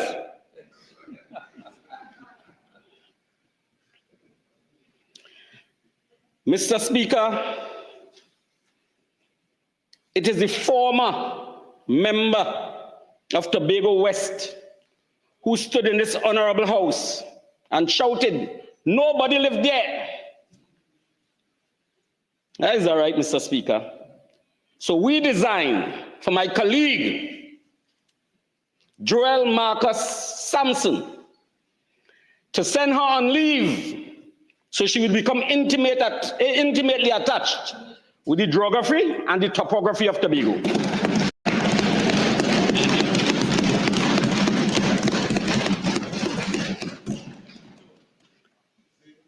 I am hearing all the commentary about the bills that we are seeking to pay on a budget that was designed by those on the other side. And they are saying different things to make you believe that they are the ones who are experts at budgeting. But they are the ones who sat and presided over the PM salaries. And the taxpayers in this country, every month, has an obligation that was forced upon them to be paying 3 prime minister's salaries every month. And they are asking where the money coming from. If you design that plan and you had a plan to finance it, you are not God's gift to financial brightness. And I know that the people on this side will exercise their expertise and ensure that the commitments that you made and you left, we will govern and ensure that the people of Trinidad and Tobago receive their just due.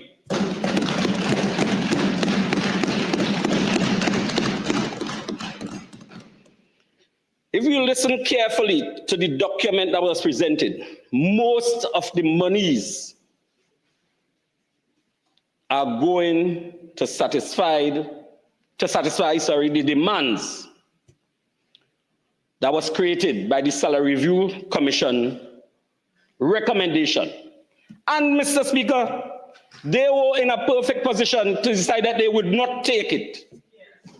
They were in that perfect position, but they decided that they will take it. It has caused additional burden that this government has to respond to. And you are here today appearing to be angels when you are the ones that created the catastrophe, and you are the ones that brought this travesty to Trinidad and Tobago.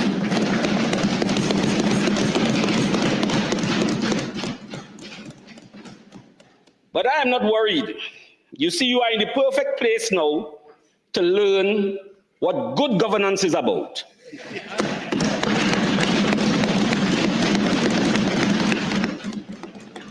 But I have a regret on your behalf.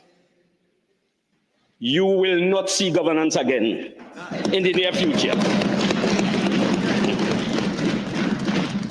And if you believe that my word would fall on stony ground, the same fate you had on the two candidates in Tobago, that you refused to look for sensible candidates, is the same fate you are likely to suffer if you continue along that trend. Allow Tobagonians to decide what is good for them, and you may find a place of comfort with us. But as long as you go along the lines that you are going, and you believe that you are the authority around here to determine the destiny of Tobagonians. And my good friend from Malabar Mosika, he said he's well researched. If you go back to 1977, you will not side with your colleagues, because the then Arthur Napoleon Raymond Robinson said in this parliament that Tobagonians are the only people of the Caribbean that does not have a say in their destiny. Mr. Speaker, the passion I feel for Tobago and the passion I feel for Tobago East, it would be remiss of me if I do not thank all the people of Tobago East for electing me to office. You see, the people that are proud and are ready to say that they're wide at researching, if they were researching well, they would have realized that David Joseph Thomas campaigned all his life in Tobago East. And all the winners before me only won because I didn't compete. So there is a good chance that they would follow the script, and they will now understand that returning to the Tobago space is a thought in the wilderness.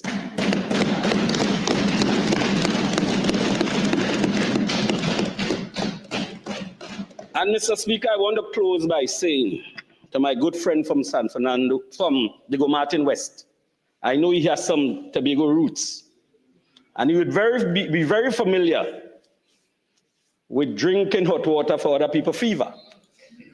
Very, very familiar. And I advise him to pay close attention to that note. Thank you, Mr. Speaker.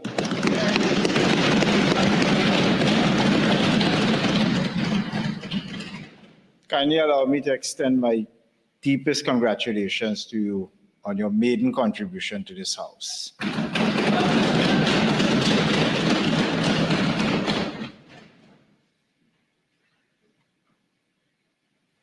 Member for Tabakit.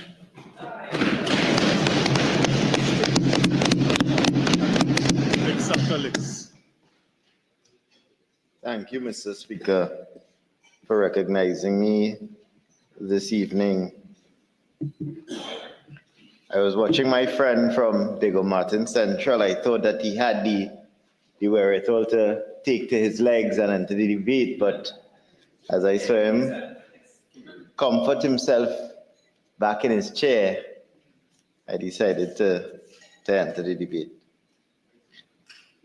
Mr. Speaker, let me begin from the outset by joining my colleagues who said it here this afternoon, this morning, and last week, and rightfully so pleased, Mr. Speaker, by expressing our heartfelt gratitude and my heartfelt gratitude to the Honorable Prime Minister for the expression of confidence and entrusting me to the people of Tabakit, please, Mr. Speaker. Mr. Speaker, and it is important to place that on the public record here this evening, and as we've been doing it throughout this debate, because much has been said by many persons on the other side about how we conducted our affairs in the run-up to the general election 2025, Mr. Speaker. As a matter of fact, many persons on the other side have been seen and spoken on the record publicly and elsewhere, always asking questions. What was happening with respect to the UNC? Why the UNC is not ready? What is going on with respect to the screening process? What is happening with the UNC? And we told them, don't worry, the same way we're telling them on a number of issues related to the UNC. Cockroach had to stay out of foul business and foul party. And we took our time. The Honorable Prime Minister took her time and formed the proper ingredients to success, which is why on April 28th, the UNC formed the next government of Trinidad and Tobago, with the stars that you see aligning all of these seats here in the government of Trinidad and Tobago. I want to also graciously thank, Mr. Speaker, because it would be remiss of me, the people of Tabakit, who through their unwavering support have placed me in this august chamber, be it through, unfortunately, the bad roads in Lightbourne and Hausa Trace and Upper and Lower Puna, or based upon the lack of water throughout Brothers Road and Esperanza, which I must thank the Honourable Member for Couva South, MP Barry Padarat, who dealt with most of those situations assiduously. As soon as I raised those issues with respect of lack of water within those particular spaces within the constituency, the Minister of Public Utilities was quick to the draw to address those issues. And that is performance UNC style, Mr. Speaker. And whether it be through the scenic views of Tortuga and Grand Couva, Mr. Speaker, and the rich virtue of the people in Tabakit, I'm eternally grateful for their trust and confidence in me as their new member of parliament, and I definitely would not let them down. As I am tethered and connected to our slogan that we ran during the campaign, Tabakit batting with sobers. Sobers will continue to bat for Tabakit. The proper and the real Gary Sobers is now at the wicket, Mr. Speaker. Mr. Speaker, the election results for 2025 were truly telling. And if I'm to contextualize those results as it pertains to the supplementation bill, it demonstrated what people were really angry with. The supplementation that we're dealing here with today, coming out from a PNM budget in 2024, September 2024, Mr. Speaker, demonstrates what the people were angry with, why they voted in a particular way on April 28th, why throughout the length and breadth of Trinidad and Tobago, they adopted a particular course, that the people of this country gave a resounding yes to the UNC, a resounding yes to change, a resounding yes to humility, a resounding yes to equity, and by an amalgamation, a resounding no to the PNM. And it was demonstrated, as I said before, throughout the length and breadth of this country. It began with places that we would normally call marginal within Trinidad and Tobago. And it started in the East-West corridor with my brother, the MP for Arangua St. Joseph, who won his seat by over 3,000 votes, Mr. Speaker. It continued in Barataria, Sanwa, where they fielded a candidate against the indomitable MP Saddam Hussein, who won that seat by over 4,000 votes, Mr. Speaker. It continued down in Chaguanas East with the home girl, MP Vandana Mohit, who won by over 4,000 votes, Mr. Speaker, and went on to Claxton Bay, where MP Narayan Singh won by over 5,000 votes, Mr. Speaker. And even in Lahore, to my right, where he won by over 2,000 votes, and in Maruga to my left, where we heard from several speakers last week who spoke about millions of dollars being spent in Maruga Tableland. Thousands of warm bodies being sent down to Maruga Tableland to battle Michelle Benjamin. And she came out victorious on the night of April the 28th with over 3,000 votes, Mr. Speaker. And the same in Tunapuna, and the same in Toko Sangre Grande, and the same, and I could say it proudly, very proudly, and I'm sure members opposite, specific members opposite, would also join me in that chorus of praise that we took the wicket for San Fernando West, Mr. Speaker.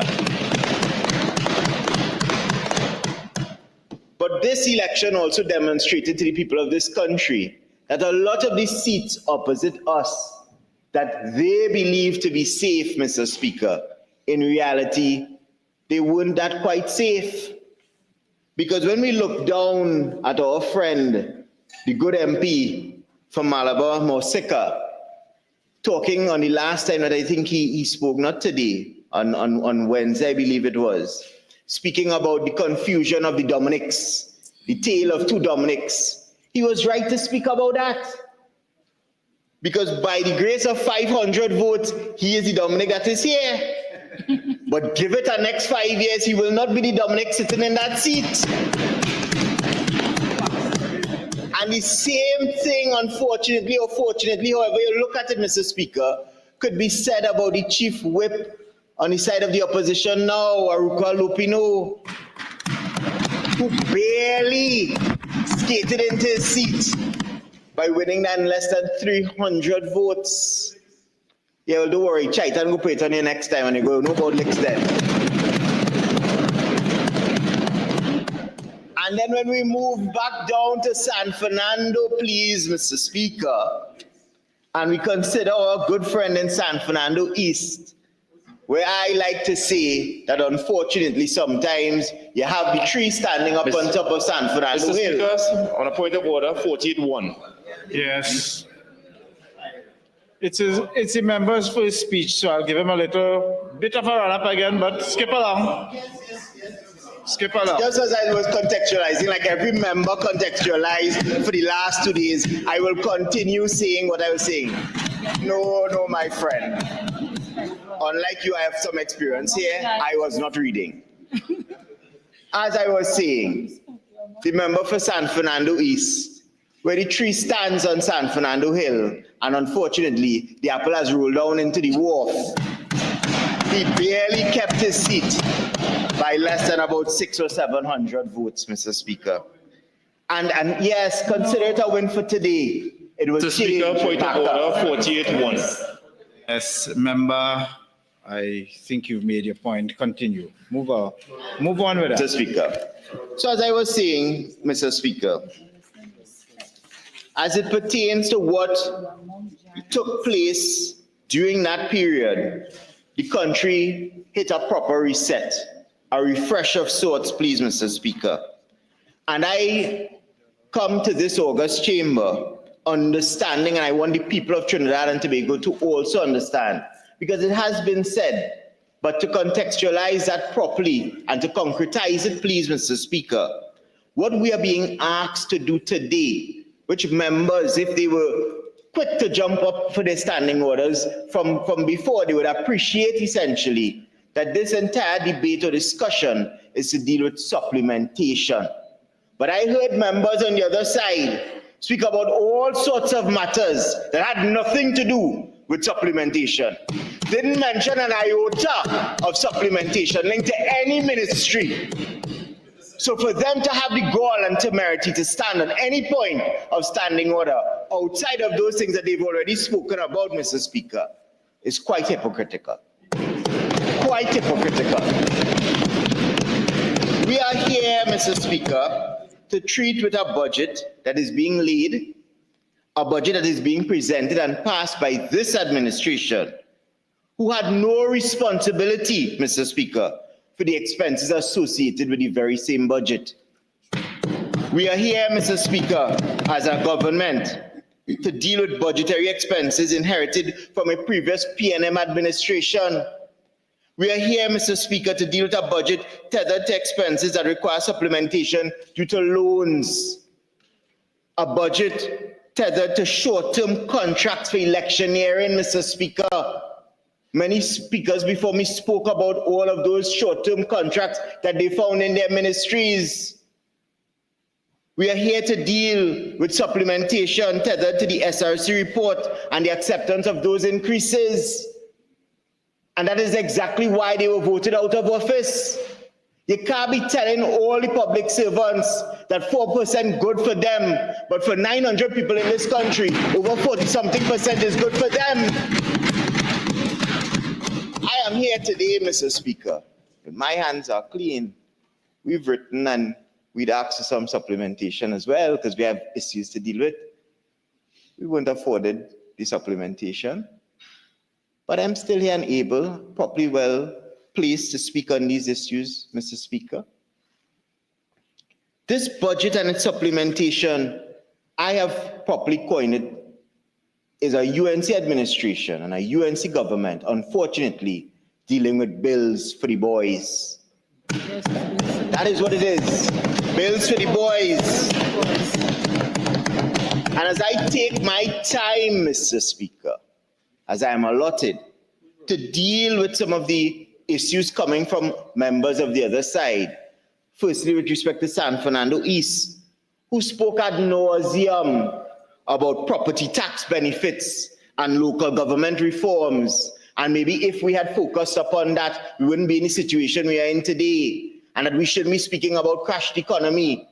They spoke about local government reforms and property tax situations since 2019, Mr. Speaker. We're in 2025. That was their local government campaign for 2019. 2019 come and go on, 2020 come and go on. They could blame that on not implementing it due to COVID, fine, no problem. Some of us may accept that. But then you had another local government election and you campaign on the same thing again in 2023. And we're in 2025, and you never implemented anything with respect to local government reform. All of those taxes that you collected with property tax, fear-mongering the population in order to pay this property tax, that we needed the revenue and that you was going to utilize the revenue in local places, in local authorities to deal with issues locally and divorce it from central government. That never took place. What they do with the money? That's the question that we're asking them. They want to ask us how we find the money. We're telling them we're going to find the money that they took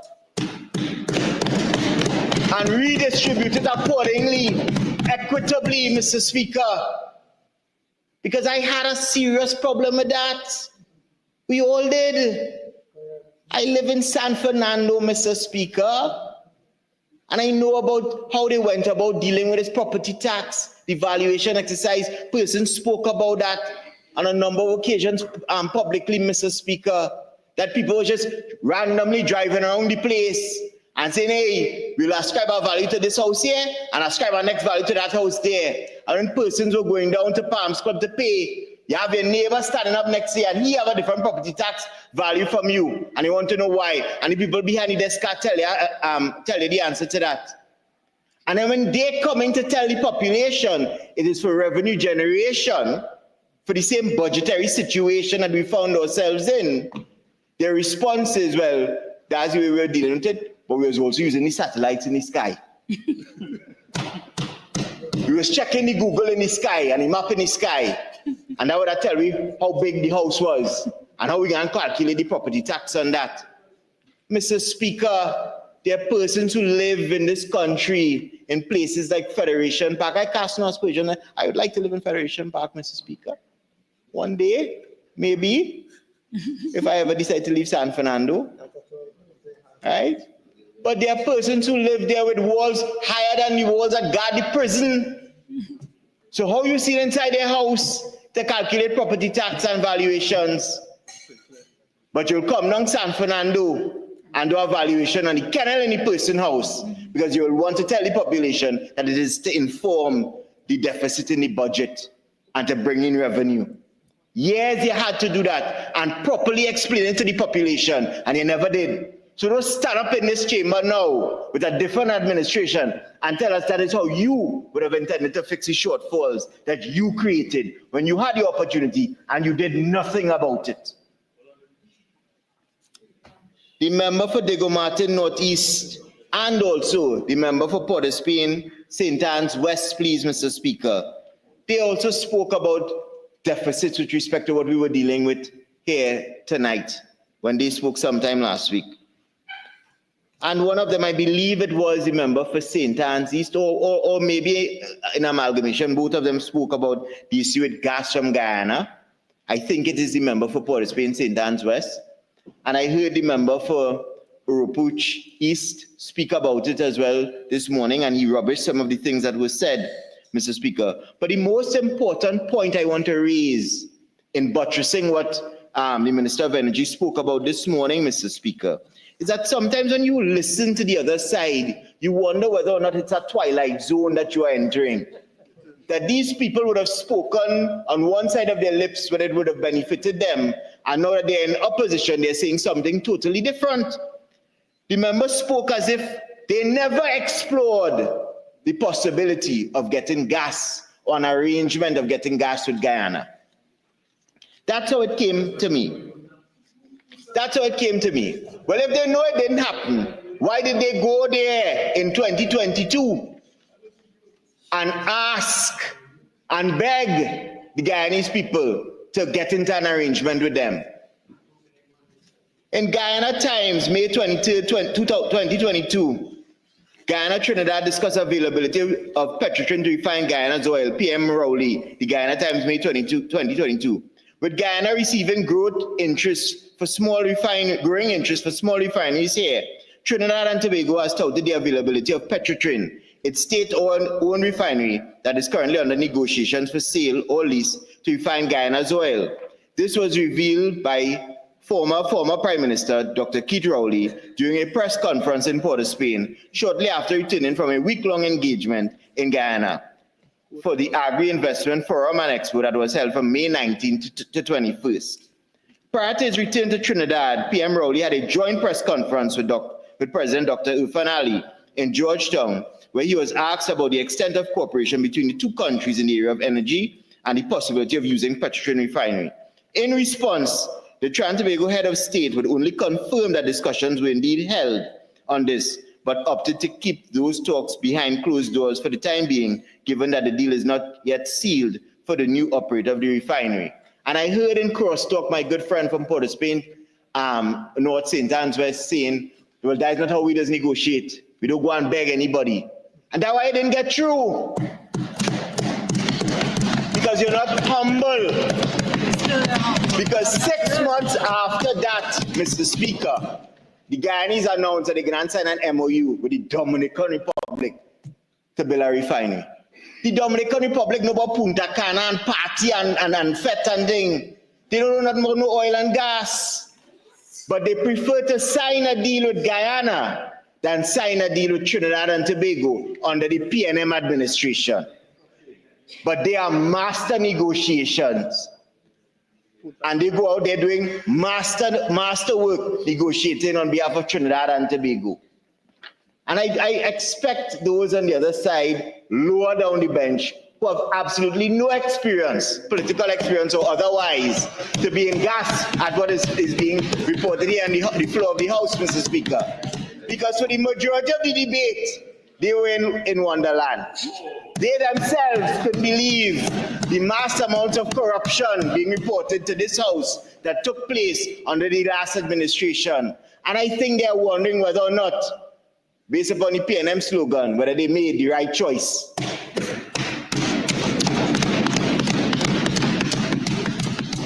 And as it pertains to Guyana, Mr. Speaker, just as the Honorable Minister of Energy indicated, The position from Guyana is simply this. They have arrangements in place, but if Trinidad and Tobago want to be a part of the discussion, they are free to do so, and Guyana is willing to entertain that discussion. That is the position, Mr. Speaker. So for anybody to say anything opposite to that, they're simply telling an untruth. And they are constantly spinning those untruths for whatever reason. I don't know what if they want to damage our relationship with Guyana. We're not about that business here. We continue to have a good relationship with Guyana. And you will see that relationship manifest and come to fruition under this administration. And the member for Diego Martin Northeast, and I believe also Port of Spain North, St. Anne's West, also spoke about relations with Venezuela. That somehow our relations with Venezuela were soured. I want to report to this Parliament, and I say it without fear of contradiction.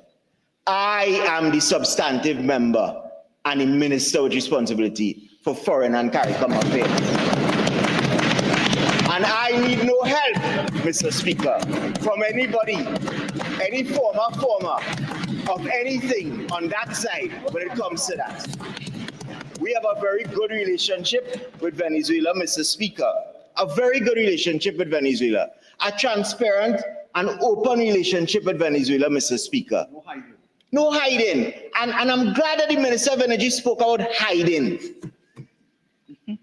Because unfortunately, for some time now, members opposite have always played ignorant to the fact that there was a sanctioned plane that came here in 2020.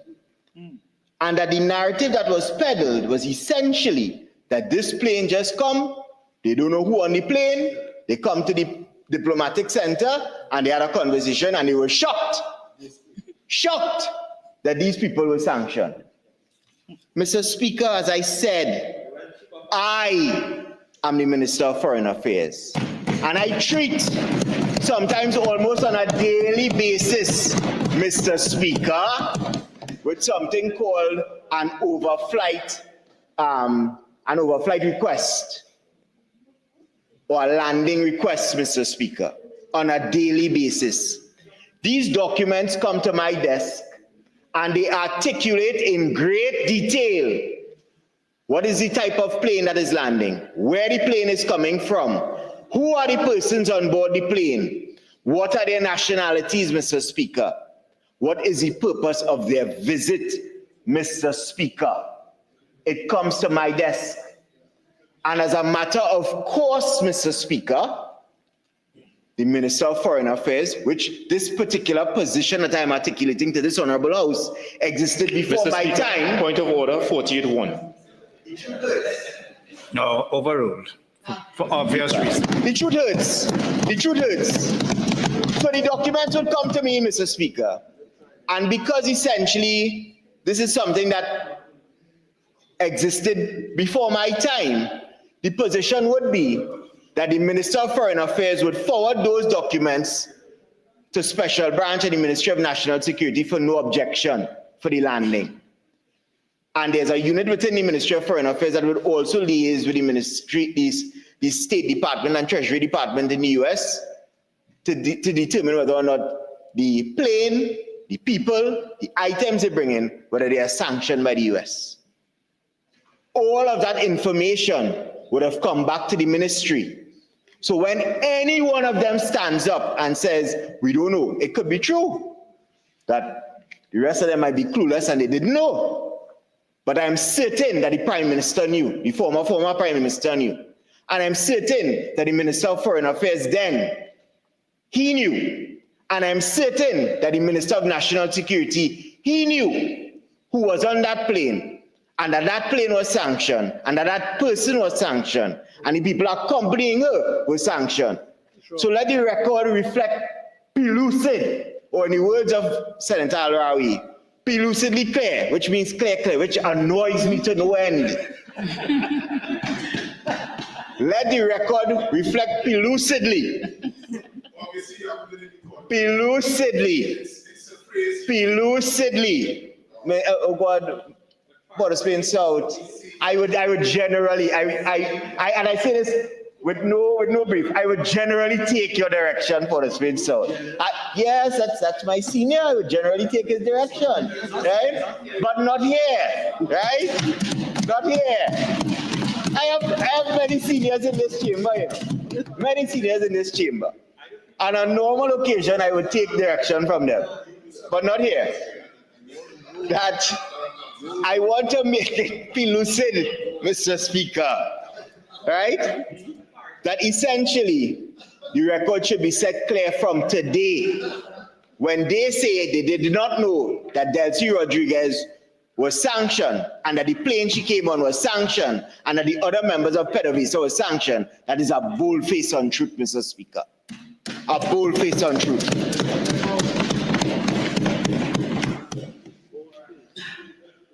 Further, Mr. Speaker, in particular, the member for Diego Martin Northeast, the former Minister of Finance, thankfully I could say former Minister of Finance and not former.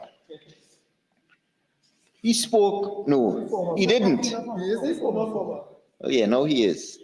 He spoke, I don't think it was him though. I think it was the member for Port of Spain, North St. Anne's West, who asked the question. He asked the question on the floor at the Standing Finance Committee about this $2 million and whether it was properly allocated for payment under the Auditor General's section or whether it should have been under the AG's office. Fine, he asked the question. But what it raised, Mr. Speaker, and this is the disconnect essentially that always occurs with that administration and us here in the government, is that as much as he may have been connected to a particular line of questioning that may have led to a particular outcome, what the people of Trinidad and Tobago are more concerned with is why taxpayers in this country have been called upon to fork out of their pockets $2 million. That is what the people are concerned with. People in this country at this juncture in their lives, they could care less what goes on inside here sometimes, you know. But the fact that they have to fork out $2 million for a judgment that they had absolutely nothing to deal with or to do with is what upset them to no end. And when you read the Privy Council's statements on that particular matter that deal with the member for Diego Martin Northeast, Mr. Speaker, that is what upset people within this country. That the law lords had to ask when you go through the report in the Trinidad Guardian. They talk about the 5 law lords of the Privy Council dismissing the appeal brought by the Finance Minister, Coleman Bird. Dismissing appeals. You'd know plenty about that by now. And that the Cabinet, after hearing submissions from attorneys for the state and the United Kingdom, they spent almost 2 hours quizzing Senior Counsel Douglas Mendes over the merits of the appeal before they delivered an oral ruling after taking a short break. They did not solicit submissions from Ramdas's lawyer, led by Senior Counsel. I consider the Venerable Anand Ramlogan before giving their oral decision.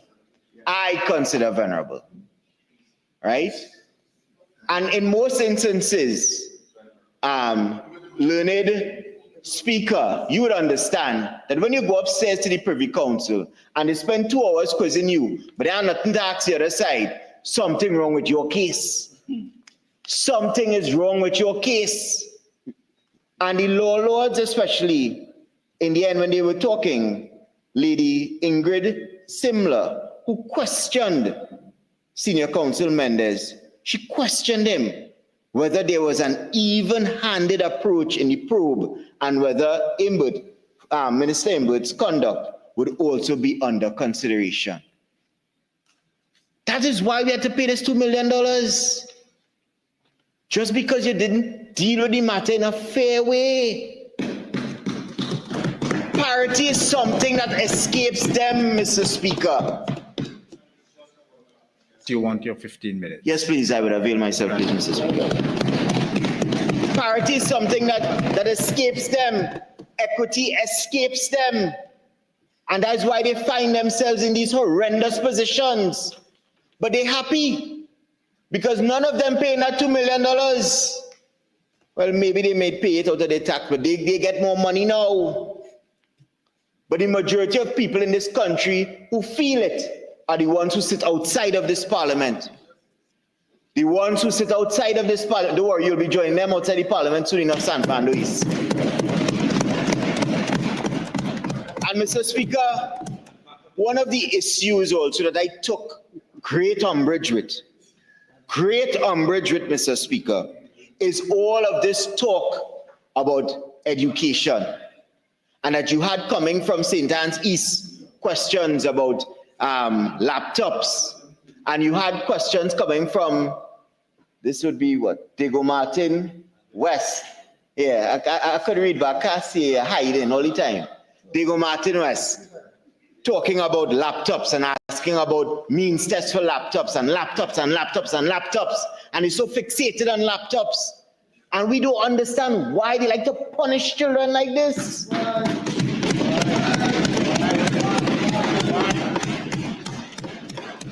All this talk about laptops, Mr. Speaker, and let me be very clear about this situation with laptops.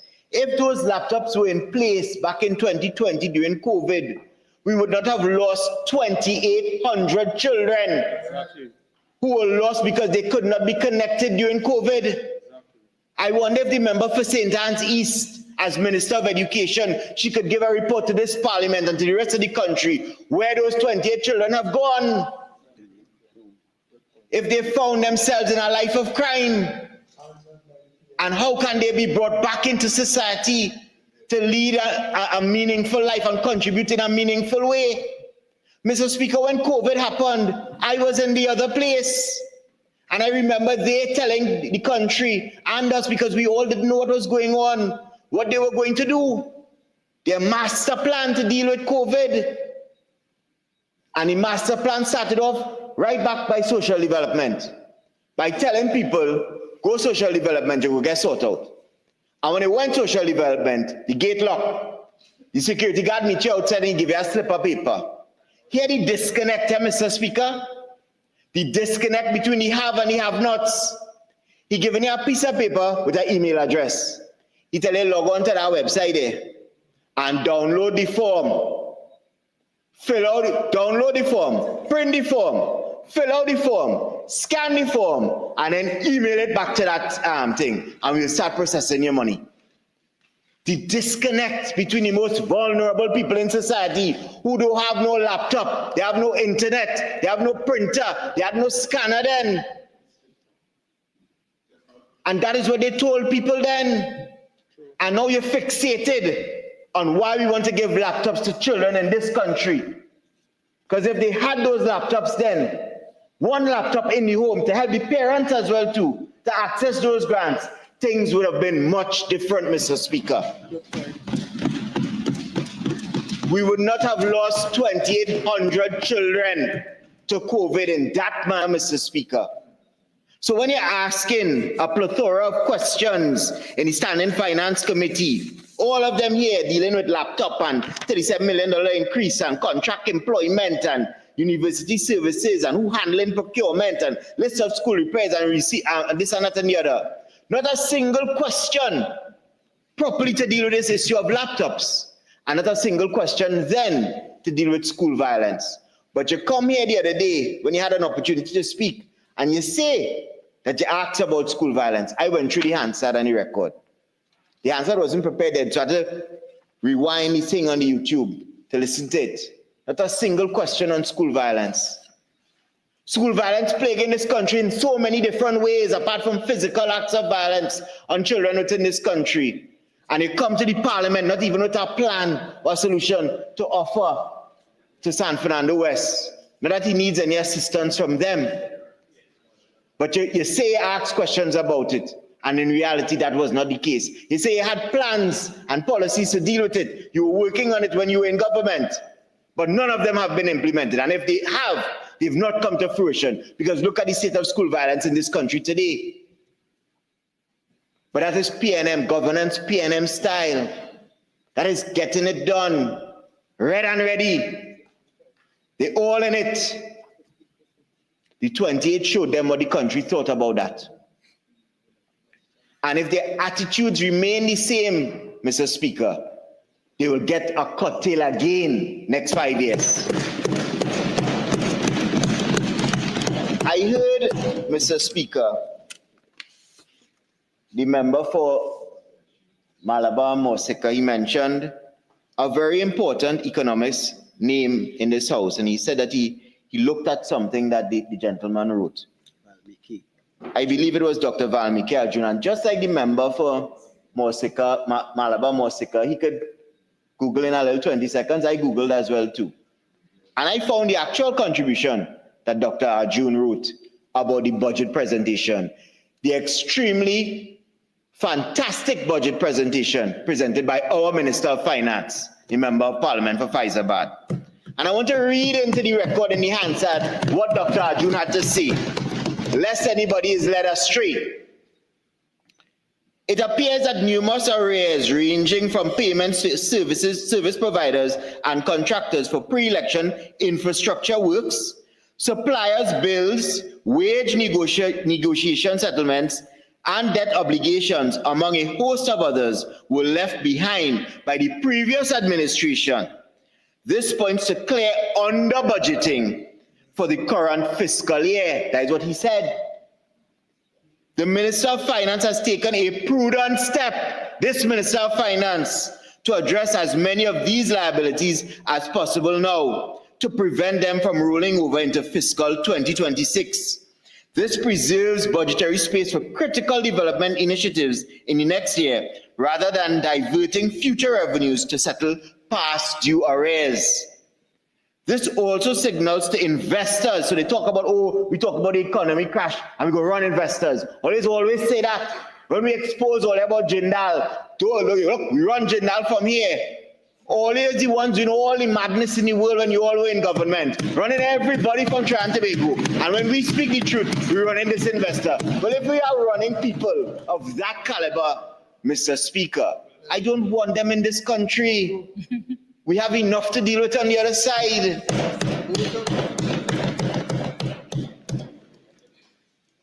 This also signals to investors and rating agencies a commitment to fiscal discipline and stronger public financial management despite tight resources. That's what Dr. Arjun had to say about the MP, the Minister of Finance.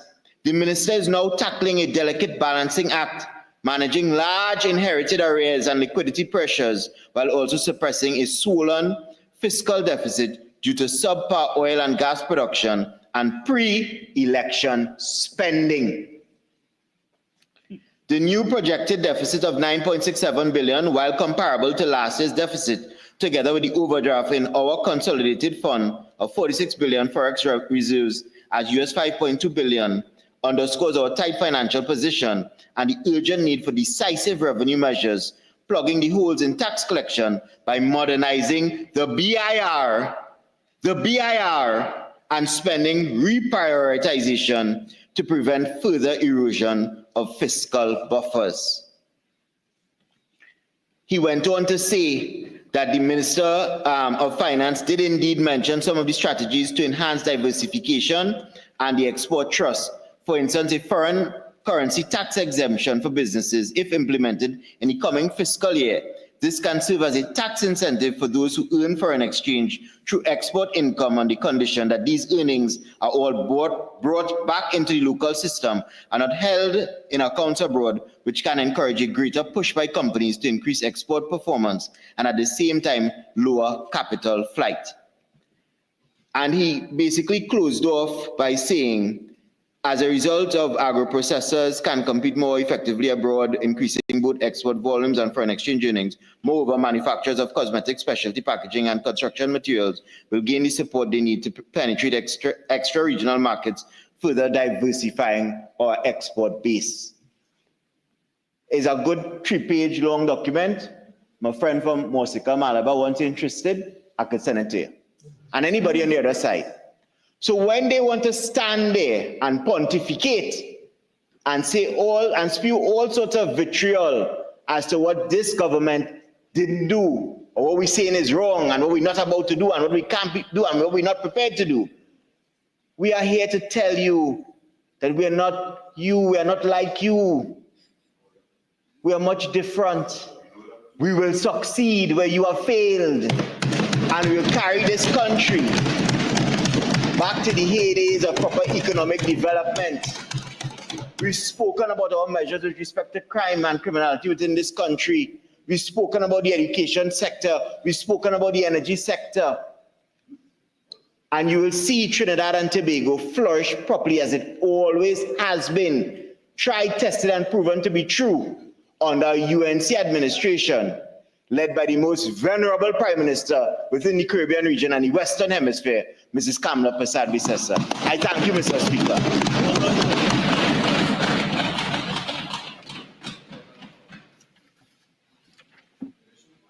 Member for point 14.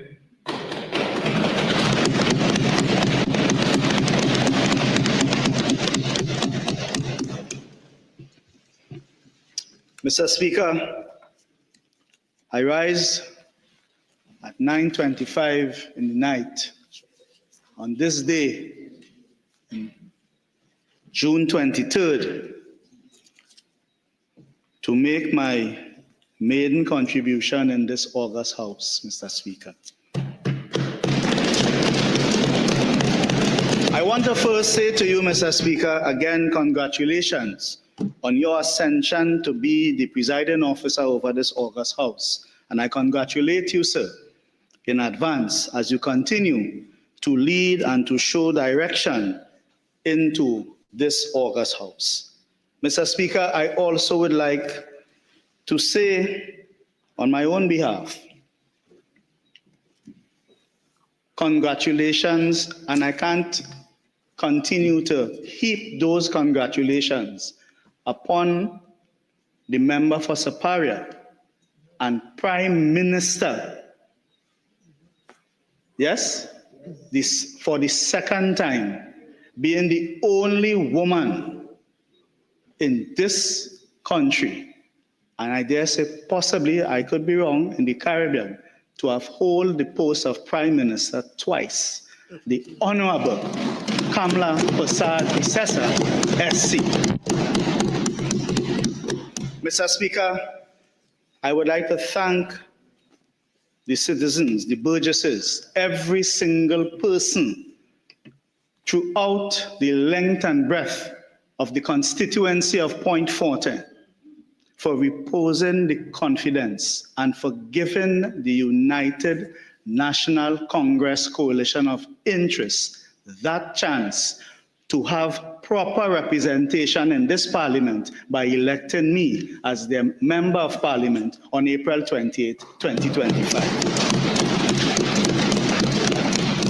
Indeed, Mr. Speaker, I would like to congratulate every single member on this side for the success, more so for the mandate given by the people of Trinidad and Tobago by electing this government into office on the 28th of April, 2025.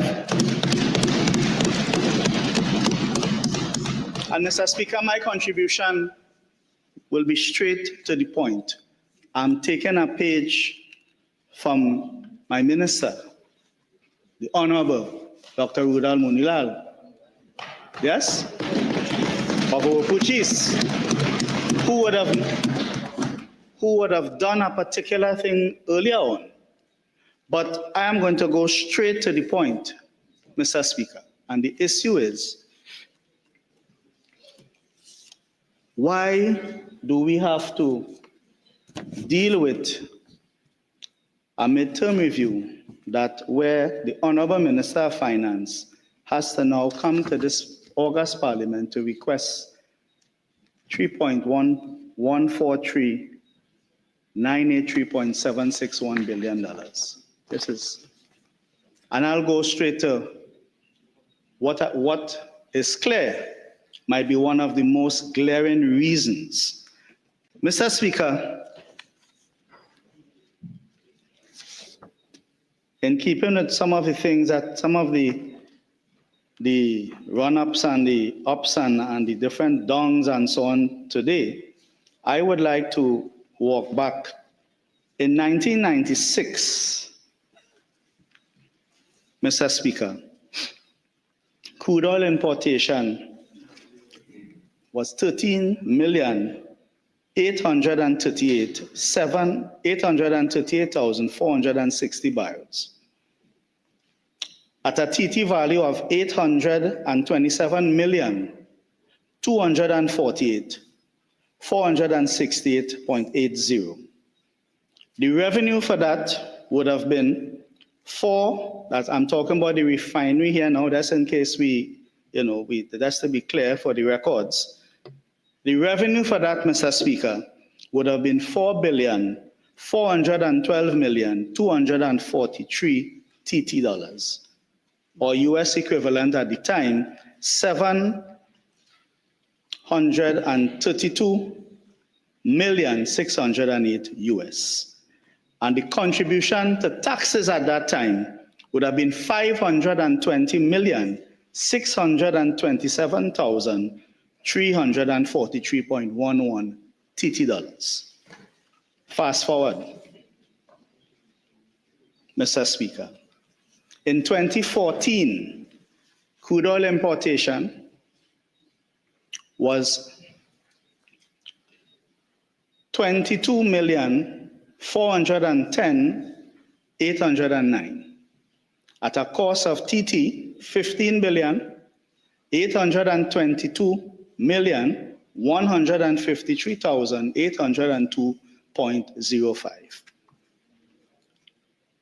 Revenue 27,274,110 TT dollars, or US 4,289,529.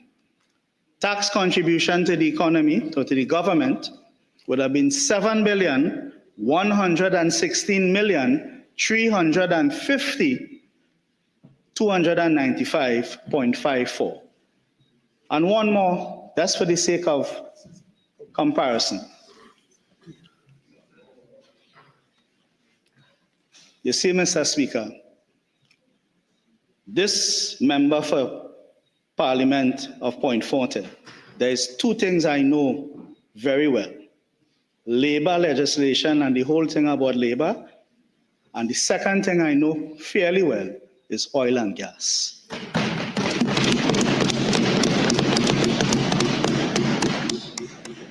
And there are few members on the other side could contest, Mr. Speaker. Very few.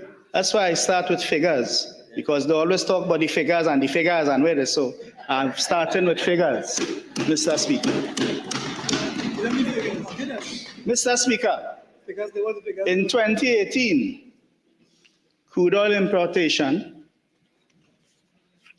31,128,753 at a cost of 14,483,085,071.19.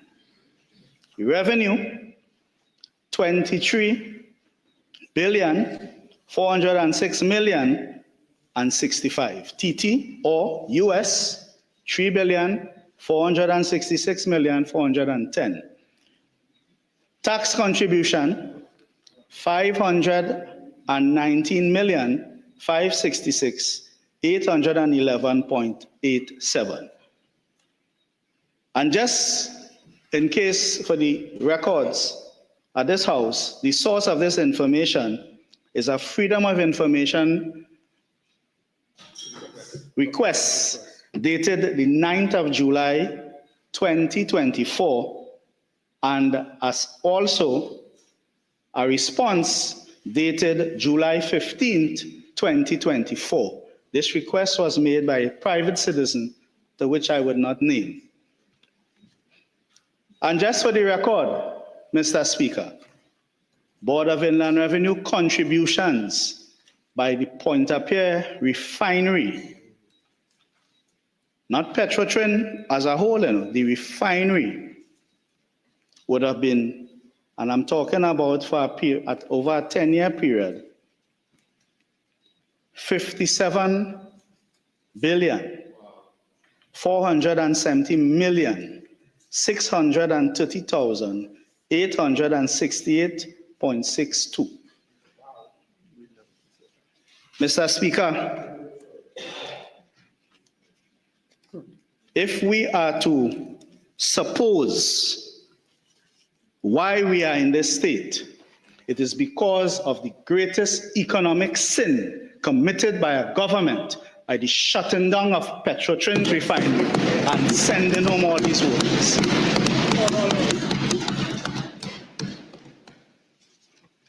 Mr. Speaker, I stand here this evening in defense of all of the oil workers of Trinidad and Tobago. All. I stand here, Mr. Speaker,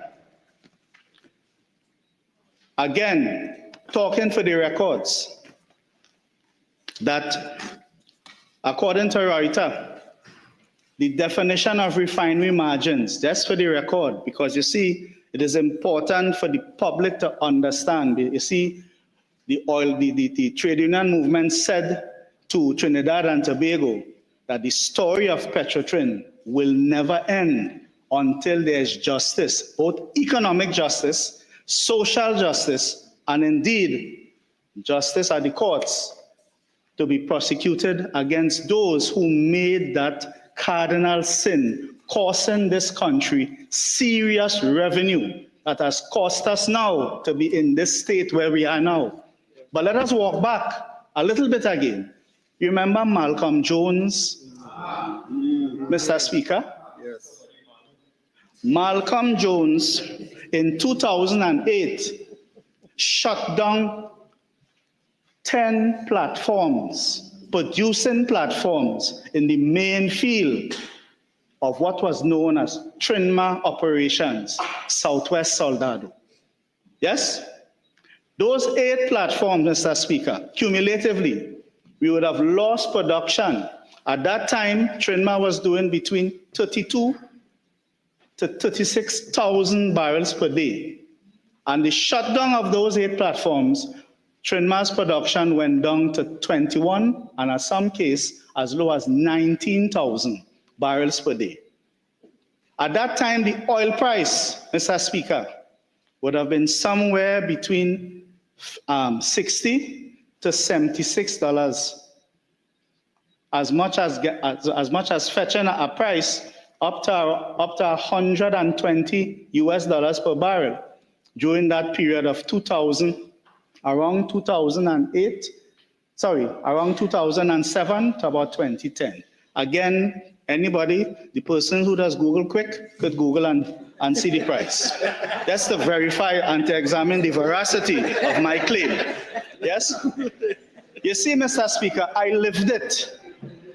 Mr. Speaker. I went through it so that we couldn't understand why a chairman, an executive chairman at the time, with all this power, all this authority, would have taken a decision to shut down 10 producing platforms, oil producing platforms where oil price was at an all-time high, Mr. Speaker.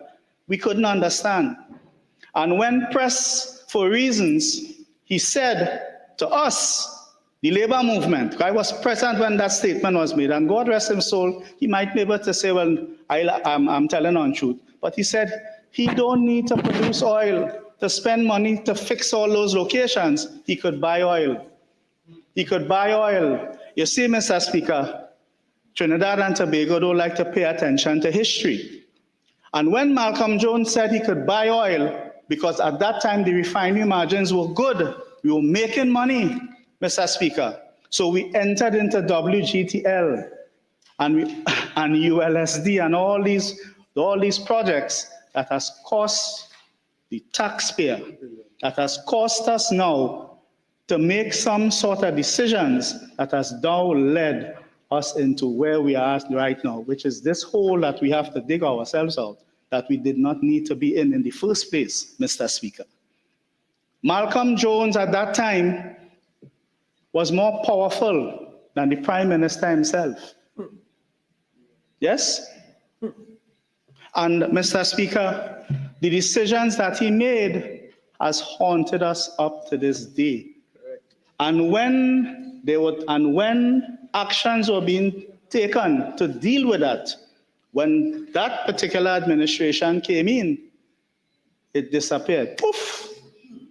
It disappeared.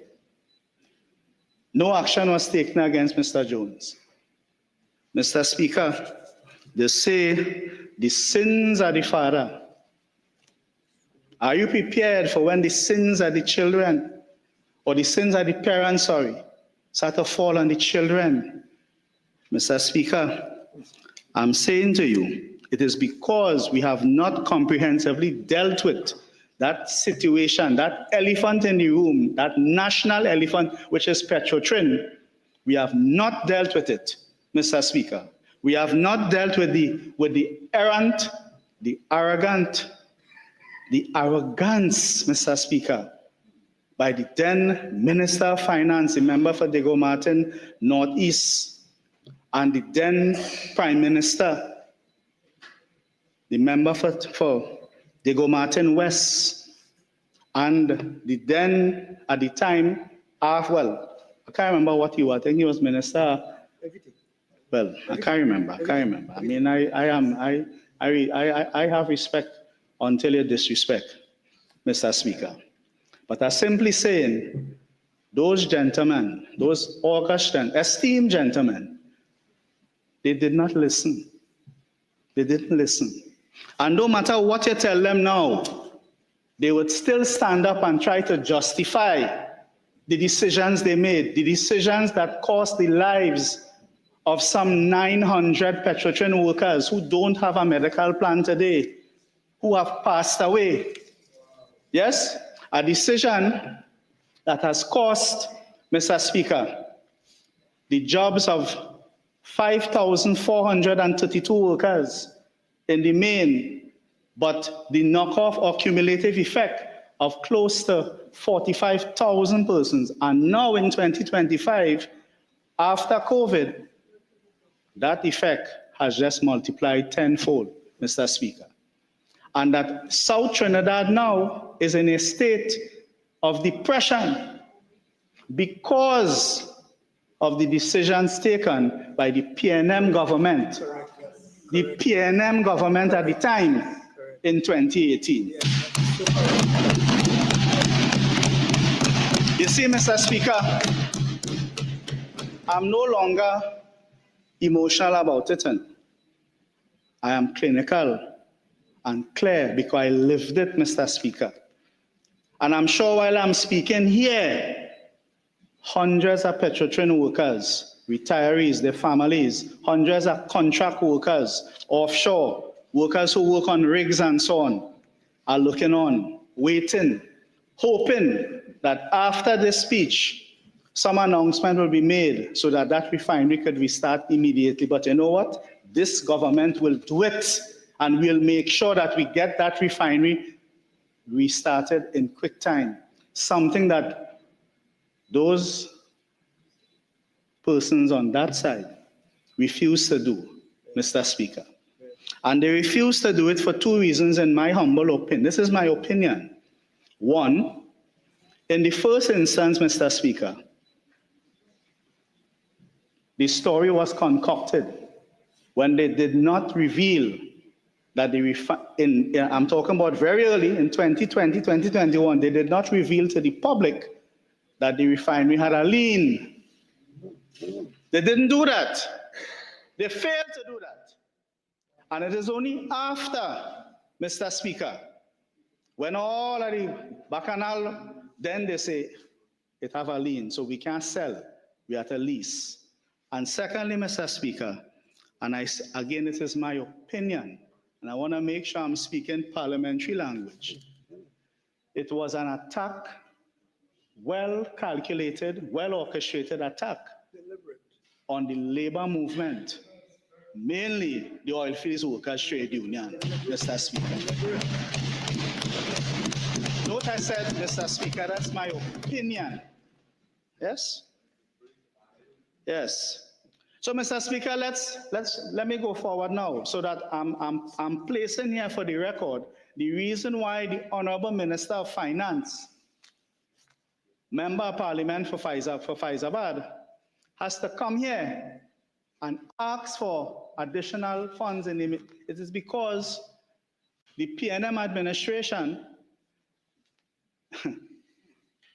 deconstructed our major revenue earner, the Point-a-Pierre refinery.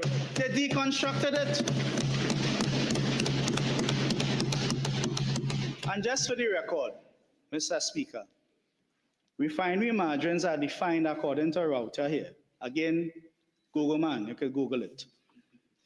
The difference is the value between products produced by a refinery and the value of crude oil used to produce them. Basic definition. We could get more technical, but basic. Mr. Speaker, oil price during the time, and let me get back, because again, I know I have Google man in the corner there, so I want to make sure that my, that Google man. Oil price, Mr. Speaker, during the period 2020 to around 2022 would have fallen to $0 USD. This is WTI and for the records again for Google man, West Texas Instruments, WTI, that's what we deal with in Trinidad and Tobago. It had fell as low as 0 and went up to about $16.58 per barrel. Now, June 2025 now, WTI is around 68.468, but I think it's a little higher now. But Mr. Speaker, the point I'm making, for exploration, those prices are low.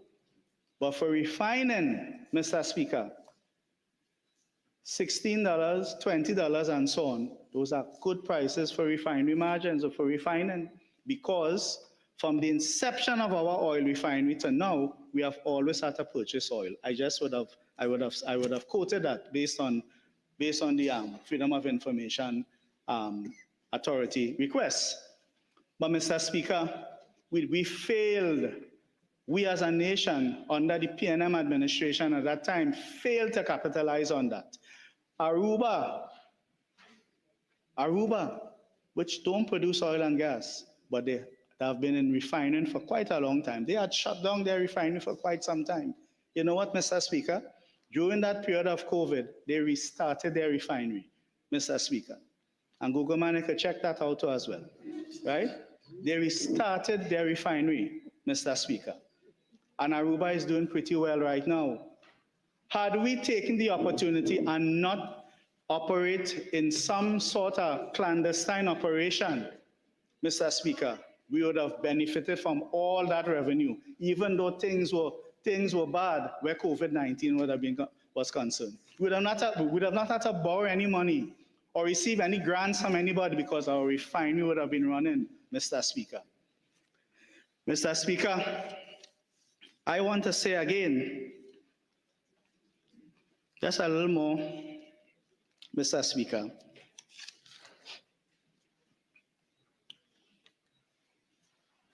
The revenue that was, as they say, a wasted opportunity, we did not grab the opportunity, is now what is haunting Trinidad and Tobago right now. Mr. Speaker, in a little while, you are going to hear the persons on the other side talk about things like who is going to operate the refinery, what is the process, what is this, what is that, when they, without any consultation with the public or anyone, they had NDAs, non-disclosure agreements.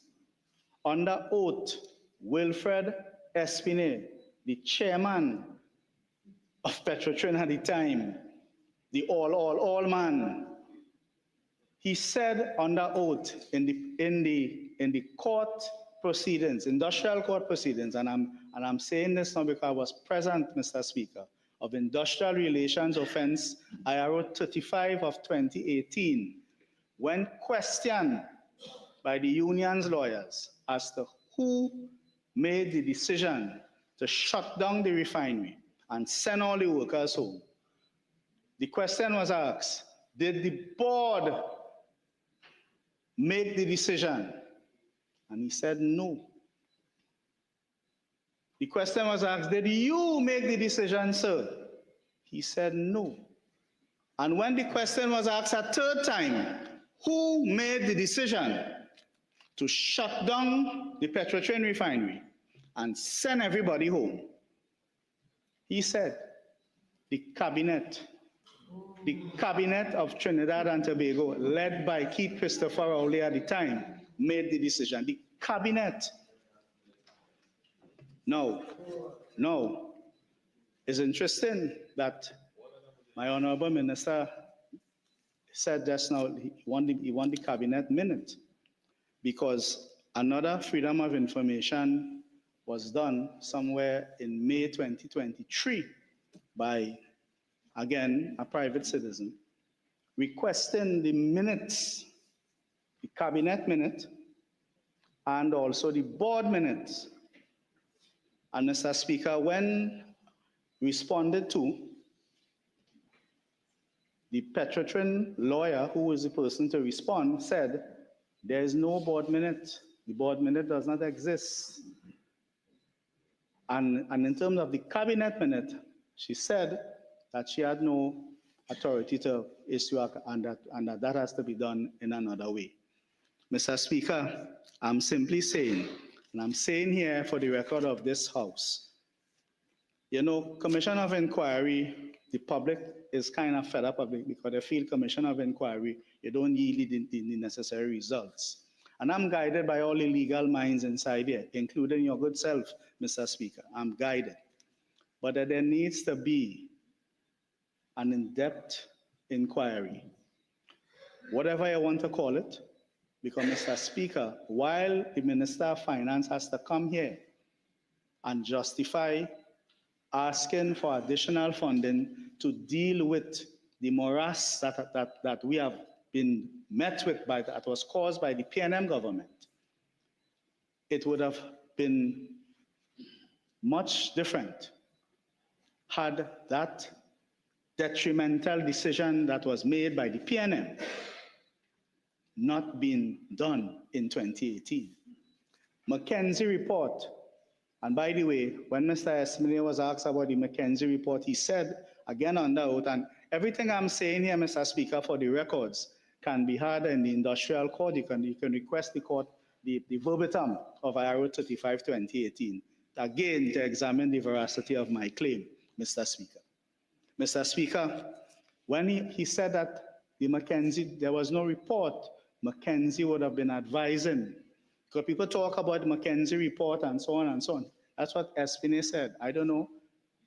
But the Lashley report, which was commissioned by the then PNM government, and the Solomon and Associates report, none of the reports, Mr. Speaker, gave a direction to shut down the refinery and send everybody home, costing the country billions of dollars in unearned revenue, in unearned foreign exchange, and more so in the mass unemployment, loss of jobs, denial of the BIR, because everything is connected, Mr. Speaker.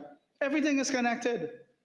Everything is connected. So, now that I've placed that, where I've placed that, Mr. Speaker, let me know, because I come into a closing, I'm just going to take my, may I have my 15 minutes, please, Mr. Speaker? Thank you. Thank you, Mr. Speaker. Thank you. Thank you. You see, Mr. Speaker,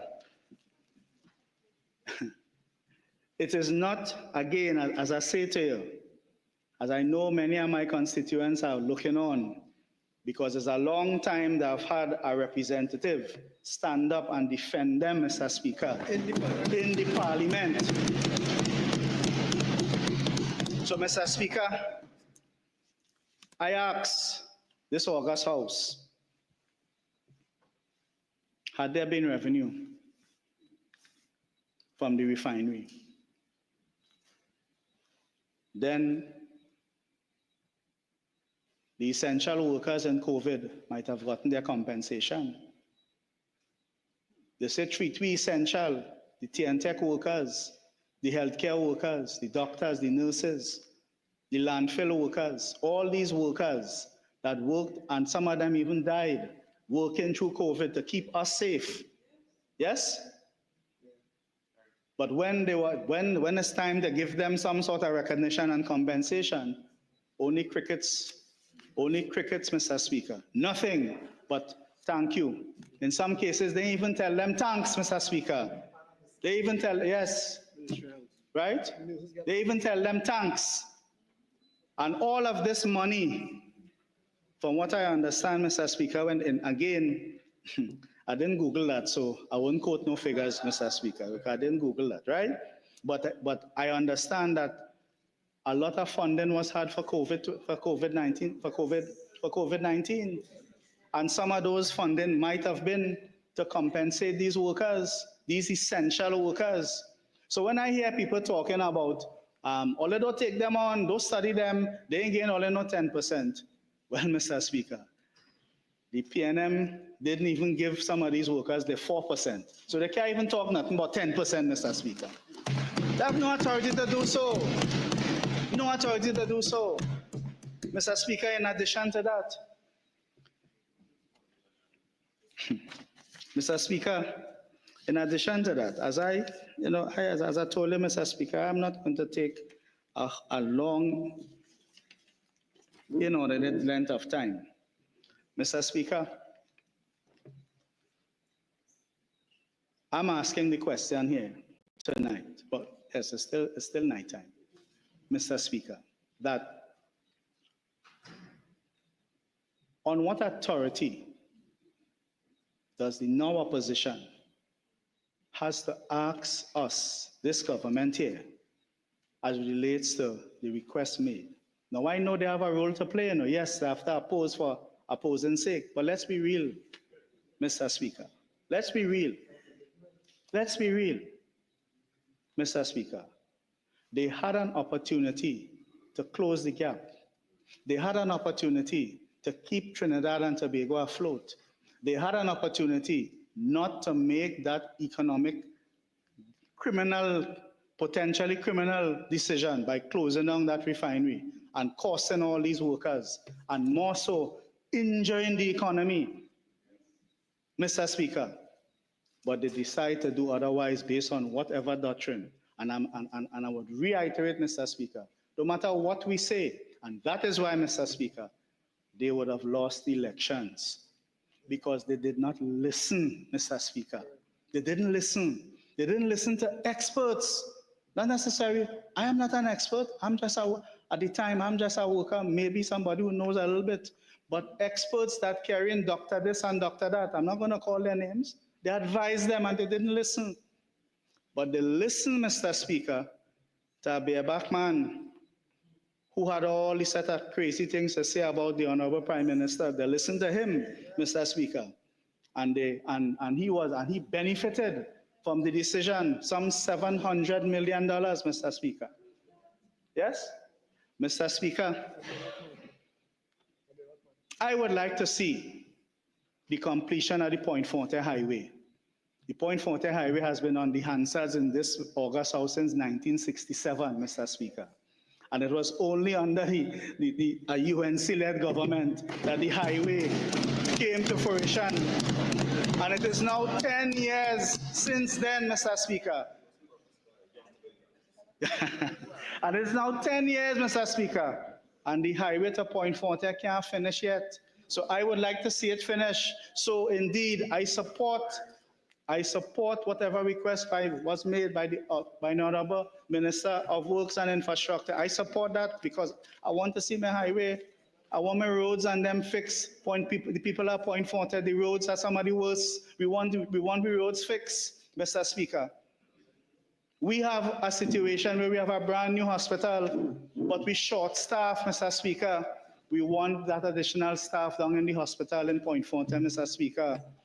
That's what we want, Mr. Speaker. We want to see Petrotrin. Yes? If they want to call it heritage, wherever version they want to give it, it needs to make better sense to the people at Point Forte. Right? And I do say, Labre, it cannot be, Mr. Speaker, that a particular contractor has received over $500 million in labor supply contracts, yet still the workers that work in heritage, their rates are paid are much less than when are much less. The rates are lesser, but the contract are the same, meaning the rates that are given in the contract, Mr. Speaker, is the same rates that you would have used to justify sending home because remember, they used to say that a cleaner getting $60,000, right? Mr. Speaker, that is untrue then and it's still untrue now. But the rates are paid, or the rates that are being given for the contract by the so-called contractor equates to those rates of $60,000. Yet still the workers, they are not being given those rates, They are being given 1/3, in some case, 1/5 of those rates, Mr. Speaker. So that we want to see the oil field in Trinidad, what used to be Trinidad and Santa Flora and so on, come back to some sort of point where the workers are able to earn a decent wage and to have a decent living, Mr. Speaker. That's what we want to see.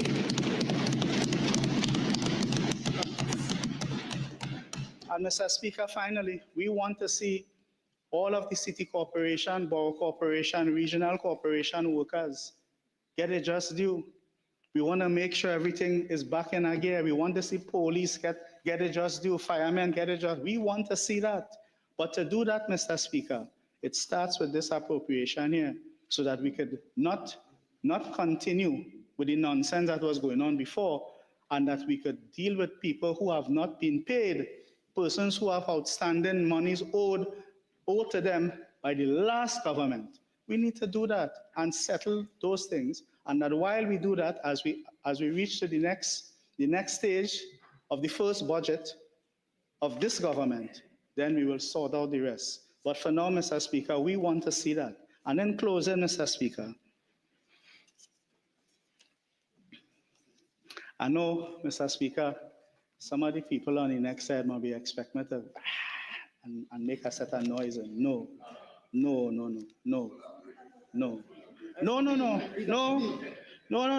I'm not going to, and Mr. Speaker, no, it's not because that we can't do that, it's that because you see, the Google men and all the educated finance men and all these people on that side, I want them to listen to me carefully and to examine the veracity of my claim and to make sure that what I'm saying, I'm not just saying it out of some air, some kind of magic. I've laid down the facts as is, Mr. Speaker. And Mr. Speaker, before I go, the Honorable Minister of Energy, member for Opuchis, would have stood up here earlier on and would have said to this Parliament that there are a lot of good things to come. Just recently, yesterday, one of the good things came, Mr. Speaker, and a very, very strategic meeting was held just right in this house with a very prominent international provider, right? That is Proman. Yes, Proman. Yes. The CEO himself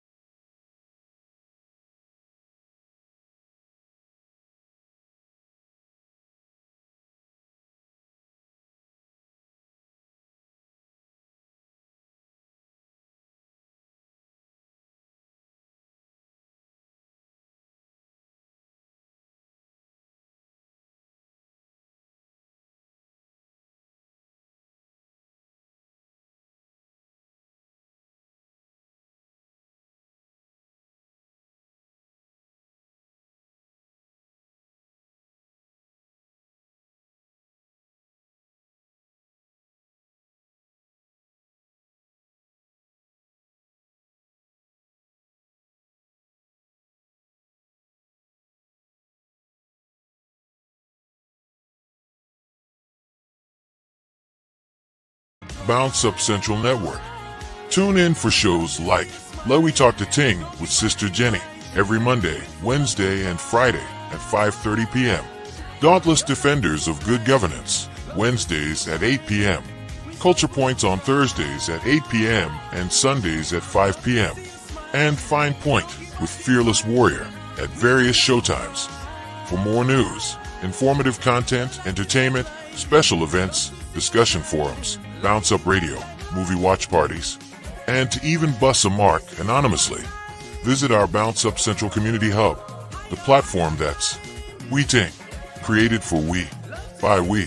Keep the conversation going, even after the show.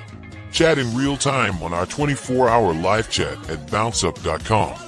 If you have a passion for news, politics, culture, music, sports, technology, and helping your community, we invite you to come join the BounXup Central Network family.